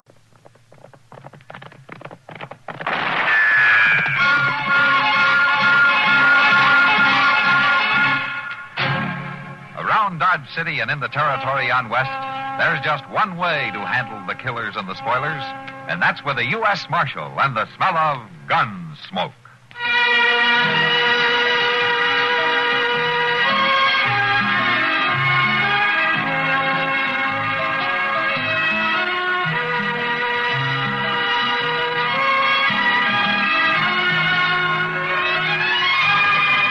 Gunsmoke, starring William Conrad. The story of the violence that moved west with young America. And the story of a man who moved with it. I'm that man. Matt Dillon, United States Marshal.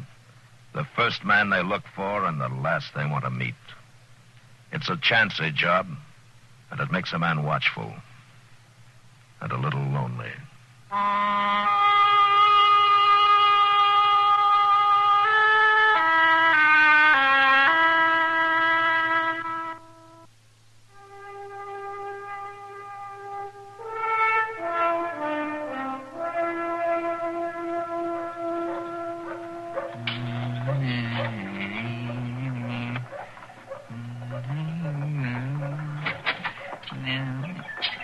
Oh, you finished in there already, Mr. Dillon? Well, I just wanted to ask the agent a question, Chester. All right, I was sort of hoping we'd be a few minutes longer. Oh, do you want me to go back in? Oh, no. Of course not. I was just thinking, though, with it so near to stage time and all, I'd like to stay a little bit and see it come in. Are you expecting somebody? Well, no, it ain't that. What is it, then? Well, I just like to see them stages come in, is all. I get to figuring on all the miles they've come and all the folks that's rode in them and all the things that's happened. You know, Mr. Dillon, it kind of stirs a man up. Hang on to yourself, Chester, because here it comes. Oh, sure enough. Oh, ain't that a pretty sight? Oh. Well, I've seen prettier, but we might as well wait around and see who's coming in, huh? Jinkies, I enjoy that. Whoa, my.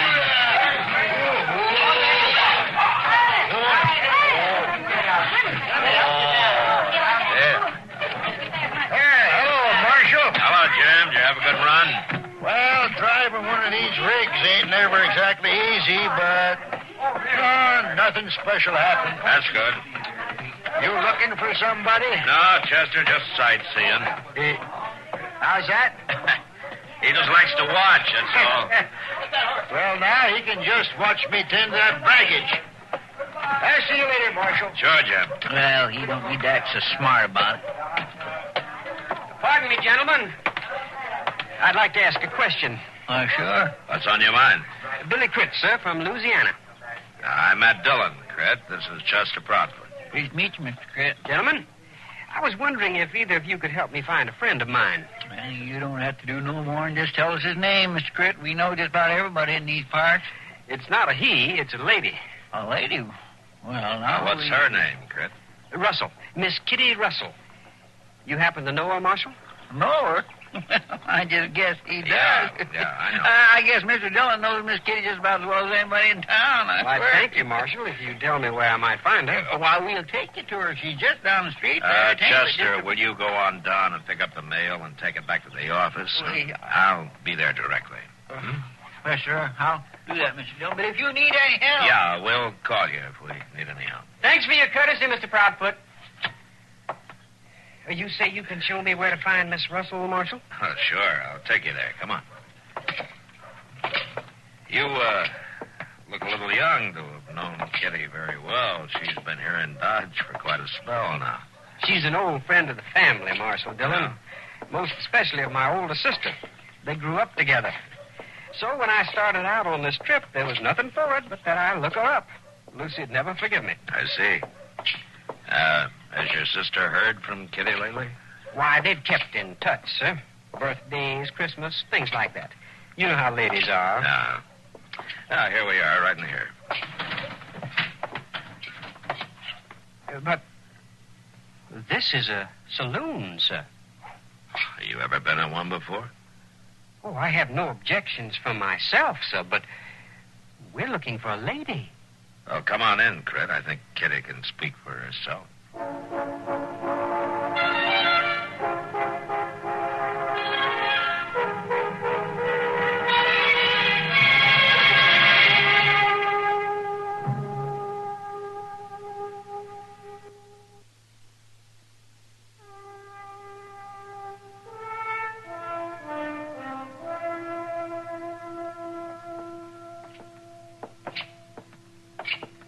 Kitty. I'll be with you in a minute, Matt, as soon as I get these bills added up. Sit down. This is an old friend of yours, Kitty. Huh? From Louisiana, named Crit. Billy Crit, ma'am. Well, there's no wonder you don't remember me. I was hardly big enough to notice when you last saw me. You're Billy Crit? That's right, ma'am.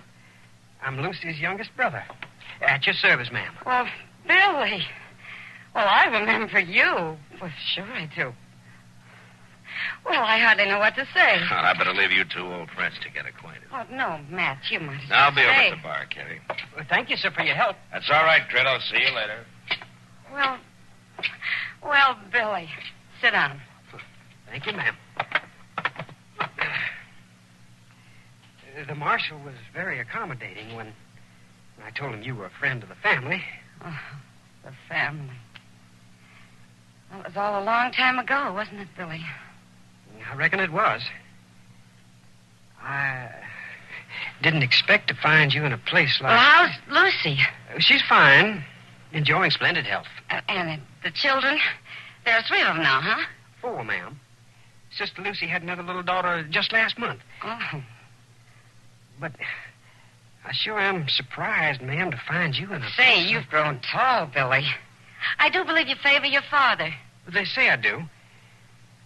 Miss Kitty... That whiskey drummer's about to leave, Kitty, if you want to settle up with him. Oh, yeah, Sam, I do. I'll be right there. You'll have to excuse me, Billy. There's some business I have to take care of. Why, that's all right, ma'am. But I wonder... Yeah, Billy? I wonder if you'd do me the honor of taking supper with me tonight at some suitable place? Well, all right, Billy. Sure, that'll be nice. You come back this evening. Kitty? Yes, Sam. I'll call for you, ma'am. All right, Billy. I guess you'll be staying at the Dodge House, Crit. I'll walk along with you. It's right near my office. Well, thank you, Marshal. I'd just as soon get along there now. Now?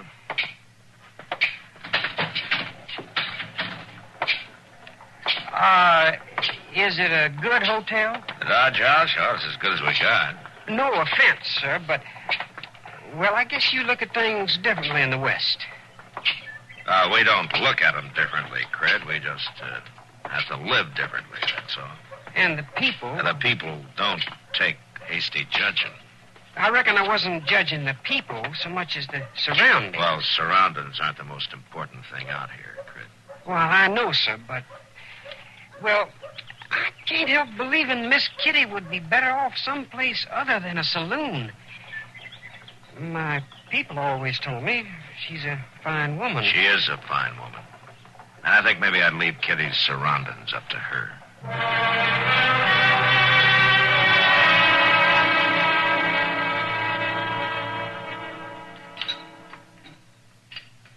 No.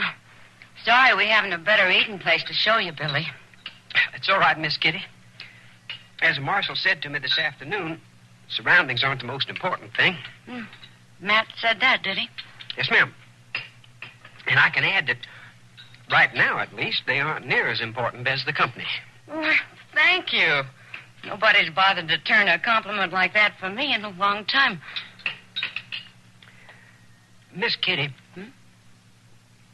I'd like to ask you something. Go right ahead, Billy. Sister Lucy, she never mentioned the kind of work you do. I don't think I ever mentioned it to her. Well, I can't help feeling, ma'am, that you'd be a lot happier if you were situated someplace else. Are you talking about the Long Branch? Yes, ma'am, I am.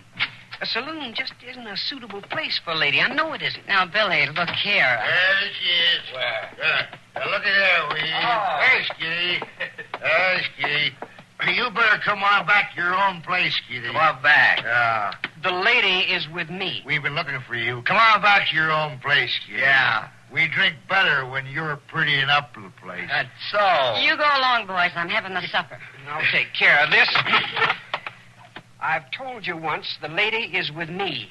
Now, if you don't stop bothering her, I'll be forced to take it as a personal insult. Billy. What's he saying, Tom? Well, I do believe the little fella is standing up for Kitty. I'm warning you, sir. Why, you fancy talking, young... Boys, you go on back to the Long Branch. I'll be along directly. I won't stand for them talking to you like that. Billy, sit down. Now go along, boys.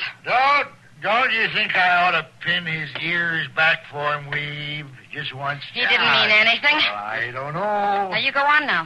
Drinks are on me. Oh, free drinks? That's what I said. Well, sure thing, Kitty. Well, we'll see you later. Sure. Come on, Weave. Sure thing. Go on, free drinks. I wish you hadn't done that, Miss Kitty. You don't understand the way things are out here, Billy. They didn't mean anything. But no lady has to submit to that sort of thing. Oh, Billy, you got a lot to learn.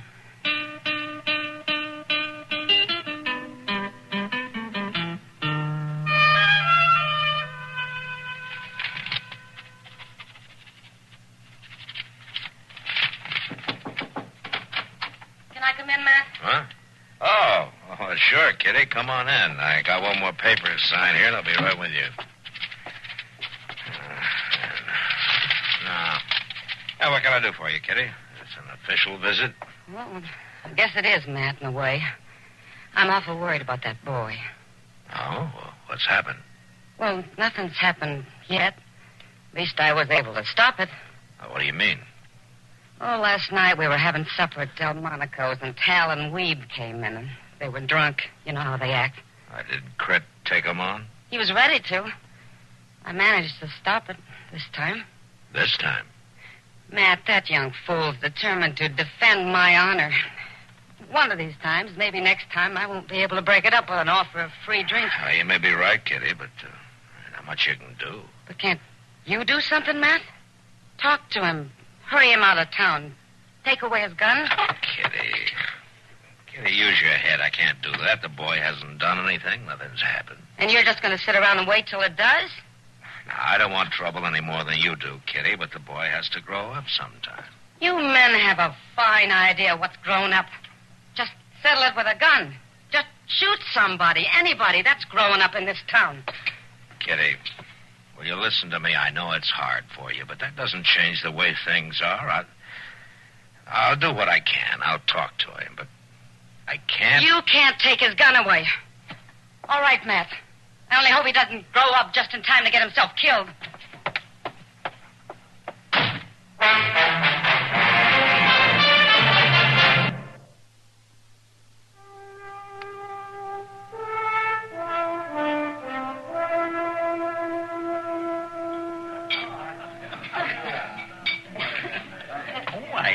Doc, Miss Kitty read him out something fierce. She did? Yeah. Oh, well, what were you doing there, Chester? Eavesdropping, huh? No, Doc, but I was in the back room there when Miss Kitty come in, and there wasn't no way for me to come out once she started going on, Mr. Dillon.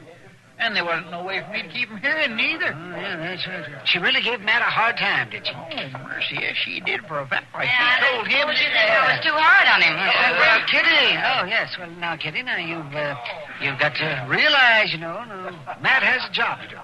Yes, he has, and a tough job. And he can't take time to nursemaid every young pup who comes to town. Oh, you men are all alike. Just leave him alone. Give him a gun and leave him alone. It'll all be settled one way or another. Miss Kitty, Billy coming in. I'm afraid he would. Well, I'll steer him away from the bar. Maybe that'll keep trouble away for a little while. Billy? Hello, Billy.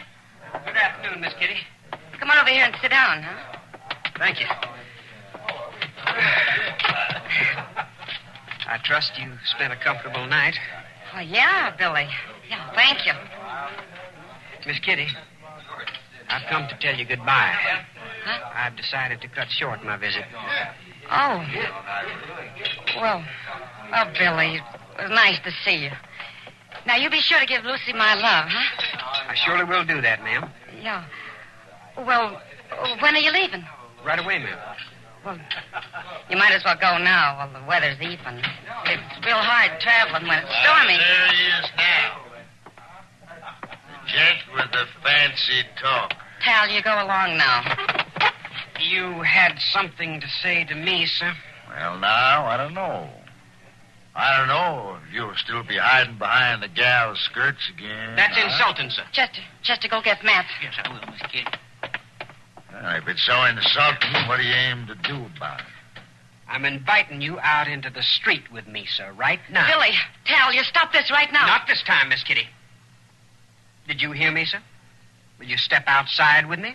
You mean you really know how to use that gun you're wearing? I know how to use it. If you are not afraid. You young smart aleck. I'm waiting. Doc? Yes, look here, Tal, now.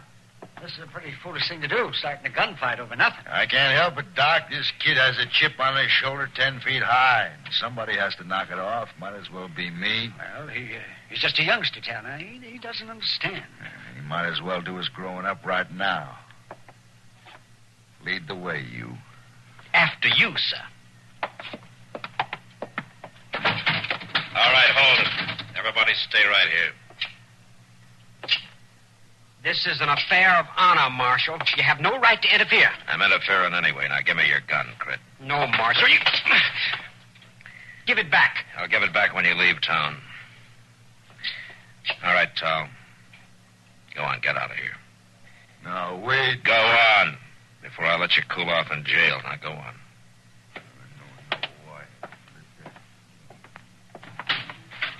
This is very humiliating for a gentleman. Billy, this whole trip, this whole meeting with me seems to have been humiliating for a gentleman like you. Why, ma'am, I was meaning to defend the lady's honor. What lady? What honor? Why, yours, ma'am. Now, you listen to me. I've been getting along very well here without you to defend me. I live the way I want to live. I do what I want to do, and it's for my honor. Well, I haven't thought much about it for a long time. But, ma'am, I've had about enough of you with your fancy manners and your fancy talk. The sooner you go back to your mama and your nice ways of living, the better I'll like it. Sam, I'll have a whiskey. There's a stage in an hour, Crit. You might want to be on it, huh?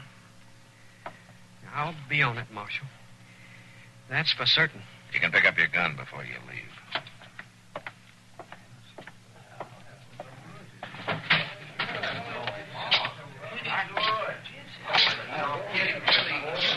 You were pretty hard on him, Kitty. And pretty hard on yourself, too. Yeah, I was. It settled it, didn't it? I guess it isn't the first time a woman's had to be hard on herself to keep a man out of trouble. Is he gone? Yeah, he's taken the stage. Well, that's good. Oh, well, Matt. Come on. I'll buy you a drink. Well, you think I'm grown up enough? Guess I'm going to have to let you decide that.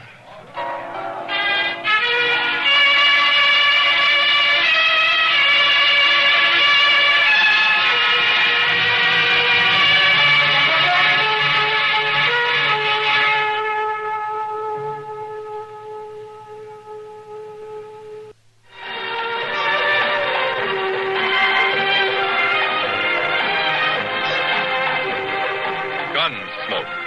Produced and directed by Norman McDonald, stars William Conrad as Matt Dillon, U.S. Marshal. The story was specially written for Gunsmoke by Marion Clark, with editorial supervision by John Meston. Harley Bear is Chester, Howard McNear is Doc, and Georgia Ellis is Kitty. This is George Walsh inviting you to join us again next week for another story on Gunsmoke.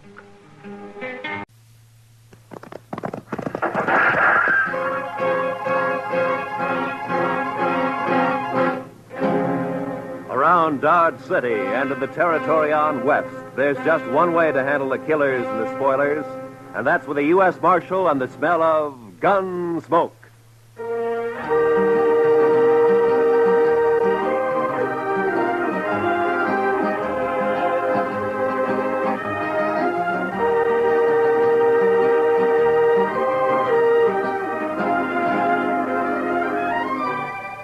Gunsmoke, starring William Conrad. The story of the violence that moved west with young America. The story of a man who moved with it. Matt Dillon, United States Marshal.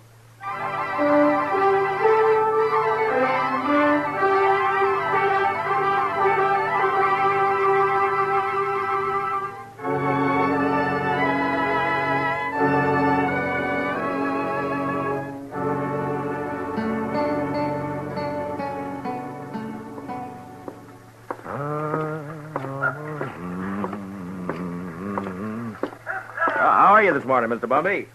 Oh, Marshal.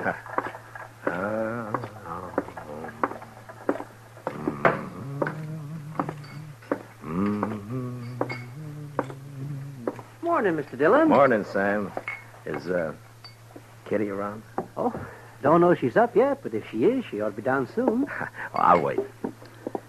Nippy this morning. Oh, feels good. It's a nice time of year. I don't know. I kind of like spring myself. Sam, you better wash that glass over.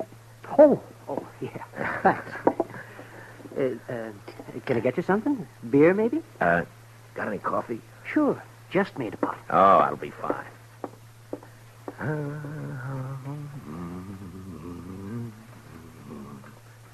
Her face is something wondrous fair. That's pretty, Matt. You got a pretty voice. Oh, it's good enough for calling hogs, I guess. Yeah. You just get up? A while ago. Why? Oh, it just strikes me I haven't seen you close too early like this. Uh-huh. No, you look fine. I mean that you... You better quit while you're ahead. Yeah, I guess it's... Where's Sam? Oh, he's bringing in coffee. Oh. Sam, cup for me, please. Sure, Miss Kitty. What's the occasion, Matt? Kitty? There's a party tomorrow night, a dance. It's a benefit for the new school down at the hall, you know? And, every fellow's to bring a girl. You know? It happens at dances. Go on. Well, what I'm trying to... Will you go? With me? I'd kind of like to, Matt, but no thanks.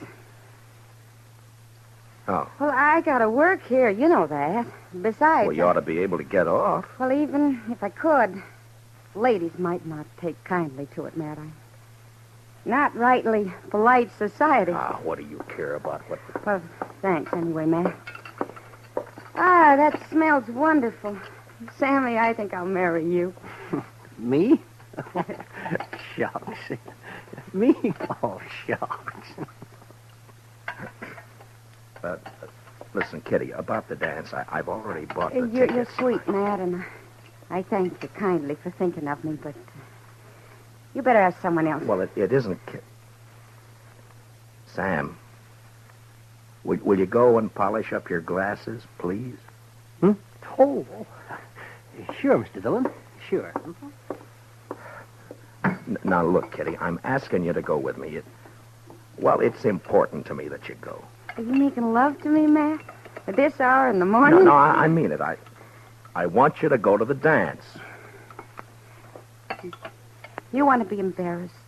You want everyone to stare at us. You know what they'll say? My, the marshal really should have better sense than to bring that woman here. It ain't decent. It ain't proper. Oh, Kitty. Well, it's true. I'm a hostess at the Texas Trail, a saloon. You know what they think about me. Well, will you go, Kitty? No. I'll call by for you at 7, huh? I'll drink a bottle of whiskey and clout some old biddy on the head. Then you'll be sorry. Oh, Kitty. I haven't got anything to wear, Matt. I can't wear my working clothes. You look just fine, like you are, Kitty. Just fine, just like you are. Marshal. Yeah. I shouldn't, but I guess I'll go to the dance with you. I'll be ready at 7.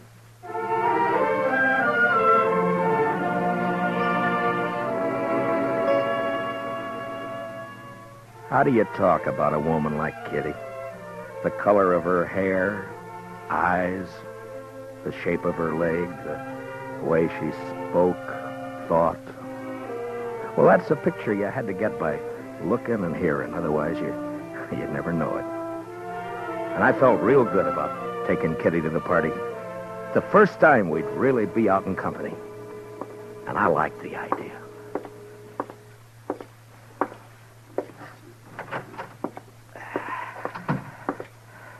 Oh, morning, Mr. Dillon. Good morning, Chester. Nice day. What is that? That, Mr. Dillon? Yeah, all over my desk. That. Ink. Yes, sir, I know. I was just cleaning it up, Mr. Dillon. Seems like a big bluebottle fly, last of his kind this fall, I guess. Big fool bluebottle fly was a-setting on your desk, Mr. Dillon. Oh, you're slopping it all over the floor, Chester. Yes, sir, I see it.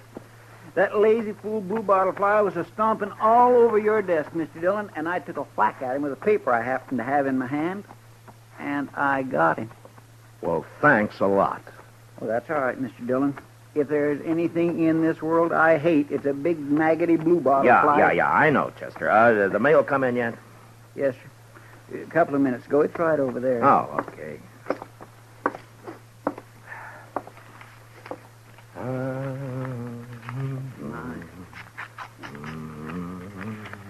There. I think that should do it, Mr. Dillon. All right, Chester. Anything likely in the mail, Mr. Dillon? No. Look, Chester, we better get these government circulars posted. Would you do that for me? Yes, sir, I'll do that. Say, Mr. Dillon? Yeah, what is it, Chester? About the dance tomorrow. Now, what about it? Well, you're going, aren't you, sir? Doc's going. He's taking Ms. McNish. I'm going. Everybody's going. You are going, aren't you, Mr. Dillon? Yeah, I'm going. Don't seem right, a man your standing not to go to a big social like we're... You are? Yes. Well, that's fine. Just fine. Doc and me, we were talking, and it just didn't seem right to us that a man like you didn't have no real nice, sweet girl to escort to a big social. I got one, Chester. A real nice, sweet girl. I'm taking Kitty. Miss Kitty? I asked her before I came down, and she accepted. Well, that's good. Miss Kitty. That's right, Chester. I got a couple of letters off to Washington, Chester. You want to go and see about posting those circulars, huh? Yes, Mr. Dillon. Ah, fine.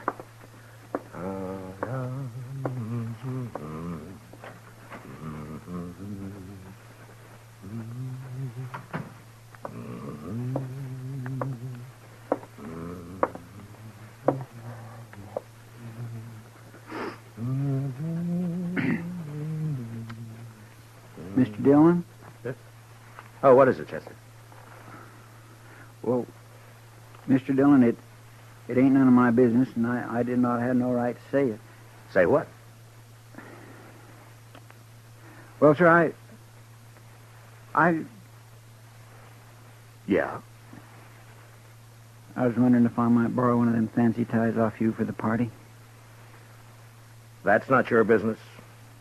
That's what you haven't got any right to say. Yes, sir. No, that's right. You're a liar, Chester. But you can borrow a tie. I thank you kindly, Mr. Dillon.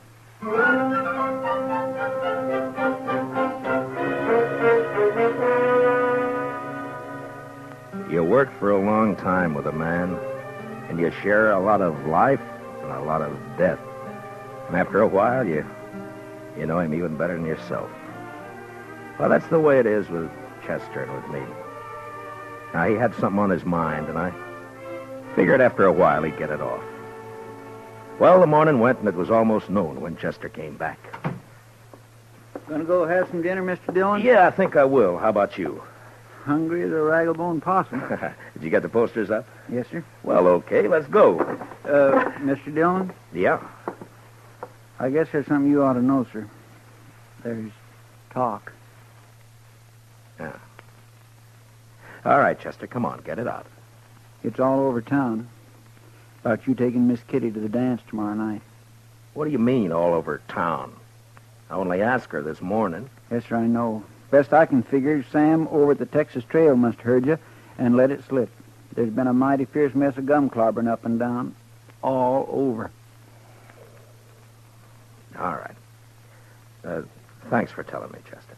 It ain't none of my business. Yeah, I know. You said that before. Yes, sir.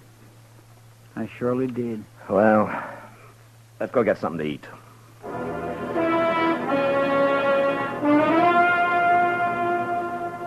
It's hard to tell about people. Maybe it's hard to tell about yourself because you come under that same heading, people. And when they're mean and small, there's not an animal to touch them. Chester and I walked down the street, and it didn't take long to hear and see what was going on. Some of the drifters leaning against the wall on the corner came right out with it. Morning, Marshal. I understand there's Galentine's got herself a new boat. What did you say? Maybe you ought to look into it, Marshal. Folks are being downright rude. Mister, you're gonna... Come on, Chester.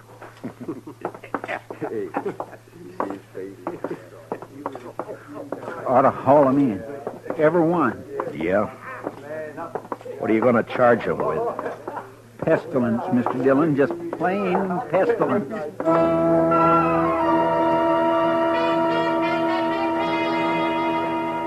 I knew better what Kitty had meant about the ladies of the town when a couple came out of Olivet's dry goods store. They didn't see me until it was too late. Complain to the dance committee. It's indecent, that's what it is. Why, she's common. Nothing but a common saloon woman. What's this city coming to when a United States Marshal... Ooh. Morning, Miss Sprinkle.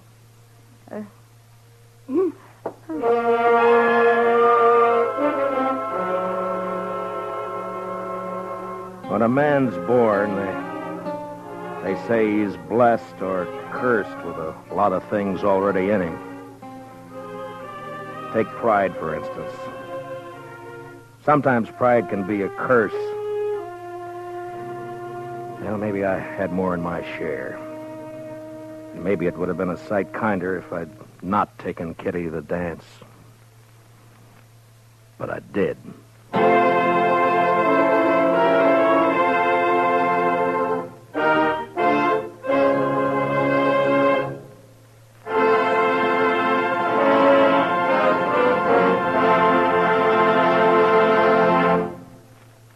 We will return for the second act of Gunsmoke in just a moment. But first, this hint for weekend driving. Whatever you do, be moderate. Be obedient to all traffic laws. Be careful. Use your head and don't take chances. Now for the second act of Gunsmoke.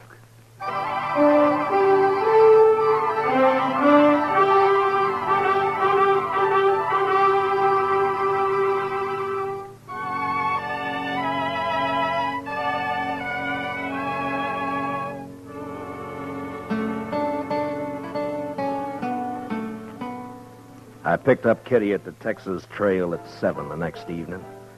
She was waiting by the side door, and when I saw her, she kind of moved back in the shadows, almost as though she was ashamed for me to see her. Hi. Hello, Matt. Are you all set? Well, I guess so. Matt, are you sure? Hey, Kitty, you look fine. You look just fine. Do you like it? Yeah. Yeah, I like it.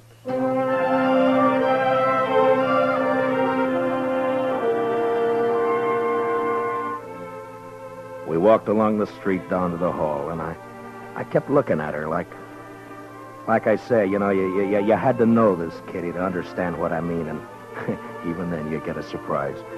She was like a 17-year-old on her first date, and she was like all the women you'd ever known and loved, soft and innocent. And something else, something that's female, and you can't figure out what. Something that makes you drunk without a drink inside you. It was snowing a little, and the flakes caught in her hair and melted into the black of her velvet cloak. And just before we went in, I looked at her again. And I didn't care. I was proud she was with me. Oh, evening, Marshal Dillon. Evening, Miss Murphy. You know Miss Russell? How do? You have your tickets, Marshal Dillon? Oh, yeah. Here we are. Fine.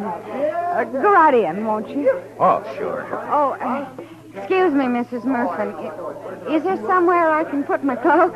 Oh, yes, of course. The ladies' reception room is right through there. I didn't catch the name. Catherine Russell, ma'am. Excuse me, ma'am. Yeah, sure. I'll wait for you. Thanks. You better.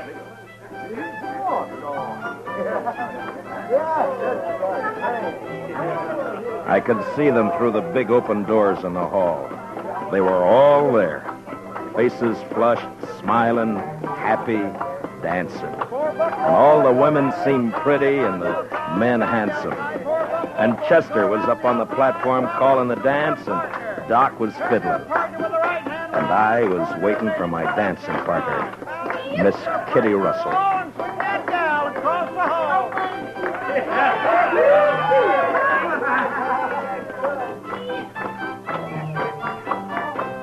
Now run away home and sing your own and leave my buffalo gal alone.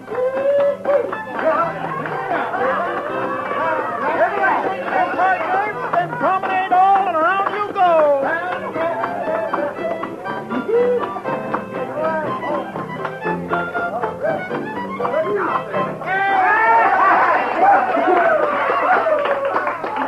Hi. What took you so long? I'm sorry, Matt. I had a skirmish with one of the genteel females in there. Oh, I'm sorry. What says she? You know, I get the idea I'm not welcome around here. Let's go in and get some punch, huh? Sure. How are you, John? Oh, that's a nice dress, Kitty. I haven't worn it since a few years back in New Orleans. Hey, Marshal. Oh, Miss Kitty. It's Doc. Well, hiya. Oh, fine, Doc. Hello, Doc. I say, say, we got a bottle of whiskey outside. You care to join us? Oh, this punch. Not right now, thank you, Doc. Oh, well, sure. Hey, Miss Kitty, I saw you come in. Best-looking woman in here. Oh, there's lots of scratching going on.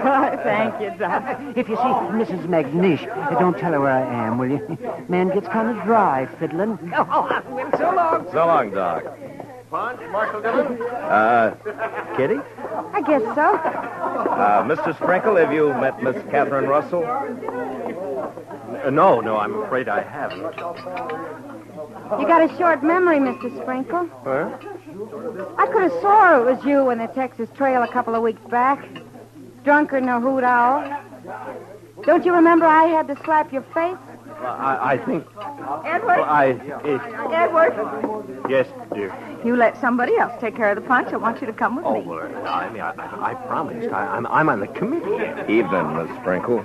I have no wish to speak to you, Marshal Dillon, or this woman you've brought with you. I will not have my husband serving such people. Aren't you being a trifle bad-mannered, Miss Sprinkle? How dare you say that? Well, aren't you? I suggest that you leave, Marshal. Emmy. You're not wanted here. Not with that woman you've seen fit to bring. Come on, Matt. I want to go. No. This is a public dance, Miss Sprinkle. Right now, you're trying to make it private. If you can't behave like a lady, I'll take you to leave this lady's presence. What? Now, see here, Marshal. You can't talk like that to my wife. Hey, Kitty. What do you say, Kitty? Matt, please. I want to go. We're not going anywhere. We're staying. How about some music? All right now, folks. It'll be a waltz this time.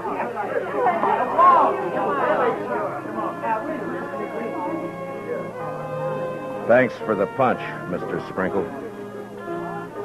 Come on, Kitty. I warned you, Matt. Now, please, will you take me out of here before something happens? Nothing's going to happen, Kitty. You and me are going to dance. Have a good time. That's all. You're acting like a kid. Matt, it won't work. I've seen this kind of thing before. May I have this dance, Miss Kitty? Please, Matt. You're being pig-headed and you know it. Let's get out. You refusing me, Miss Kitty? Oh, Matt.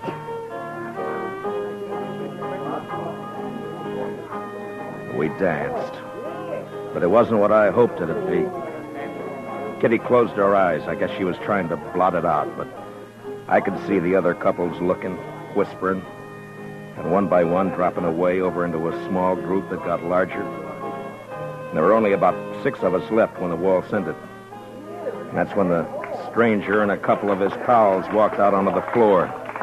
They were drifters, probably been in town for a week, and they were having their fun before they moved on.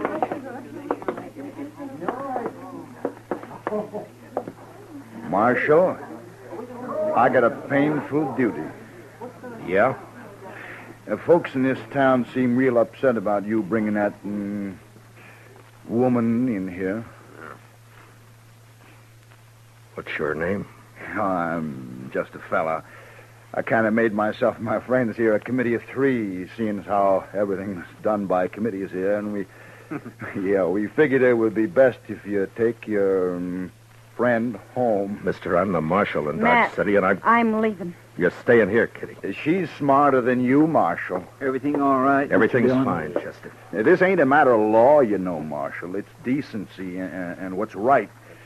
Yeah, and Marshal, this ain't right. Mister, I'm taking this badge off. Chester, you stay here with Kitty. Matt, don't you do it. Now, come Matt. on outside. You. We're going to talk some more about this out there. It's cold outside. Now, you be a good fella and get out of where you ain't wanted. You know I won't hit you in here, don't you? Were you thinking of doing that, Marshal? Now, that ain't lawful. I ain't done nothing. Kitty. Kitty, wait. Now, there's a gal with sense. All right, mister. No, I'm telling you. You and your pals are going to have to come out sooner or later, and when you do, you better start hightailing it out of Dodge before I catch up with you. We'll think of that. Oh, sure. We sure will. Marshal.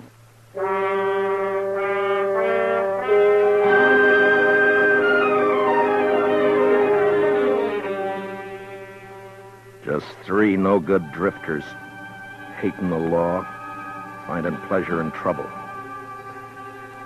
Kitty had gone, and I went out into the street. It had stopped snowing. Just cold. Much colder.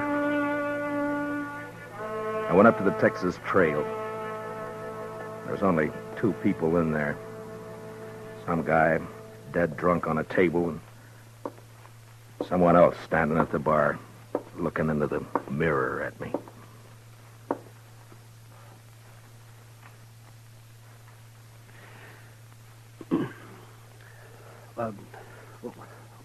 Well, you haven't, Mr. Dillon. Nothing, Sam. Yeah. Well, I got some things to do in the back. You give me a call if anyone comes in, will you? Yeah, sure.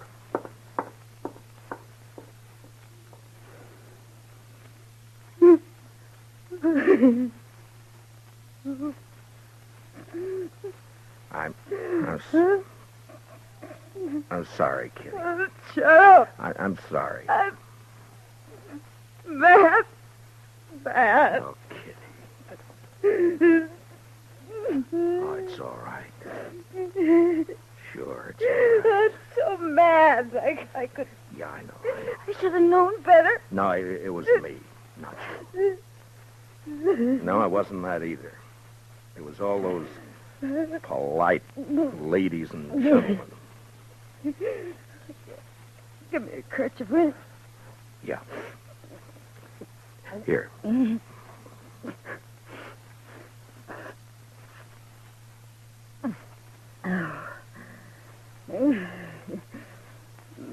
a long time since I cried. Yeah, sure. It wasn't so much for me. For you. I wanted to cry right there in the hall, watching you and knowing there was nothing you could do. Nice mess of people we got in Dodge. No, it's not them, Matt. It's me. I've run into this before. The only difference was I didn't have you around.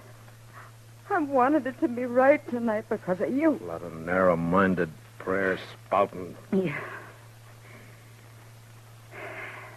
They hurt your pride, didn't they? No, it wasn't that. No? No, I wanted you to go with me. That made me real happy.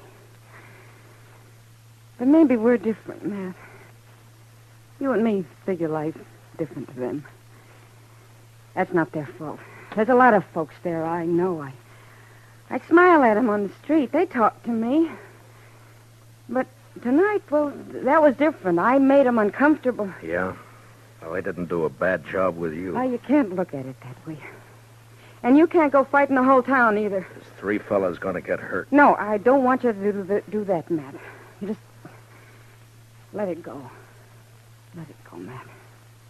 They don't mean nothing. You know what means something to me? What? That you asked me to go to the dance with you. I knew what was going to happen, but it was worth the chance. I thank you for it, Matt.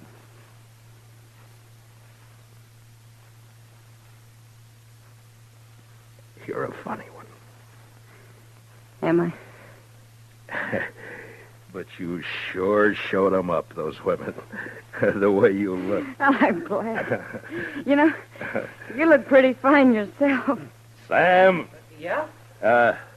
You got any champagne, Sam? What? Have I got any what? Champagne. Well, yeah. I guess maybe. A bottle or two? Yeah, maybe. Sure. Well, break it out. All right.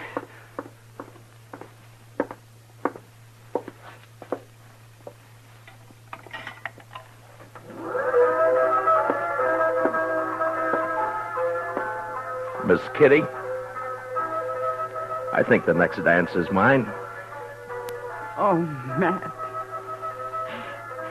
I'd be real pleased, Mr. Dillon.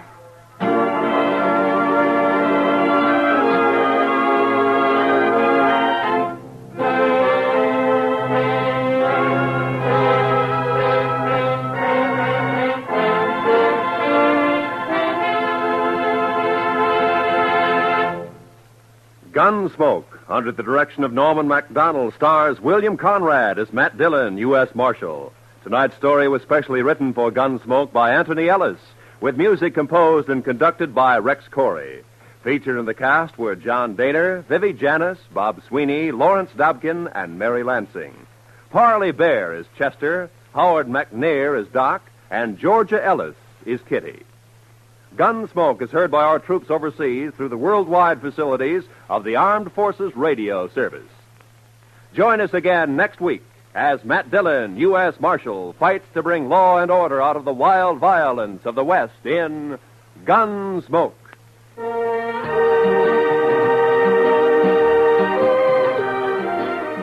Don't miss Robert Trout and his timely roundup of world news tomorrow on most of these same CBS radio stations. Roy Rowan speaking.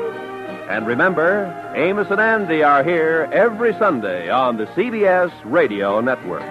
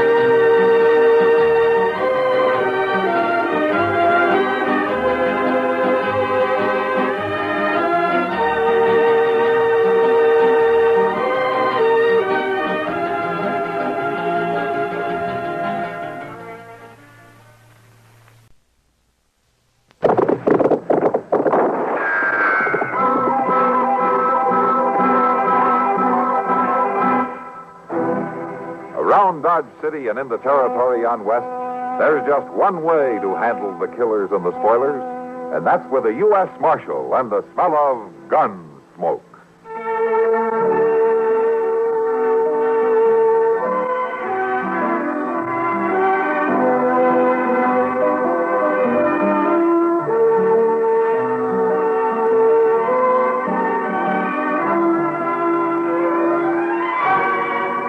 Gunsmoke, starring William Conrad, the story of the violence that moves west with young America.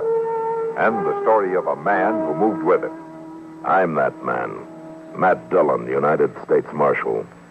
The first man they look for and the last they want to meet. It's a chancy job, and it makes a man watchful and a little lonely.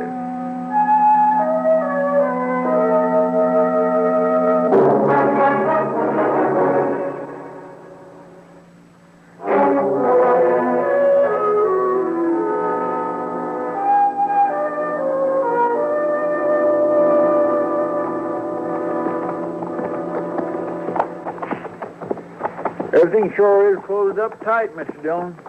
Don't look like nobody's here at all. Somebody better be here. We'll leave the horses here at the side, huh? All right, sir.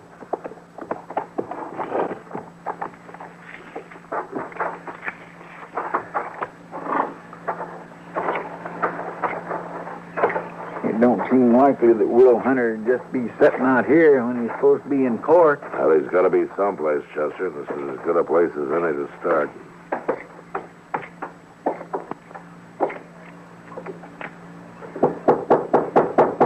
Hello. Anybody home?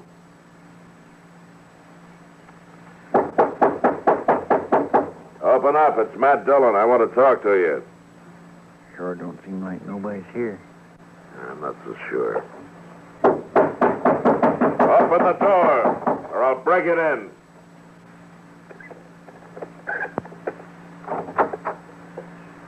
You ain't got no business with me.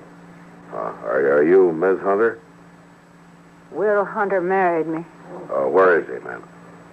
He ain't here. Well, I better talk to you. Can we come in? I told you. You ain't got no business with me. Look, it's very important that we find your husband, Miss Hunter. It ain't important to me. Well, it should be. He was supposed to testify today against the man who stole your horses. I don't know nothing about it. Well, you know Mort Seeley?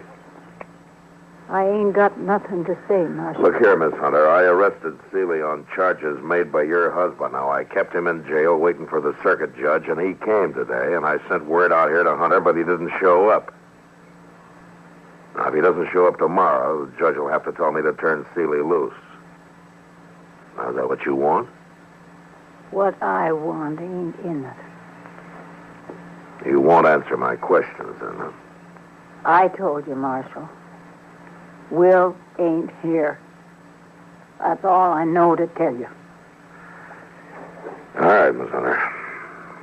I just hope you won't be sorry. I'm used to being sorry. Come on, Chester.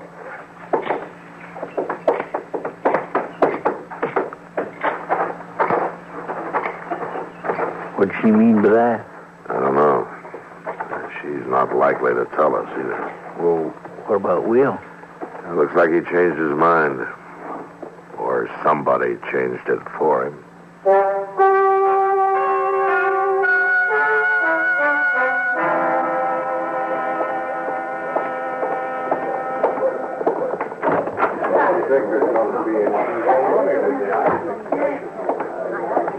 Well, Chester, did you find Will Hunter? No, sir, Judge, I didn't. Well, I told you. Ain't no case against me. Now, just a minute, Seeley. Did you look the town over good, Chester? Yes, sir, Mr. Dillon, I sure did. I was in and out of every eating place and saloon in town. He ain't been seen, that's all there are to it. Did you check the hotel? Yes, sir. The livery stable? Yes, sir, and Moss Grimmick ain't saw him neither. Huh? I'm sorry, Marshal. I can't delay things any longer. Now, wait a minute, Judge. You gonna let him go? There's nothing else for me to do. Well, of course there ain't. I note it all the time. Turn me loose, Dillon. Hold on, Seeley. Look, Judge, this man's guilty. You can't prove that, Marshal. But, Judge, there was a witness. Well, maybe there was, but under the law, he's not guilty if the witness doesn't testify. I'm sorry, Marshal. Well, I ain't sorry. Come on, Wes. Let's get out of here. Judge, please. I have to dismiss the case, Marshal, on the basis of lack of evidence. You'll have to let him go. You tell him all about it, Jeff. So long. I swear, I sure do hate to see him just walk out of here, Mr. Dillon. Yeah, Chester. So do I. The law tries to protect everybody equally, Marshal. I know that, Judge. But sometimes people are scared to take advantage of it. All right, Chester, let's go.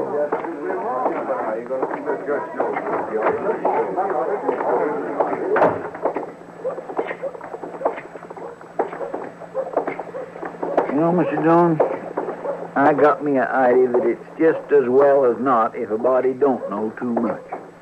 Oh, how's that? Well, now, if the judge hadn't knowed so much out of them law books, there wouldn't have been no trouble at all. How do you figure?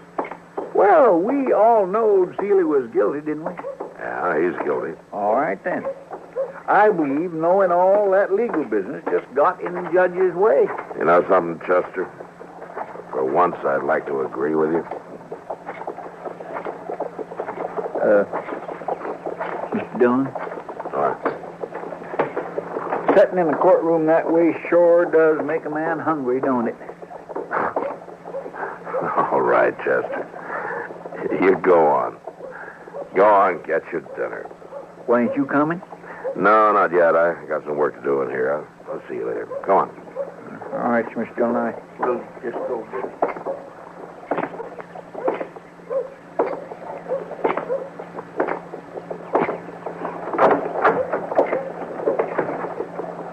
Come on in, Dillon.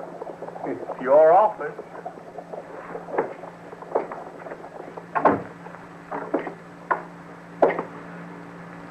What are you doing here, Seeley?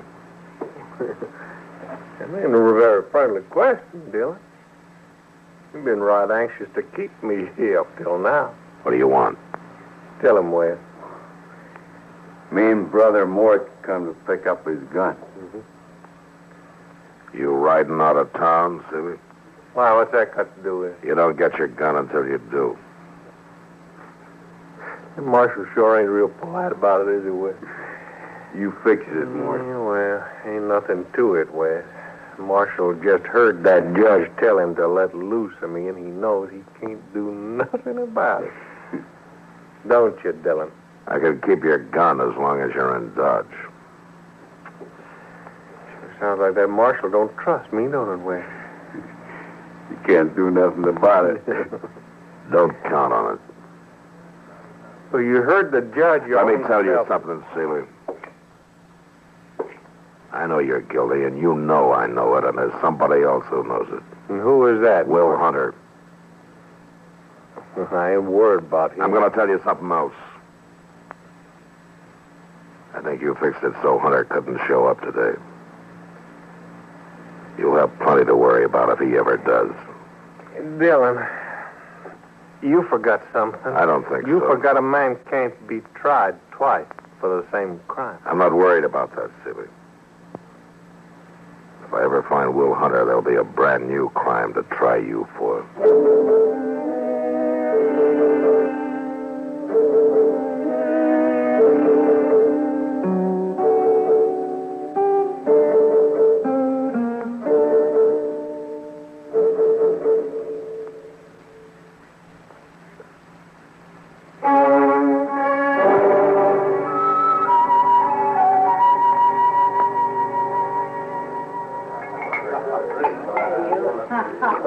Matt, cheer up.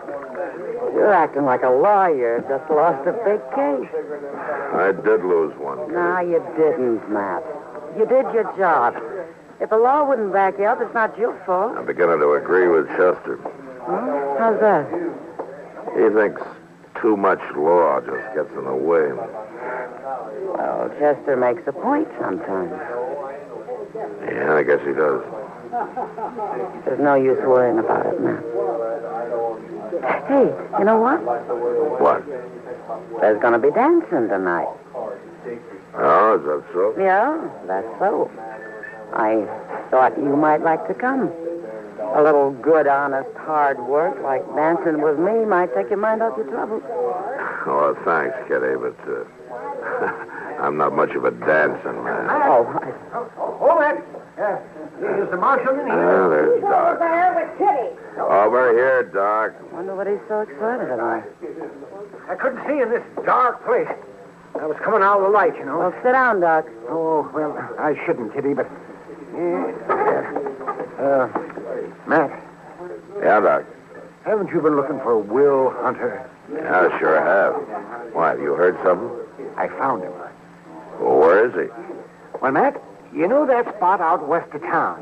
Where I like to go fishing when I get a chance. Is Hunter there? Now, wait a minute. I'm trying to tell you. Well, go on. Well, I had a call to make out at the Rains place.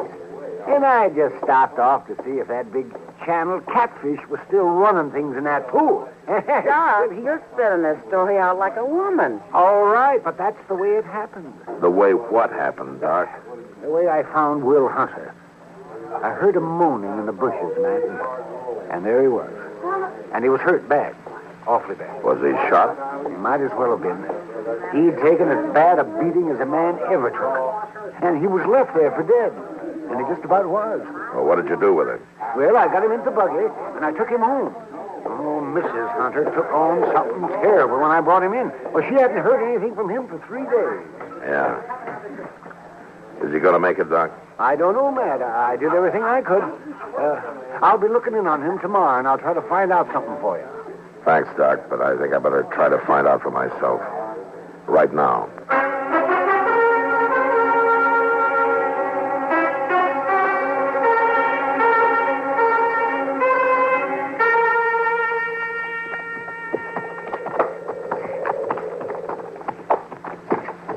I declare, Mr. Dillon, I sure do hope that woman's gladder to see us this time than she was the last time we was out here. I don't expect she will be. Doc said she was mighty upset. Well, now, Mr. Dillon, it just could be that she'd be glad to see us showing an interest in Will and all. We stopping here? Yeah. I'll go up to the house on foot.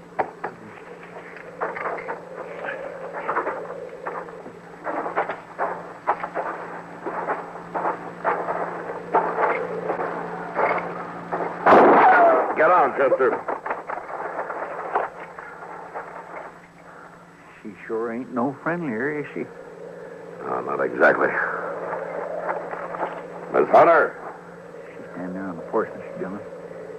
She's got a big old squirrel gun. She aims to kill us. Yeah. Miss Hunter. It's the marshal. I want to talk to you. I'm coming in.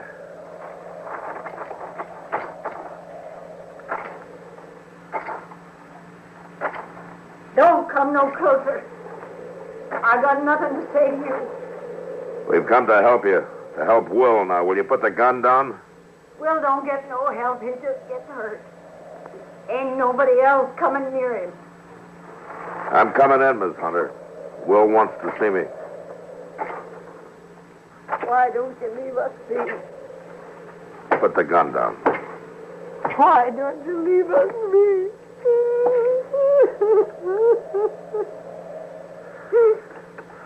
Give me the gun, Miss Hunter. Chester. It's all right now, Miss Hunter. It's all right. Mr. Dillon? Help her over to that chair and get her some water. Will you? I'm gonna go see Will. Yes, sir. Now, don't you worry, young man. Don't go good taking care of folks.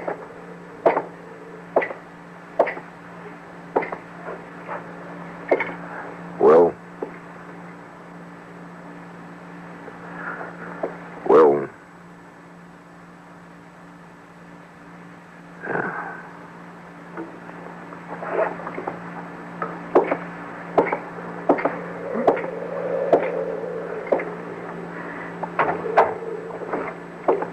How is he, Mr. Dillon? He's dead. Will don't get no help. He just gets hurt. He just gets dead. Oh, that's terrible. Miss Hunter, do you know who did this to your husband? Oh, it don't make no difference no more. Yes, it does. Seeley's brother Wes was out here, wasn't he? Going after him won't bring Will back. No, Miss Hunter, it won't. But if I know Will Hunter, it'll make him rest easier. It ain't no use. It's over. I'm done. Now, you listen to me. Will was no coward. If he'd had the chance, he'd have spoken up. And I know he'd have wanted you to do the same thing. No, he didn't hold with cowards. All right, then tell me, Miss Hunter. Was Mort Seeley's brother out here while I was holding Mort in jail? He come 3 days ago. He told Will he'd take him where the horses was. The one Seeley had stole. And Will rode off with him. And he didn't ride back. Dr. Adams brought him back. To die. Chester. Yes, sir.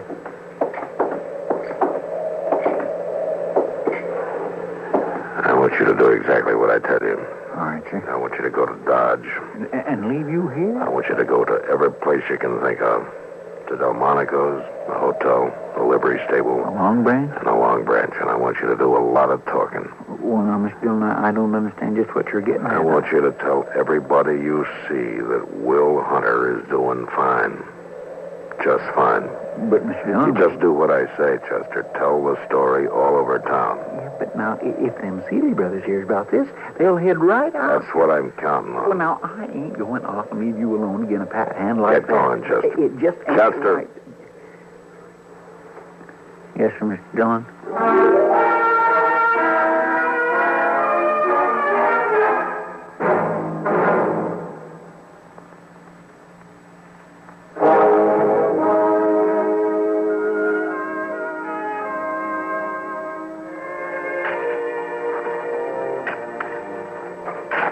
It's good of you to do the burying, Marshal Dillon.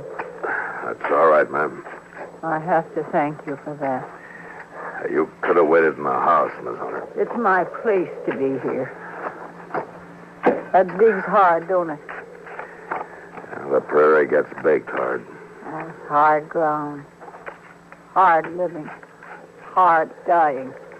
Yes, I know. 9 years. 9 years Will spent scraping the place out of this hard ground. Denying himself, me too. No, it hasn't been easy. 9 years of flying in the sun. Fighting to keep from being washed away when it stormed. Being bone tired. Not seeing folks. And me dying up alongside him. Miss Hunter.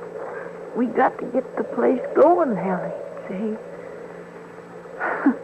Now he ain't going no place else. Ain't that funny, Marshal? No, ma'am. He got the place started. And now it's finished. Why, sure, that's funny, Marshal. That's a real joke.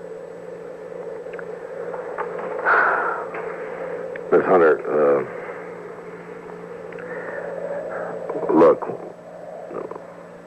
why don't you go away for a while? Well, just where do you figure I'd go, Marshal? I don't know. A relative, maybe, or... Well, it just seems to me that it'd do you good to leave. Marshal, I hate this place with a mortal hate. I ain't never done nothing else but hate it. But Will Hunter scraped it out for me. With his bare hands, it seemed like. And he lies here. I ain't never gonna leave. Well, there might be more shooting. Oh, there'll always be more shooting. No, I mean here, Miss Hunter. When the Seeley brothers come. I'll be proud to wait for that, Marshal Dillon. Well, aren't you afraid? You could get hurt. There ain't nothing for me to be afraid of, Marshal. Not ever again.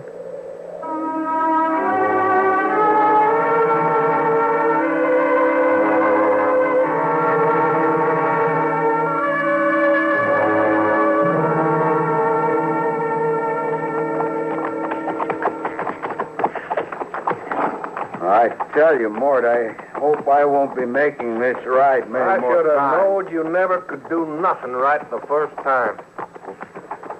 I done just like you told me, Mort. Come and I got him, and then I rode out with him, and I left him in a One ditch. thing you did not do. How's that? You didn't kill him. Now, Mort, I don't understand that. I just rightly don't. He ain't got no call to be living, not after what I done. Well, I just want to tell you one thing, Brother West. Don't you make no mistake this time. Else you won't have no call to be living neither. Sure, Mort. There won't be nothing to it. Just see to it that there ain't. Mort, what about the woman? Well, she's a witness, ain't she?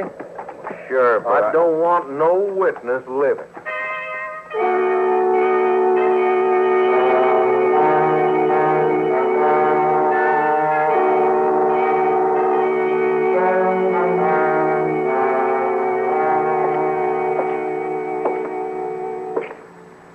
Miss Hunter, Marshal, they're coming. They're riding in the gate right now. I'm ready. Now, I want you to stay quiet and out of sight. I ain't afraid. I want them to make the first move. You understand that? I understand all about it. All right. I'm waiting till they come up on the porch. You just stay quiet. I'm going back to the window.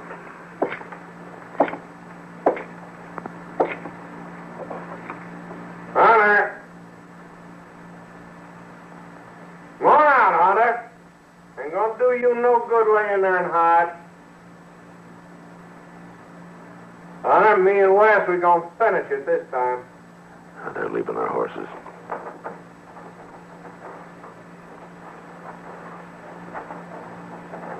Gonna go easier if we don't have to come in after you, Hunter. It'll go easy on your wife.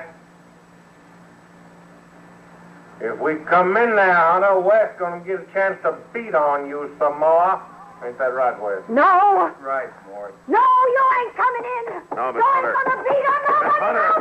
Hunter, come back. They'll kill you.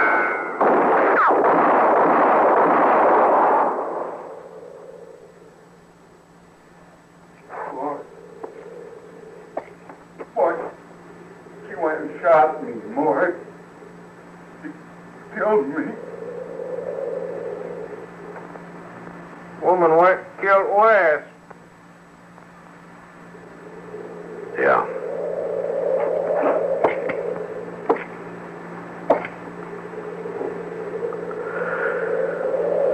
You killed her. Crazy woman. Running around with a gun.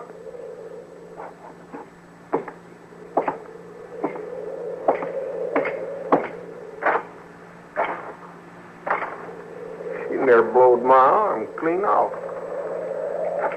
You know, it's a terrible thing. Woman running around shooting people. Anyway, she sure ain't gonna be no witness now. That's right, Seeley. You only got one witness to worry about now. Who's that, Marshal? Me. Now, you stand steady while I bind up that arm. I want you in good shape to stand trial.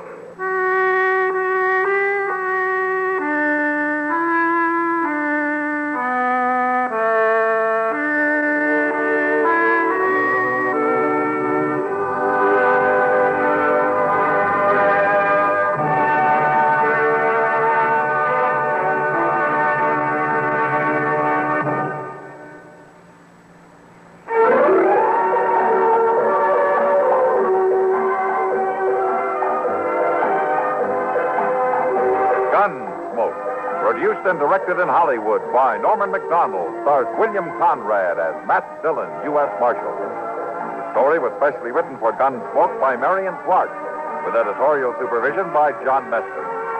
Featured in the cast were Jeanette Nolan, Lawrence Dobkins, Vic Perrin, and Frank Cady. Harley Bear is Chester, Howard McNear is Doc, and Georgia Ellis is Kitty. This is George Walsh inviting you to join us again next week when CBS Radio presents another story on Gunsmoke. This is the CBS Radio Network.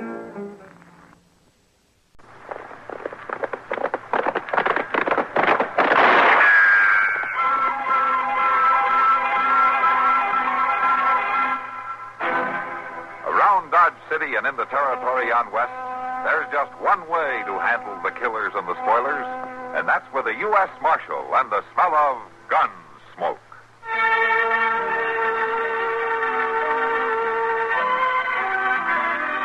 Gunsmoke, presented by Army in Europe magazine, a monthly feature magazine for the use of a soldier and civilian.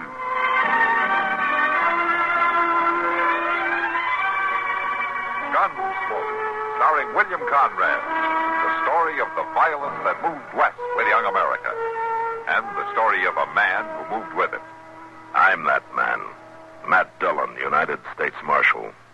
The first man they look for and the last they want to meet. It's a chancy job, and it makes a man watchful and a little lonely.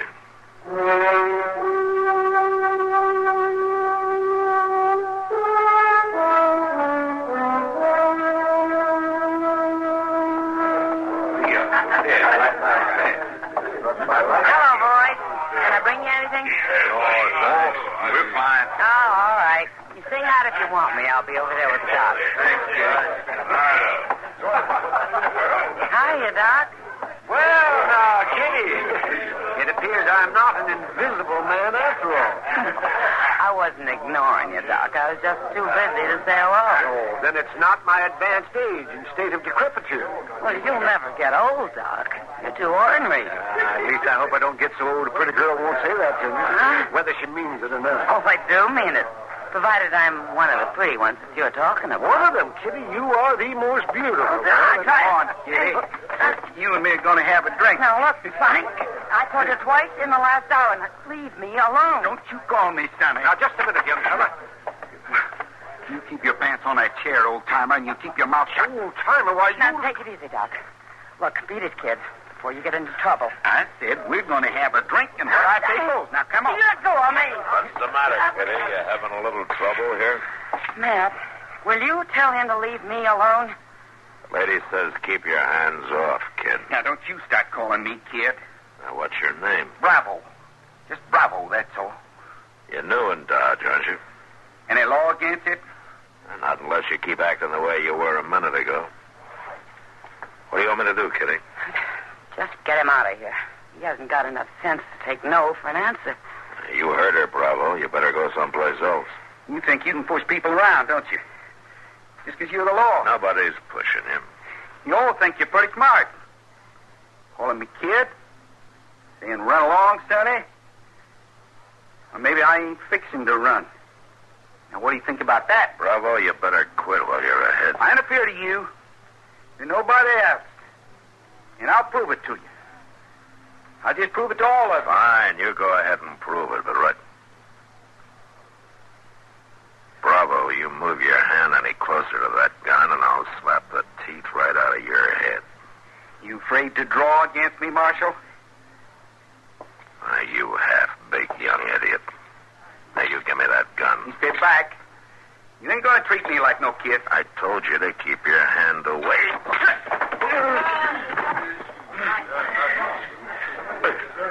All right, get up, Bravo. You're not hurt. Come on, get up. You give me my gun. You come around in the morning, you can have it back, provided you're cooled off and can show a little sense. You made a big mistake, Marshal. You should have drawn on me when you had the chance. It'll look different to you in the morning, Bravo. Now, you go somewhere and sleep it off now. Huh? Sure. Run along, Sonny. Is that what you're saying? Well, I'll tell you something, all of you. You're going to be whistling a different tune before I leave this town. You just wait and see. You're going to be a mighty sorry man, Marshal, before I'm through. Hey, I'd hate to meet one like that very often, Matt. He's a scared kid, Doc. That's what's wrong with him. And he's scared mostly that somebody will find it out. Well, chances are he'll leave town without even coming around to get his gun. No, Kitty, he'll be around to get it. Before he leaves town, he'll use it. What do you mean, Matt? Use it on who? Me, more than likely.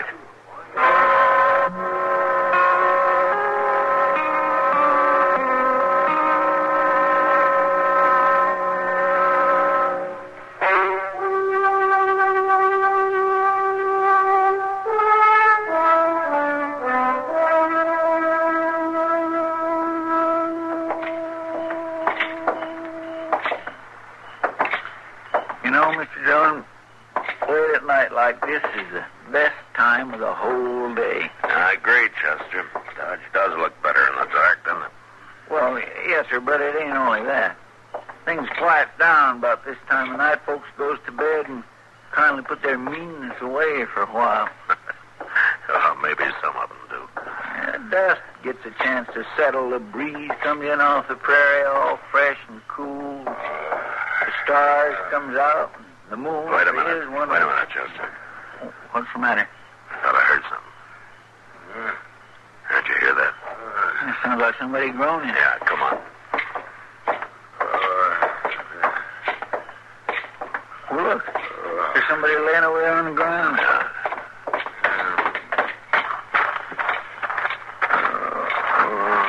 Let's strike a match, Chester. Yes, sir. Why, that's Wally Sturk. Yeah. Looks like he's coming around. Wally. Hey, Wally. Matt Dillon, are you all right? Wally. Can you hear me, Wally?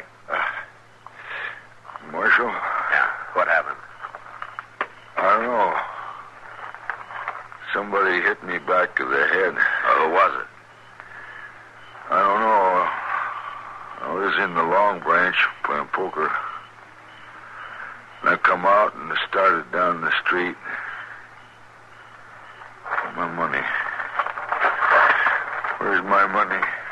I had more than $100 I won in that poker game. Well, from the way your pockets is turned inside out, I doubt you've got it now. Somebody was laying for me out here in the dark. It sure looks that way. I know it better than to stop and talk to her. Talk to who? Gina Preble. She stopped me and started making up to me. And then somebody slugged you from behind. That's right. And it's happened around her before. Gina knows a lot of little tricks like that. You mean she set me up for it? Like a possum up a tree. Hey, you think you can stand up, Willie? Yeah, I think so. Give me a hand. I bet the man that done it's that fella she's been hanging around with lately. What fella? I don't know, some young whippersnapper calls himself Bravo.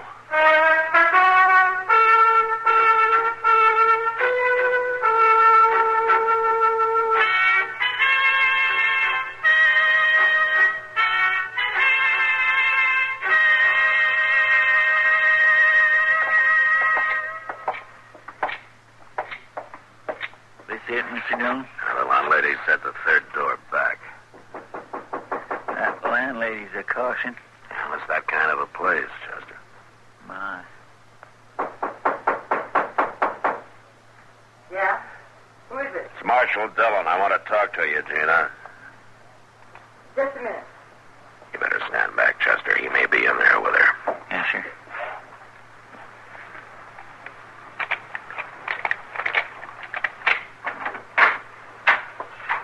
Well, it ain't every day that Marshal comes calling on a girl. You mind if we come in, Gina? Well, Marshal, I was just... Thank you. Oh, you here alone? Who's there, Gina? Who you talking to? Oh. Hello, Bravo. And what'd you let him in for? Just come in, Bravo. I couldn't do nothing. What's the idea, Marshal? Which one of you has the money? What money? The money you took from Wally Sturk. We don't know nothing about that. What are you up to, Marshal? You made a mistake, didn't you, Gina? Wally Sturk knows you. You always used to pick strangers when you were working it with your old partner. What's he talking about? I don't know, Bravo. I don't know nothing about it. What partner? Nobody. His name was Big Red. Gina was pretty friendly with him till I ran him out of town last year. Well, I didn't know what kind of man he was. Didn't you? Gina, Where'd you go tonight when you was out so long? No place. I just talked to some friends like I told you. Weren't you with her, Bravo? No, I wasn't. What friends, Gina? Just some girls I know that work down at the Long Branch and some other places down the street. You weren't in the Long Branch when you ran into Wally Sturk. You were in the alley. I'd been there, though. I was coming home, taking a shortcut, and Wally stopped me. Oh? He says you stopped him. I just said hello, and he wanted to talk. And while you were talking to him, somebody stepped up behind and slugged him in the back of the head. I don't know nothing about that, Marshal. You were there. It was dark. I didn't see nothing. It wasn't that dark. Now, who did it, Gina? He'd kill me. He said he'd kill me if I told anybody. Who's going to kill you? Now, what are you talking about? I didn't want nothing to do with him, Bravo. Honest, I didn't. I was scared to death when I heard he was back, and then he found me and he threatened me. You mean Big Red, huh? He'll kill me if he knows I told you. You know where he is now? Yeah. You rotten little sneak. You didn't know him, Bravo. He's tough and he's mean. And you're just a kid, and I didn't want you to get hurt. Get out of here, Gina. Chester, take her outside. Mister, come on, miss. Bravo, get out. To me. Go on, Gina. I'll be out in a minute. All right, Marshal. You know, you pushed me just as far as you're going to, Marshal. Now you made it, so I'll be a laughing stock all over town. You shouldn't have taken up with a girl like her, Bravo. And you shouldn't have been born. I'm going to prove that to you, Marshal. It's the last thing I ever do. You know, Bravo, the next time you make a move toward that gun of yours, it probably will be the last thing you ever do. You're going to pay, Marshal. You're going to pay plenty. I'll show you what I am. You don't have to show me, Bravo. I already know.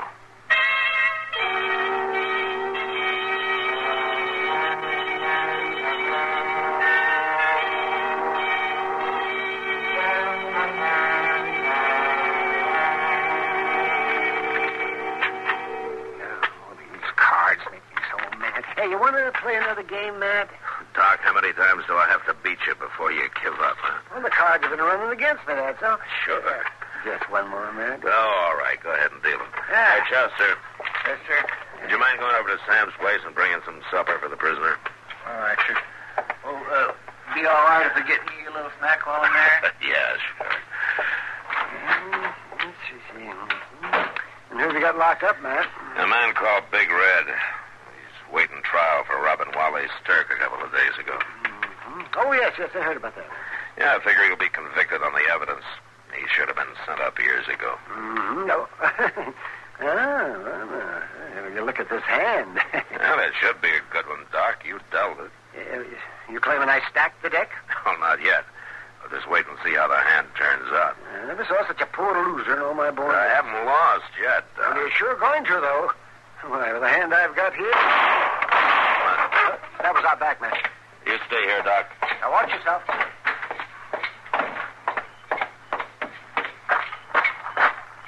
Hold it, Marshal. Right where you are. Bravo. Don't you turn around. It's the gun I got in your back. And I'll take that gun of yours, if you don't mind. What are you up to, Bravo? I'm riding out tonight, Marshal. And I'm leaving this town something to remember me by. I just killed Big Red. What? I shot him through the cell window. Just like a setting prairie dog. You crazy fool. Now, I'm going to put on a show for the boys at the Lone Branch. I'm going to make their marshal dance for them. I've given you all the chance I'm going to, Bravo. You had your last warning. Ain't you forgot something, Marshal? This is a gun I'm holding in your back. Now start walking.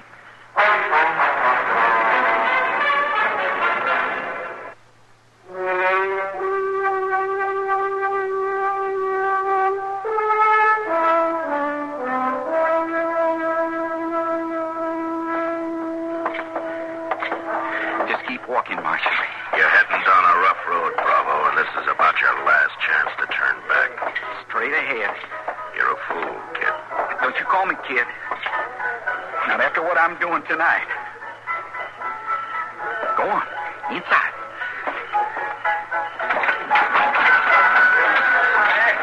Well, good. We got a nice big crowd. Hello, man. I didn't expect you back tonight. Stay clear of him. He's got a gun. What? Run along, girlie. Maybe I'll find time for you later. Look, Bravo. I didn't mean what I said the other night. Why don't you let him go? Beat it. Look, you and me can get out of here. We can go somewhere and we'll talk. I know what you're up to. Now beat it. You better do what he says, Kitty. All right, man. Straight ahead, Marshal. Right out in the middle of the floor.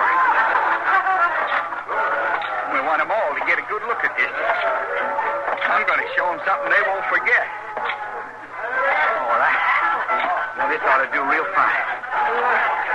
Listen, everybody. Listen, I got something to show you, man. You all know this man. But I bet you didn't know he could dance, now did you? I got the marshal right where I want him. You know something? He don't even look halfway big no more. All right, stay back, everybody. He just killed Big Red. You all thought I was a kid. Well, what do you think now? They'd still think it, Bravo. And a scared one to boot. You shut up, Marshal. You killed Big Red, but why don't you tell him how? He shot him through the cell window, and Big Red didn't have a gun. That's how brave this kid is. Stop calling me that. And he ambushed me, hid in the dark, and stuck a gun in my back. You're sure asking for it, Marshal. Go ahead and shoot, kid. You wanted to prove something to him. That'll prove plenty. An unarmed man in the back. You're a sneaking yellow coward, Bravo. You shut up. You want them to remember you? They will, all right. They'll hang a name on you before you even get out of town. Shot 2 men in the back because he was afraid to stand up and call them. I ain't afraid. All right, prove it then. You put my gun back in the holster and you stand up and face me. You think I'm crazy? No. I just think you're scared. And so does everybody else here. That's a lie. Well, look at him. Can't you tell?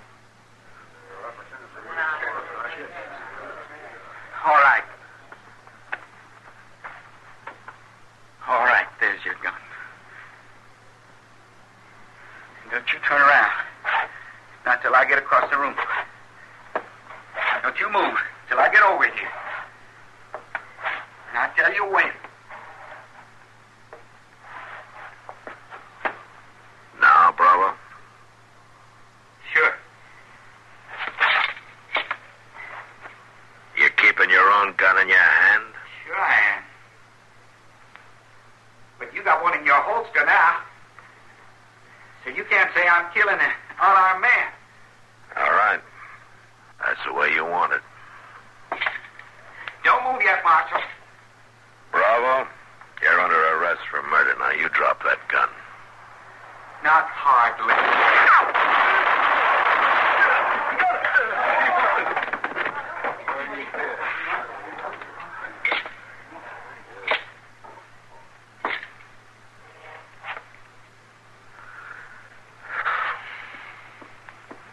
Are you all right, Matt? Yeah, I'm all right, Kitty. You sure didn't prove much today. You prove one thing, Kitty. What? That a bullet will kill a man. And he had to die to do that. Yeah.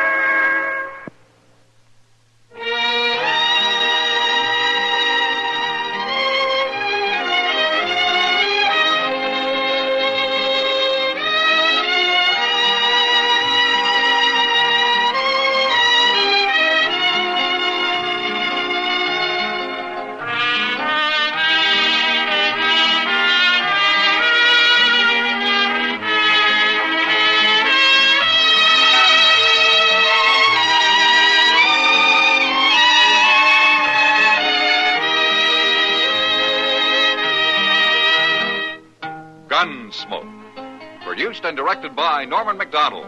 Stars William Conrad as Matt Dillon, U.S. Marshal. Featured in the cast were Parley Bear as Chester, Howard McNear as Doc, and Georgia Ellis as Kitty. George Walsh speaking. Join us again next week for another specially transcribed story on Gunsmoke. This is the United States Armed Forces Radio and Television Service.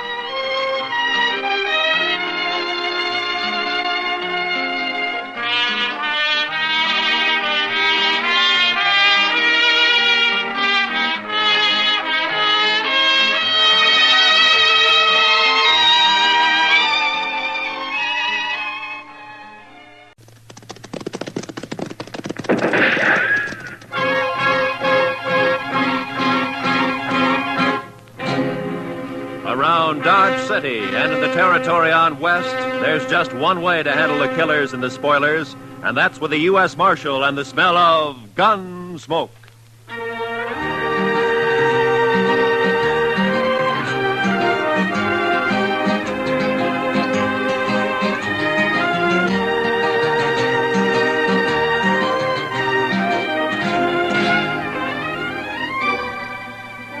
Gunsmoke, starring William Conrad, the transcribed story of the violence that moved west with young America, the story of a man who moved with it, Matt Dillon, United States Marshal.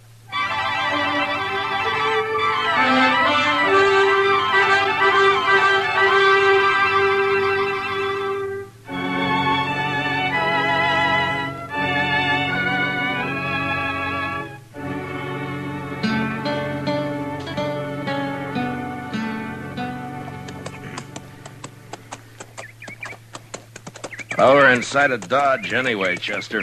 There's Ellen Henry's homestead. Wonder how she'd take to serving up a breakfast, Mr. Dillon. I'm plumb hungry. I'll settle for water and the horses. I don't imagine Ellen has any extra food. No, sir. It's gone pretty hard for her since Ethan died, hasn't it? That's the talk. Look at her place. 3 lean-tos and not a green thing growing.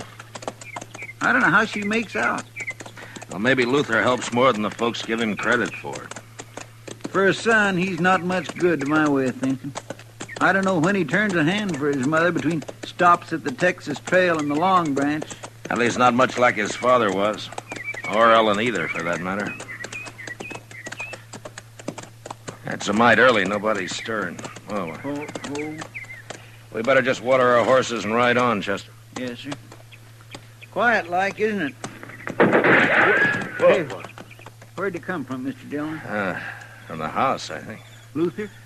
I don't know. You're trespassing. Get off my land. It's Marshal Dillon, Ellen. We just stopped to water our horses. I recognize you. The trespassing still goes, Marshal. You're awful quick to fire, Ellen. Ethan and me never took to folks arriving unannounced. I still don't take to it. Well, that's no cause to be firing on us that way, Miss Henry, especially since you recognized us. Quit whimpering. If I'd aimed to hit you, I'd have hit you. All right, Ellen. Get off my land and stay off. Just don't you get in any trouble with that rifle, Ellen. I expect you'll hear about it if I do, Marshal. Now get. I don't always aim high. Come on, Chester.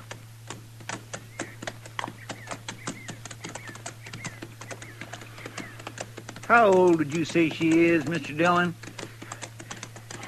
She can't be over 40, I guess. If that. She looks like an old woman. 60 or more. She's dried up. Dead inside. Remember when Ethan and her and the boy came out here, Mr. Dillon, right after the war? She was an awful pretty little thing. Mm-hmm. Luther was a little more than a baby then. No, Mr. Dillon, I was just thinking. Ethan was so proud of his homestead and his boy and Ellen. Now he's 5 years dead, the boy's gone bad. His wife and his homestead, they've just dried up. It's kind of sad, ain't it? Yeah, it is. Well, come on, Chester. Let's get on into Dodge.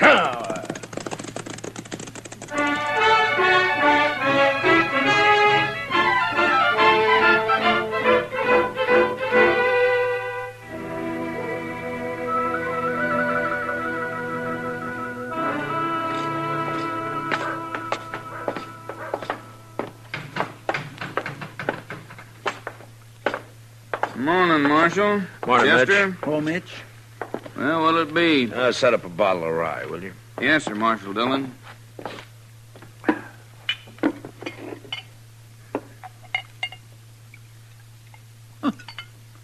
Look, there's Luther over there at the table, alone. Yeah, I saw him. Thanks, Mitch. Wait here, Chester. Yes, sir. Mitch, could I have a little sugar in here, please?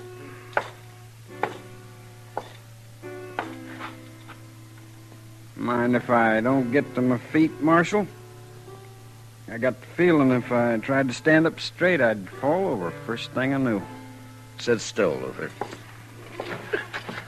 I just don't have a lot of choice about it, Marshal. I was out by your place this morning, Luther. I hadn't seen your mother in a long time. Wish I could say the same. A woman shouldn't have to run a homestead alone. Not when her son's big enough to be a real help. Is this a lecture, Marshal? A do-good talk? Put your own name on it, Luther. I can't make you feel what you don't feel. But in a way, you're responsible for your mother and what she does. I'm real lucky, Marshal. I can quit listening any time I don't want to hear something. Between the old lady and people like you, I quit listening an awful lot. Get it straight, Luther. I don't care what happens to you. I done something wrong? You accusing me of something unlawful, Marshal? No. But if you have any feeling left for your mother or what happens to her, you'll do something about her. Living out there alone so much, she's gone a little crazy.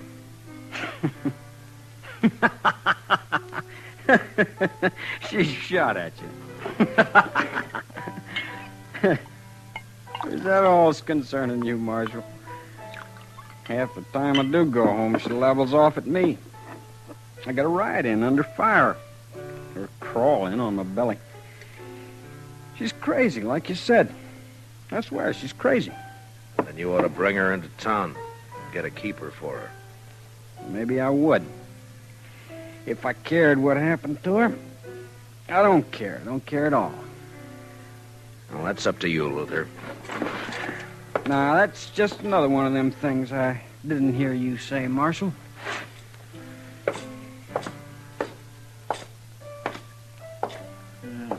Luther's just plain drunk, isn't he, sir? That and just plain no good.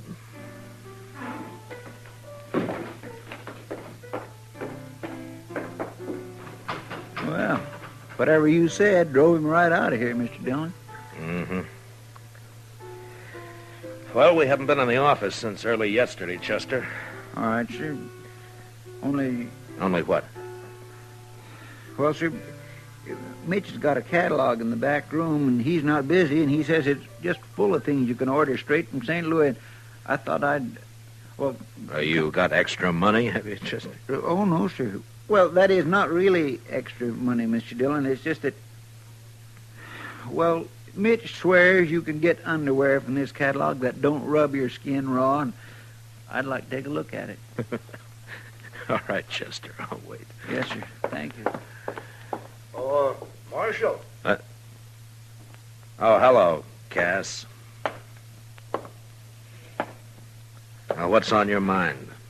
Talk I heard, Marshal. It's private, like maybe we go to your office. We can do our talking here. I thought you was always of a mind to get me inside there, Marshal, where you could turn the key on me. Maybe I will someday, Cass. Now, come on, speak out. Yeah, I heard talk at Luther Henry Road cattle off Carnes' place last night. Saw you talking with him just now. Wondered if you'd heard the same. Haven't heard a thing, Cass. Odd you wouldn't know. I was out at Dodge last night, all night.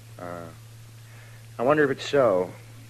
Luther didn't give himself away when you talked just now? You're the one who's heard the talk, Cass. If I got my rights, I can ask questions of you, Marshal. If a man's herd ain't safe, he's got a right to know. Are you worried for Carnes or for you? If Carnes' cattle can be rode off, mine can. No? I didn't know you had much of a herd.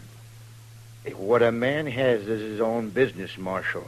I'm asking about Luther and the other rider. They say there was two. If Luther's wrong with the law, I'll get him. Is there anything else on your mind? Thanks, Mitch, for letting me see the book. Not a thing, Marshal. But I don't much like your attitude. I can't see that worrying me too much, Cass. All right, Chester, let's go. Yes, sir.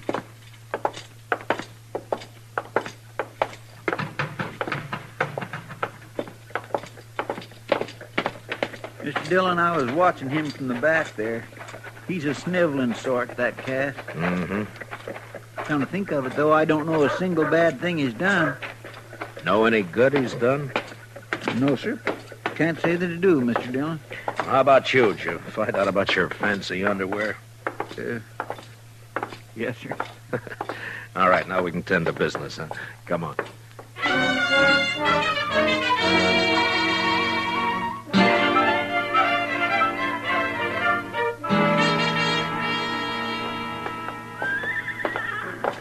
Hello, Marshal. I was waiting for you. Oh, good morning, Mr. Carnes. Howdy, Chester. Well, how do, Mr. Carnes? You got the key, Chester? Yes, sir. Well, I don't see you in town much, Mr. Carnes. Only when I got business, Marshal. No. Well, come on in, won't you?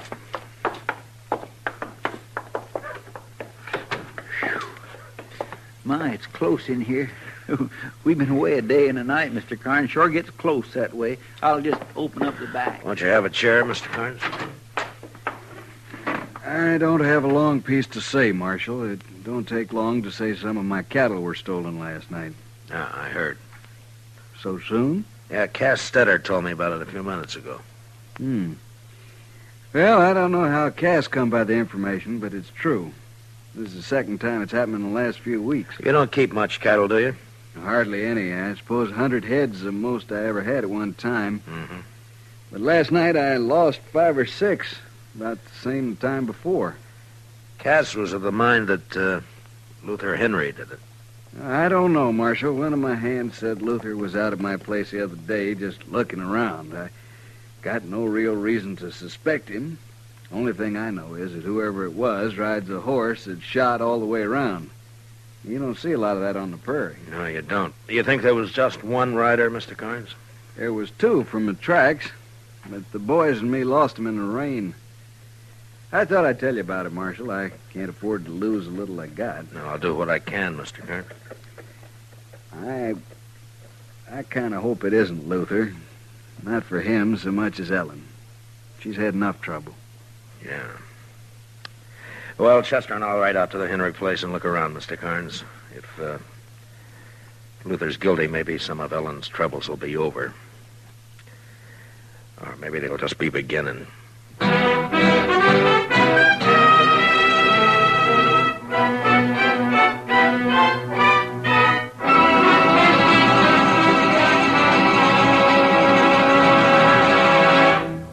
We will return for the second act of Gunsmoke in just a moment. But first, in the 17th annual poll of Noted Daily, CBS Radio won 12 first places. The top poll award, Champion of Champions, went to The Jack Benny Show. Best comedian was Eve Arden on Our Miss Brooks. Best comedian, Jack Benny. Best Master of Ceremonies, Bing Crosby. Bing also won the nod as Best Popular Male Vocalist.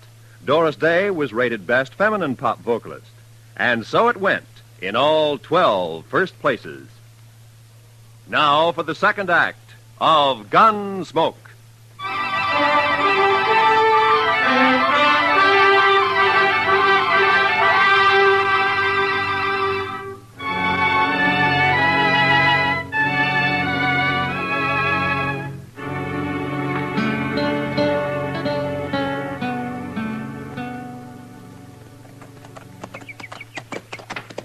I swear, Mr. Dillon, I feel like I was riding right into the camp of the enemy, coming back to Ellen this way.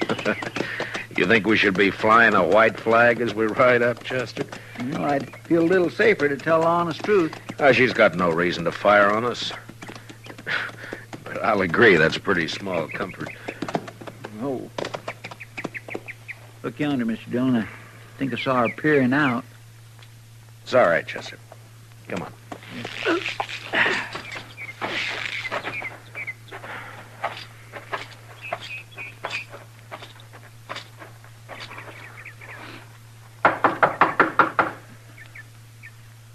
I don't see Luther's horse around. Maybe he isn't here. Well? Afternoon, Ellen.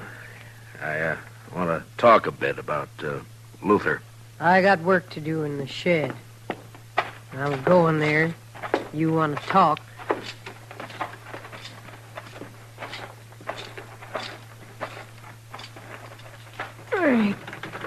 Let me help, Ellen. I'll get it.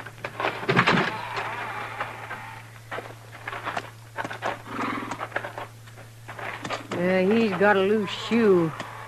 I aim to fix it. Well, we could be a hand, Ellen. If, Yes, I'm proud to. I aim to fix it myself. All right. He wouldn't have shoes if I waited for a man to shoe him. Easy. Easy now. Easy. Oh. You come to talk, Marshal. Yeah, about Luther. Come on. Open. Huh. 2 nails clean out. No wonder it's loose. Carnes lost some cattle last night. 2 riders got off with 5 or 6 head. One of Carnes' hands thinks Luther was one of them. Is he around, Ellen? I told you before. He comes and goes, Luther does. Well, have you seen him since we were here this morning? Don't recall that I have, Marshal. I got other things to occupy my thought, like trying to get together enough money to go back to my people. What to do with those nails? Here they are, ma'am. Oh. I'd admire to help you, Miss Henry. I'll do it. That's a fine horse, Ellen, a real fine horse. Shot all the way around. Come on, boy. That was Ethan's way. This your horse or Luther's? Mine.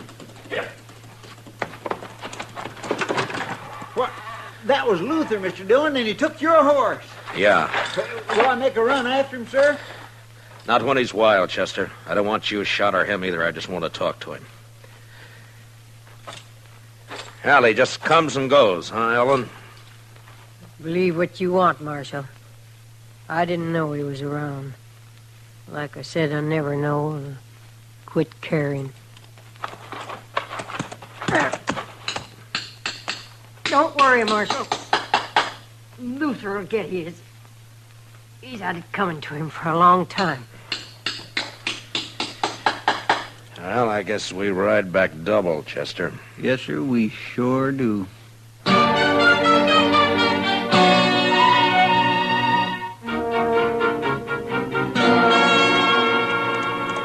Luther sure cut out quick, Mr. Dillon. Maybe he did run those cattle off Carnes' place last night. Maybe. He's running away from something. Wonder where he'll hide. Everybody around here knows your horse. Oh, he's made a lot of mistakes. He'll make more. Nothing says he's going to turn bright all of a sudden. You're not worried about your horse then, Mr. Dillon? I don't think so, Chester. What kind of a woman is that, Mr. Dillon? Ellen? Yes, sir. I don't know.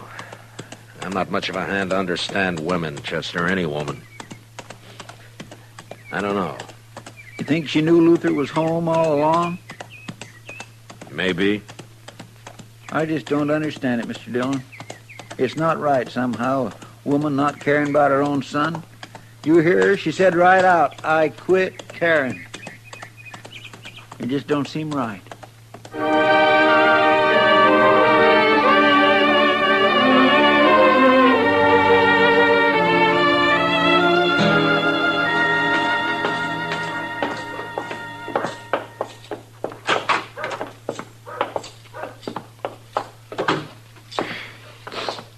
still might close in here. I believe I'll leave them back windows up a spell, Mr. Dillon. I think I'll go up to Emil's blacksmith shop, Chester, and see if he has a horse to spare. All right, sir. There's some paperwork to catch up on if you get the time. Yes, sir. Of course, you'll want to write that place in Chicago about your underwear, the first thing. Yes, sir, Mr. Dillon. I'll be back, Chester. Well, I may not need that horse after all. How's that, Mr. Dillon? Ellen Henry's riding up the street, leading my horse. Well, bless my soul, it sure is. There's something thrown across her saddle. Mr. Dillon, it looks like... Wait here, Chester.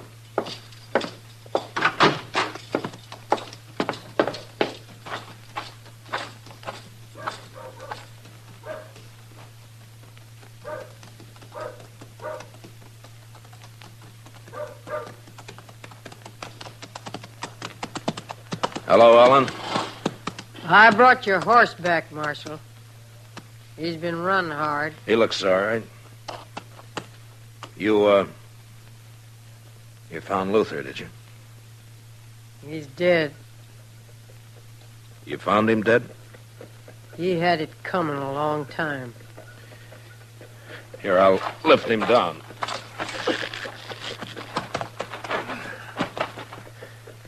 Chester! Easy. Easy, Darrell. Easy.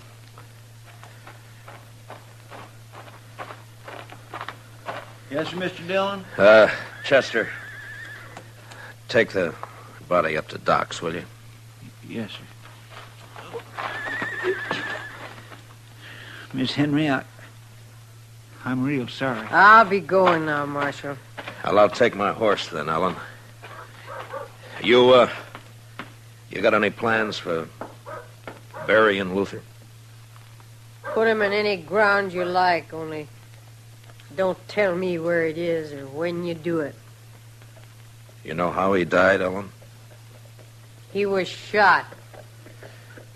Look, it's near dark, Ellen. You could put up in town for the night if you'd... Don't put him near Ethan, Marshal.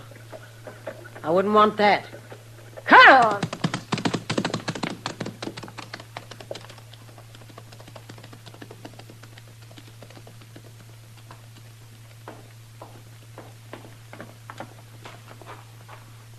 Doc's working on Luther now, Mr. Dillon. He's just plumb full of holes. Yeah, I know. Poor Miss Henry. Even though she don't act like it, I just know she feels terrible. Yeah, she's grieving her heart out. Where are you going, Mr. Dillon? I don't think I expressed my sympathy to poor Miss Henry proper.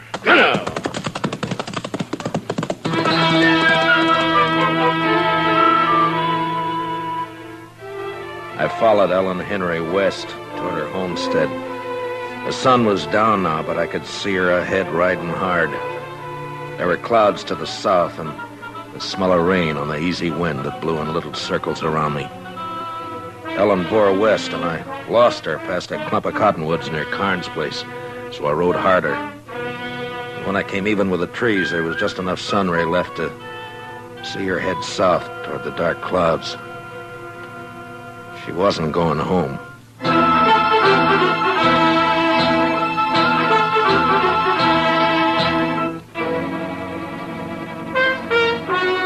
was dark now. I couldn't see anything. The storm clouds stretched black from the south and fastened over half the sky.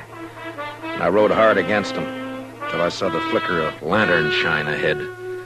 It was Cass Stetter's place. I left my horse out away from the house and walked in as softly as I could. Cass and Ellen were having their talk in a cattle shed near the house. You've trusted me before about money, Ellen. What's the rush this time? My work's done, Cass. It was done last night when Luther and me drove them last few from Carnes' place over here. I want my share and Luther's. Him not cold dead yet, and you want his share. Ain't a mother entitled to whatever her son leaves? Mother? You never had no mother feel for him, and him no love for you either. Huh. Ain't you the one to talk about love, though? It takes courage to love with all of you. When the love goes, They take it and bury it in the ground. There's nothing left but hate. I wouldn't kill my own kin. You wouldn't be that honest. You won't even steal cattle yourself. You buy it off of them as has the courage to ride in and rustle it. Yeah, well, how'd it feel, killing your own, Ellen? Like it'll feel killing you, Cass. If you don't give me the money here and now, like nothing at all. Luther's dead and gone because he tipped his hand, showed his face around Carnes' place, talked big in the saloons. He was no use. No use at all. There's no woman in you at all. I've been dead 5 years. And your time's running short, too, Cass. I'm in a hurry. Too late to hurry, Ellen. What's he... Too late to move for guns, Sue. Well, I'm sure glad to see you, Marshal. Are you, Cass? Oh, I sure am. I guess I called a trick on Luther, all right, didn't I? Yeah, you were a big help. You and Luther stole the cattle, Ellen, and brought them to Cass for pay. Is that it? Only sometimes, like now, we didn't get paid. Don't believe her, Marshal. You wouldn't take the word of one as murders your own son, would you? I don't have to, Cass. Carnes brand won't be hard to find on any cattle you got here. Cass was just slow to move 'em on, Marshal. If he'd have gone on toward Abilene with him last night like we planned... You're lying, Helen Henry. You're lying. Now get your horses. Both of you. Why are you taking me, Marshal? Well, there's some kind of a law, Cass, about buying and transporting stolen cattle. Yeah, the Marshal knows his law, Cass. You know what she did to Luther, don't you, Marshal? Yeah, I know. Now, come on. You'd like it better, wouldn't you, Marshal? If one of us made a move, so you could use your gun. I said, come on, Ellen. I think I'd like it better if you used your gun, Marshal. I ain't going to get back east now anyway. You'd be taking a coward's way out, Ellen, if you made me kill you. Ah. I said, get your horse, Cass. Now make your choice, Ellen. But I don't think Ethan would think much of you. All right, Marshal. I'll go. But mind what I said. Don't put Luther near Ethan. They wasn't the same kind.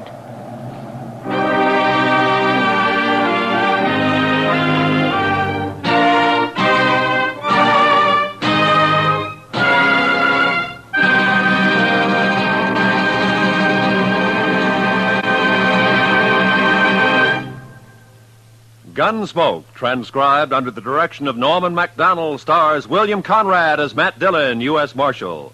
Tonight's story was specially written for Gunsmoke by Kathleen Height, with music composed and conducted by Rex Corey.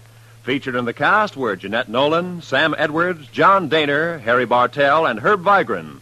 Parley Bear is Chester. Gunsmoke is heard by our troops overseas through the facilities of the Armed Forces Radio Service. Join us again next week as Matt Dillon, U.S. Marshal, fights to bring law and order out of the wild violence of the West in Gunsmoke.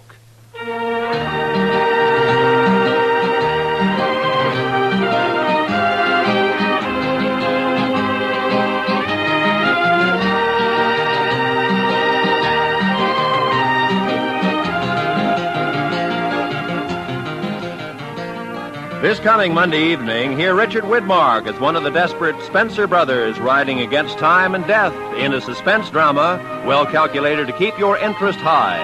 Also Monday night, you'll want to hear CBS Radio's Lux Radio Theater starring Joan Fontaine and Joseph Cotton in the strange drama September Affair. Remember, both this Monday night on most of these same CBS radio stations.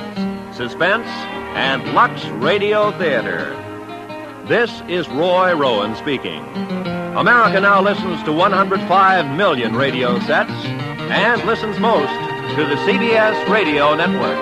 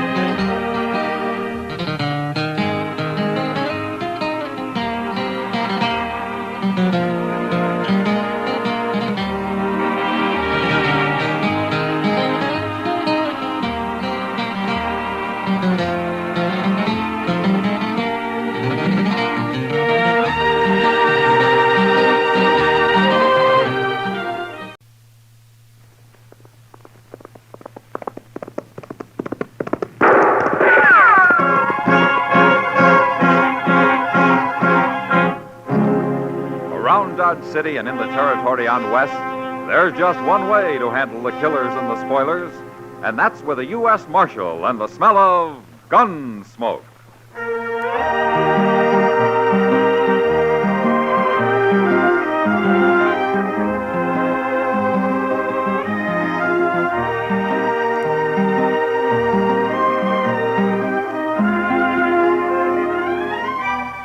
Gunsmoke, starring William Conrad. The story of the violence that moved west with young America. The story of a man who moved with it. Matt Dillon, United States Marshal.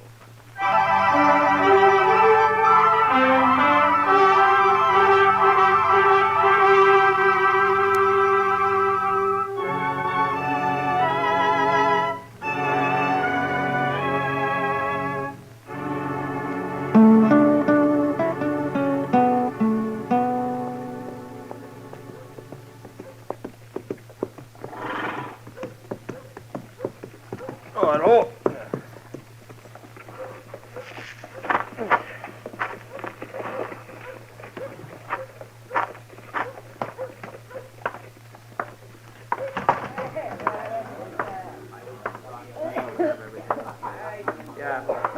What'll it be, mister? Give me a shot of rye, bartender. I ain't too sure I got any left. Well, make sure. What kind of a saloon is this, anyway? There's other saloons in Dodge. What if I like this one? If I don't have any rye, you might not like it.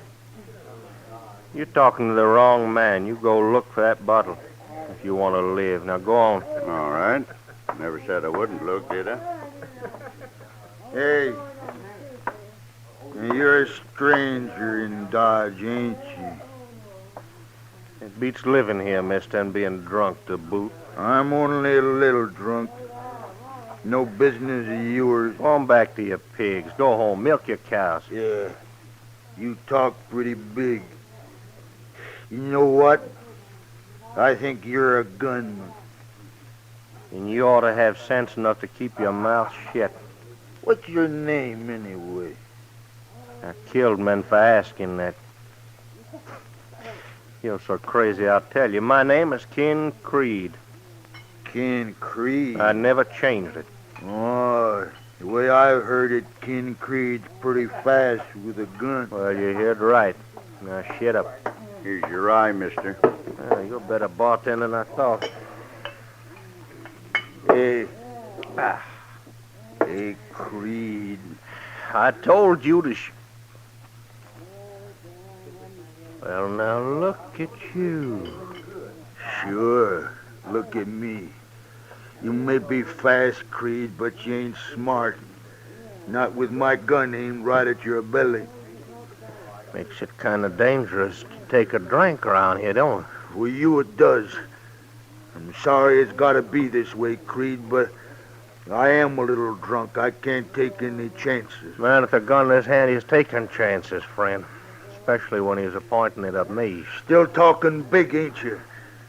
Go back to my pigs, huh? I'm gonna kill you for that. I'm gonna be the man that killed Ken Creed. Rest of that man ain't been born yet. All right, put the gun away, mister. Who are you? I'm a U.S. Marshal. Put it away. You ain't arresting me. No, it was self-defense. He looked away from you when I yelled, and he was drunk. But he drew first, all right. Then I'll put my gun away. Chester, get a couple of men and take his body out back, huh? Yes, sir. Give me a hand here, will you?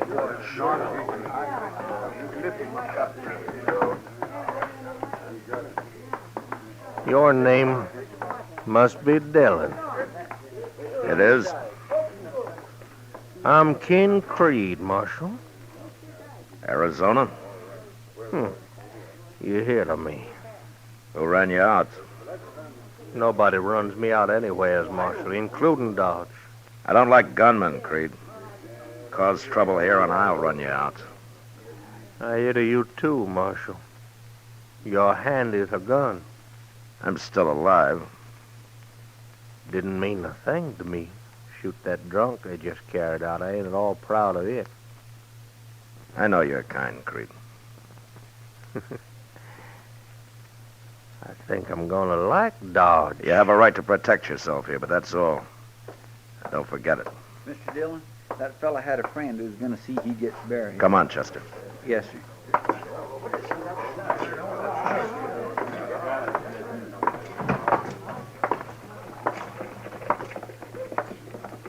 Who is that man? His name's Ken Creed, Chester. I never heard of him. I have. Oh, he's a gunman, you mean, huh? Yeah. Well, I'll say one thing. He was mighty fast. I'm not sure I ever saw anyone faster. You seem worried, Mr. Dillon.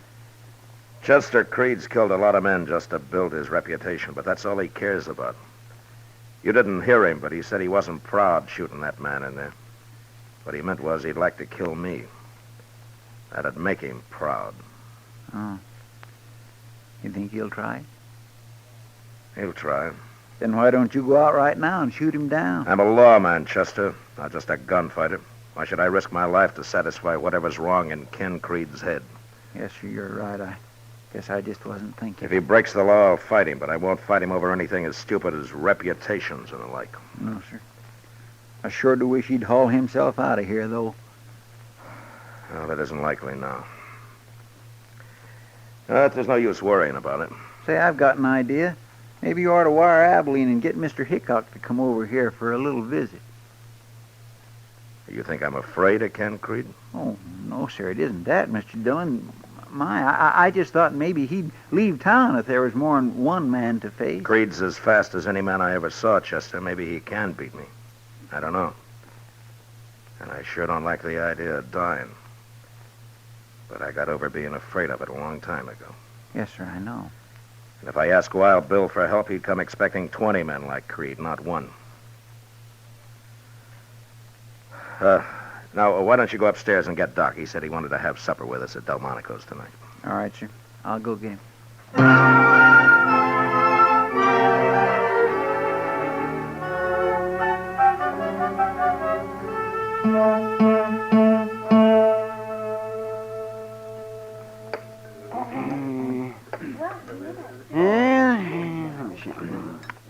Could you spare some more of that coffee, Matt? Well, you're paying for it, Doc. Here, help yourself. Thank you. Yes.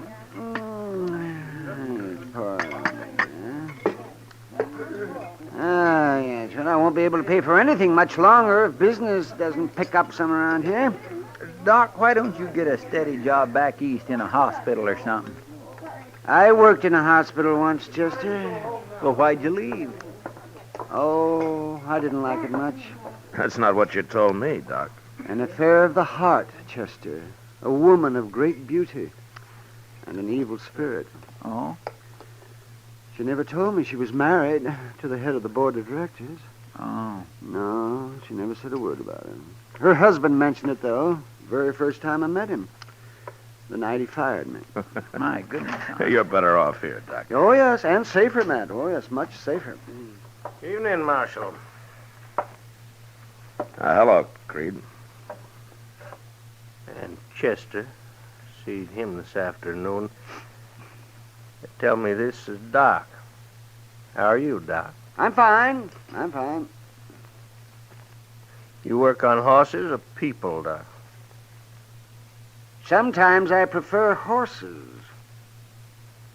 I don't know as I like that. Leave him alone, Creed. What do you want here, anyway? I don't like croakers. They kill people slow. I kill them fast. You'll come whining for help someday, mister. Why don't you carry a gun? That's enough, Creed. Is it, Marshal? You heard me. You got a gun, Dillon. Get out of here. If you're calling me, draw. Go on. Draw. No. No, Creed. Not this time. Sure, Marshal. Sure, you're not.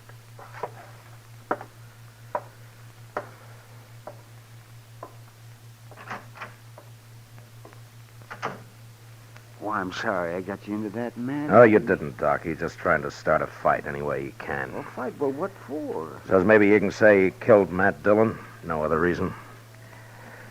Come on, let's get out of here.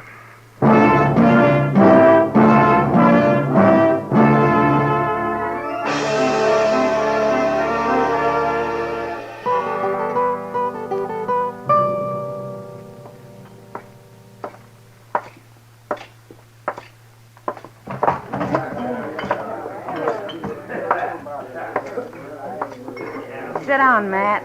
Oh, thanks, Kitty. Drink? No, not tonight. They're talking, Matt. Oh? Who's talking about what? People, about you and Ken Creed. They say he backed you down at Delmonico's earlier tonight. I can't stop their talk. I just thought you ought to know, Matt. Yeah, sure. Thanks, Kitty. What really happened? He backed me down. It's true. Then you got a reason for letting him. No reason. Sometimes I don't understand you one bit, Matt. And try to understand Creed and his reasons. It's his play, this business. Matt, he just came in, over there. Yeah, I see him. He doesn't look worried about anything. No, he doesn't. Oh, here he comes. Yeah. Saw you sitting here, Marshal. So? And that's a right pretty gal. You gonna introduce me? Go back to the bar, Creed. Do your drinking there, huh? That's not friendly, Marshal. My name's Ken Creed, miss. Nobody asked you. And peppery, and I like them that way. Beat it. Why, sure. When you get rid of your friend here, why, you and me can get together later, okay? Creed, I've about had enough of you. That's so, Marshal? All you want is for me to draw on you, isn't it? That's all, Marshal. And if I don't? Well, you will, Marshal. Sooner or later, you'll have to. I'll think of something.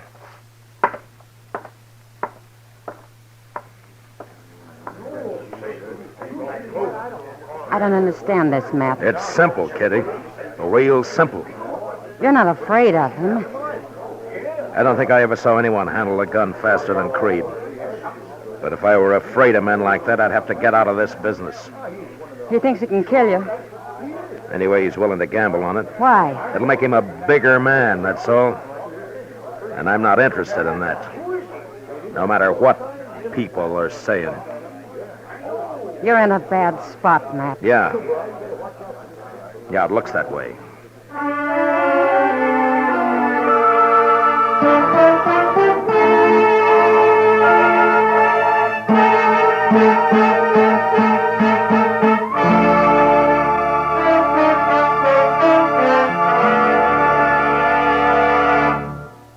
We will return for the second act of Gunsmoke in just a moment. But first, nature is kinder by far to her woodlands than we are. Forest fires, 9 out of 10, are man-made. To preserve for humanity all the products that spring from healthy timberland, redouble your efforts to eliminate forest fires. Crush out every cigarette. Break matches in two and grind them with your fingers. Douse campfires and turn them over until no ember remains. The extra moments you take sure before you abandon a campsite can save a fortune in property and save human lives. Now the second act of Gunsmoke.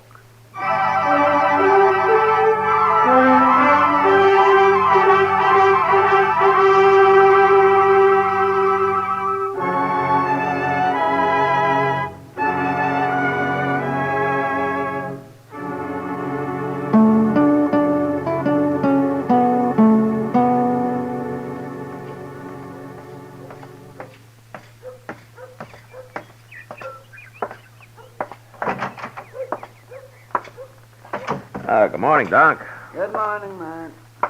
You ought to paint this place, Doc. Oh, yes, out of it. If I did that, people would think I'm rich. They'd have one more excuse not to pay me.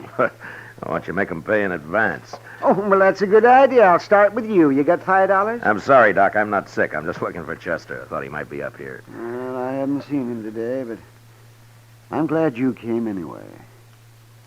Oh? This talk that's going around, Matt, you got to put a stop to it.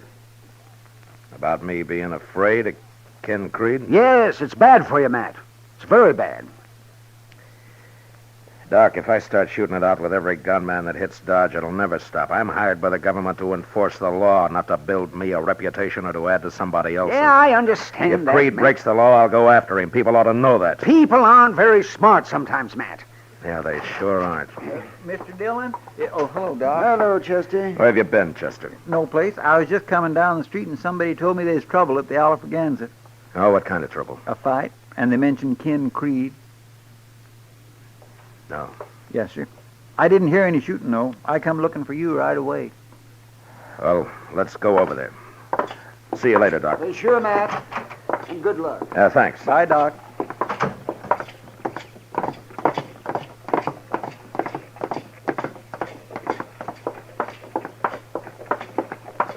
When did this happen, Chester? Well, it couldn't have been very long ago. Maybe Creed's killed another man in self-defense. I don't know. Well, we'll soon find out.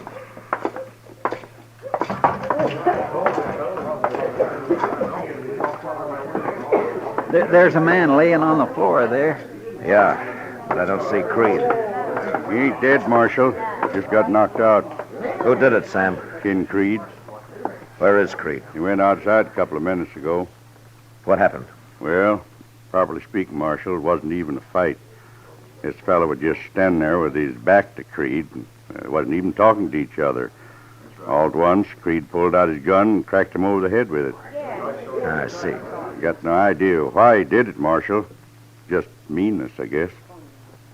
Maybe. You better get that man up to Doc, Sam. He may be hurt worse than you think. Sure. Chester, come on. Yes, sir.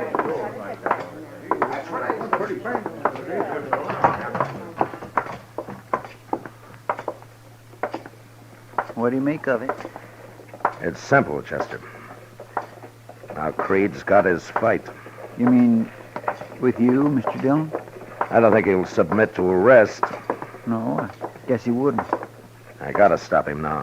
Why don't we go after him with shotguns? No. No, I'll face him. I don't like it. Not one bit. Now, this is as good a place to wait as any. Creed will be along soon. It just don't make sense, Mr. Dillon, you having to shoot it out with a man like that. No, I can't let him go any further. He'll kill somebody next, and I can't let some innocent man die. Well, you're innocent. You haven't done anything. I'm a marshal, Chester. There's a difference. And anyway, he hasn't killed me yet, you know. Oh, no, sir. I didn't mean it. Well, of course he hasn't. You don't think he can, do you? Chester, you know the saying, there was never a horse that couldn't be rode, nor a man that couldn't be throwed? Yes, sir, I understand. Creed's fast. Maybe that's not enough. Maybe it is. Here he comes now. Right down the middle of the street. Yeah. I guess he knew you'd be waiting for him. You keep out of it. Yes, sir.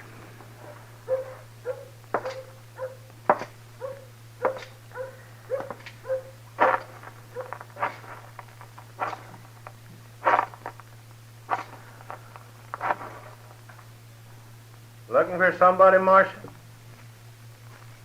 I'm looking for you. Yeah, It's against the law to slug people in Dodge. I figured it was. Sure. I don't suppose you'd come along to jail. You know I won't, Marshal. All right, go ahead and draw, Creed. It doesn't matter now. All right, Dillon. I will.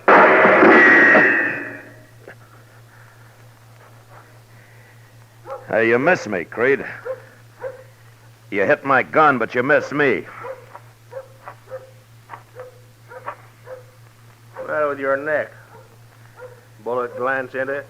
Yeah, I could kill you easy now, Marshal. but you won't. You couldn't brag about shooting an unarmed man. No, I couldn't. Don't get yourself another gun, Dillon. You're fast, Creed. But you don't shoot very straight. We'll see about that. All right, I'll be back as soon as the doc patches me up. Take your time. I don't mind waiting. That was a chance shot, Creed. If you hadn't hit my gun, you'd be lying dead. Are you sure you won't come to jail? You're wasting time, Marshal. Yeah.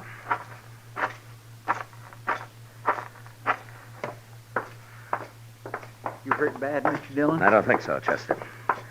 But it's sure more than a flesh wound. You know, if he'd have shot you when you was unarmed there, I'd have killed him sure. No, I couldn't have stopped that. I'm going up to Doc's here, Chester. There's a gun in my desk drawer. Bring it up to me, will you? Yes, sir, I'll go get it. Thanks.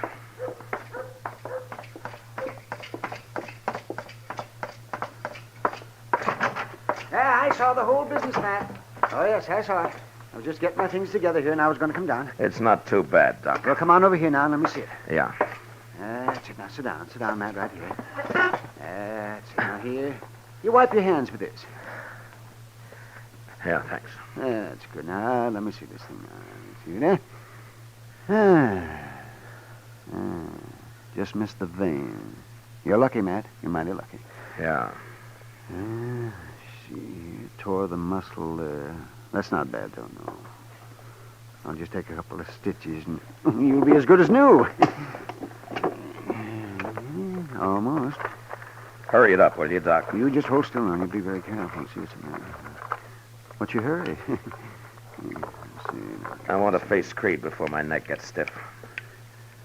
Might throw me a little. That's all right now. You mean you're going back after him? Of course.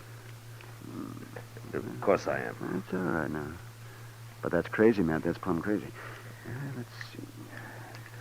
He's all speed, Doc. Unless he's right next to him, and it's luck if he hits him. He missed me. Yes, but he hit your gun, so. But that wouldn't happen again in 1,000 times. Yeah, well, maybe you're right. You know, it takes nerve, Doc, to stand there and hold your fire for that 1 second you need to aim. Yes, I know. And I don't think Creed has that kind of nerve.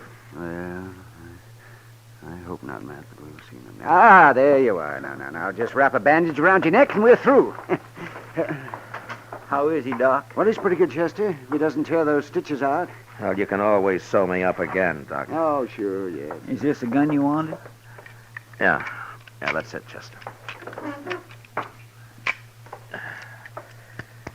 Well, I'll see you later, Doc.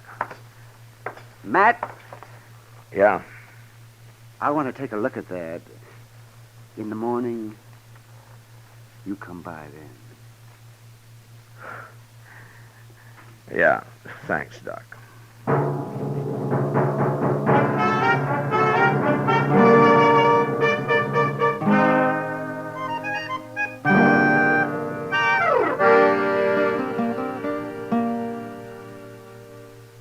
Where do you suppose he is?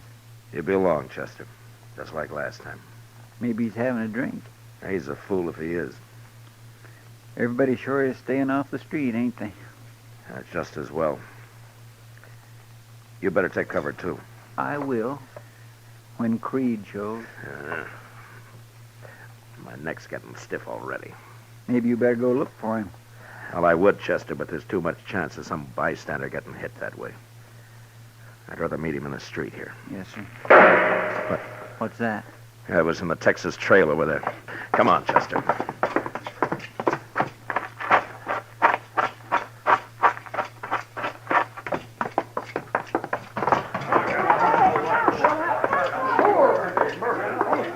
Somebody must have been shot where they're all crowded around back there. Yeah. All right. Here. Let me through him. Come on. Let him Out of the way, please. It's Creed, and he looks dead to me. All right. All right, quiet. Quiet. Shut up! Now, who shot Creed? I shot him. I shot King Creed. All right, I'll take your gun, mister. Hmm? No, you won't. I'm a gunman too, Marshal. You ain't taking my gun. You're drunk. Get your hands up. I'll kill you too.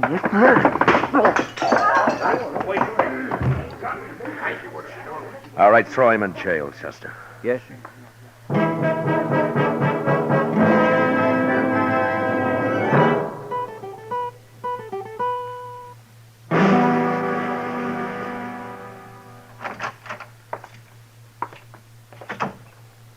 That fellow's pretty sober now, Mr. Dillon. Says his name's Chuck Carter. You want to talk to him? No, I heard the whole story, Chester. There were plenty of witnesses. Carter claims he don't remember what happened. Well, he'd better remember. He'll probably hang for it. You mean he started it? It wasn't even a fight, Chester. It was just like that man Creed clubbed. Only Carter didn't club him. He shot him. How? Right in the back. Creed didn't even know it was coming. Funny way for a man like him to die, ain't it? Yeah, but maybe it's best this way. How do you mean? Well, if Creed and I had shot it out, the survivor would have been just that much more of a prize for some drunken bum like Carter. And that'd have been you, Mr. Dillon. Yeah, maybe. But I'll never know for sure, Chester. Not now. Well, Mr. Dillon, I'll tell you something. I was scared plumb to pieces. Well, Mr. Proudfoot, I'll tell you something. So was I.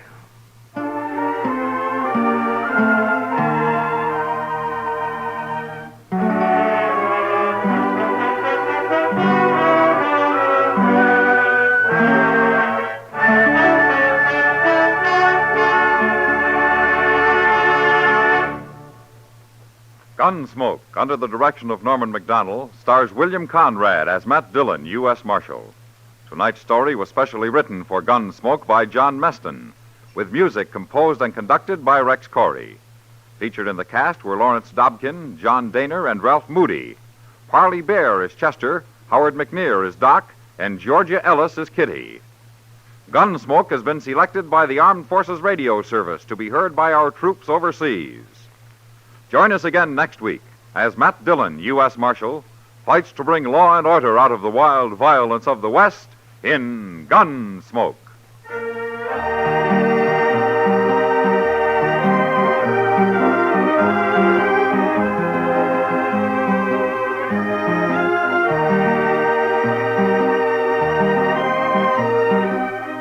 It's a double celebration this coming Monday for radio station WTAR, Norfolk, Virginia. This coming Monday, WTAR celebrates its 30th anniversary, and on the same day, this popular, powerful Norfolk radio station becomes a CBS radio affiliate. Welcome to the ever-expanding coast-to-coast CBS radio family, WTAR, and for all our affiliates throughout America, this is wishing you a happy birthday, and your listeners happy listening at the Star's address. George Walsh speaking. America now listens to 110 million radio sets and listens most to the CBS Radio Network.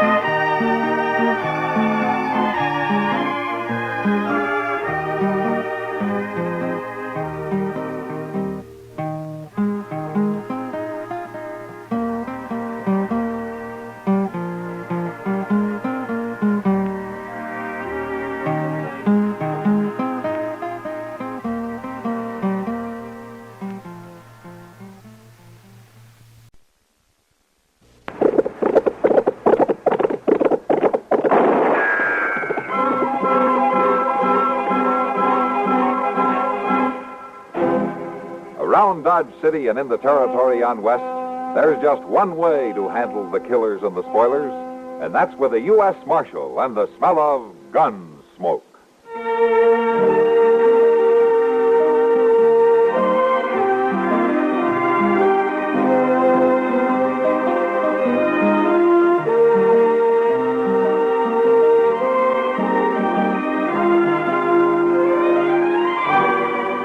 Gunsmoke, starring William Conrad, the story of the violence that moved west with young America, and the story of a man who moved with it. I'm that man, Matt Dillon, United States Marshal. The first man they look for and the last they want to meet. It's a chancy job, and it makes a man watchful and a little lonely.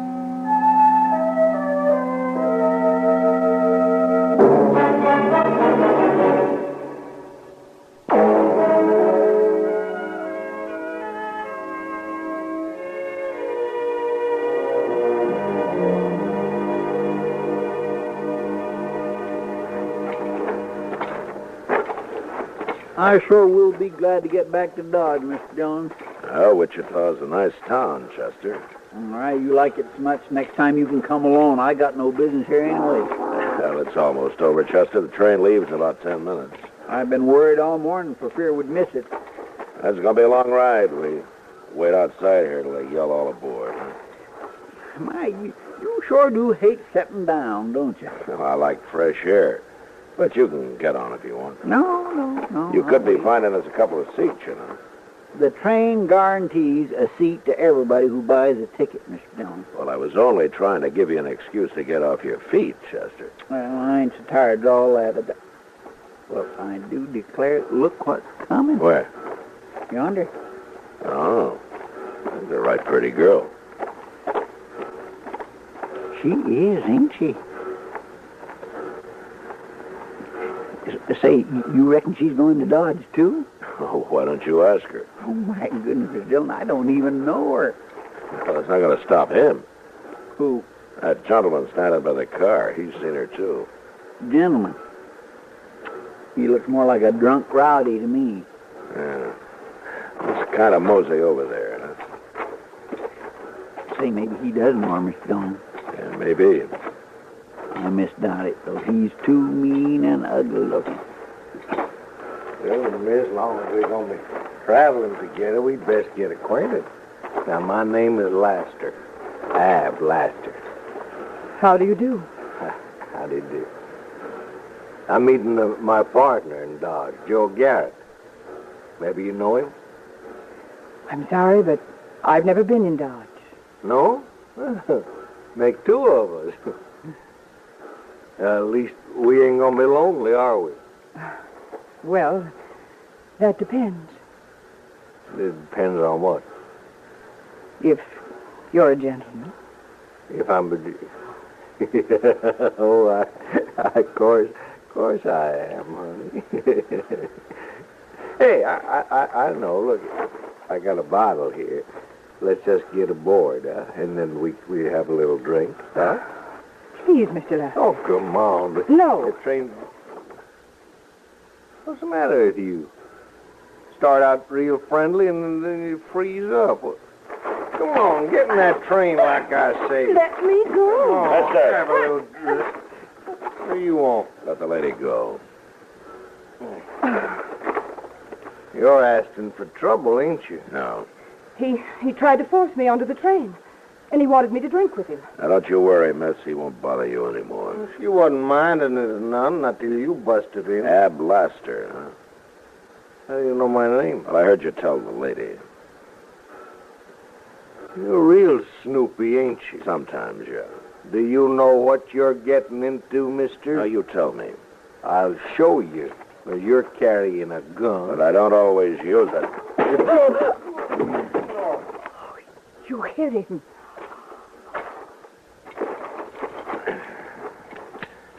Yeah, the gun's safer with me. Here, Chester. Put his gun in your belt. Yes, sir. Oh. He's going to be pretty mad, ain't he? Oh, I'll kill you. I swear I'll kill you. You tricked me, you know that? Get aboard while you can still walk. Mister, when we get to Dodge, you're going to wish you never'd seen me. I'm wishing that already. Now move. Oh, I'm sorry for all the trouble. No trouble, miss. I didn't mean to get you into a fight, It wasn't your fault. but I always feel that it is. What? Well, just my being a woman, I guess. You know. There won't be any more trouble, miss. Not till we get to Dodge, anyway. Come on, let's get aboard.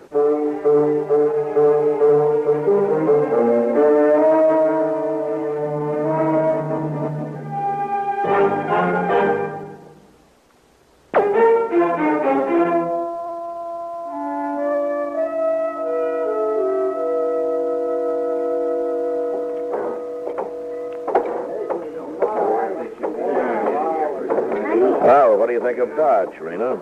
Well, Marshal, I can't tell much from the depot. I will show you the rest. Chester, go get our baggage, will you? Yes, sir. Well, Dodge kind of frightens me, Marshal. Oh? Why? Well, I'm only a woman, and I've heard so much about the terrible things that go on here. Well, don't you worry, Rena. Nothing's going to happen to you. Well, I do feel safer when you're... Marshal. Oh, excuse me a minute, Rena.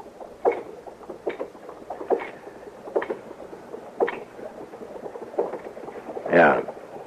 What do you want, Lester? Well, now they tell me that you're Marshal Dillon. That's right. Marshal Dillon. I just wanted to let you know that now there's two of us, Marshal. This here is my partner, Joe Garrett. Lasher says you made things bad for him in Wichita, Marshal.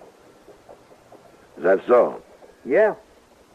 He says you stole his gun, too. Oh, he can pick it up at my office sometime.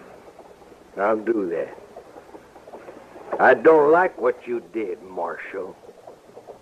Well, I didn't do it for you. Yeah, all right, I know.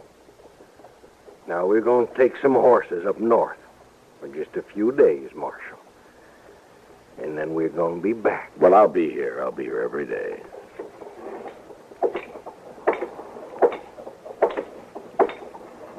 What did those men want, Marshal?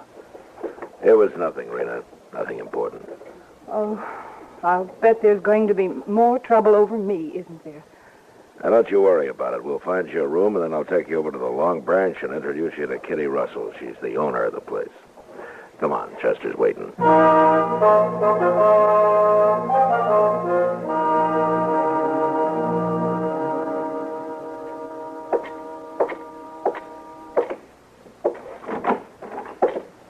There he is. Come on in, Matt. It's your office. Ah, how have you been, Doc? Oh, fine. Oh, Matt, Chester's been telling me about this new girl, Irina Decker. Oh? Sounds like a mighty sweet little apple. Is that what Chester said? No, I didn't say no such a thing. Well, that's what you meant. Is it true, man? Hey, you can go see for yourself, Doc. She'll be working at the Long Branch. Well, the old Kitty hired her, huh? Uh-huh. I left them talking together about an hour ago. Good. I'll drop by there tonight, if I have the time. You'll find time, Doc. Well, I will if some idiot doesn't fall off his horse or jump out of a window or go get himself shot. Leave him die. It'll be worth it. It's a good thing nobody has to depend on a sybarite like you, Chester. Doc, I don't know what that means, but it sure don't sound nice. Well, then don't ever let me catch you saying. Well, Miss Kitty. Come on in, Kitty. Join the fun. Oh, I'm afraid I'm going to spoil the fun, Doc. Oh, what's the trouble, Kitty? I thought I'd better come tell you before you hear it from her, Matt. What? Rena Decker isn't going to be working at the Long Branch. Oh, why not? I didn't hire her. You didn't hire her? Well, I'm not saying she's not pretty and all that, but I've seen her kind too often. They mean nothing but trouble. Well, I don't understand, Kitty. She seems like a nice little girl. You men are all alike. pretty face throws you every time. No, no, Kitty, I have no interest in her beyond trying to help her the way I'd help anybody. Who started that fight in Wichita, Matt? Right. Ab Laster, he was annoying her. She didn't lead him on? Oh, now, Kitty, you're being unfair. That girl's here all alone. She doesn't know anybody, and she needs a job. Sure. And when I had to leave her at the bar a few minutes after you brought her in, she almost got another fight started. What? Kitty, why would she do that? Some women like men fighting over them. Kitty, what really is it that you don't like about her? Doc, you haven't seen her yet, huh? No, but I sure am interested now, Kitty. Oh, you'll be just as stupid as they are. Now, Kitty. All right. Just to show you, I'll hire her. But don't blame me when somebody gets killed, because it's bound to happen.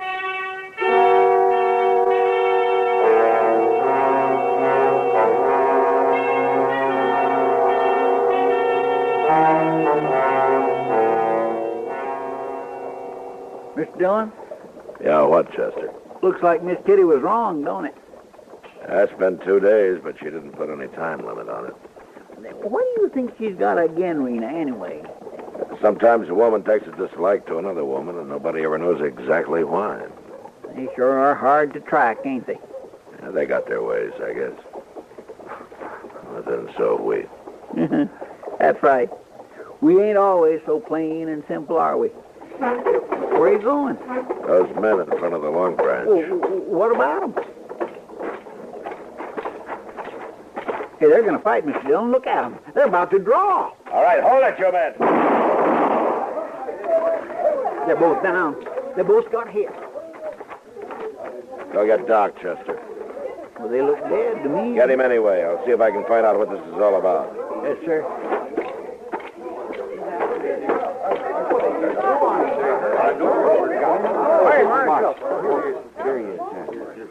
Anybody know these men? I never saw. No, not me. And I didn't see you here, Kitty. Hello, Matt. Maybe you knew these men, huh? Just a couple of riders. I don't even know their names. What started it? You wouldn't believe me if I told you. Now, what do you mean? Talk to her about it. Who? Oh. I'll go with you. All right.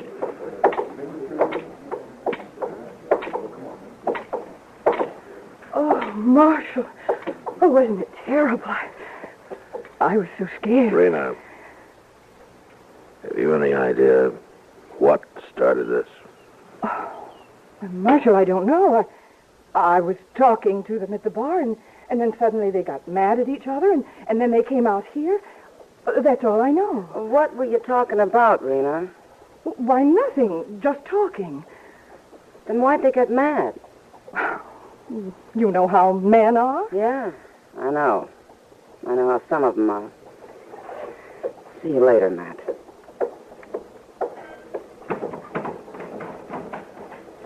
Marshal.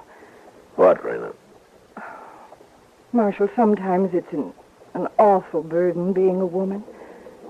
You understand, don't you? I don't know, Rena. I'm not sure what I understand.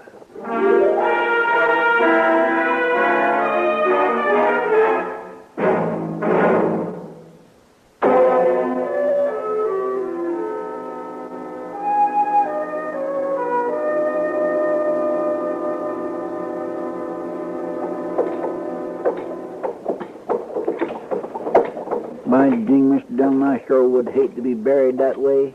Nobody not knowing who you are, not even a marker on your grave. It's a sad, poor way to end up. Yeah. It's been a troubling you, too, ain't it?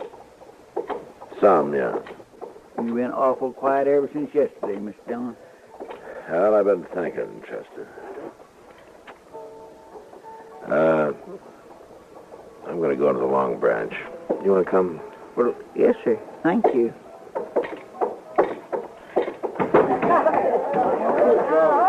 My land, they're busy, ain't they? Yeah. Hello, Matt. Chester? Yeah, well, hello, Miss Kitty. I missed you at the burying, Kitty. Oh, that must have been real fancy. Is Rena around? Right over there at the bar. 2 men, as usual. Oh. Mr. Dillon, it's Ab Laster and that Garrett fella. Yeah. Well, I didn't know they'd come back in town. It didn't take Rena long to find out. What do you mean, Kitty? She brought him in with her when she came to work. But then, of course, she and Laster are old friends, aren't they? Kitty. Why don't you go over there, Matt? Have a drink at the bar. Listen to her a few minutes. You might learn something. All right, I will. Oh, Al. Sam, give me a beer. Rena, honey, it's sure good to see you. Are you really going to take me to dinner, Al? Oh, you bet I am. You bet. What about me? What? Ain't I invited? Oh, well, I guess that depends on Al. Yeah. Some other time, Garrett. This gonna be my night tonight.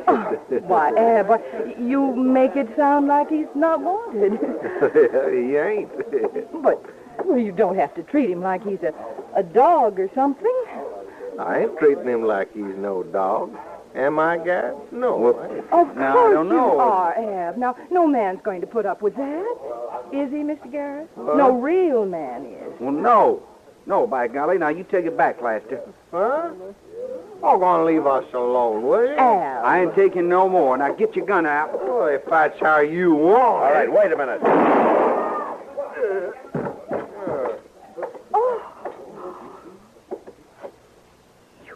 Killed him. You killed him, Ab. Give me your gun, Lester. No. Give it to me. No, I expect to take a man's gun when he's already got it in his hand, Marshal. Now, don't be a fool. Marshal, he killed him. Don't let him get away with it. Shut up, Rena. Stay where you are, Marshal.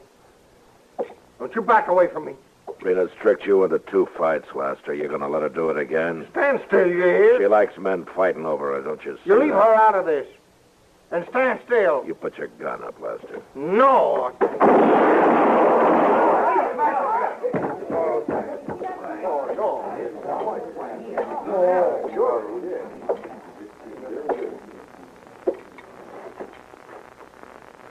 Oh, Marshal, I was so worried. I thought sure he killed you. I was so scared. Rena, 4 men have died because I wouldn't believe Kitty about you. What? You get out of Dodge right now, and don't you ever come back.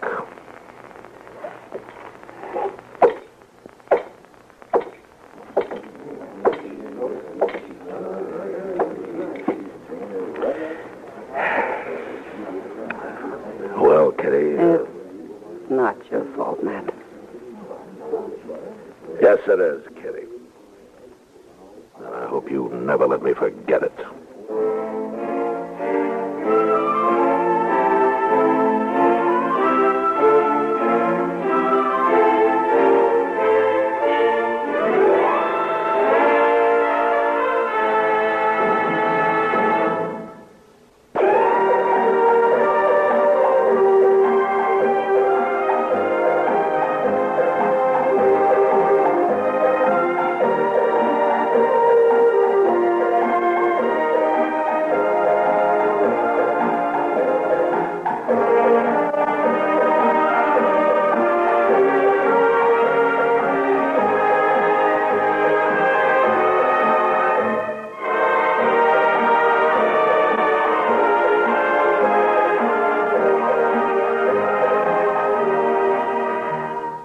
GUNSMOKE. Produced and directed in Hollywood by Norman Macdonald, stars William Conrad as Matt Dillon, U.S. Marshal. The story was specially written for GUNSMOKE by John Meston. Featured in the cast were Lynn Allen, Lawrence Dobkin, and Vic Perrin. Parley Bear is Chester, Howard McNear is Doc, and Georgia Ellis is Kitty.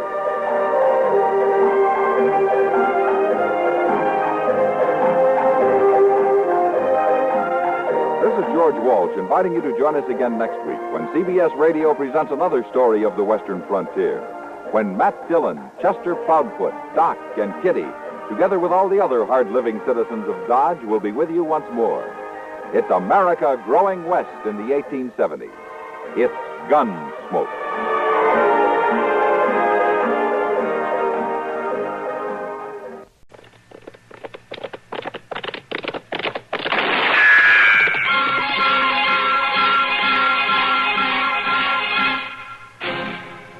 Around Dodge City and in the territory on West, there's just one way to handle the killers and the spoilers, and that's with a U.S. Marshal and the smell of gun smoke.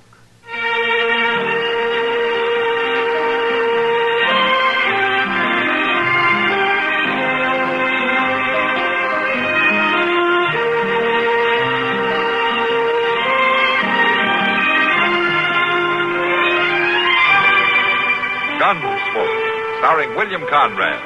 The story of the violence that moved west with young America. And the story of a man who moved with it. I'm that man. Matt Dillon, United States Marshal. The first man they look for and the last they want to meet. It's a chancy job, and it makes a man watchful. And a little lonely.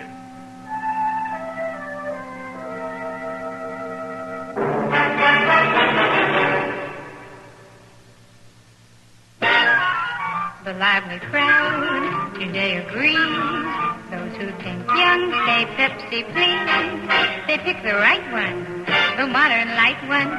Now it's Pepsi for those who think young. You keep in step with those who think young when you get an extra carton of Pepsi-Cola. Nothing's more in tune with lively, modern life than light, bracing, clean-tasting Pepsi. So think young. Say Pepsi, please.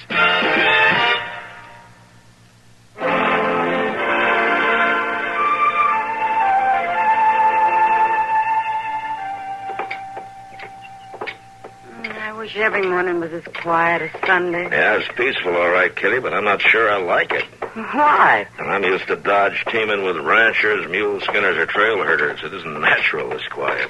Well, even Front Street needs a rest once in a while. Yeah, they gets one every Sunday morning. Now, here's Delmonte's. Not a soul. No. Joe's probably out in the kitchen. Here, let's sit here. Well, you'd think somebody else would be having breakfast besides us. There's a lot of hangovers being nursed this morning, Kitty. It's still early. Hey, Joe! You think Chester and Doc will be back tomorrow? Yeah, it should be. It's been almost a week.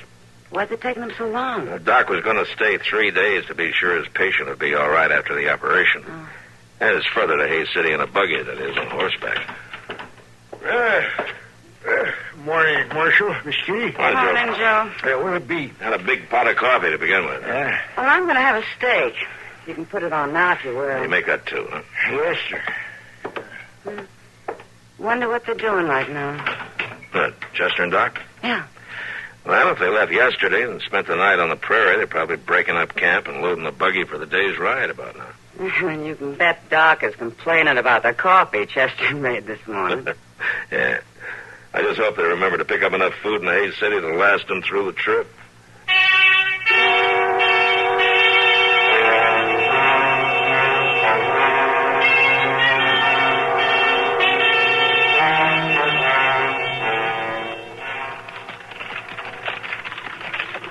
Hey, Doc, there's a water hole over there by them trees. Oh, I got a full bag of water right here. Oh, my goodness. No wonder Mr. Dillon made me come along with you. You wouldn't never survive this trip alone. This water's for us, not the horses. Now, that beast of mine's too mean to deserve a drink. Mean or not, he's got to have water, Doc. And mine, too. Tied on back like he is, he's been eating dust all morning. Now let's head for that water hole. Oh, all right. You fuss worse than an old woman, Chester. Yeah, just one more day, and we'll be back in Dodge. And don't think I ain't looking forward to it. Doggone buggy teeth awful lump. What was that? A rifle shot, Doc. Somebody's out hunting, that's all. There's not a soul in sight. Well, land sakes, you expect him to be out running around with a flag tied onto him? Sounds like it came from those trees over there. If you're going to worry about every gunshot you hear, it's just some buffalo hunter.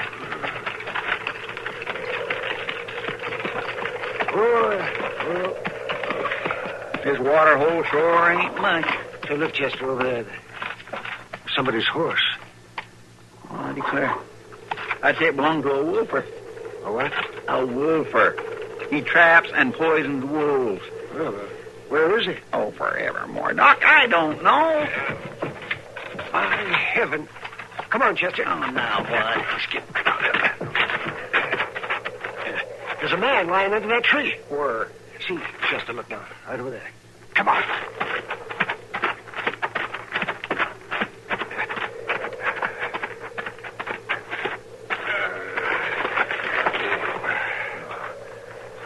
My goodness, Doc, what happened to him? Wait a minute. Here he comes. Why, he's been shot. You out here all alone, fella? No, I got partners, but they ain't here now. What happened? I dropped my rifle. It went off. It caught me. Can you do anything for him, Doc? I can try.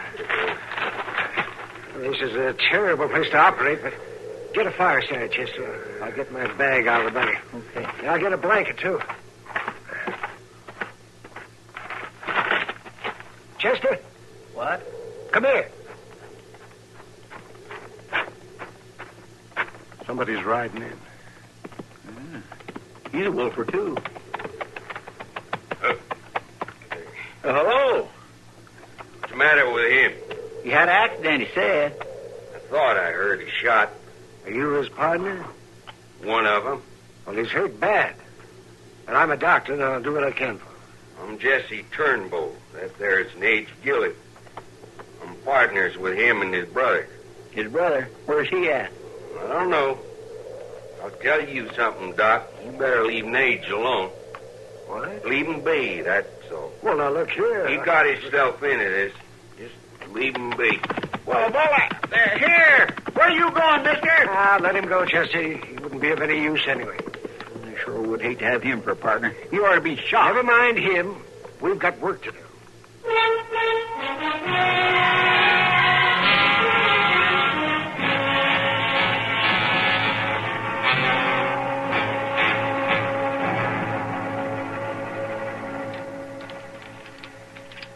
What's you gonna do, Doc? Get that bullet out as soon as the water's hot. When Chester gets back here to give me a hand. Where's he at? We took the horses over to the other side of the water hole. Who could that be? Them's my partners.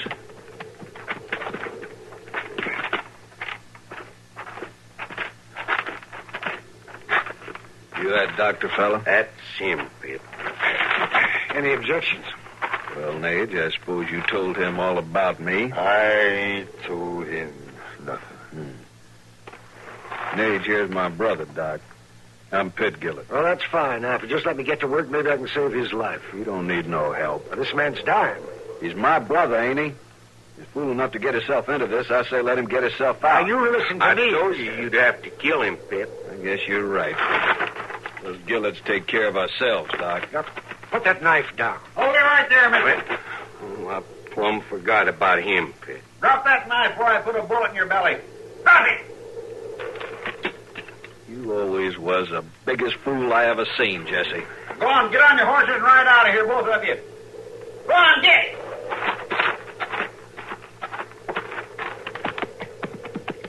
And don't you come back here neither.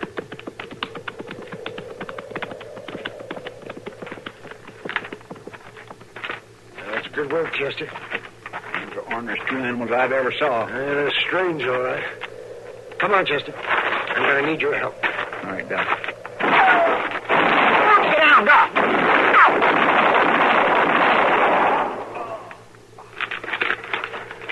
I might have known they'd try something like that. Well, looks like they're gone for now. Doc, what do you want? Doc? He hit you. Yeah. Is it bad? It's bad enough. That bullet's pressing in there. I'll hitch up the buggy. No, Chester. I couldn't sit in that buggy an hour, much less all the way to Dodge. It'd kill me, sure.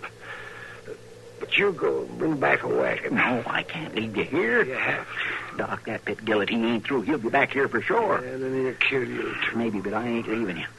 Now, you just tell me what to do, and I'll do it. Doc, help me. Doc can't help you nor nobody else right now, Midge.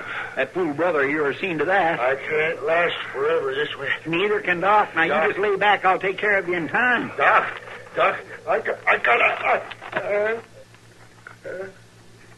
See to him, Chester.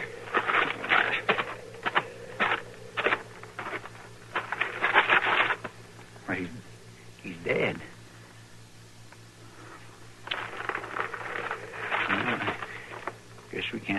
looking for him now. Poor fella. Well, Doc, tell me what I'm supposed to do to get that bullet out of you. First thing, Chester, you better get some whiskey out of the buggy. You better have some, too.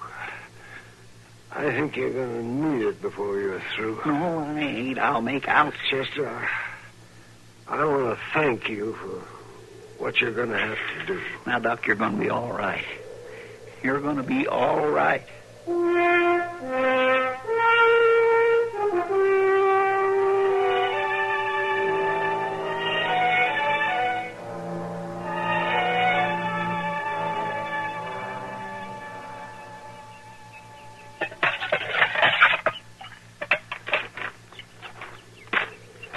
Here you go, Doc.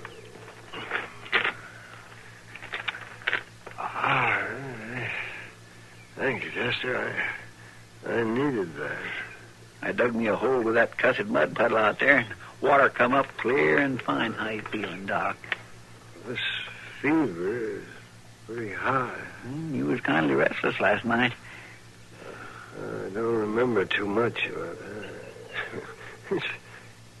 This feels like you dug that bullet out with a shovel, Chester. Well, Doc, I'm sorry, but I done just like you said. I know it must have hurt you something awful. You passed clean out. But you'll get your strength back now. I'll see you get back to Dodge.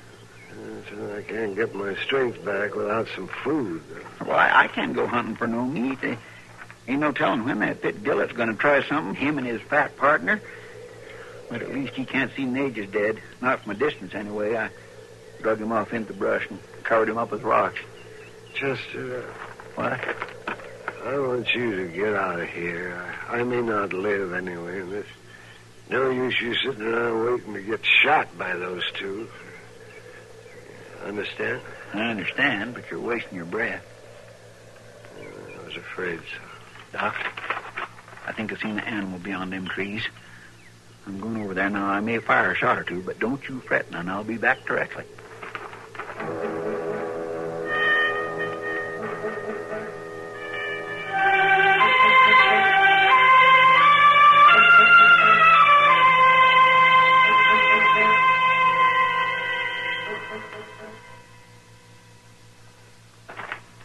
Got some good soup here for you, Doc. Soup? Best you ever ate. Well, how'd you ever make soup? Well, I started out with a hunk of that old renegade steer I seen in them trees out there. I got some more of them roasting on fire, too. I just chunked a piece in this pot, boiled it up good, then I put in some sheep sorrel and wild onions to kindly flavor it a little. Well, I'll be darned. Here, now you just try some. Let me help you.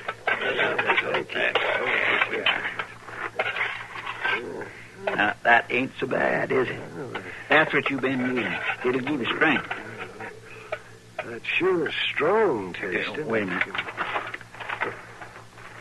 What's the matter? Well, I just want to keep a good lookout, Doc. You're still worried about Pit Gillett, aren't you? No, not really. I ain't. I'm just being careful. Well, you know that he'll be back as well as I do. Well, don't you fret about it, Doc. He does come back, you're right snug in here with this barricade I got built up by you. Yes, I know. But what about you? Well, I'll hide in the grass out there. He won't never see me. To start shooting, you won't. Yeah, but then I'll have the drop on him. Well, there's two of them, Chester. Well, I got more than one bullet. Well, you could ride for help. I'll be all right here. He'd kill you sure, and I ain't leaving you, Doc. Even though it may cost you your life. Doc, my life wouldn't be worth much to me if I was to leave. Shh. Listen, somebody's coming out. Lay low, Doc. It's that Jesse Turnbow, Doc. He's riding in with a white flag in his hand. Now, you just keep still. I'll take care of him.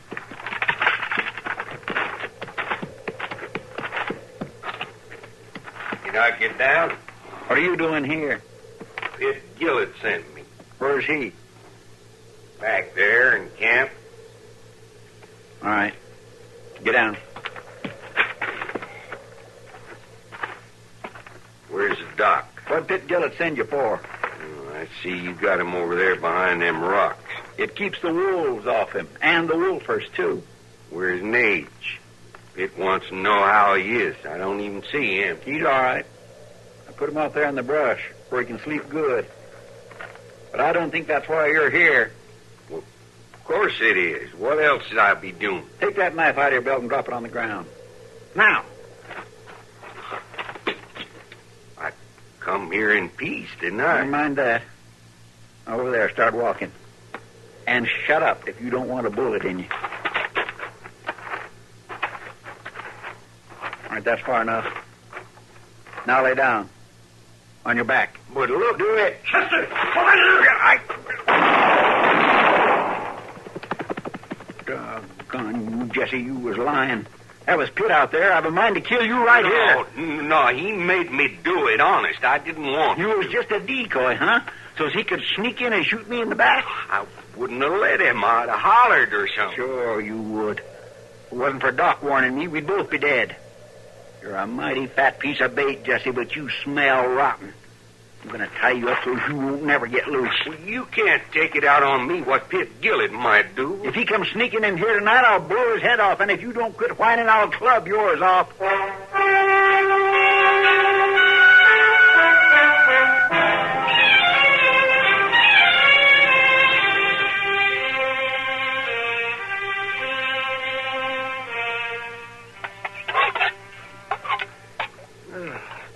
That's enough.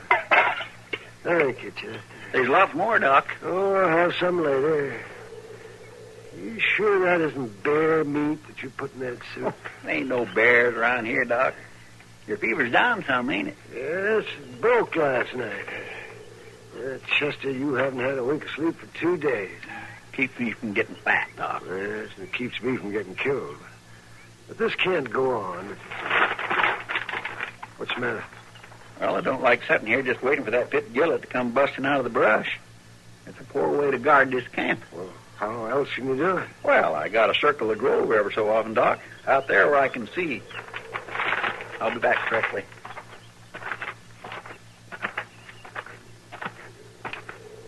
Well, Jesse, you ain't singing very loud this morning. I'm hungry. I gave you a piece of meat. That was more than you deserved. That was terrible meat. Where'd you get it anyway? I wouldn't complain if I was you. It might just be the last meal you ever eat. You gonna keep me tied up like this forever? I can make you good and comfortable, Jesse. Permanent. All right. All right. What is it? Shut up. You seen your partner bob his head up over that knoll yonder? Pitt? Yeah. I'm going to call over there, Jesse. And if you make one sound, I'll turn around and blow you in two. I won't do it. Just remember what I said.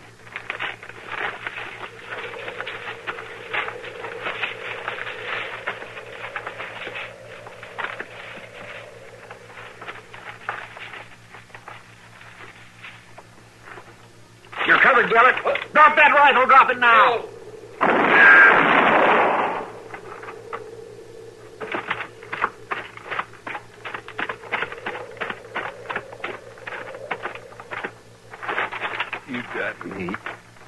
You got me good.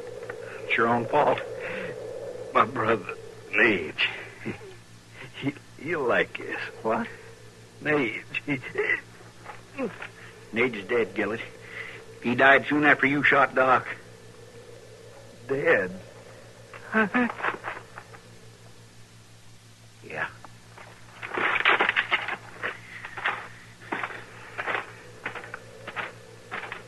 You kill him? You kill Pitt? Yeah, he's dead. Oh.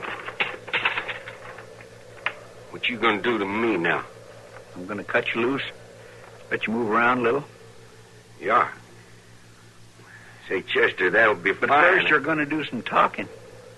I don't understand. Well, take your time, Jesse. Was it something about Nage and Pitt you want to know? Only when you're ready to tell me, Jesse. Guess it don't matter now. Nage didn't shoot himself by accident. I know that when I first rode in here. Pitt shot him. So that's it. They had an argument. Pitt told me about it later. He shot him, and then he seen you all coming. He left. He thought Nage was dead. Till you went and told him he wasn't. Yeah. Then he was afraid Nage'd talk. What about you, Jesse? Pitt wanted me and Doc dead, too, and you was doing your best to help him. Now, why? I don't know. We was partners. Even when it come to murdering people? They was my partners, Chester. I don't know nobody else out here. That ain't the darnest fool excuse I ever heard in my whole life. I told you everything. You promised to cut me loose. All right. But just long enough for you to stretch your legs, and then I'm... Well, I declare Why, that... What's the matter? Mr. Dillon! Mr. Dillon, over here! Mr. Dillon! Chester! Oh, I sure am glad to see you. Been looking for you for 2 days. What happened? Well, we run into some ornery roofers, and Doc got shot. What? Yes, sir, but he's doing just fine now. He's right over yonder. Who's that you got tied up? He's one of the wolfers. There was 2 more, but they're dead now. It's a long story. I'll tell you all about it later. Doc's right over there behind that barricade. I'll be darned. Hey, Doc? Hey, Doc, I got a surprise for you. Look who's here. Look, Doc, he got worried and come looking for us. Hello, Doc. Well, Matt, I'm sure glad to see you. I hear you ran into a little trouble. I guess you'd call it that. You look mighty comfortable to me. Chester been feeding you good? Food, well, that's been the worst part of it, Matt. Just wait till you taste the meat he's been using. Huh? Well, where'd you find any meat around here, Chester? Oh, it was easy. But, Mr. Dillon, what about that wolfer? You think it's worth the trouble of jailing him? He's your prisoner, Chester. I'll leave that to you. Well, now there's 2 of us here. I think I'll just run him off. Good idea. Doc, how long's it going to be before we can get you into Dodge in that buggy? Oh, a day or so, maybe, Matt. If you drive real slow. We'll just camp here for a while. Mr. Dillon? What? Well, when the time comes, I'll drive the buggy. Okay. Why not? Well, because you see, it'll be my horse who will have hitched to it. Well, what's the matter with my horse? Mean as that beast is. I'll tell you about your horse. We ate him. Ate him? Ate him. Oh, so that was it. Chester, I'll never trust you. So help me, not as long as As long as you what, Doc? As long as I live, Matt. Thanks to Chester.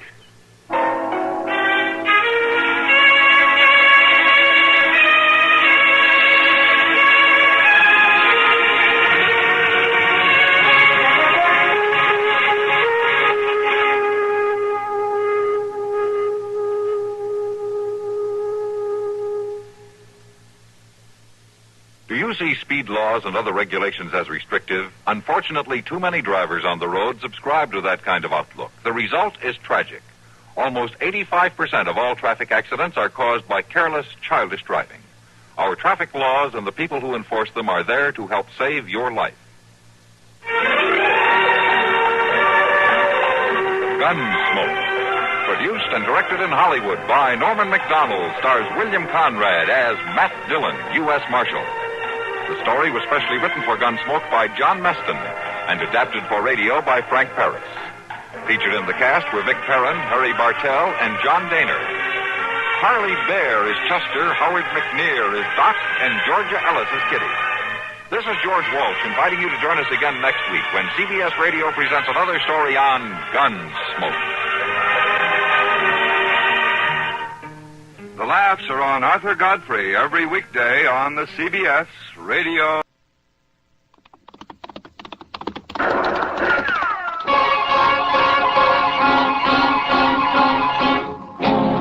Around Dodge City and in the territory on west, there's just one way to handle the killers and the spoilers, and that's with the U.S. Marshal and the smell of Gunsmoke.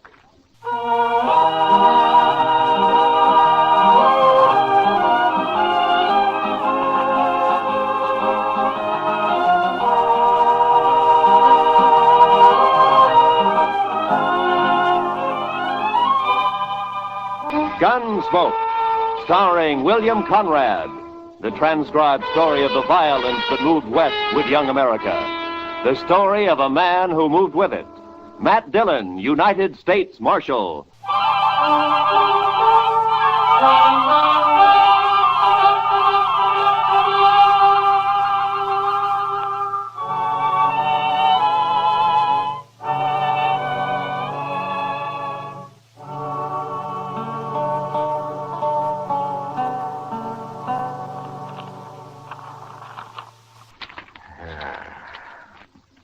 Is this everything, Chester? Well, there might be more later when they finish sorting the mail. Hey, where's that telegram? Oh, what telegram? I thought I put it right on top. Let me take a look. Oh, yes. Here it is. Might be important. Oh, we'll soon see. Well, it's from Bill Hickok. Up in Abilene? Yeah. What'd you say, Mr. Dillon? Teeters and Gridler headed for Dodge. Keep them there, but don't arrest them until I get there with murder witness. Or I'll write Washington all I know about you. Signed Hickok. Oh, then Mr. Hickok's coming here, huh? That's what he says. Well, how'll you recognize those two men, Mr. Dillon? Yeah, I expect I'll recognize him all right. Oh, you know them. Yeah, we've met. Teeters and Gridler are gunmen, Chester. The kind who kill as easy as most men shake hands. Just about as often. Too bad you can't just put them in jail. Yeah. Well, we'll start meeting the trains. There's one in at noon, sir. Good. Then we'll meet it.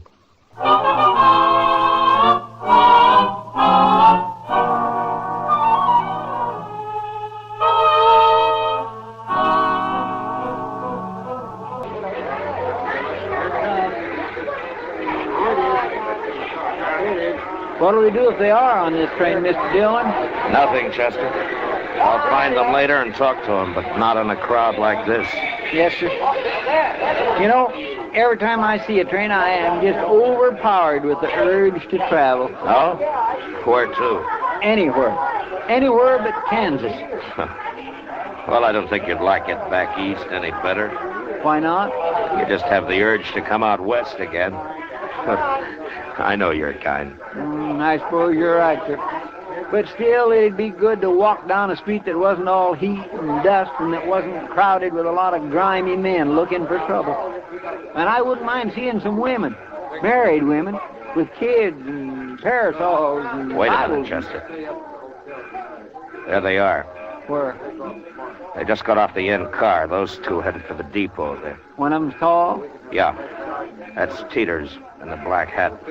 The other's Gridler. I'll just step around the corner here and see which way they head. Yes, sir.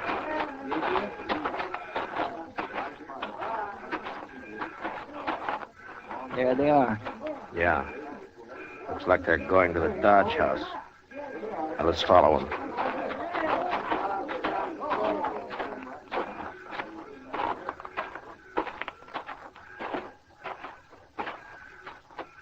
Yep, that's where they're going, all right.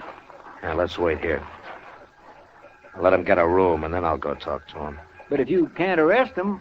And I'll just try to make them feel welcome to stay in Dodge. When do you think Mr. Hickok will get here? Oh, be a couple of days anyway, Chester. Look, right now, I want you to go back to the depot and ask the ticket agent to let me know if Teeters and Gridler start to leave anytime. You can describe them to him. All right, sir. Then go to the stage office. Yes, sir. And go to all the stables, too. If they rent or buy any horses, I want to know about it right away. I'll tell everybody. Also, tell them to keep quiet about it. I'll be back at the office later, huh? All right, sir.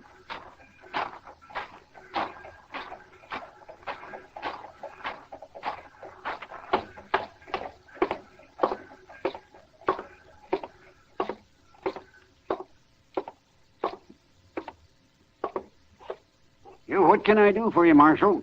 Two men came in here just a minute ago. One of them was tall, black hat. Well? Well, what, Marshal? You were here. Did you see him? Those were gunmen. I could tell. The tall one's Teeters and the other one's Gridler. Those the names they gave you? Yes, but there'll be trouble if you try to arrest them here, Marshal.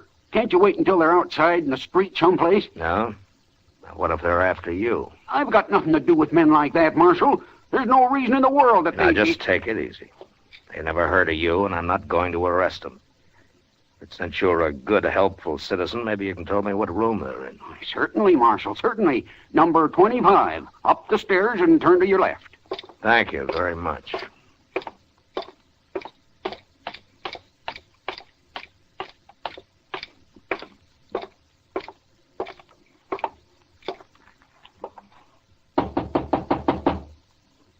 Who is it?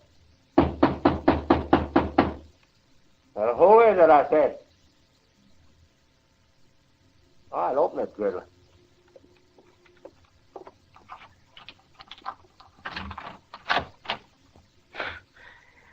You can put your gun away, Griddler. I just came for a little talk. Then make your talk, Marshal. No, I ain't polite, Griddler. Let him in. Watch him better inside, anyway.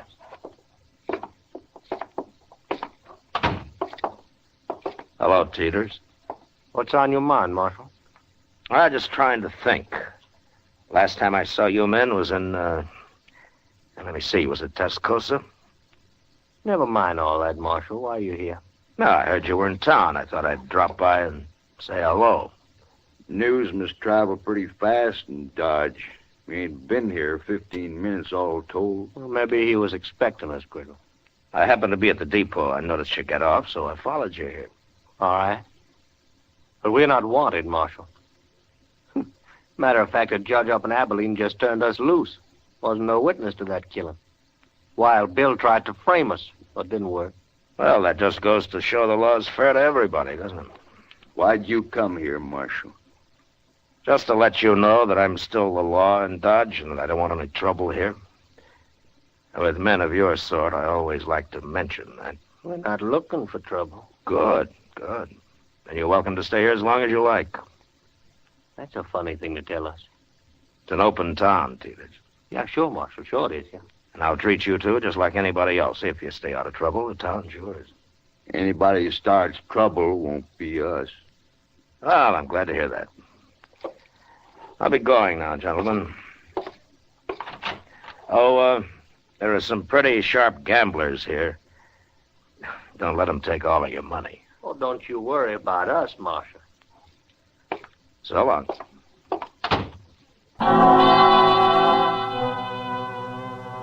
There was no way of figuring how long Teeters and Griddler might stay in Dodge. If they took a notion to do some gambling, it might be a week or two, or they might move on in an hour. That night, however, they were still in town, bucking faro at the Alafraganza. Everything looked fine until Chester came into the office about 10 o'clock. They're fixing to leave, Mr. Dillon. First thing in the morning. Oh, how do you know? Jim Bunch at the stage office. He just told me they came in and paid their fare to Sharon Springs on the morning stage. Sharon Springs, huh? And then they're headed for Denver. Looks like it, sir. All right, Chester. Go tell Jim that I'm going to be on that stage tomorrow, too. If he likes, I'll ride shotgun for him. One of the boys can have a little time off. I'll tell him, sir. But are you going all the way to Denver? I'll follow him all the way to San Francisco if necessary. You can tell Hickok that when he shows up. Too bad he won't be here before they leave. And it'll be another day before he can get here.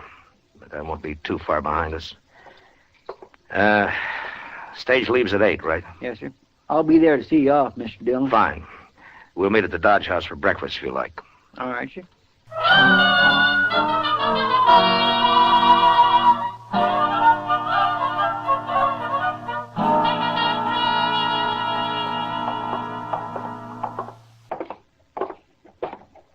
The stage looks like it's all ready to go, Mr. Dillon. Yeah.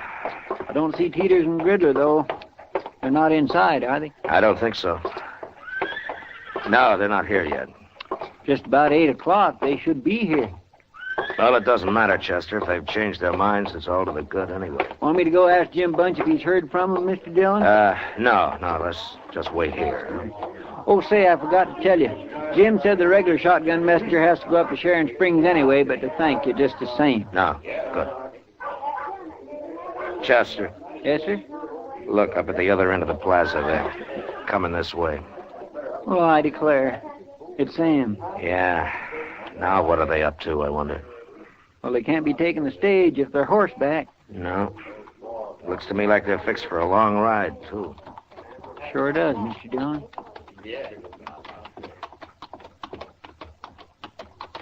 You're up early, Marshal. Yeah. So are you, Teeters. It's cooler in the morning. Well, for traveling, it is. So long, Marshal. What's the matter? Did you lose all your money last night? Yeah. Next time we'll follow your advice. So long. Will we go after him? Chester, you stay here and explain things to Wild Bill. I'll be on their trail. As soon as they're out of sight, I'll get my horse. You can tell Jim I won't be taking the stage. All right, sir. I'll leave as clear a trail for Hickok as I can. Yes, sir, I'll tell him.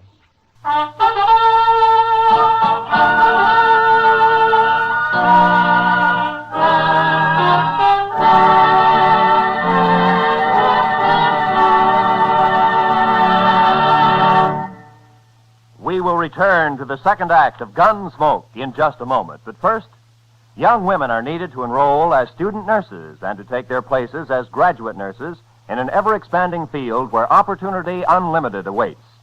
Older women should seek careers as practical nurses where fine living and fine working conditions are in prospect. Ask at any hospital at the nurses' registry desk or at any qualified school of nursing.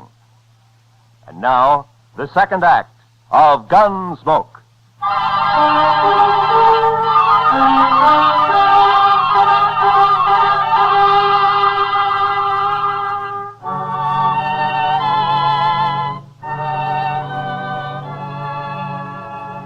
I did my best to stay out of Teeter's and Gridler's sight. But if they had suspicions of being followed and were watching their back trail, they'd have known I was there, all right. The land was flat, and we frequently crossed great patches of powder-dried dirt that smoked the air with dust under the horses' feet. After an hour, they began to swing slowly north. And by noon, it was clear that for some reason they were riding in a great half-circle. They'd left Dodge, headed west, and sure enough, just after sundown, they rode back into town from the east. I waited until dark, then came in. Put my horse up. The office was empty, so I walked up to Delmonico's, where I found Doc having supper. Oh, Matt! Oh, sit down. Oh, thank you, Doc. Oh, you look hungry enough to even eat this food. Yeah, it's been a long time since breakfast, Doc. Yeah, a man ought to eat 3 meals regular, Matt. You'll get run down if you don't. Yeah, sure, Doc. Only sometimes you have to eat when you can. Oh, I told you have a hard day, Matt. Yeah, I've been riding, Doc. Riding around in circles. Oh, is that what the government pays you for? Oh, I'd like to have your job, man. I wouldn't be too sure of that, Doc. It isn't always this easy. Yeah, I know, Matt. Chester told me. What happened? You lose them? No, I didn't lose them. As a matter of fact, they're coming in here right now. Huh? What do you mean they're coming? Those two? Yeah. They're pretty hard-looking fellas. They are. Evening, Marshal. Oh, hello, Teeters. Gridler. Marshal. This is Dr. Adams, gentlemen. How are you? Hi, Doc. How are you? Well, what's on your mind? You are, Marshal. What? That was you trailing us all day, wasn't it? Yes, it was. Why? I didn't want you to get lost. That's a lie. Then let's say that I didn't want you to get into any trouble. You gonna tell us what it's all about, Marshal? Well, you're not exactly the most reputable citizens in Kansas, and I just wanted to have an eye on you, that's all. You sure do. Because like I told you, you keep out of trouble, and you're welcome to stay here. Just remember one thing, Marshal. There's two of us. And next time you follow us, you might not come back. Well, taking chances like that's part of my job, Mr. Teeters. It's a poor job, then. Yeah, sometimes I think so, too.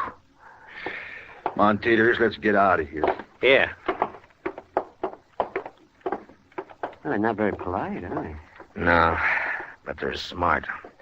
Smart enough to figure something's wrong, anyway. Well, you think they might bolt, Matt? It depends on how smart they really are, Doc. Right now, they're so curious they might stay around just to see what it's all about. Oh, Mr. Dillon? Oh, hello, Chester. Pull up a Doc. chair. Pull up a chair, Chester. I won't have time. We better get right over to the depot. Oh, why? What's happened? Well, sir, I saw 'em ride back into town. The first thing they did was go to the depot and ask about a train. Oh, were you there? No, sir, the agent came and told me like he'd promised. Train goes at 7:30, doesn't it? Yes, sir. And it's just about that now. I've been looking everywhere for you. Doc, Doc, if that waiter ever does come around, tell him to hold a steak for me, will you? I might just be back for it. Sure, Matt. Yes, sir. And good luck. Yeah, thanks, Doc. Come on, Chester.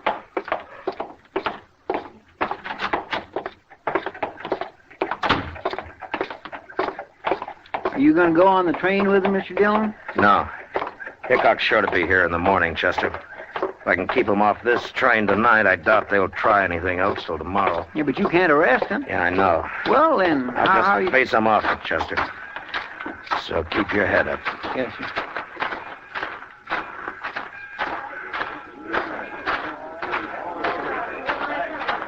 Now, there they are. Come on. You come just to say goodbye, Marshal? Not exactly, Peters. Oh? You can take the train tomorrow if you like, but not this one. Why tomorrow? Well, I've got orders to keep you in sight till then. Orders from who? It doesn't matter. But you have your choice. You can have the run of Dodge tonight, or you can spend it in jail. I know you talk pretty loose for just one man, Marshal. Your friend there doesn't look like a gunman. Well, now, you can't always tell by looks, mister. I can. You said you didn't want trouble, Marshal, but you sure starting it. There won't be any trouble. You do what I tell you. If we don't? I'll kill the first one of you that moves for that train. You can die that way, Marshal. Maybe. But you won't both get on that train. Gridler. You know me. You know I'll do it. We can still make it, Gridler. No. It's not worth it. We can go tomorrow. All right. Marshal, tomorrow it'll be different. Yeah, sure. Tomorrow it'll be different.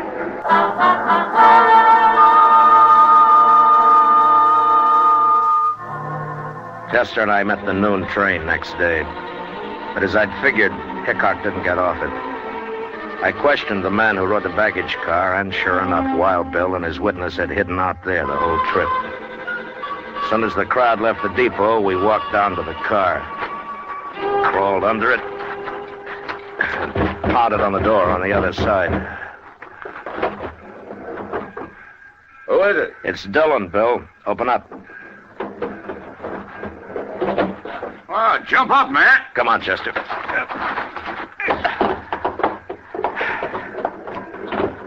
Oh, Matt, how are you? Oh, fine, Bill, fine. Oh, this is Chester Proudfoot. How do you do, Mr. Hickok? Chester. Sam, come over here. This is my witness, Sam Trimble. Howdy, Mr. Trimble. Are you still here, Matt? Yeah, but we better move fast. Matt, that judge up at Abilene's crazy, but he's still the judge. And he says Trimble here has to identify Teeters and Gridler before I arrest him this time. But, Bill, they can't be tried twice for the same crime. I know that, Matt, but I'm after them for a second murder they did. I'd suggest we just go kill them, but I've been waiting a long time to see these two hung, and by glory, I'm going to do it. Yeah, you will if you're lucky. Tell me, Mr. Trimble, do these men know you on sight? Well, I'll tell you how it was, Marshal. I was in the stable where I work, over in Abilene, that is, and a fella come in for his horse, and I went to get it for him. I heard some shooting, and then two men ran right past me. I got a good look at them, all right. They just killed that fella, too.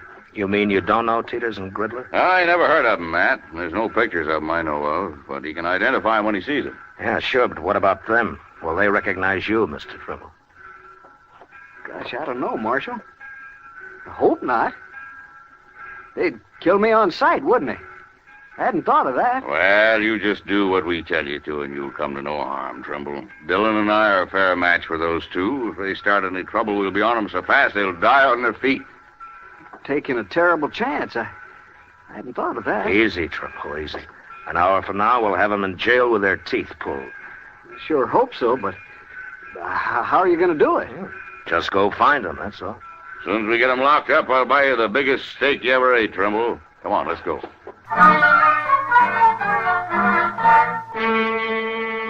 I took Hickok and Trimble over to the Texas Trail, where we decided we'd wait while Chester located Teeters and Gridler. Then we just walk in on him and get it over with fast. I introduced the two men to Kitty, and we ordered a couple of drinks for Trimble, who was getting jumpier by the minute. What are you two heroes doing? Getting this poor man drunk enough to fight him? Not exactly, Miss Kitty. He just lacks faith in us, that's all. I wouldn't have come if I'd thought about it. I sure would. Look, Trimble. It isn't often a man has both mine and Matt Dillon's guns behind him. You're as safe as you'd be in church. I don't go to church. Here, Mr. Trimble. Have another drink, huh? I will in a minute. I'm going out back first. Whatever you're up to, it's making him mighty nervous. Yeah. Well, I'll admit he usually leads a quieter life. He'll brag big, though, once he's back in Abilene. Tell me, Bill, do you plan to stay in Abilene long? Oh, I don't know, Matt. Charlie Utter keeps talking to me about Deadwood. Oh, it's as dusty up in Deadwood as it is in Kansas. Yeah, I know, Miss Kitty, but Charlie thinks some of that dust is made of gold. Hey, what's that? I don't know, but I'm going to find out. I'll go with you, man. All right, stay in here, everybody.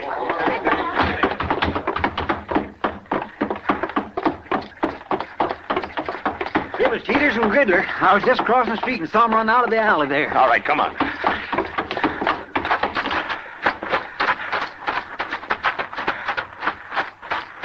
There he is.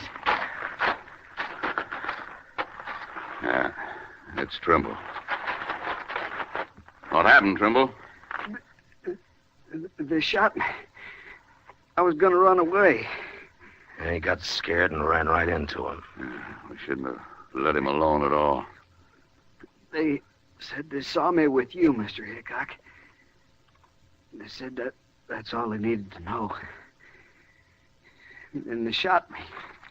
Chester, go get the doc. Hurry. Yes, sir. Tell me, Trimble.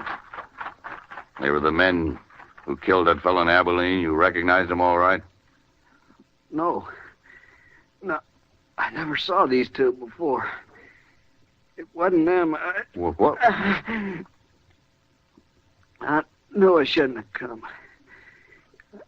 I got killed for nothing. Trimble. Trimble. Yeah, it's no use, Bill. Yeah. He got killed for nothing, all right. They must have figured he was a witness to some murder they did commit. Well, anyway, they'll hang for Trimble now. Let's find him before they get out of town, Matt. We'll find him even if they do. Hickok and I walked out of the alley and into the plaza. There were a couple of citizens who'd heard the shooting and had seen Teeters and Gridler run out of the alley. Told us that they'd gone into the Dodge house, and we followed. From the look on the clerk's face as we went past him and up the stairs, I knew that they were in their room. When we reached it, Bill stood on one side of the door, and I on the other. Think they'll fight, man? Well, let's ask them.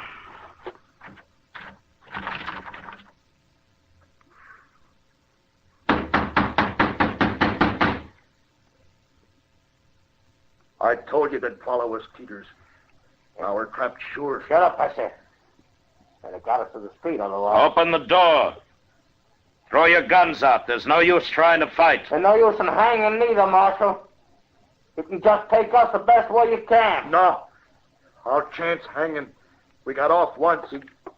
Gridley, you get away from that door. I've listened to you enough. I ain't facing Dillon and Hickok both now. Gridley! Hold your hand clear of that door. Teeters, you shouldn't have...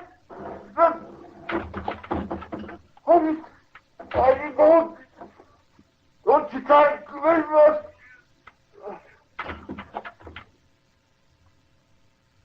Wait, Matt. Could be a trick. No, I don't think so, Bill. Look. On the floor there. Yeah, he's been hit all right.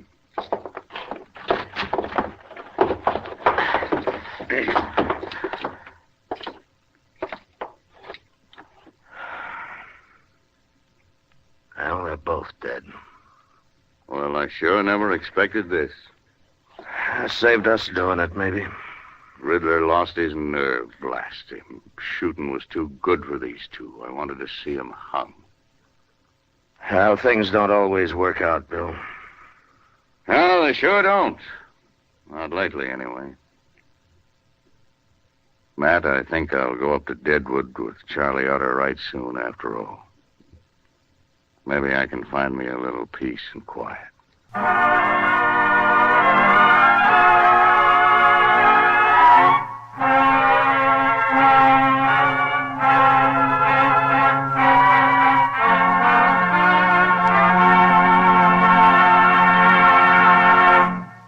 Gunsmoke, transcribed under the direction of Norman MacDonald, stars William Conrad as Matt Dillon, U.S. Marshal. Tonight's story was specially written for Gunsmoke by John Meston, with music composed and conducted by Rex Corey.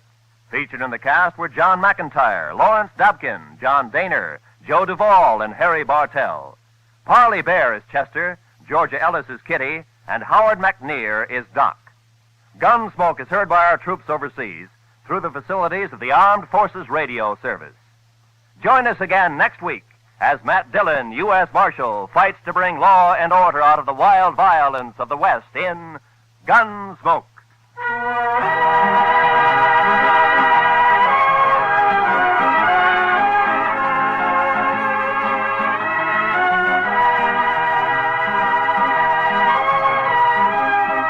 Many of the war orphans of Korea have never known peace or plenty. Their lives have gone from bad to worse. Now their future is in our hands. Without help, they cannot live. We can send them food through CARE, the American Package Sending Relief Agency. Send your contribution to CARE's local office or to CARE New York or CARE Los Angeles. This is Roy Rowan.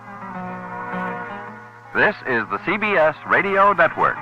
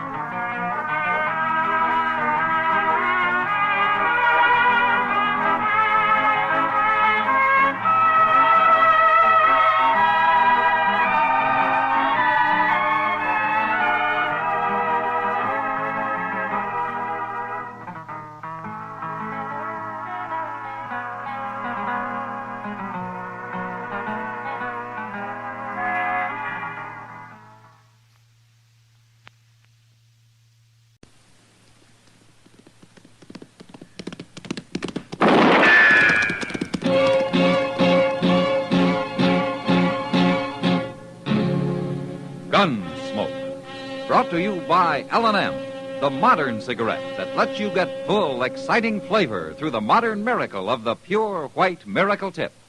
Live modern. Smoke L&M.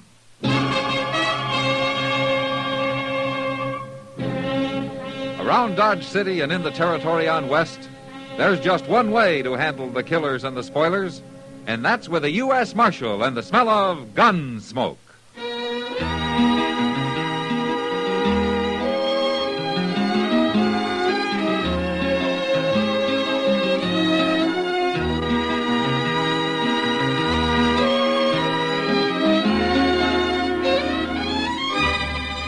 Gunsmoke, starring William Conrad, the transcribed story of the violence that moved west with young America, and the story of a man who moved with it. I'm that man, Matt Dillon, United States Marshal. The first man they look for and the last they want to meet. It's a chancy job, and it makes a man watchful and a little lonely.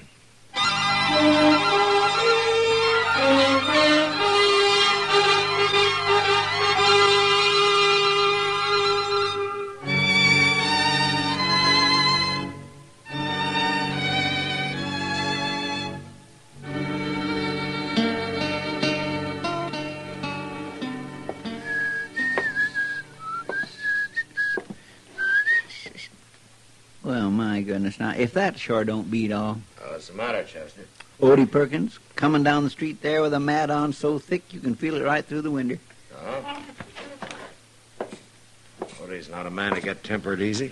Well, he sure is now, Mr. Dillon. He's so doggone riled, he's leaving a blue streak behind him. It's the gospel truth, look. That can't be anything serious. Marshal Dillon. Oh, morning, Odie. Marshal, I'm here to call on the power and protection of the law in all its majesty and might. Well, that's a pretty tall order, Odie. You got some reason for needing the law? Reason? I got reasons that go back as far as 15 years. Marshal, I want to swear out a complaint, injunction, a bench warrant, whatever it is it takes to get a certain low-life scum evicted from the premises, run out of Dodge, banished from the territory, and horsewhipped to boot if you can work it in somehow. What's a certain person done, Odie, to deserve that kind of It ain't what he's done as much as what he is, and I ought to know it long before this, but he sure had me fooled. You're not by any chance talking I'm about... talking about Brace McCoy. That's who I'm talking about.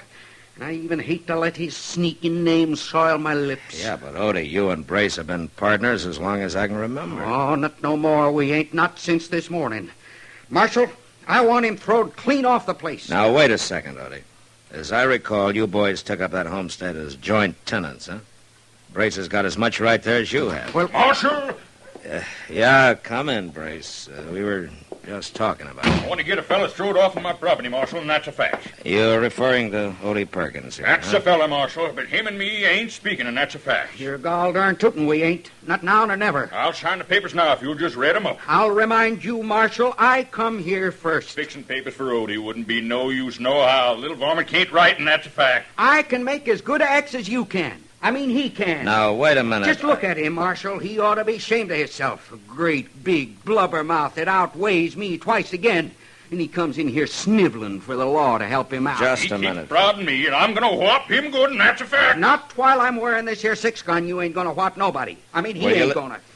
Will you shut up, both of you? Now, who started all this ruckus? It's personal, Marshal. Me, I'd rather not say. Oh? Well, that's just fine. For 15 years, you've ridden together, finally took up land together, and all of a sudden you start sidling around with your hackles up, ready to throw lead at one another. And you won't even say why, huh? Just getting particular who I live with is all. I want him out of my house, Now, Marshal. get this straight, both of you. You own that farm jointly, and I got no legal reason to throw either one of you off. So until you settle your differences or sell out, you're going to make the best of it. I already offered to buy him out. I ain't budging, and that's a fact. All right. If you can't settle it yourselves, I'll settle it for you. Chester. Yes, sir. Will you hand me those cards over there? Yes, sir. Here you are, Mr. Dillon. Yeah. Now, as I recall, you got a fair to middling house out there and a mighty good barn.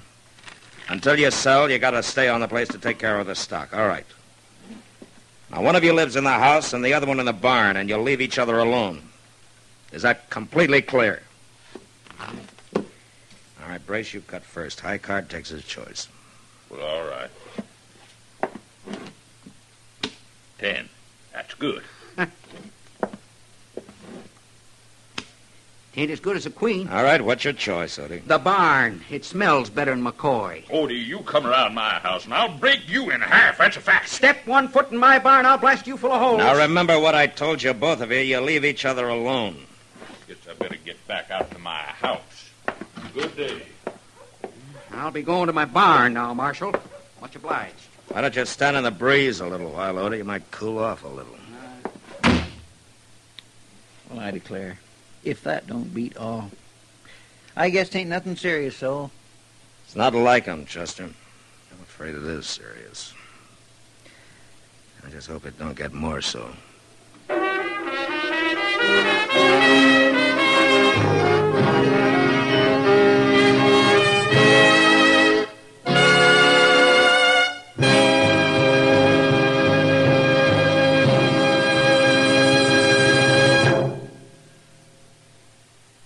Why don't you live modern?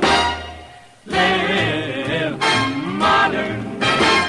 Live modern. Change to L&M. Only with L&M can you enjoy the full, exciting flavor of today's finest tobaccos through the modern miracle of the L&M Miracle Tip. Through the pure white miracle tip, L&M tastes richer, smokes cleaner, draws easier. No other cigarette, plain or filter, gives you all the flavor you want. The rich, exciting flavor you get only from L&M. So light up, free up, let your taste come alive. Live modern. Smoke L&M. Make today your big red letter day and start to live the modern way. Live, live, live modern. Get L&M today.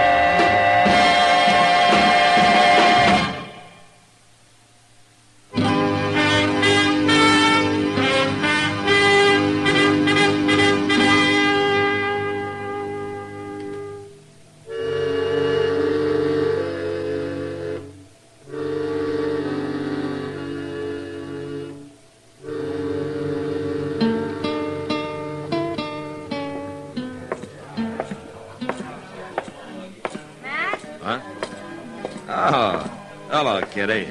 Well, you're as welcome as a hunter's moon through a tamarack bush. What? Now, you sound like a singing chief of the Cherokees. No, Kiowas. That's her tribe. Whose tribe? Summer Doves. She spent the afternoon helping me sew costumes. Summer Dove? Huh? You remember her, Matt. She's that Indian girl who left the reservation last spring and came into town to work for Ma Smalley at the boarding house. Oh, yeah, sure, I remember. She's a good seamstress. A real good cook, too, I hear. Oh? Yeah, she's sort of lost since Ma Smalley went back east. Hey, look. She did most of the work on this costume. Do you like it? Well, it doesn't look like that one took much sewing, Kitty. This is the kind where the sewing's important. Yeah. I guess a lot depends on it, huh? How about having a drink with me, huh? I've tasted the morning wind from the south, and my heart beats the lark song. What's that? It means I'll have a drink with you. Oh, okay. Wait a minute, Kitty. Matt? Yeah, what's the matter, Doc? Well, man, I just drove in from up towards the flat, and I passed the McCoy Perkins farm on the way. Yeah? You better get out there, man, before those two kill each other. What do you mean? Why, they got a confounded war going on. One of them's barricaded in the barn, the other's holed up in the house. And they're firing bullets back and forth so fast, it sounds like the Battle of Shiloh. Now, I haven't heard from them for 3 days. I was hoping maybe they'd cooled off by now. Cooler? They didn't sound very cool when I came by. Kitty, it looks like you'll have to stretch out that lark song a little, huh? It's all right, man. Okay. Some other time.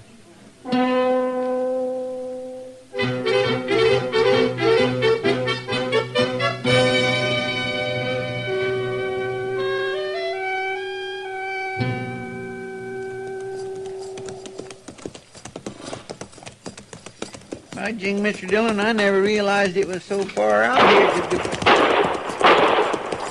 Doc wasn't putting on none about it. Doggone if it don't sound like Shiloh. The blamed fools, you'd think they were old enough to have better sense. Thank goodness, now that's just too doggone close for comfort. I'll comfort him. Rain up, Chester. Howdy! Brace! Matt Dillon, hold your fire, both of you! All right, come on, Chester. Let's go over to the barn first.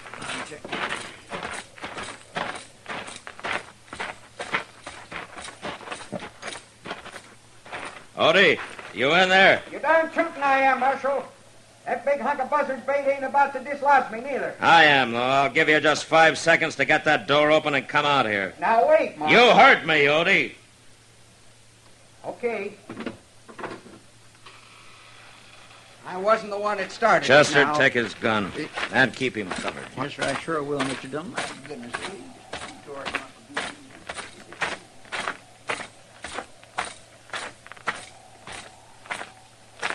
Brace. What do you want? You gonna open that door or you want me to shoot it open? Now, Marshal, I'll open it. Ain't no call to get all angered up, and that's the fact. All right, I'll take your gun, Brace, and that's a fact. Here, give it to him. All right, come on out here. I was only defending myself, Marshal. That scrawny little weasel started it all. Marshal, don't you believe nothing Brace says. He was born alive. Shut up, Odie. Well, I guess the only thing to do is to see if you two can manage to get along in separate jail cells. I'm putting you both under arrest for disturbing the peace. Oh, now, wait just a minute. What do you mean? Ain't nobody around here, Marshal. Whose peace we disturbed? Mine. Who? Come on, let's go.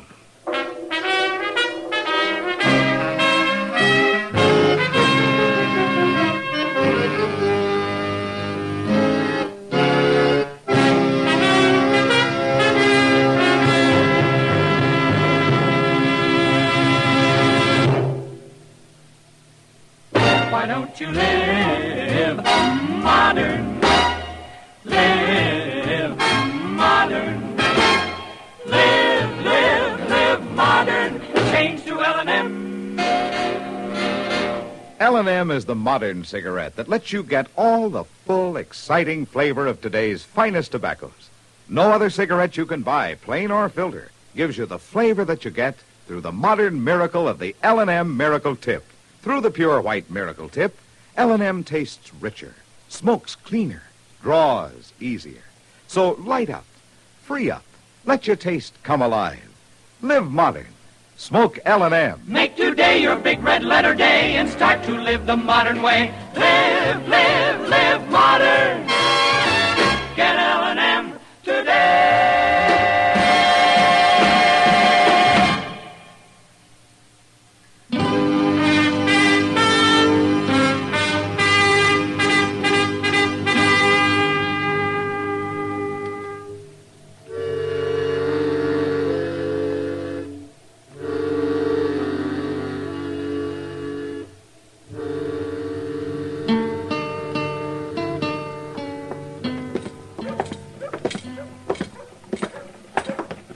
That's Doc's buggy tied up there, Mr. Dillon.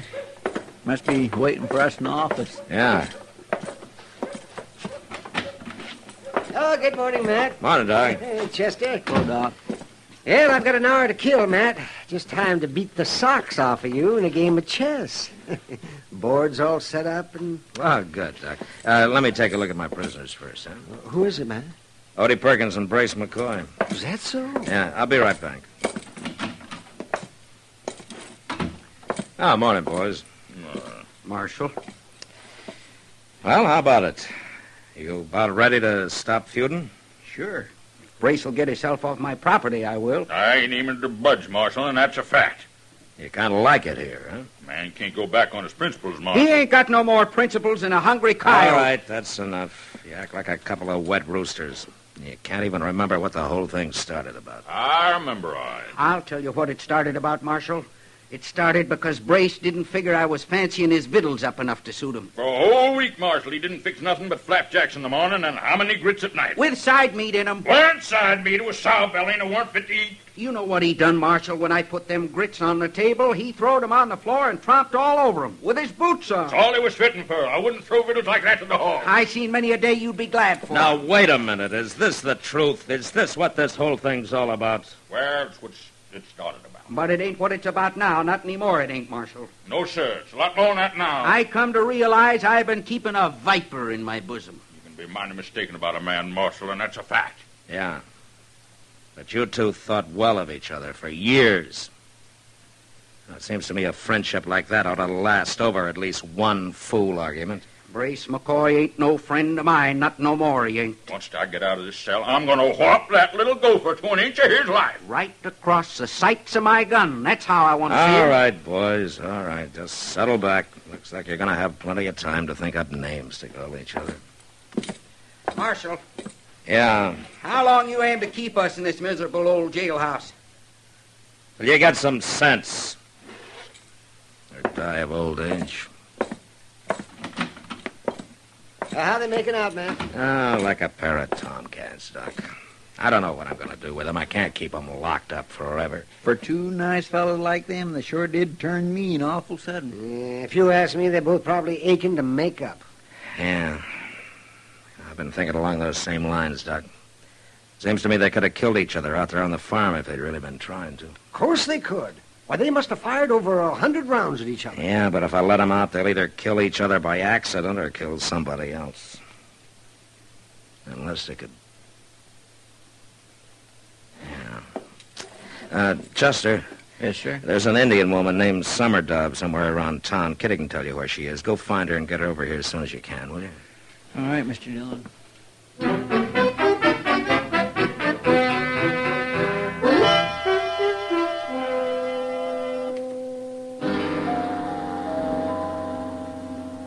Boys, this is Summer Dove.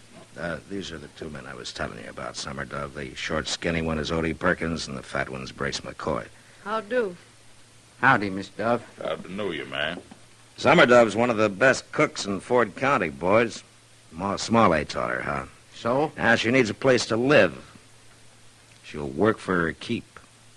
What are you getting at, Marshal? Well, you boys got a place out there that you're not using, that lean-to against the barn. It might be fixed up pretty comfortable. Like I said, Summer Dove's a mighty fine cook. All right. I'd be proud to hire on Miss Summer Dove, Marshal, providing you fix it to keep that ornery sidewinder away from my property. Ah, sidewinder, you... Brace, you come within 20 yards of me, you better come a shooting. All right, boys, hold it. Well, Summer Dove, these are the two men I thought you might like to work for, or one of them, more likely. One man, two men, makes no difference. All right. You wait out in the office for me, will you? Me go. Yeah.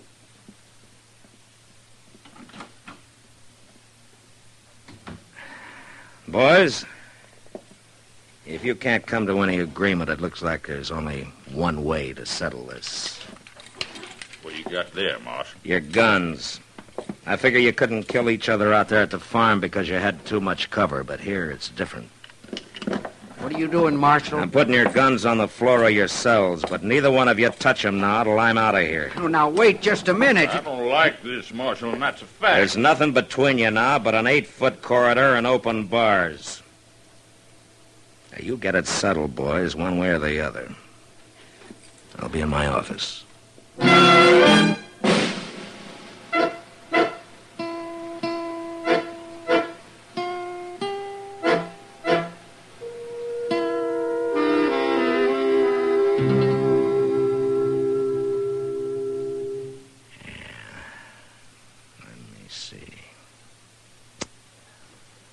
Yeah, I think that'll do it. Oh! Mate, Doc. Doggone you, Oh, that was a sneaky move. Yes, it was, if I ever saw one. Yeah, it was. I swear I can't get over it, Mr. Dillon. Odie and Brace walking out of here that way, arm in arm, like there hadn't never been no crossword between them. Well, it's like Doc said, Chester. They were anxious enough to make up. All they needed was a push. Well, you sure did take a big chance, though, giving them their guns back. They didn't want to kill each other. Somebody just had to make them realize it, that's all. I wasn't taking much chance. He sure wasn't, Chester. Not the way he did it. Chester, you can ride out there tomorrow and take these guns to him, if you will, and see if Summer Dove's got herself settled down, huh? All right, Mr. Dillon. What do you mean, Doc? Not the way he did it. Just that, Chester. Matt doesn't take any chances. You don't call that taking a chance when they might have killed each other? Not with the blanks he made and putting their guns. He made blanks? Sure, like those actors use on the stage. What? Oh, of course, I figured what he was up to. He didn't fool me any. Well, you sure fooled me, Mr. Dillon. I was sitting here on pins and needles just waiting for the sound of death. Oh, you're an easy mark, Chester. You know, Doc, I was pretty sure about those fellas all the time. You were? Yeah. You see that whiskey bottle out there? Of course I see it. Why? Blanks, Doc?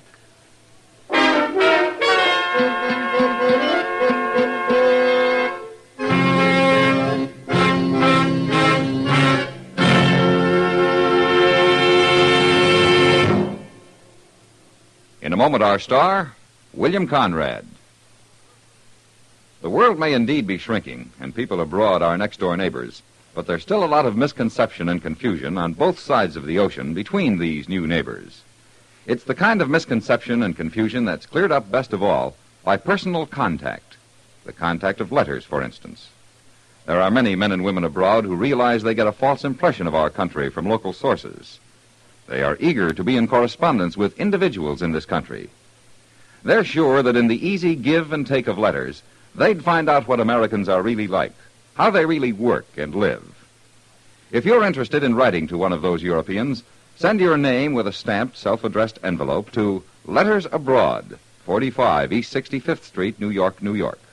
That's Letters Abroad, 45 East 65th Street, New York, New York. Include information about your age, occupation, and interests to help toward the selection of a suitable correspondent for you. And now, William Conrad.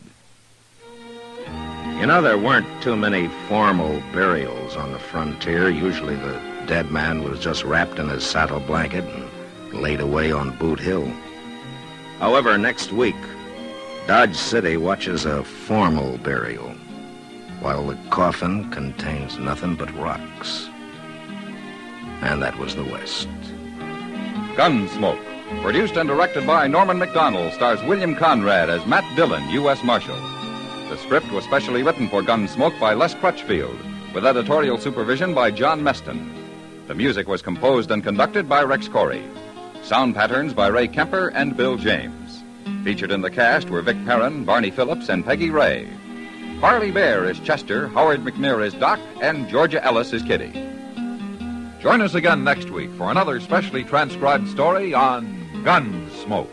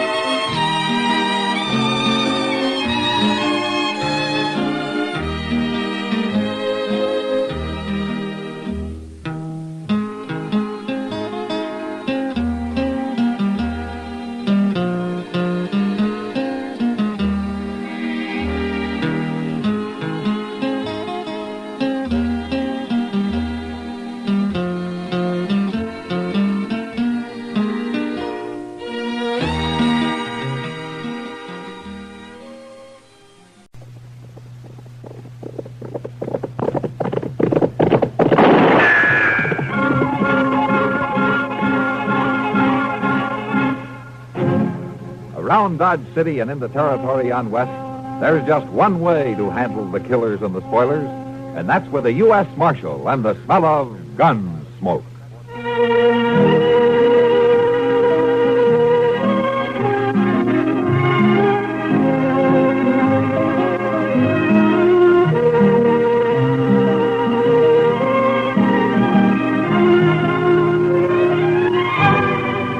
Gunsmoke, starring William Conrad, the story of the violence that moved west with young America, and the story of a man who moved with it. I'm that man, Matt Dillon, United States Marshal. The first man they look for and the last they want to meet. It's a chancy job, and it makes a man watchful and a little lonely.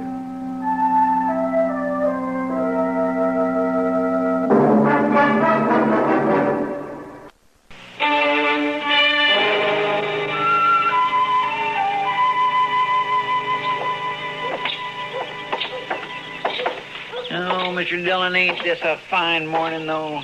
A little nippy, maybe, but just fine. Yeah, Indian summer hanging on, winter holding off. You know, Chester, this time of year I wouldn't trade western Kansas for everything east of the Mississippi. Oh, good morning, Caleb. I've been waiting in this jail office for a full 2 hours. What time do you start work, Marshal? Chester, you know Caleb Andrews. Oh, yes, sir. How are you, Mr. Andrews? Marshal, I have an order here from the U.S. District Court. Oh? I believe it's your job to serve such orders. It is. I don't get them often, though. Now, order of foreclosure and eviction on Ed Blake. Caleb, why are you doing this to Ed? The man borrowed money from me, gave me a mortgage on his farm and household effects. He can't pay it. It only came due 3 days ago. You sure didn't waste any time. Well, I'm not interested in your opinions, Marshal Dillon. Amount of the mortgage, $420. What do you need with $420? You own half of Ford County right now. Marshal, it's not your place. You know as well as I do why Ed Blake can't pay this off. His horse rolled on him last spring and broke his leg. And then his wife and kid nearly broke their backs trying to get a crop out. Oh, I didn't come here to listen Now, to if you'd let this ride on through the winter, you'd get your money out of it. But if you go ahead and foreclose now, you're going to wipe him out. Marshal, I already have foreclosed. Yeah. You'd break a man for $420 that you don't even need, huh? As I said, your opinions don't interest me. All I expect from you is to serve those papers. All right, I'll serve them. You'll notice they're to be served today. I said I'd serve them. Now get out. What, sir? This office belongs to the United States government, and as far as I know, that's one thing you've got no mortgage on, so get out. You may find I have some influence in Washington, Marshal Dillon. Let's see if you can get me a decent salary for this rotten job I've got. Sure was a fine morning, Mr. Dillon. Yeah, it sure was. All right, Chester, let's saddle up.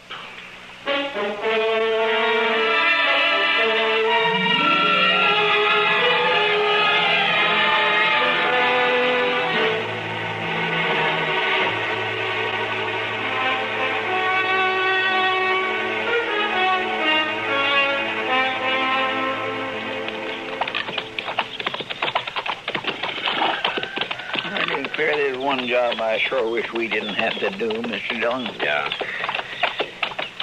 It sure is a nice farm. Ed and Martha put in a lot of work here the last 4 years. Chester, we don't have any choice. Yes, sir, I know. It's a downright shame. Hey, Marshal! Oh, boy. Well, hello, Jimmy. Look here what I got, Marshal. Looks to me like a mighty dead coyote. He's been killing my chickens, so last night I hid out behind the barn. I got him with one shot, Marshal, and there wasn't even a full moon. Oh, that's fine, Jimmy. Matt Dillon, how are you? Morning, Martha. And Chester, too. Miss Blake? Glad to see you. Get down and come on in. Oh, thank you. Jimmy, now that you've showed that thing to Marshal Dillon, take it away somewhere. All right, Mom. He's real proud of those chickens of his, and he's done fine with them. Oh, here I am, though, keeping you standing out here in the yard. Come on, let's go inside. Well, we really can't stay, Martha. Oh, nonsense. You don't get out here once in a coon's age. Yeah, I know, but... And you're just in time. Your favorite dish, Matt. I was just about to take it out of the oven when you rode up. Cornbread? Buttermilk cornbread? Right. Ed's not here, but you will stay, won't you? Oh, Ed's away, huh? Yes, he's in town. Matt, you're not yourself. What is it? Well, Martha, I suppose I ought to talk to Ed about this, but maybe it'd be better if he hears it from you. Here's what? I've got a court order here. It has to do with that mortgage of Caleb Andrews. It's an order of foreclosure and eviction and sale. No. Oh, no. Yeah, here it is. We were so sure he'd extend it. So sure. Oh, Matt, how long before we have to get out? 5 days. So soon? You were right, Matt. It is better that Ed hears it from me, coming on top of everything else. Martha, if there's anything I can do, you just let me know. Matt, I don't blame you for this. I understand. Come on in now and have some cornbread with us. Well, I couldn't. I'm sorry. Thanks anyway, Martha, but I'm just not very hungry.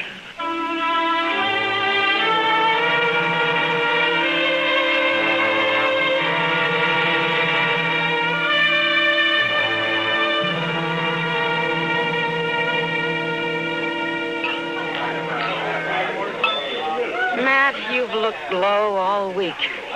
Well, it's just things in general, Kitty. You know, sometimes you get to wondering if it's all worth it. It's the Blakes that's bothering you, isn't it, Matt? Chester was telling me. Yeah, Chester talks too much. That's not your fault, Matt. Somebody had to serve the orders. Yeah, and somebody has to be a hangman, too. Well, life's never all good, Matt. There's always a little bad in it. And on my job, it's more than a little, Doc. Try making your living sometime as a dance hall girl. Yeah, I guess so. But you know, when you have to go out and boot somebody like the Blakes off their land and out of their home, then you just start wondering what is right and what is wrong. Well, if you find out, Matt, that means. Oh, here you are, Marshal. I stopped by the jail. All right, Caleb. What's on your mind? That Blake family, Marshal. They were supposed to vacate today, and they haven't done it. I rode by there a little while ago. Well, according to the court order, they got until sundown. Now, look, Marshal, I believe I'd prefer to discuss our business elsewhere than in the presence of this woman. Just a minute, Caleb. Matt, I'll go. No. Caleb. You're going to apologize to Miss Russell right now. Matt, no. Apologize? Oh, I'm not going to apologize to any cheap little strumpet.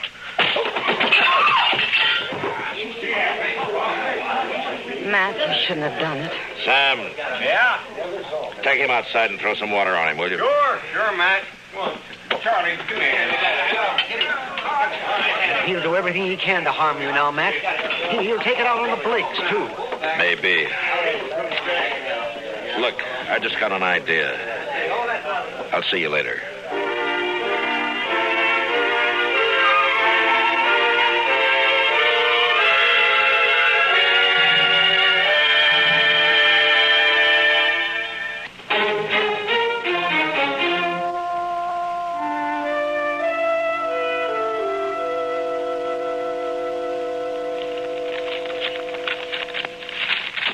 Matt, the mere fact a man runs a bank doesn't always mean he has a free hand in everything he does.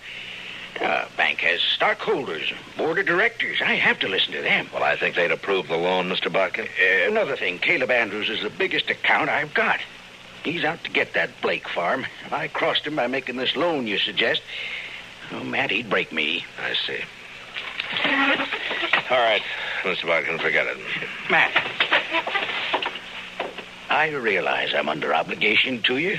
You saved my life that time the James brothers held me up.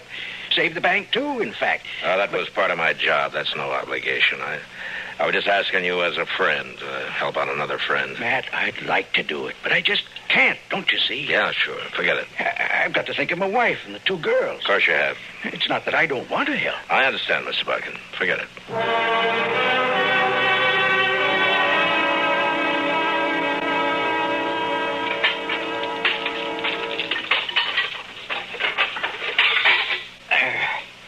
That ought to hold it a while. That fire feels kind of good, Mr. Dillon. Getting chilly out tonight. Yeah. Yes, sir. When winter sets in, it always makes you feel good to know you got a warm place to hole up. Be mighty rough to... Yeah, I was thinking of the same thing, Chester. You reckon they vacated this afternoon? I don't know. We'll ride out there in the morning and find out. Yeah, come in. Can we bother you? Ed, come on in. Martha. Hello, Jimmy. Come on up the stove. Yeah. Fact is, Matt, that we kind of like to impose on you for tonight. We don't have any place to go, no money, and, well, wondered we could sleep in the jail. Well, sure, Ed. Sure. Chester, will you get a fire going back there? Huh? Yes, Mr. And dig some blankets out of the storeroom, huh? Yes, sir. Want to come help me, Jimmy? Yeah, you go on along with Chester, son. Ed, we may as well get your stuff out of the wagon. Well, there ain't any wagon, Matt. We walked into town. What? You walked? Well... With that leg? Wagon, the stock, all the household goods, they're all covered in that mortgage, you see. So we didn't take anything. We just clothes on our backs. Oh, Ed. So help me, It's all right, Matt. We know how you feel. After all, we started with nothing before, and we can do it again. There's no reason you should have to. We do have to, though, and that's that. Mr. Dillon? Yeah, what is it, Chester? It's Jimmy. He grabbed a rifle from the rack and took out the back way. I couldn't stop him. Where on earth is he going? I know where he's going, and heaven help him if we don't catch him.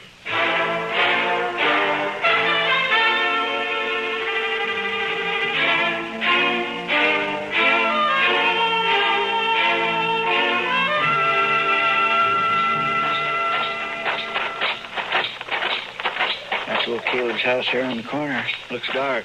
Yeah, he may not be at home. Ain't no sign of the boy around. But it's 10 to 1. This is where he headed for.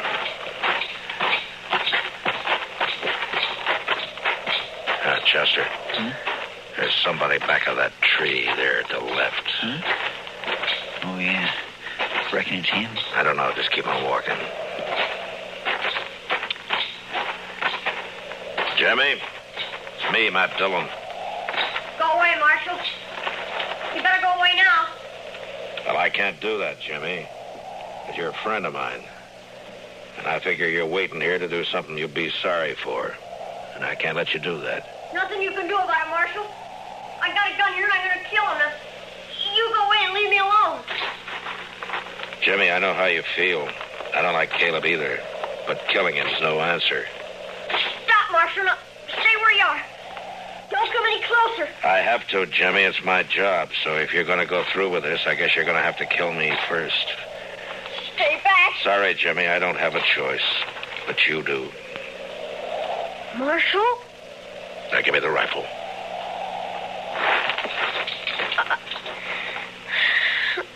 I couldn't shoot you, Marshal. You know that. Sure. I kept waking up nights and hearing Mom crying. Dad had sit up all night without the lamp lit and no fire. And not saying anything. Just sitting. Take it easy now. Why is he doing it to us, Mr. Dillon? Jimmy, will you do something for a friend? If you say so. All right, take that rifle back to the jail. Put it in the rack. And you go to bed. You promise? I promise, Mr. Dillon. I'm sorry. I'll do like you say. All right, Jimmy. Good night, son.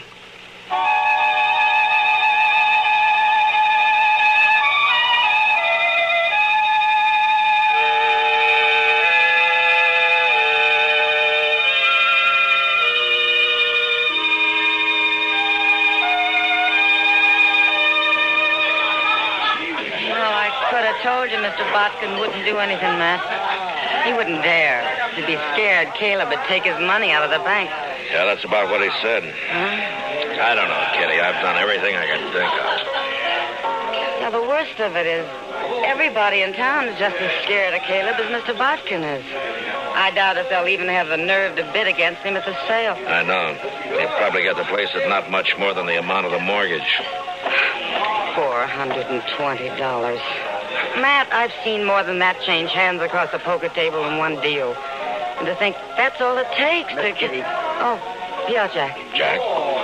I'm not usually one to eavesdrop on people, but I have been listening to you, too. The reason I butted in, Miss Kitty, I heard you talking about these people losing their home. I don't know this fellow Blake. He's never done any business over my blackjack table and probably never will. No, I don't think he's ever been in here. And I don't know if this will make sense. But the thing is, I left home when I was 10 years old, and I've been drifting ever since. And when I see somebody like this Blake that sticks it out and works and fights and then gets a raw deal, well, what I'm getting at, here's $50 if that'll help me any. Well, this is pretty decent of you, Jack. Thanks. Sure. Matt, I said a while ago that nearly everyone in town was afraid of Caleb. Well, it looks like there's some who aren't, like Jack and the other dealers and the girls and the bartenders. Matt, I can raise $420 right here in the Long Branch. I think maybe you could, Kitty. I can do as well as Jack, too. Here's 50 from me. Boys, everybody, listen to me for a minute. Now, quiet down. Quiet down. I got something to say.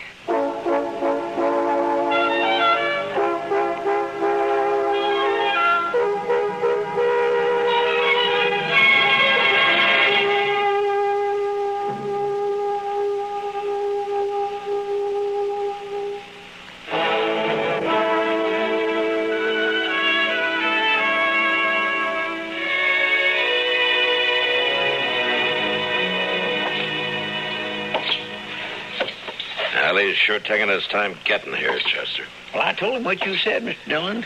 I ought to bring him to the office on a run, if anything will. Anytime Caleb figures he's about to lose $1 or $2, it's hitting him where it hurts.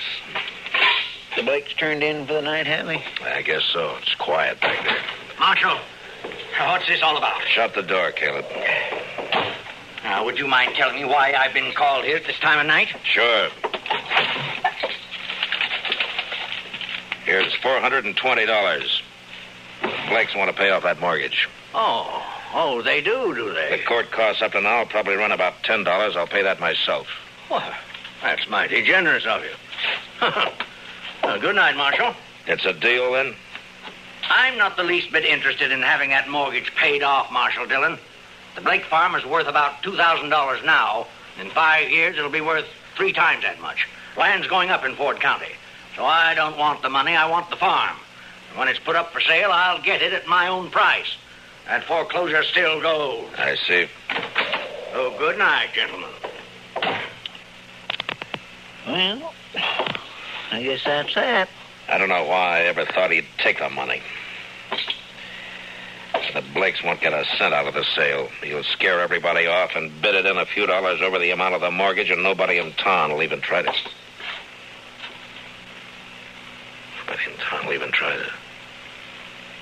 Try to what, Mr. Dillon? Chester, I'm going over and wake up Mr. Buck, and I got an idea. And if it works, we'll hold that sale at noon tomorrow. Well, that's pretty short notice to find an auctioneer. I don't need an auctioneer, Chester. This one I'm going to run myself.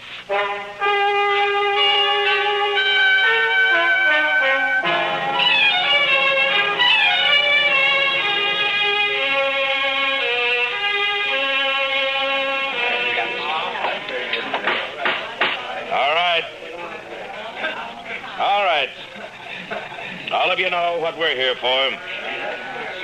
This is a foreclosure sale of the property and the household effects of Edward and Martha Blake, ordered by the court at the request of that fine-spirited, good-hearted public benefactor, Caleb Andrews. All right. Get on with it. Get on with the sale. All right. Now, the first item I'm offering is a breadboard. Marshal Dillon, may I suggest you lump the household effects together and offer them as one bulk item? I'm sorry, Caleb. I'd rather offer them one at a time. Unless, of course, you'd care to waive all claim to the household effects and withdraw them from the order of foreclosure. I waive the claim. The household goods are withdrawn. Now, get on to the house and land. So ordered. Now, the item offered is 160 acres of tillable land, a 4-room house, and a barn.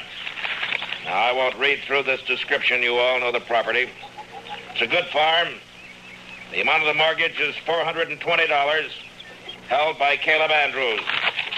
All right, the bidding's open. What am I offered? $450. I have $450 from Caleb Andrews. Do I hear another bid? Now, the farm's worth $2,000. You going to let him have it for $450? How about another bidder? Mr. Dillon? Yes? What is it, Chester? I have been thinking some lately of getting me a little place like this and settling down. I'll bid $1,000. I have $1,000 from Chester Proudfoot. Do I hear another bid? Why, it's a trick. He doesn't want this place. $1,000 going once. $1,200. Caleb Andrews bids $1,200. What do you say, Chester? Well, I think I kindly like this farm. $1,500. The bid is $1,500. Going once, going twice. $1,600. $1,600 from Mr. Andrews. Mr. Proudfoot? $8,420. He never had that much money in his whole life. Do I hear another bid? What do you say, Caleb? Do you think I'm a fool? Going once, going twice, sold to Chester Proudfoot for $8,420. The buyer will come forward and complete the sale. Well, now, don't you worry then, Mr. Andrews. I got it right here. Now, see, there's $8,000 in $500 bills, and here's the $420. Where did you ever get that much in cash? Well, I save my pay, Mr. Andrews. And then, of course, I only drink mostly beer. And it adds up after a while. Well, Caleb, I guess $420 of this is yours. That takes care of the mortgage. Well, Ed, looks like you made a pretty fair profit on the place. A whole lot better than I expected, Matt. But I still rather have the farm than the money. Ed, I've been sort of thinking it over. Maybe I kind of lost my head. When you come right down to it, I don't know what I would do with the farm. So if you'd like to buy it, I'll take a $420 loss and sell it back to you for $8,000 cash. That's done, and here's the money. It's unheard of. They can't do it, Marshal. Well, as far as I know, there's no law against a man selling his own property. And now, the way I see it, Mr. Andrews, right this minute, you're a trespasser on my property. So, come on now, let's go. You hear about this, believe you me. And stop pushing me. Chester, you better get that $8,000 back to the bank. Mr. Botkin's probably worrying himself into a breakdown for fear somebody will find out he let us have it. Yeah. All right, Mr. Dillon. I'll see you in town later. All right. Matt, I don't know how we can ever thank you for what you've done. Not me, Martha. Thank the bunch that work at the Long Branch. Now, they're bums and drifters, most of them, but when Kitty told them the story, they really came through. We'll pay it back, Matt, every cent of it. And that girl, Kitty, I guess I've said some hard things about her in the past, but, Matt, will you ask her to come out to dinner some afternoon? I'd like to thank her myself. Sure, I'll ask her, Martha. I think she'll appreciate that even more than you know.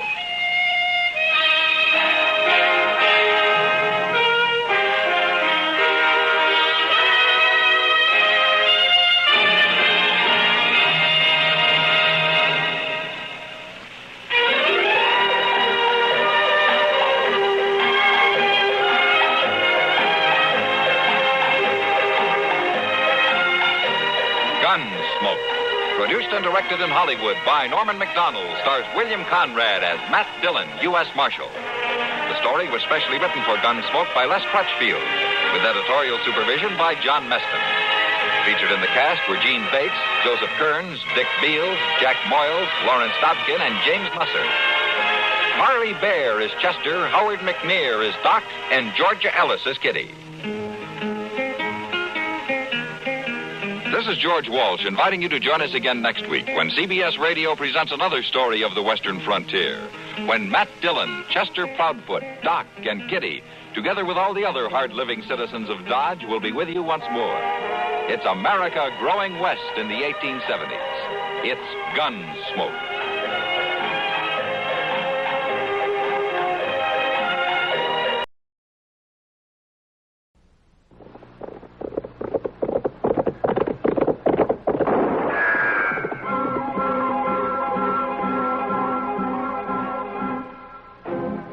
Around Dodge City and in the territory on west, there's just one way to handle the killers and the spoilers, and that's with a U.S. Marshal and the smell of gun smoke.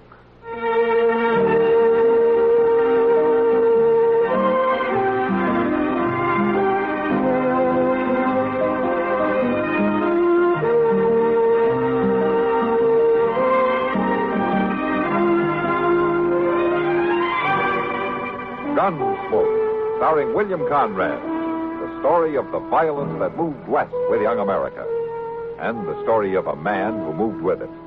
I'm that man, Matt Dillon, United States Marshal. The first man they look for and the last they want to meet. It's a chancy job, and it makes a man watchful and a little lonely.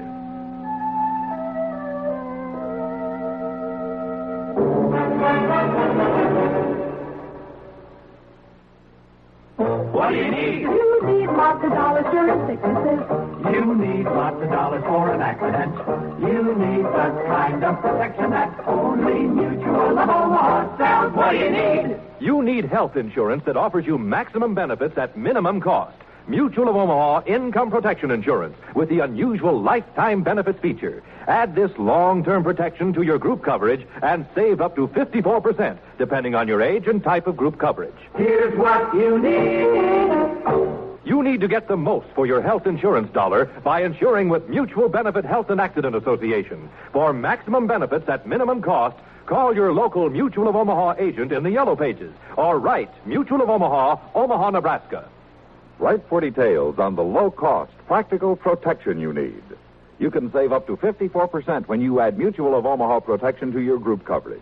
Write Mutual of Omaha, Omaha, Nebraska.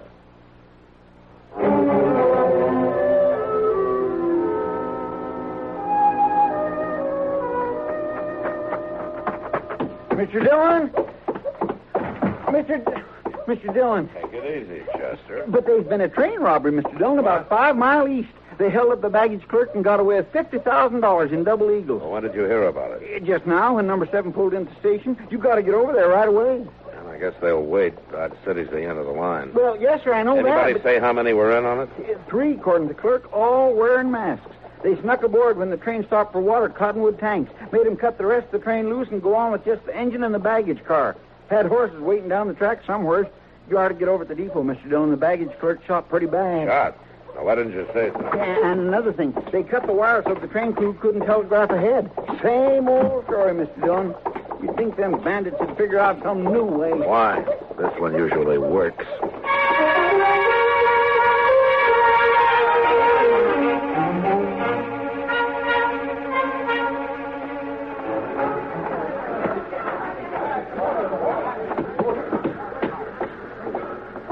Confound it, I said to keep that mob out of this baggage car. They're out, Doc. Huh? Well, who are you? Oh, I didn't know it was you, Matt. How is he? He caught one through the lung. I wouldn't give you a plug nickel for that. Yeah. I want to find out where it happened. I can tell you exactly, Marshal. How? About 100 yards east of milepost 314. It's on the curve where the line swings in toward the river bottom. You one of the passengers? Oh, I'm a legal agent for the railroad and for the bank that owns that money. My name is Crocker, J.L. Crocker. And I want immediate action on this matter. I want that money back at once. And I want the guilty parties brought to justice. Are you getting all this, Chester? Yes, sir, I'm making mental notes. Well, now, Marshal, I don't believe you quite understand who I am. Sure, you're the legal something or other for somebody, and you're bothering me. Now, will you stand back? Doc, is there any chance of talking to him? Well, you can try. All right. Mister, can you hear me? Yeah. Did you recognize any of them? No. They wore masks. Only one said anything. Gave all the orders. He's the one who shot me. Man, about 50. Is that all you can tell me? I don't feel so good, Marshal. I think I...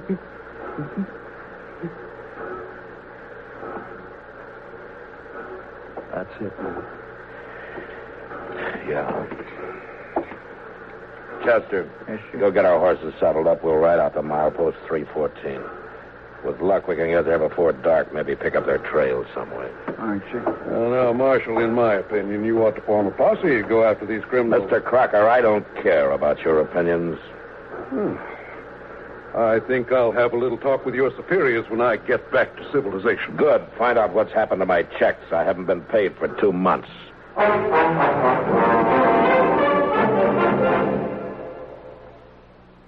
The following message is brought to you by the Savings and Loan Foundation.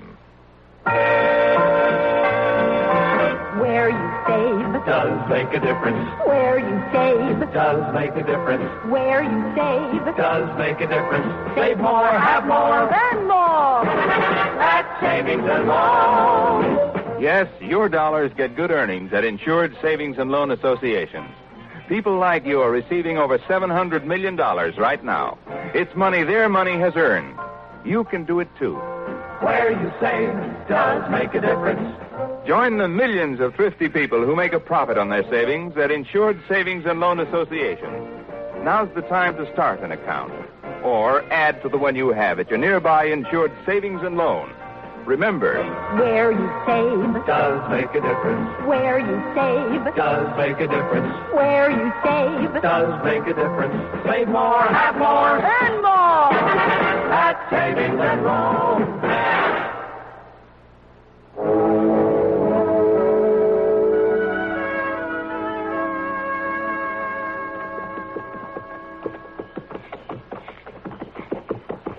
Chester, pull up a second. Yes, sir. Reckon they've heard us yet? And they don't show it. Both of them are still working around the campfire, paying no attention. Fixing supper, I guess. A man and a young boy. Must be homesteaders on the move. I've never heard of bandits hightailing it in a covered wagon. Besides, there's only 2 of them. 3 men held up the train. Yeah, I know.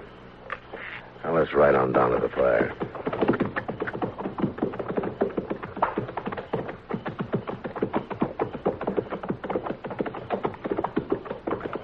Well, now, howdy, strangers.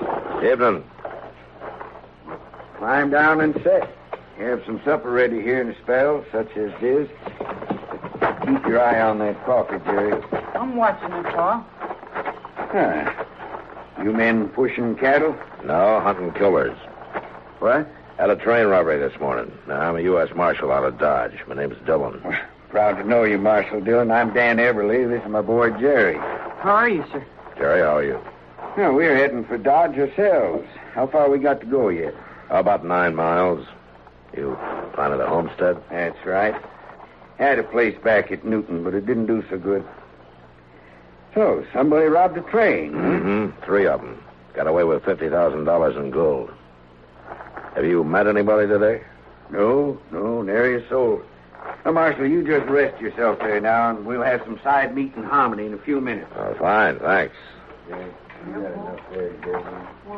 This is it, Chester. We found them. These 2? How do you figure? They're horses. Saddle stock, never meant to haul a wagon. And the 3rd one's over to the right in that thicket covering us. Saw a glint on his gun barrel. What do we do? Move fast. You roll to the left, draw, and cover the 2 by the fire, and I'll take the one in the brush. You got it? Yes, sir. All right, then. Now. Don't move, you two. You're covered. You there in the brush. Come out with your hands up. Well, now, wait, Marshal. Don't shoot. All right, then. Tell him to get out here with his hands up. They got us. There's no use fighting. Come out, like he says.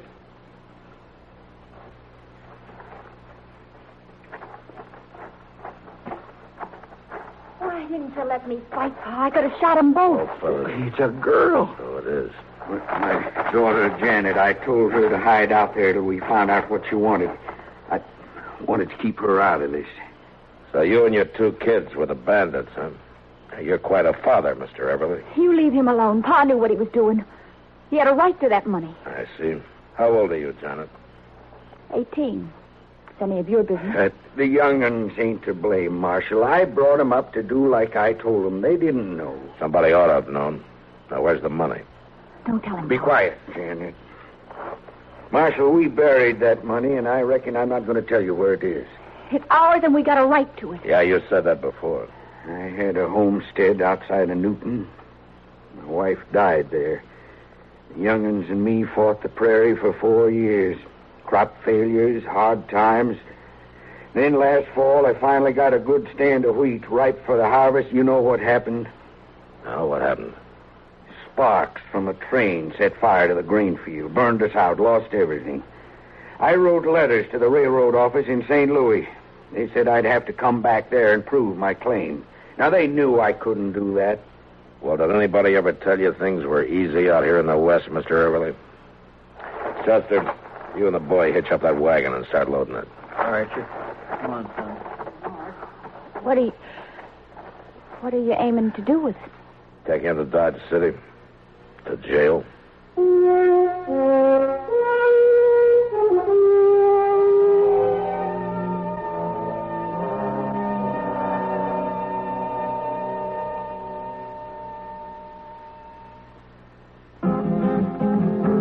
It happened in Death Valley in the blazing desert sun. No others dared to do it, so there could be only one. Just one that passed the killing grind of sun and wind and sand. The test that proved this new car wax the finest in the land. Turtle wax, turtle wax, turtle wax. Reader's Digest ad tells the story of the amazing Turtle Wax protective power that kept cars' colors shining bright even in fiery Death Valley sun. Just one waxing of turtle wax with new Sunstop gives your car a beautiful hard shell finish guaranteed to last up to 1 full year. It's quick and easy to turtle wax your car yourself. Remember, just one waxing of turtle wax with Sunstop lasts up to 1 full year. Turtle wax gives a hard shell finish. Turtle wax gives a hard shell finish. Turtle wax.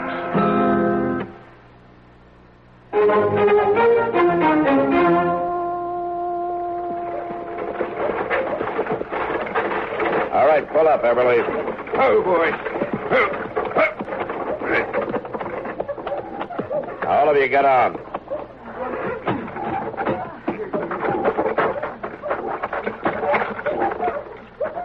I guess my reasons for robbing that train don't count for much, do they, Marshal? Judging's not part of my job, Everly. But not the young'uns. It wasn't their fault. You killed a man, Everly. What do you expect? Marshal, I didn't aim to kill him. He went for his gun as we was leaving, but I didn't aim to kill him. Well, Marshal, I see you brought in the culprits. Yeah, it looks that way, Mr. Crocker. Oh, where's the money? I want to get it locked up in the bank right away. They say they buried it. What? Matt? Matt, are you all right? I heard of the saloon that you bought in the Bandits. That's right. Is she one of them? That girl? Yeah. Well, she's just a kid, Matt. You're not going to lock up a girl. Kitty, I don't like the idea any better than you do. That jail wasn't built for women. I know that. Matt, let me take her. What? She won't try to get away with the others in jail. She can stay in my rooms while I'm working. I'll take care of her, Matt. Janet, you go with Kitty here. Yes, sir. Stay with her and do whatever she says. Thanks, Matt. Thanks a lot. Come on, honey. Just so you take these other two inside and lock them up. Yes, sir. Come on. Let's go. Now, Marshal, pretty or not, that girl is a criminal. Why aren't you locking her up? Well, we've got a different attitude toward women out here, Mr. Crocker. We never got around to building jails for them. Well, what about the money? $50,000 missing. That's right, it is. Oh. It's a long ride into town, wasn't it, Marshal?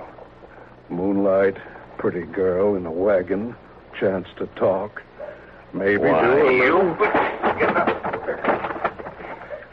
You there. Yes, sir. Drag him over there to the water trough and stick his head under the pump.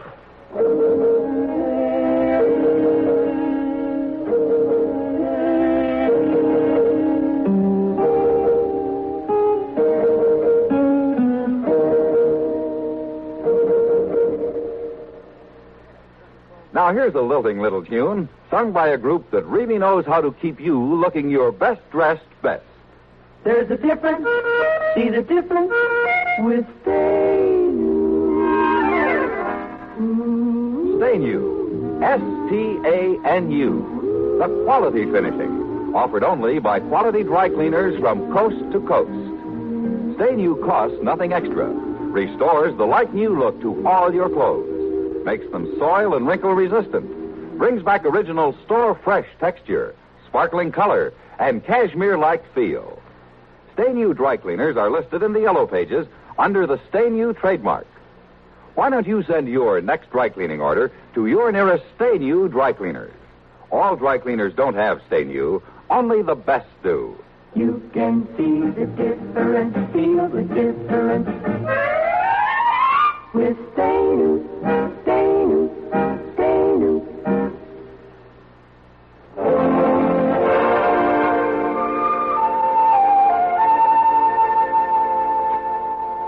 How are you and Kitty getting along, Janet? Oh, just fine. She's been wonderful. The noise downstairs bother you? Keep you awake at night? No. No, the only thing that keeps me awake is worrying about Pa and Jerry. What are you going to do with us? And I got no say about that. There's no proper court here. I'll probably get orders to send you up to Hayes City for trial. Oh, they won't understand. Maybe Pa was wrong. I guess he was, but he thought he was doing right. Sure, we all think that.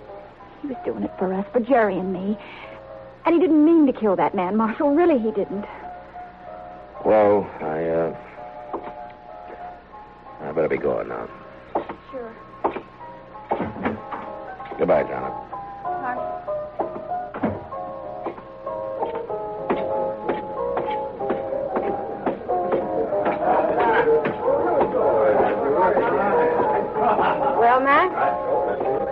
quite taken with you, Kitty. Stories around town say you're a little taken with her, Matt. That's Mr. Crocker's doing. He's been shooting his mouth off for a week now. He's offered a $1,000 reward for the return of that money, no questions asked. Yeah, I know. But how much do you know? What do you mean? Well, people will know you don't pay any attention, Matt, but some of these hangers-on around the saloon wonder if you did make a deal for that money. Who cares what they think? But it's bad, Matt. Crocker keeps prodding them. Some of them are beginning to say that Everleigh might remember where the money is if they had ropes around their necks. Lynch mob, huh? Yeah, they're going to have to move fast. I got orders about an hour ago to send the 3 up to Hayes City in the morning. Matt. Does she know about it? No. Just didn't have the heart to tell her.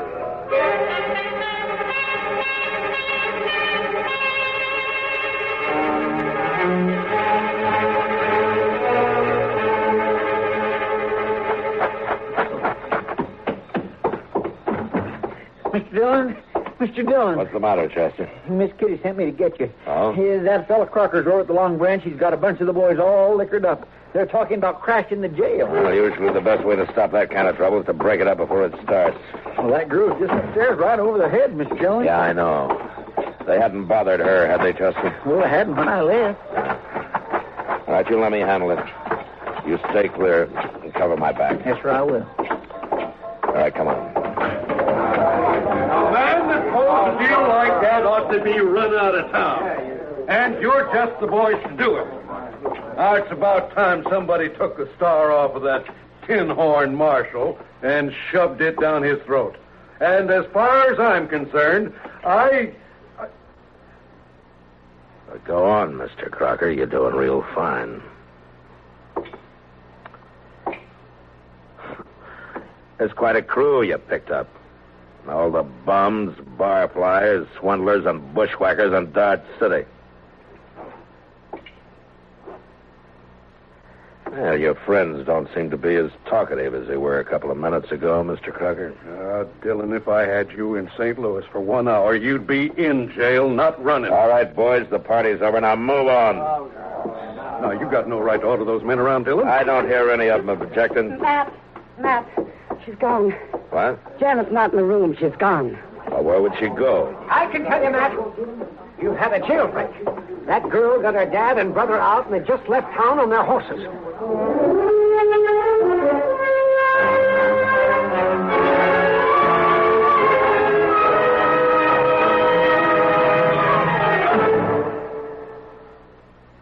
Car owners, have you ever heard of K-Site Smooth Seal? Why, no. Why, no. Is it new? What's it do? Well, this is off the record. Just between us boys, your automatic transmission, does it ever make a noise? You mean a little kind of grinding? Does that little chatter matter? I hear a very weird whir sometimes. It doesn't sound good, boys, but let's be sure. When you're sitting at the light and it goes to green, you put your foot down hard. Have you ever felt a sort of a jerk, a kind of a jar, or heaven help you, a real thud bump? Oh, I've felt it. Me too. I've had it, stranger. What do we do? Well, don't buy a horse and don't trade your car. Just get yourself some new K-Site Smooth Seal. New K-Site Smooth Seal? New K-Site Smooth Seal? New K-Site Smooth Seal? How will that help? Why, it's made to soften those shrunken seals, which are apt to leak when there's power on the wheels. It stops those thud bumps, jerks, and jars that are apt to creep into these modern cars. Why, this K-Site Smooth Seal in one application can pack them all off on a long vacation. And it's less than $2 at your service station. A little new K-Site Smooth Seal, boy? Come on. I'll go. And if it doesn't work, you get double your money back.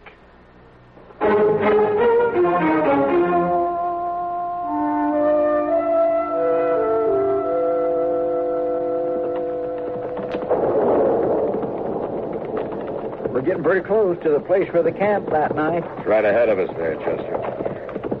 Sure do hope that cussed storm holds off. First, you know, they may not have came back here at all. Well, then we'll backtrack to Cottonwood Tanks. They'll want that gold. It's got to be somewhere between here and the railroad. Yonder's where the wagon was standing. Yeah. All right, pull up, Chester. Let's take a look around.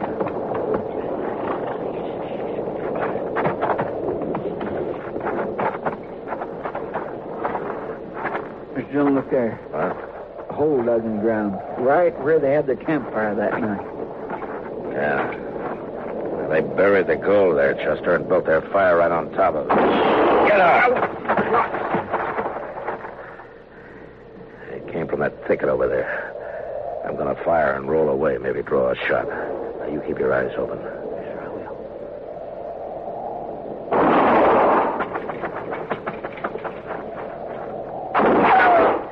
He came from the left of that big tree off there. Yeah, I saw it. You got him. Yeah. Come on, Chester.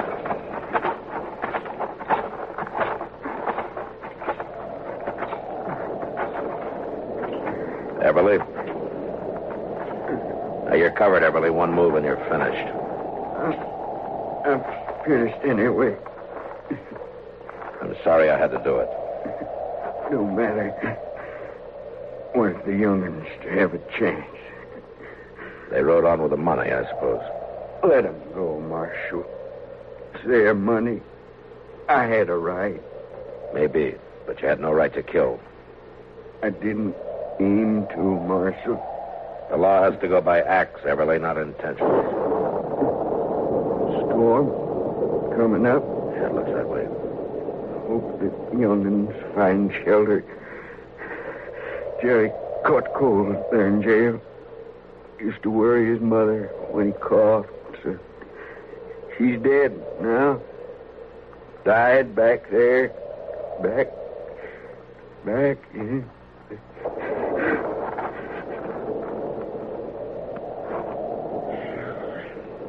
Guess he paid for it, Mr. Dillon. Yeah, he paid. Well, let's try to pick up the trail of the other two before that storm. What is it? Horses. A couple of horses coming in fast. All right, hold it. It's all right, Marshal. Wait on. Pa, where is he? We heard the shooting and turned around and rode back. You better get off your horses, both of you.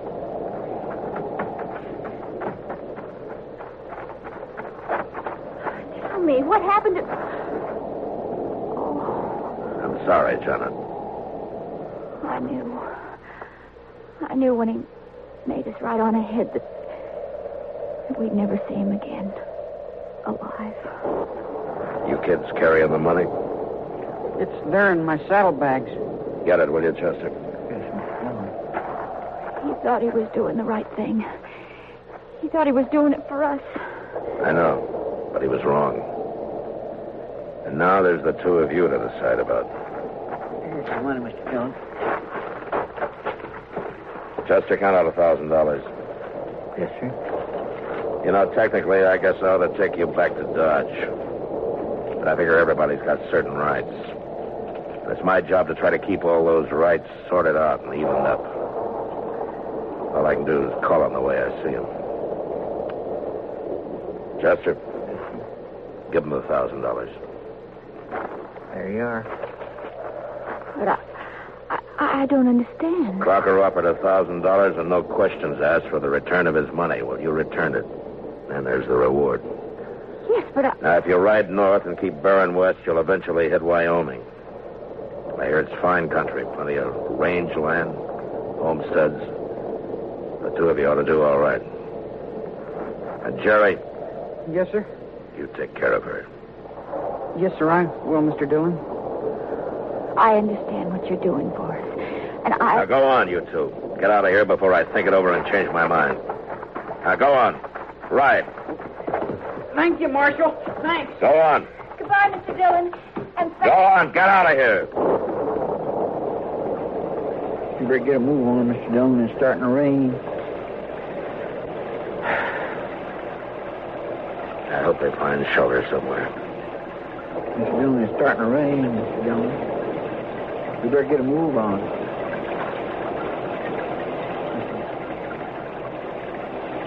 Mr. Dillon?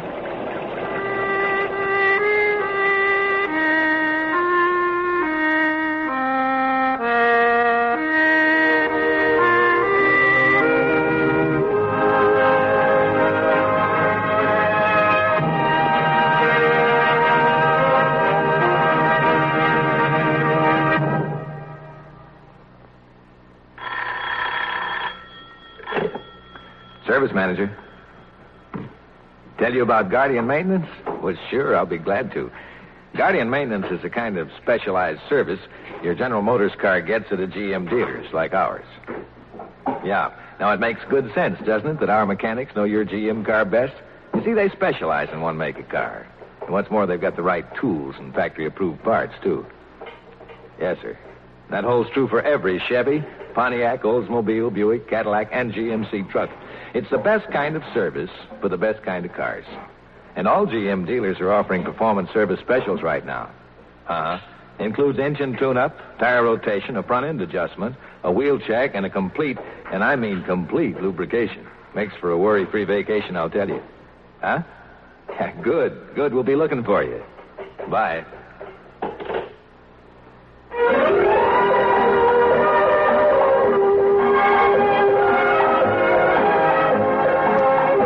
Gunsmoke. Produced and directed by Norman McDonald, stars William Conrad as Matt Dillon, U.S. Marshal. The story was specially written for Gunsmoke by Les Crutchfield, with editorial supervision by John Meston.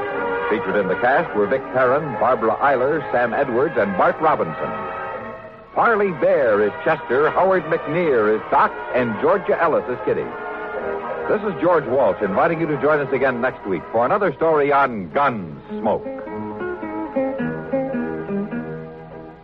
This is the CBS Radio.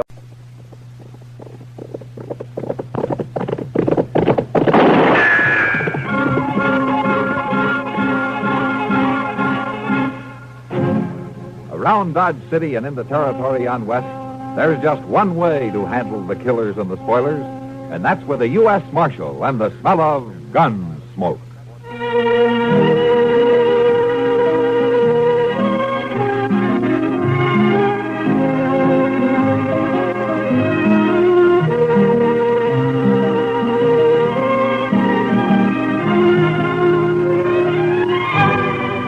Gunsmoke, starring William Conrad, the story of the violence that moved west with young America, and the story of a man who moved with it. I'm that man, Matt Dillon, United States Marshal. The first man they look for and the last they want to meet. It's a chancy job, and it makes a man watchful and a little lonely.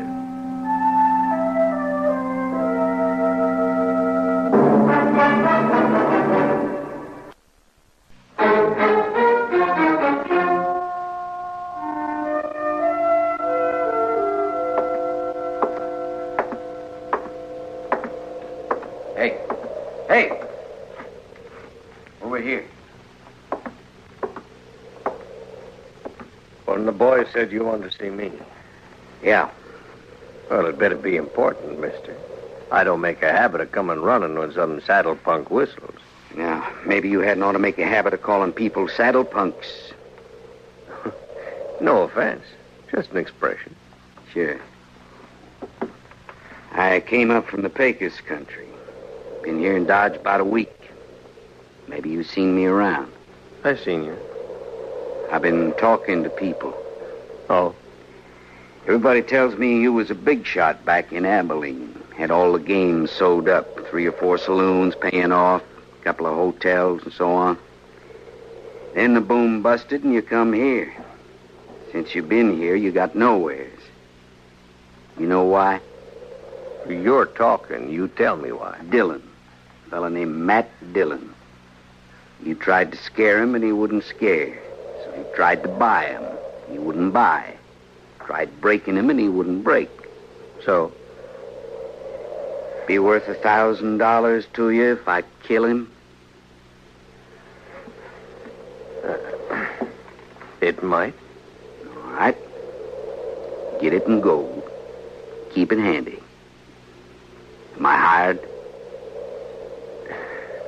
Yeah? Yeah, you're hired.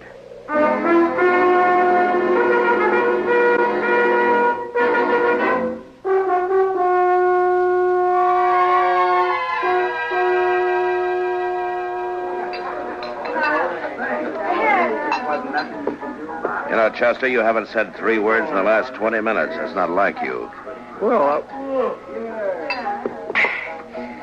Mr. Dillon, did you ever get a funny feeling that somebody was keeping an eye on you? Yeah, but... Well, I got one right now. You know, Chester, I think you got a touch of the heebie-jeebies. As far as I can see, there's nobody in the whole place paying any attention to us. Somebody is. I had the same feeling the day the Butler brothers come back from Santa Fe. Yeah? I didn't even know they was in town, but I knew somebody was getting ready to call us. And about 6 o'clock that evening, they made their play. Do you remember? Yeah, I remember. I was one of the pallbearers next day. Well, it's the same doggone thing right now. You know, I think you've got the wind up over nothing, Chester. Town's never been quieter. Jail's been empty for 2 weeks. The only new faces around is that bunch of trail drivers that came up from the Pecos. They're all strangers. Oh, Marshal. There you be. What? Been looking all over for you. Oh, hiya, Billy. Waited over at the jail for nigh on to an hour. I got to talk to you, Marshal. You know, Billy, every time I've given you money, you bought yourself a bottle and stayed blind drunk for 2 days. It ain't money this time, Marshal. I got something to tell you. Oh, what? Something I heard. There's a couple of fellas talking over by the Lever's table. They didn't see me. I was back to the water trough. Sort of, resting, you might say. Well, you know how it is, Marshal. Yeah, I know. A man gets dry in this prairie country. What were they talking about, Billy? About you. One of them offered to kill you for $1,000 in gold, and the other one took him up on it. Oh. You know that's the only thing that you... Who were they, Billy? Do you know them? No, sir. It is dark, and I didn't recognize their voices. They was already there when I woke up, and they left right after that. Uh-huh. Well, maybe it was some kind of a joke. It didn't sound that way to me. It ain't no joke, Mr. Dillon. I told you I felt it. There's somebody around who's been hired to kill you.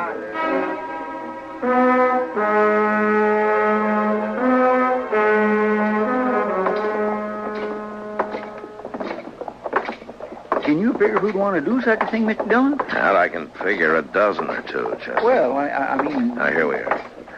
Come on.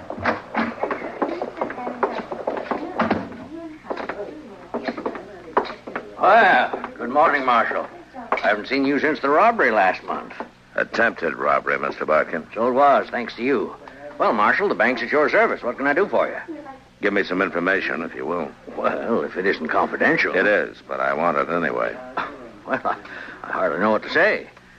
Perhaps we'd better step into my office. All right. This way, gentlemen. Thank you. Now, just what was it you wanted to know? I want to know whether one of your customers has drawn $1,000 in gold from the bank in the last few days.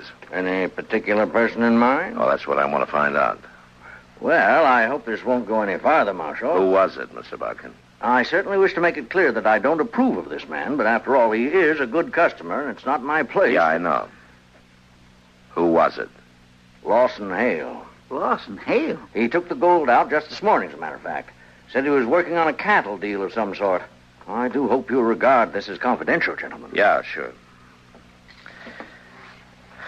Well, Chester, we know who one of them is now. But who's the other? The one who's actually going to do it? Some punk who wants $1,000 bad. Doesn't care much how he gets it. That sure don't narrow it down any. No. I know.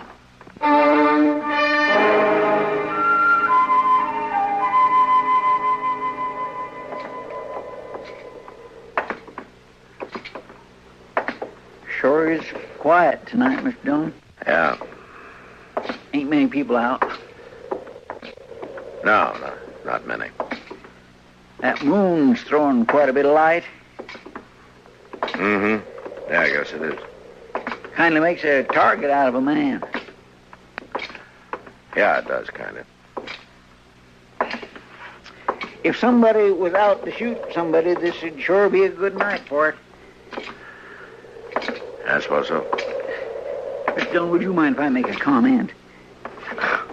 I thought that's what you were doing, Chester. Let's go on back to jail and stay off the streets. This way you're just asking for it. Look, Chester, if it's going to come, it'll come. I'd rather meet it halfway than to sit and wait for it. Asking for it, that's what you're doing. It's been 2 days now, Chester. And it gets on your nerves. When you go out to bring a man in, you know you may have trouble and you're ready for it. But this way, it's... Well... I understand, Mr. Dillon. It kindly bothers a man. Yeah. Let's walk on down to the Long Branch.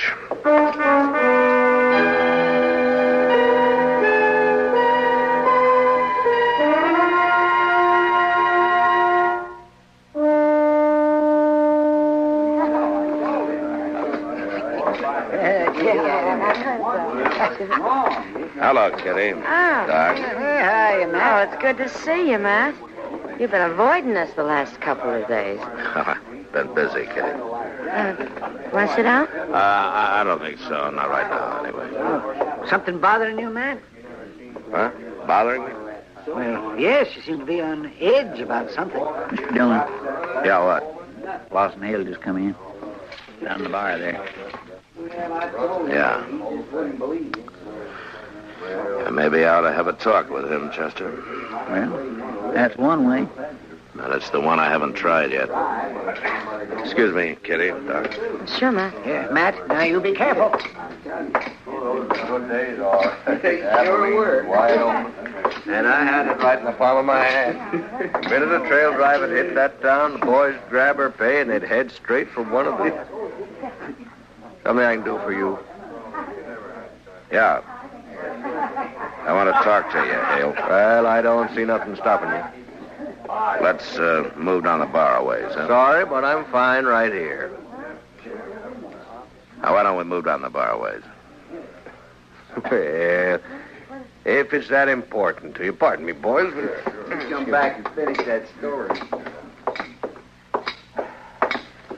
Is far enough? Yeah, it's far enough. I understand you hired yourself a gunman.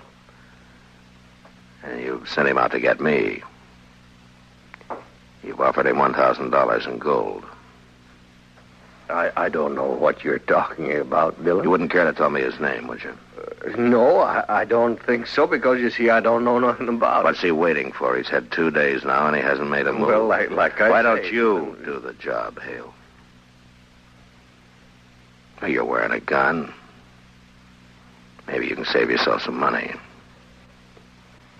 I've got no quarrel with you. You mean you're yellow? Scared to call your own play? I said You're a weaseling, no-good coward, Hale. I'll let that ride for the time being. Yeah, I thought you would.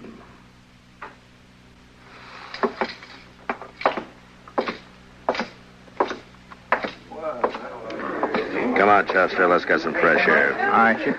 See you later, Kitty. Doc. All right, Matt. Well, I guess he just ain't the kind to take chances, Mr. Dillon. He doesn't need to, Chester. He's got a hired killer prowling somewhere around.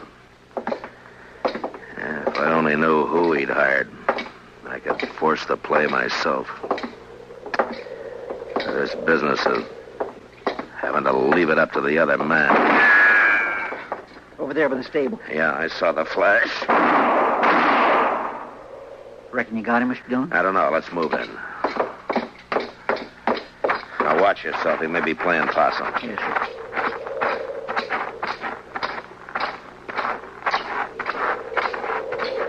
The flash was right here by the corner. Yeah. Well, that's that. Yeah. Looks like he got away. He's gone, all right. Took one shot and run for cover. But he'll be back.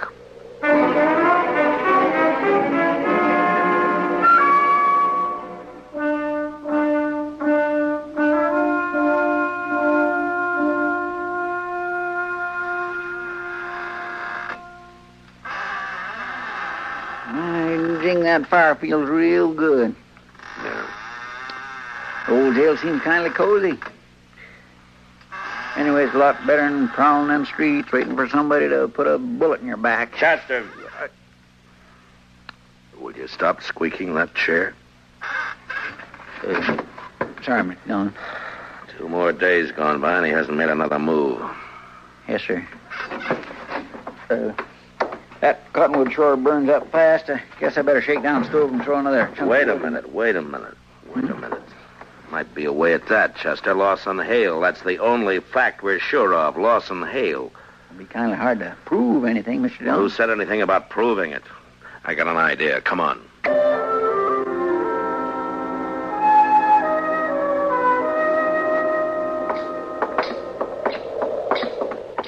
I've been thinking, Mr. Dillon, you ain't got no evidence to arrest Hale, I mean. I know, but I can scare him.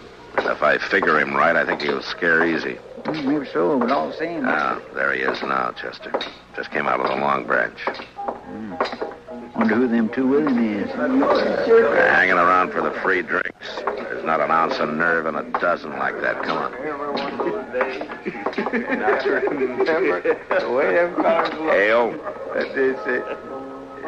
Hold it, Hale, right where you are. What seems to be trouble now? No trouble unless you want to make some. You're under arrest. What for? I'll think of something. Well, you taking me in without even making a charge? I'll remind you there's witnesses here. Yeah, so I noticed. When they're not hanging around you, they're after somebody else. What have you done, Hale? Hired them, too? I asked you what the charge was, Marshal. Vagrancy. Vagrancy? As far as I know, you've never had any visible means of support as long as you've been in I'll Dodge match City. any dollar of yours with 100 better ones. Fine. That'll help pass the time. Now, look at here, Marshal. Shut up. All right, boys, break it up. The party's over. You had your last free drink out of this pump. Now, let's go to jail.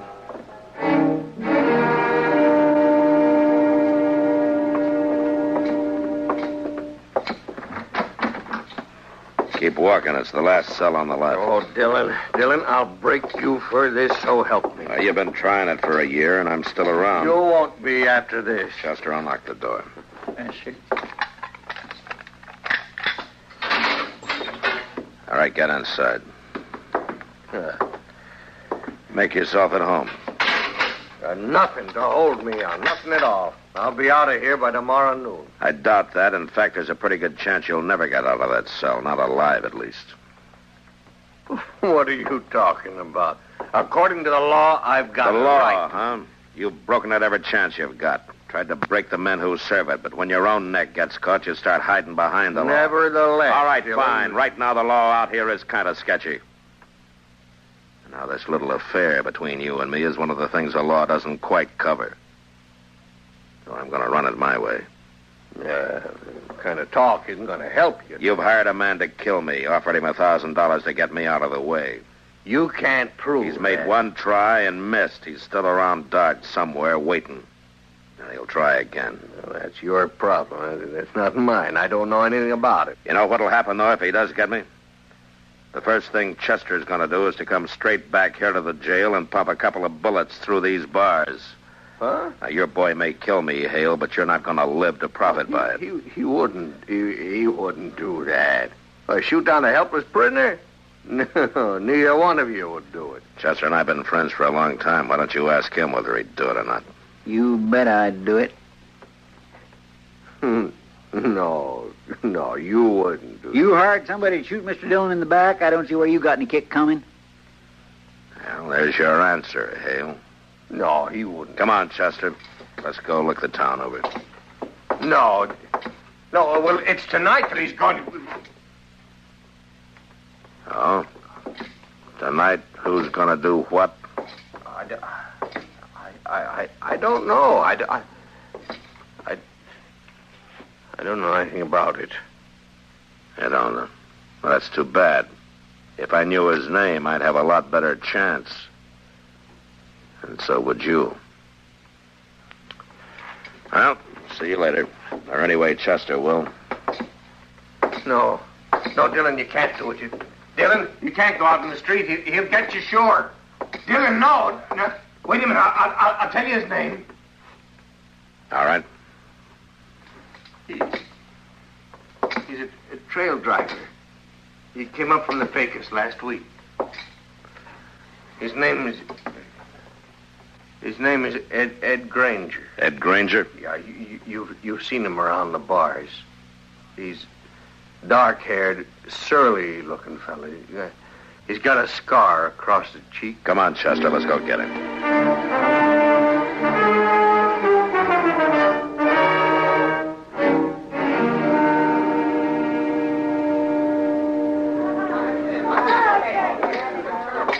He's here, all right, Mr. Dillon. Over there by the end of the bar. Yeah. Looks like he's by himself. What are you going to do? Arrest him? There's no evidence, Chester. Only one way I see is to make it personal. You stay out of it. Just cover me, that's all. Yes, sir.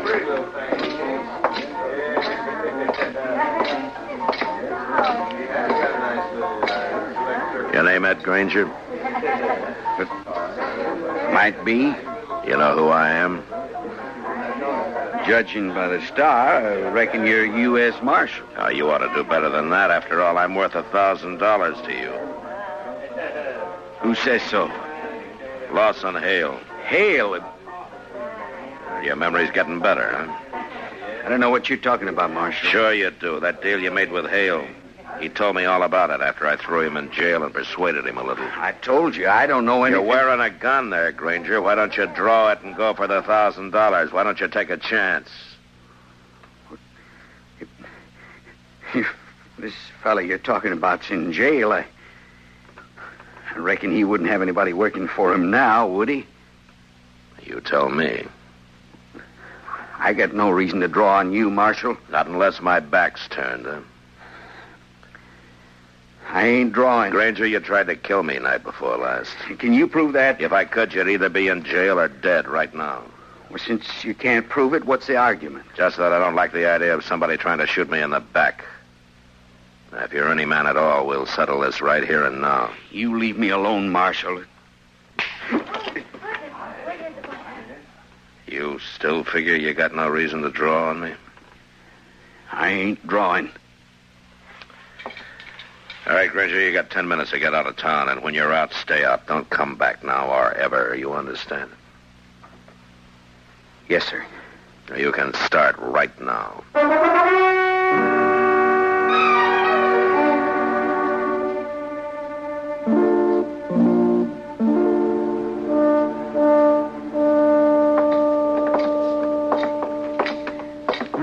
Must be nearly midnight, Mr. Dillon. Yeah, about that, I guess. I declare this is sure one day I'm glad is over. Yeah, so am I. At least I can breathe a little easier now. I'll just get the fire built up a little. No, leave it, Chester. Take care of the prisoner first. You still ain't got no evidence. What are we going to do about him? Same as with Granger. Turn him loose, run him out of town. I should have done it months ago. Go on, get him, huh? All right, sure.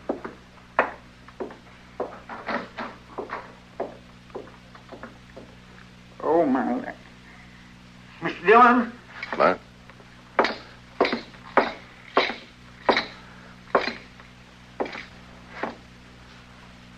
Oh. Granger must have stopped by here on his way out of town. Looks like he got Hale over at the window for a talk and grabbed him and cut his throat right there. Yeah. Figured Hale had sold him out. Get a bulletin on the wire, Chester. Wanted for murder, Ed Granger. All right, Mr. Dillon. I guess Hale got pretty much what he bargained for. He hired himself a killer in order to kill him. He got it.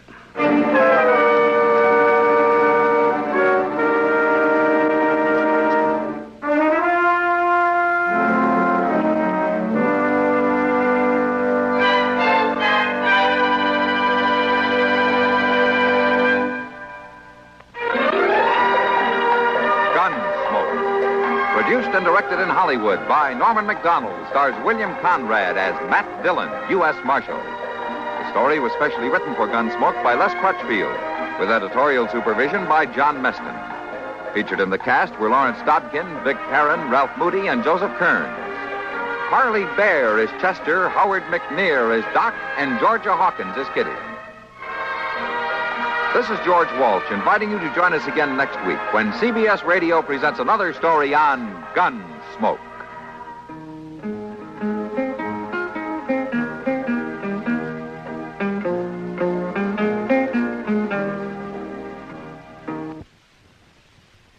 ANA,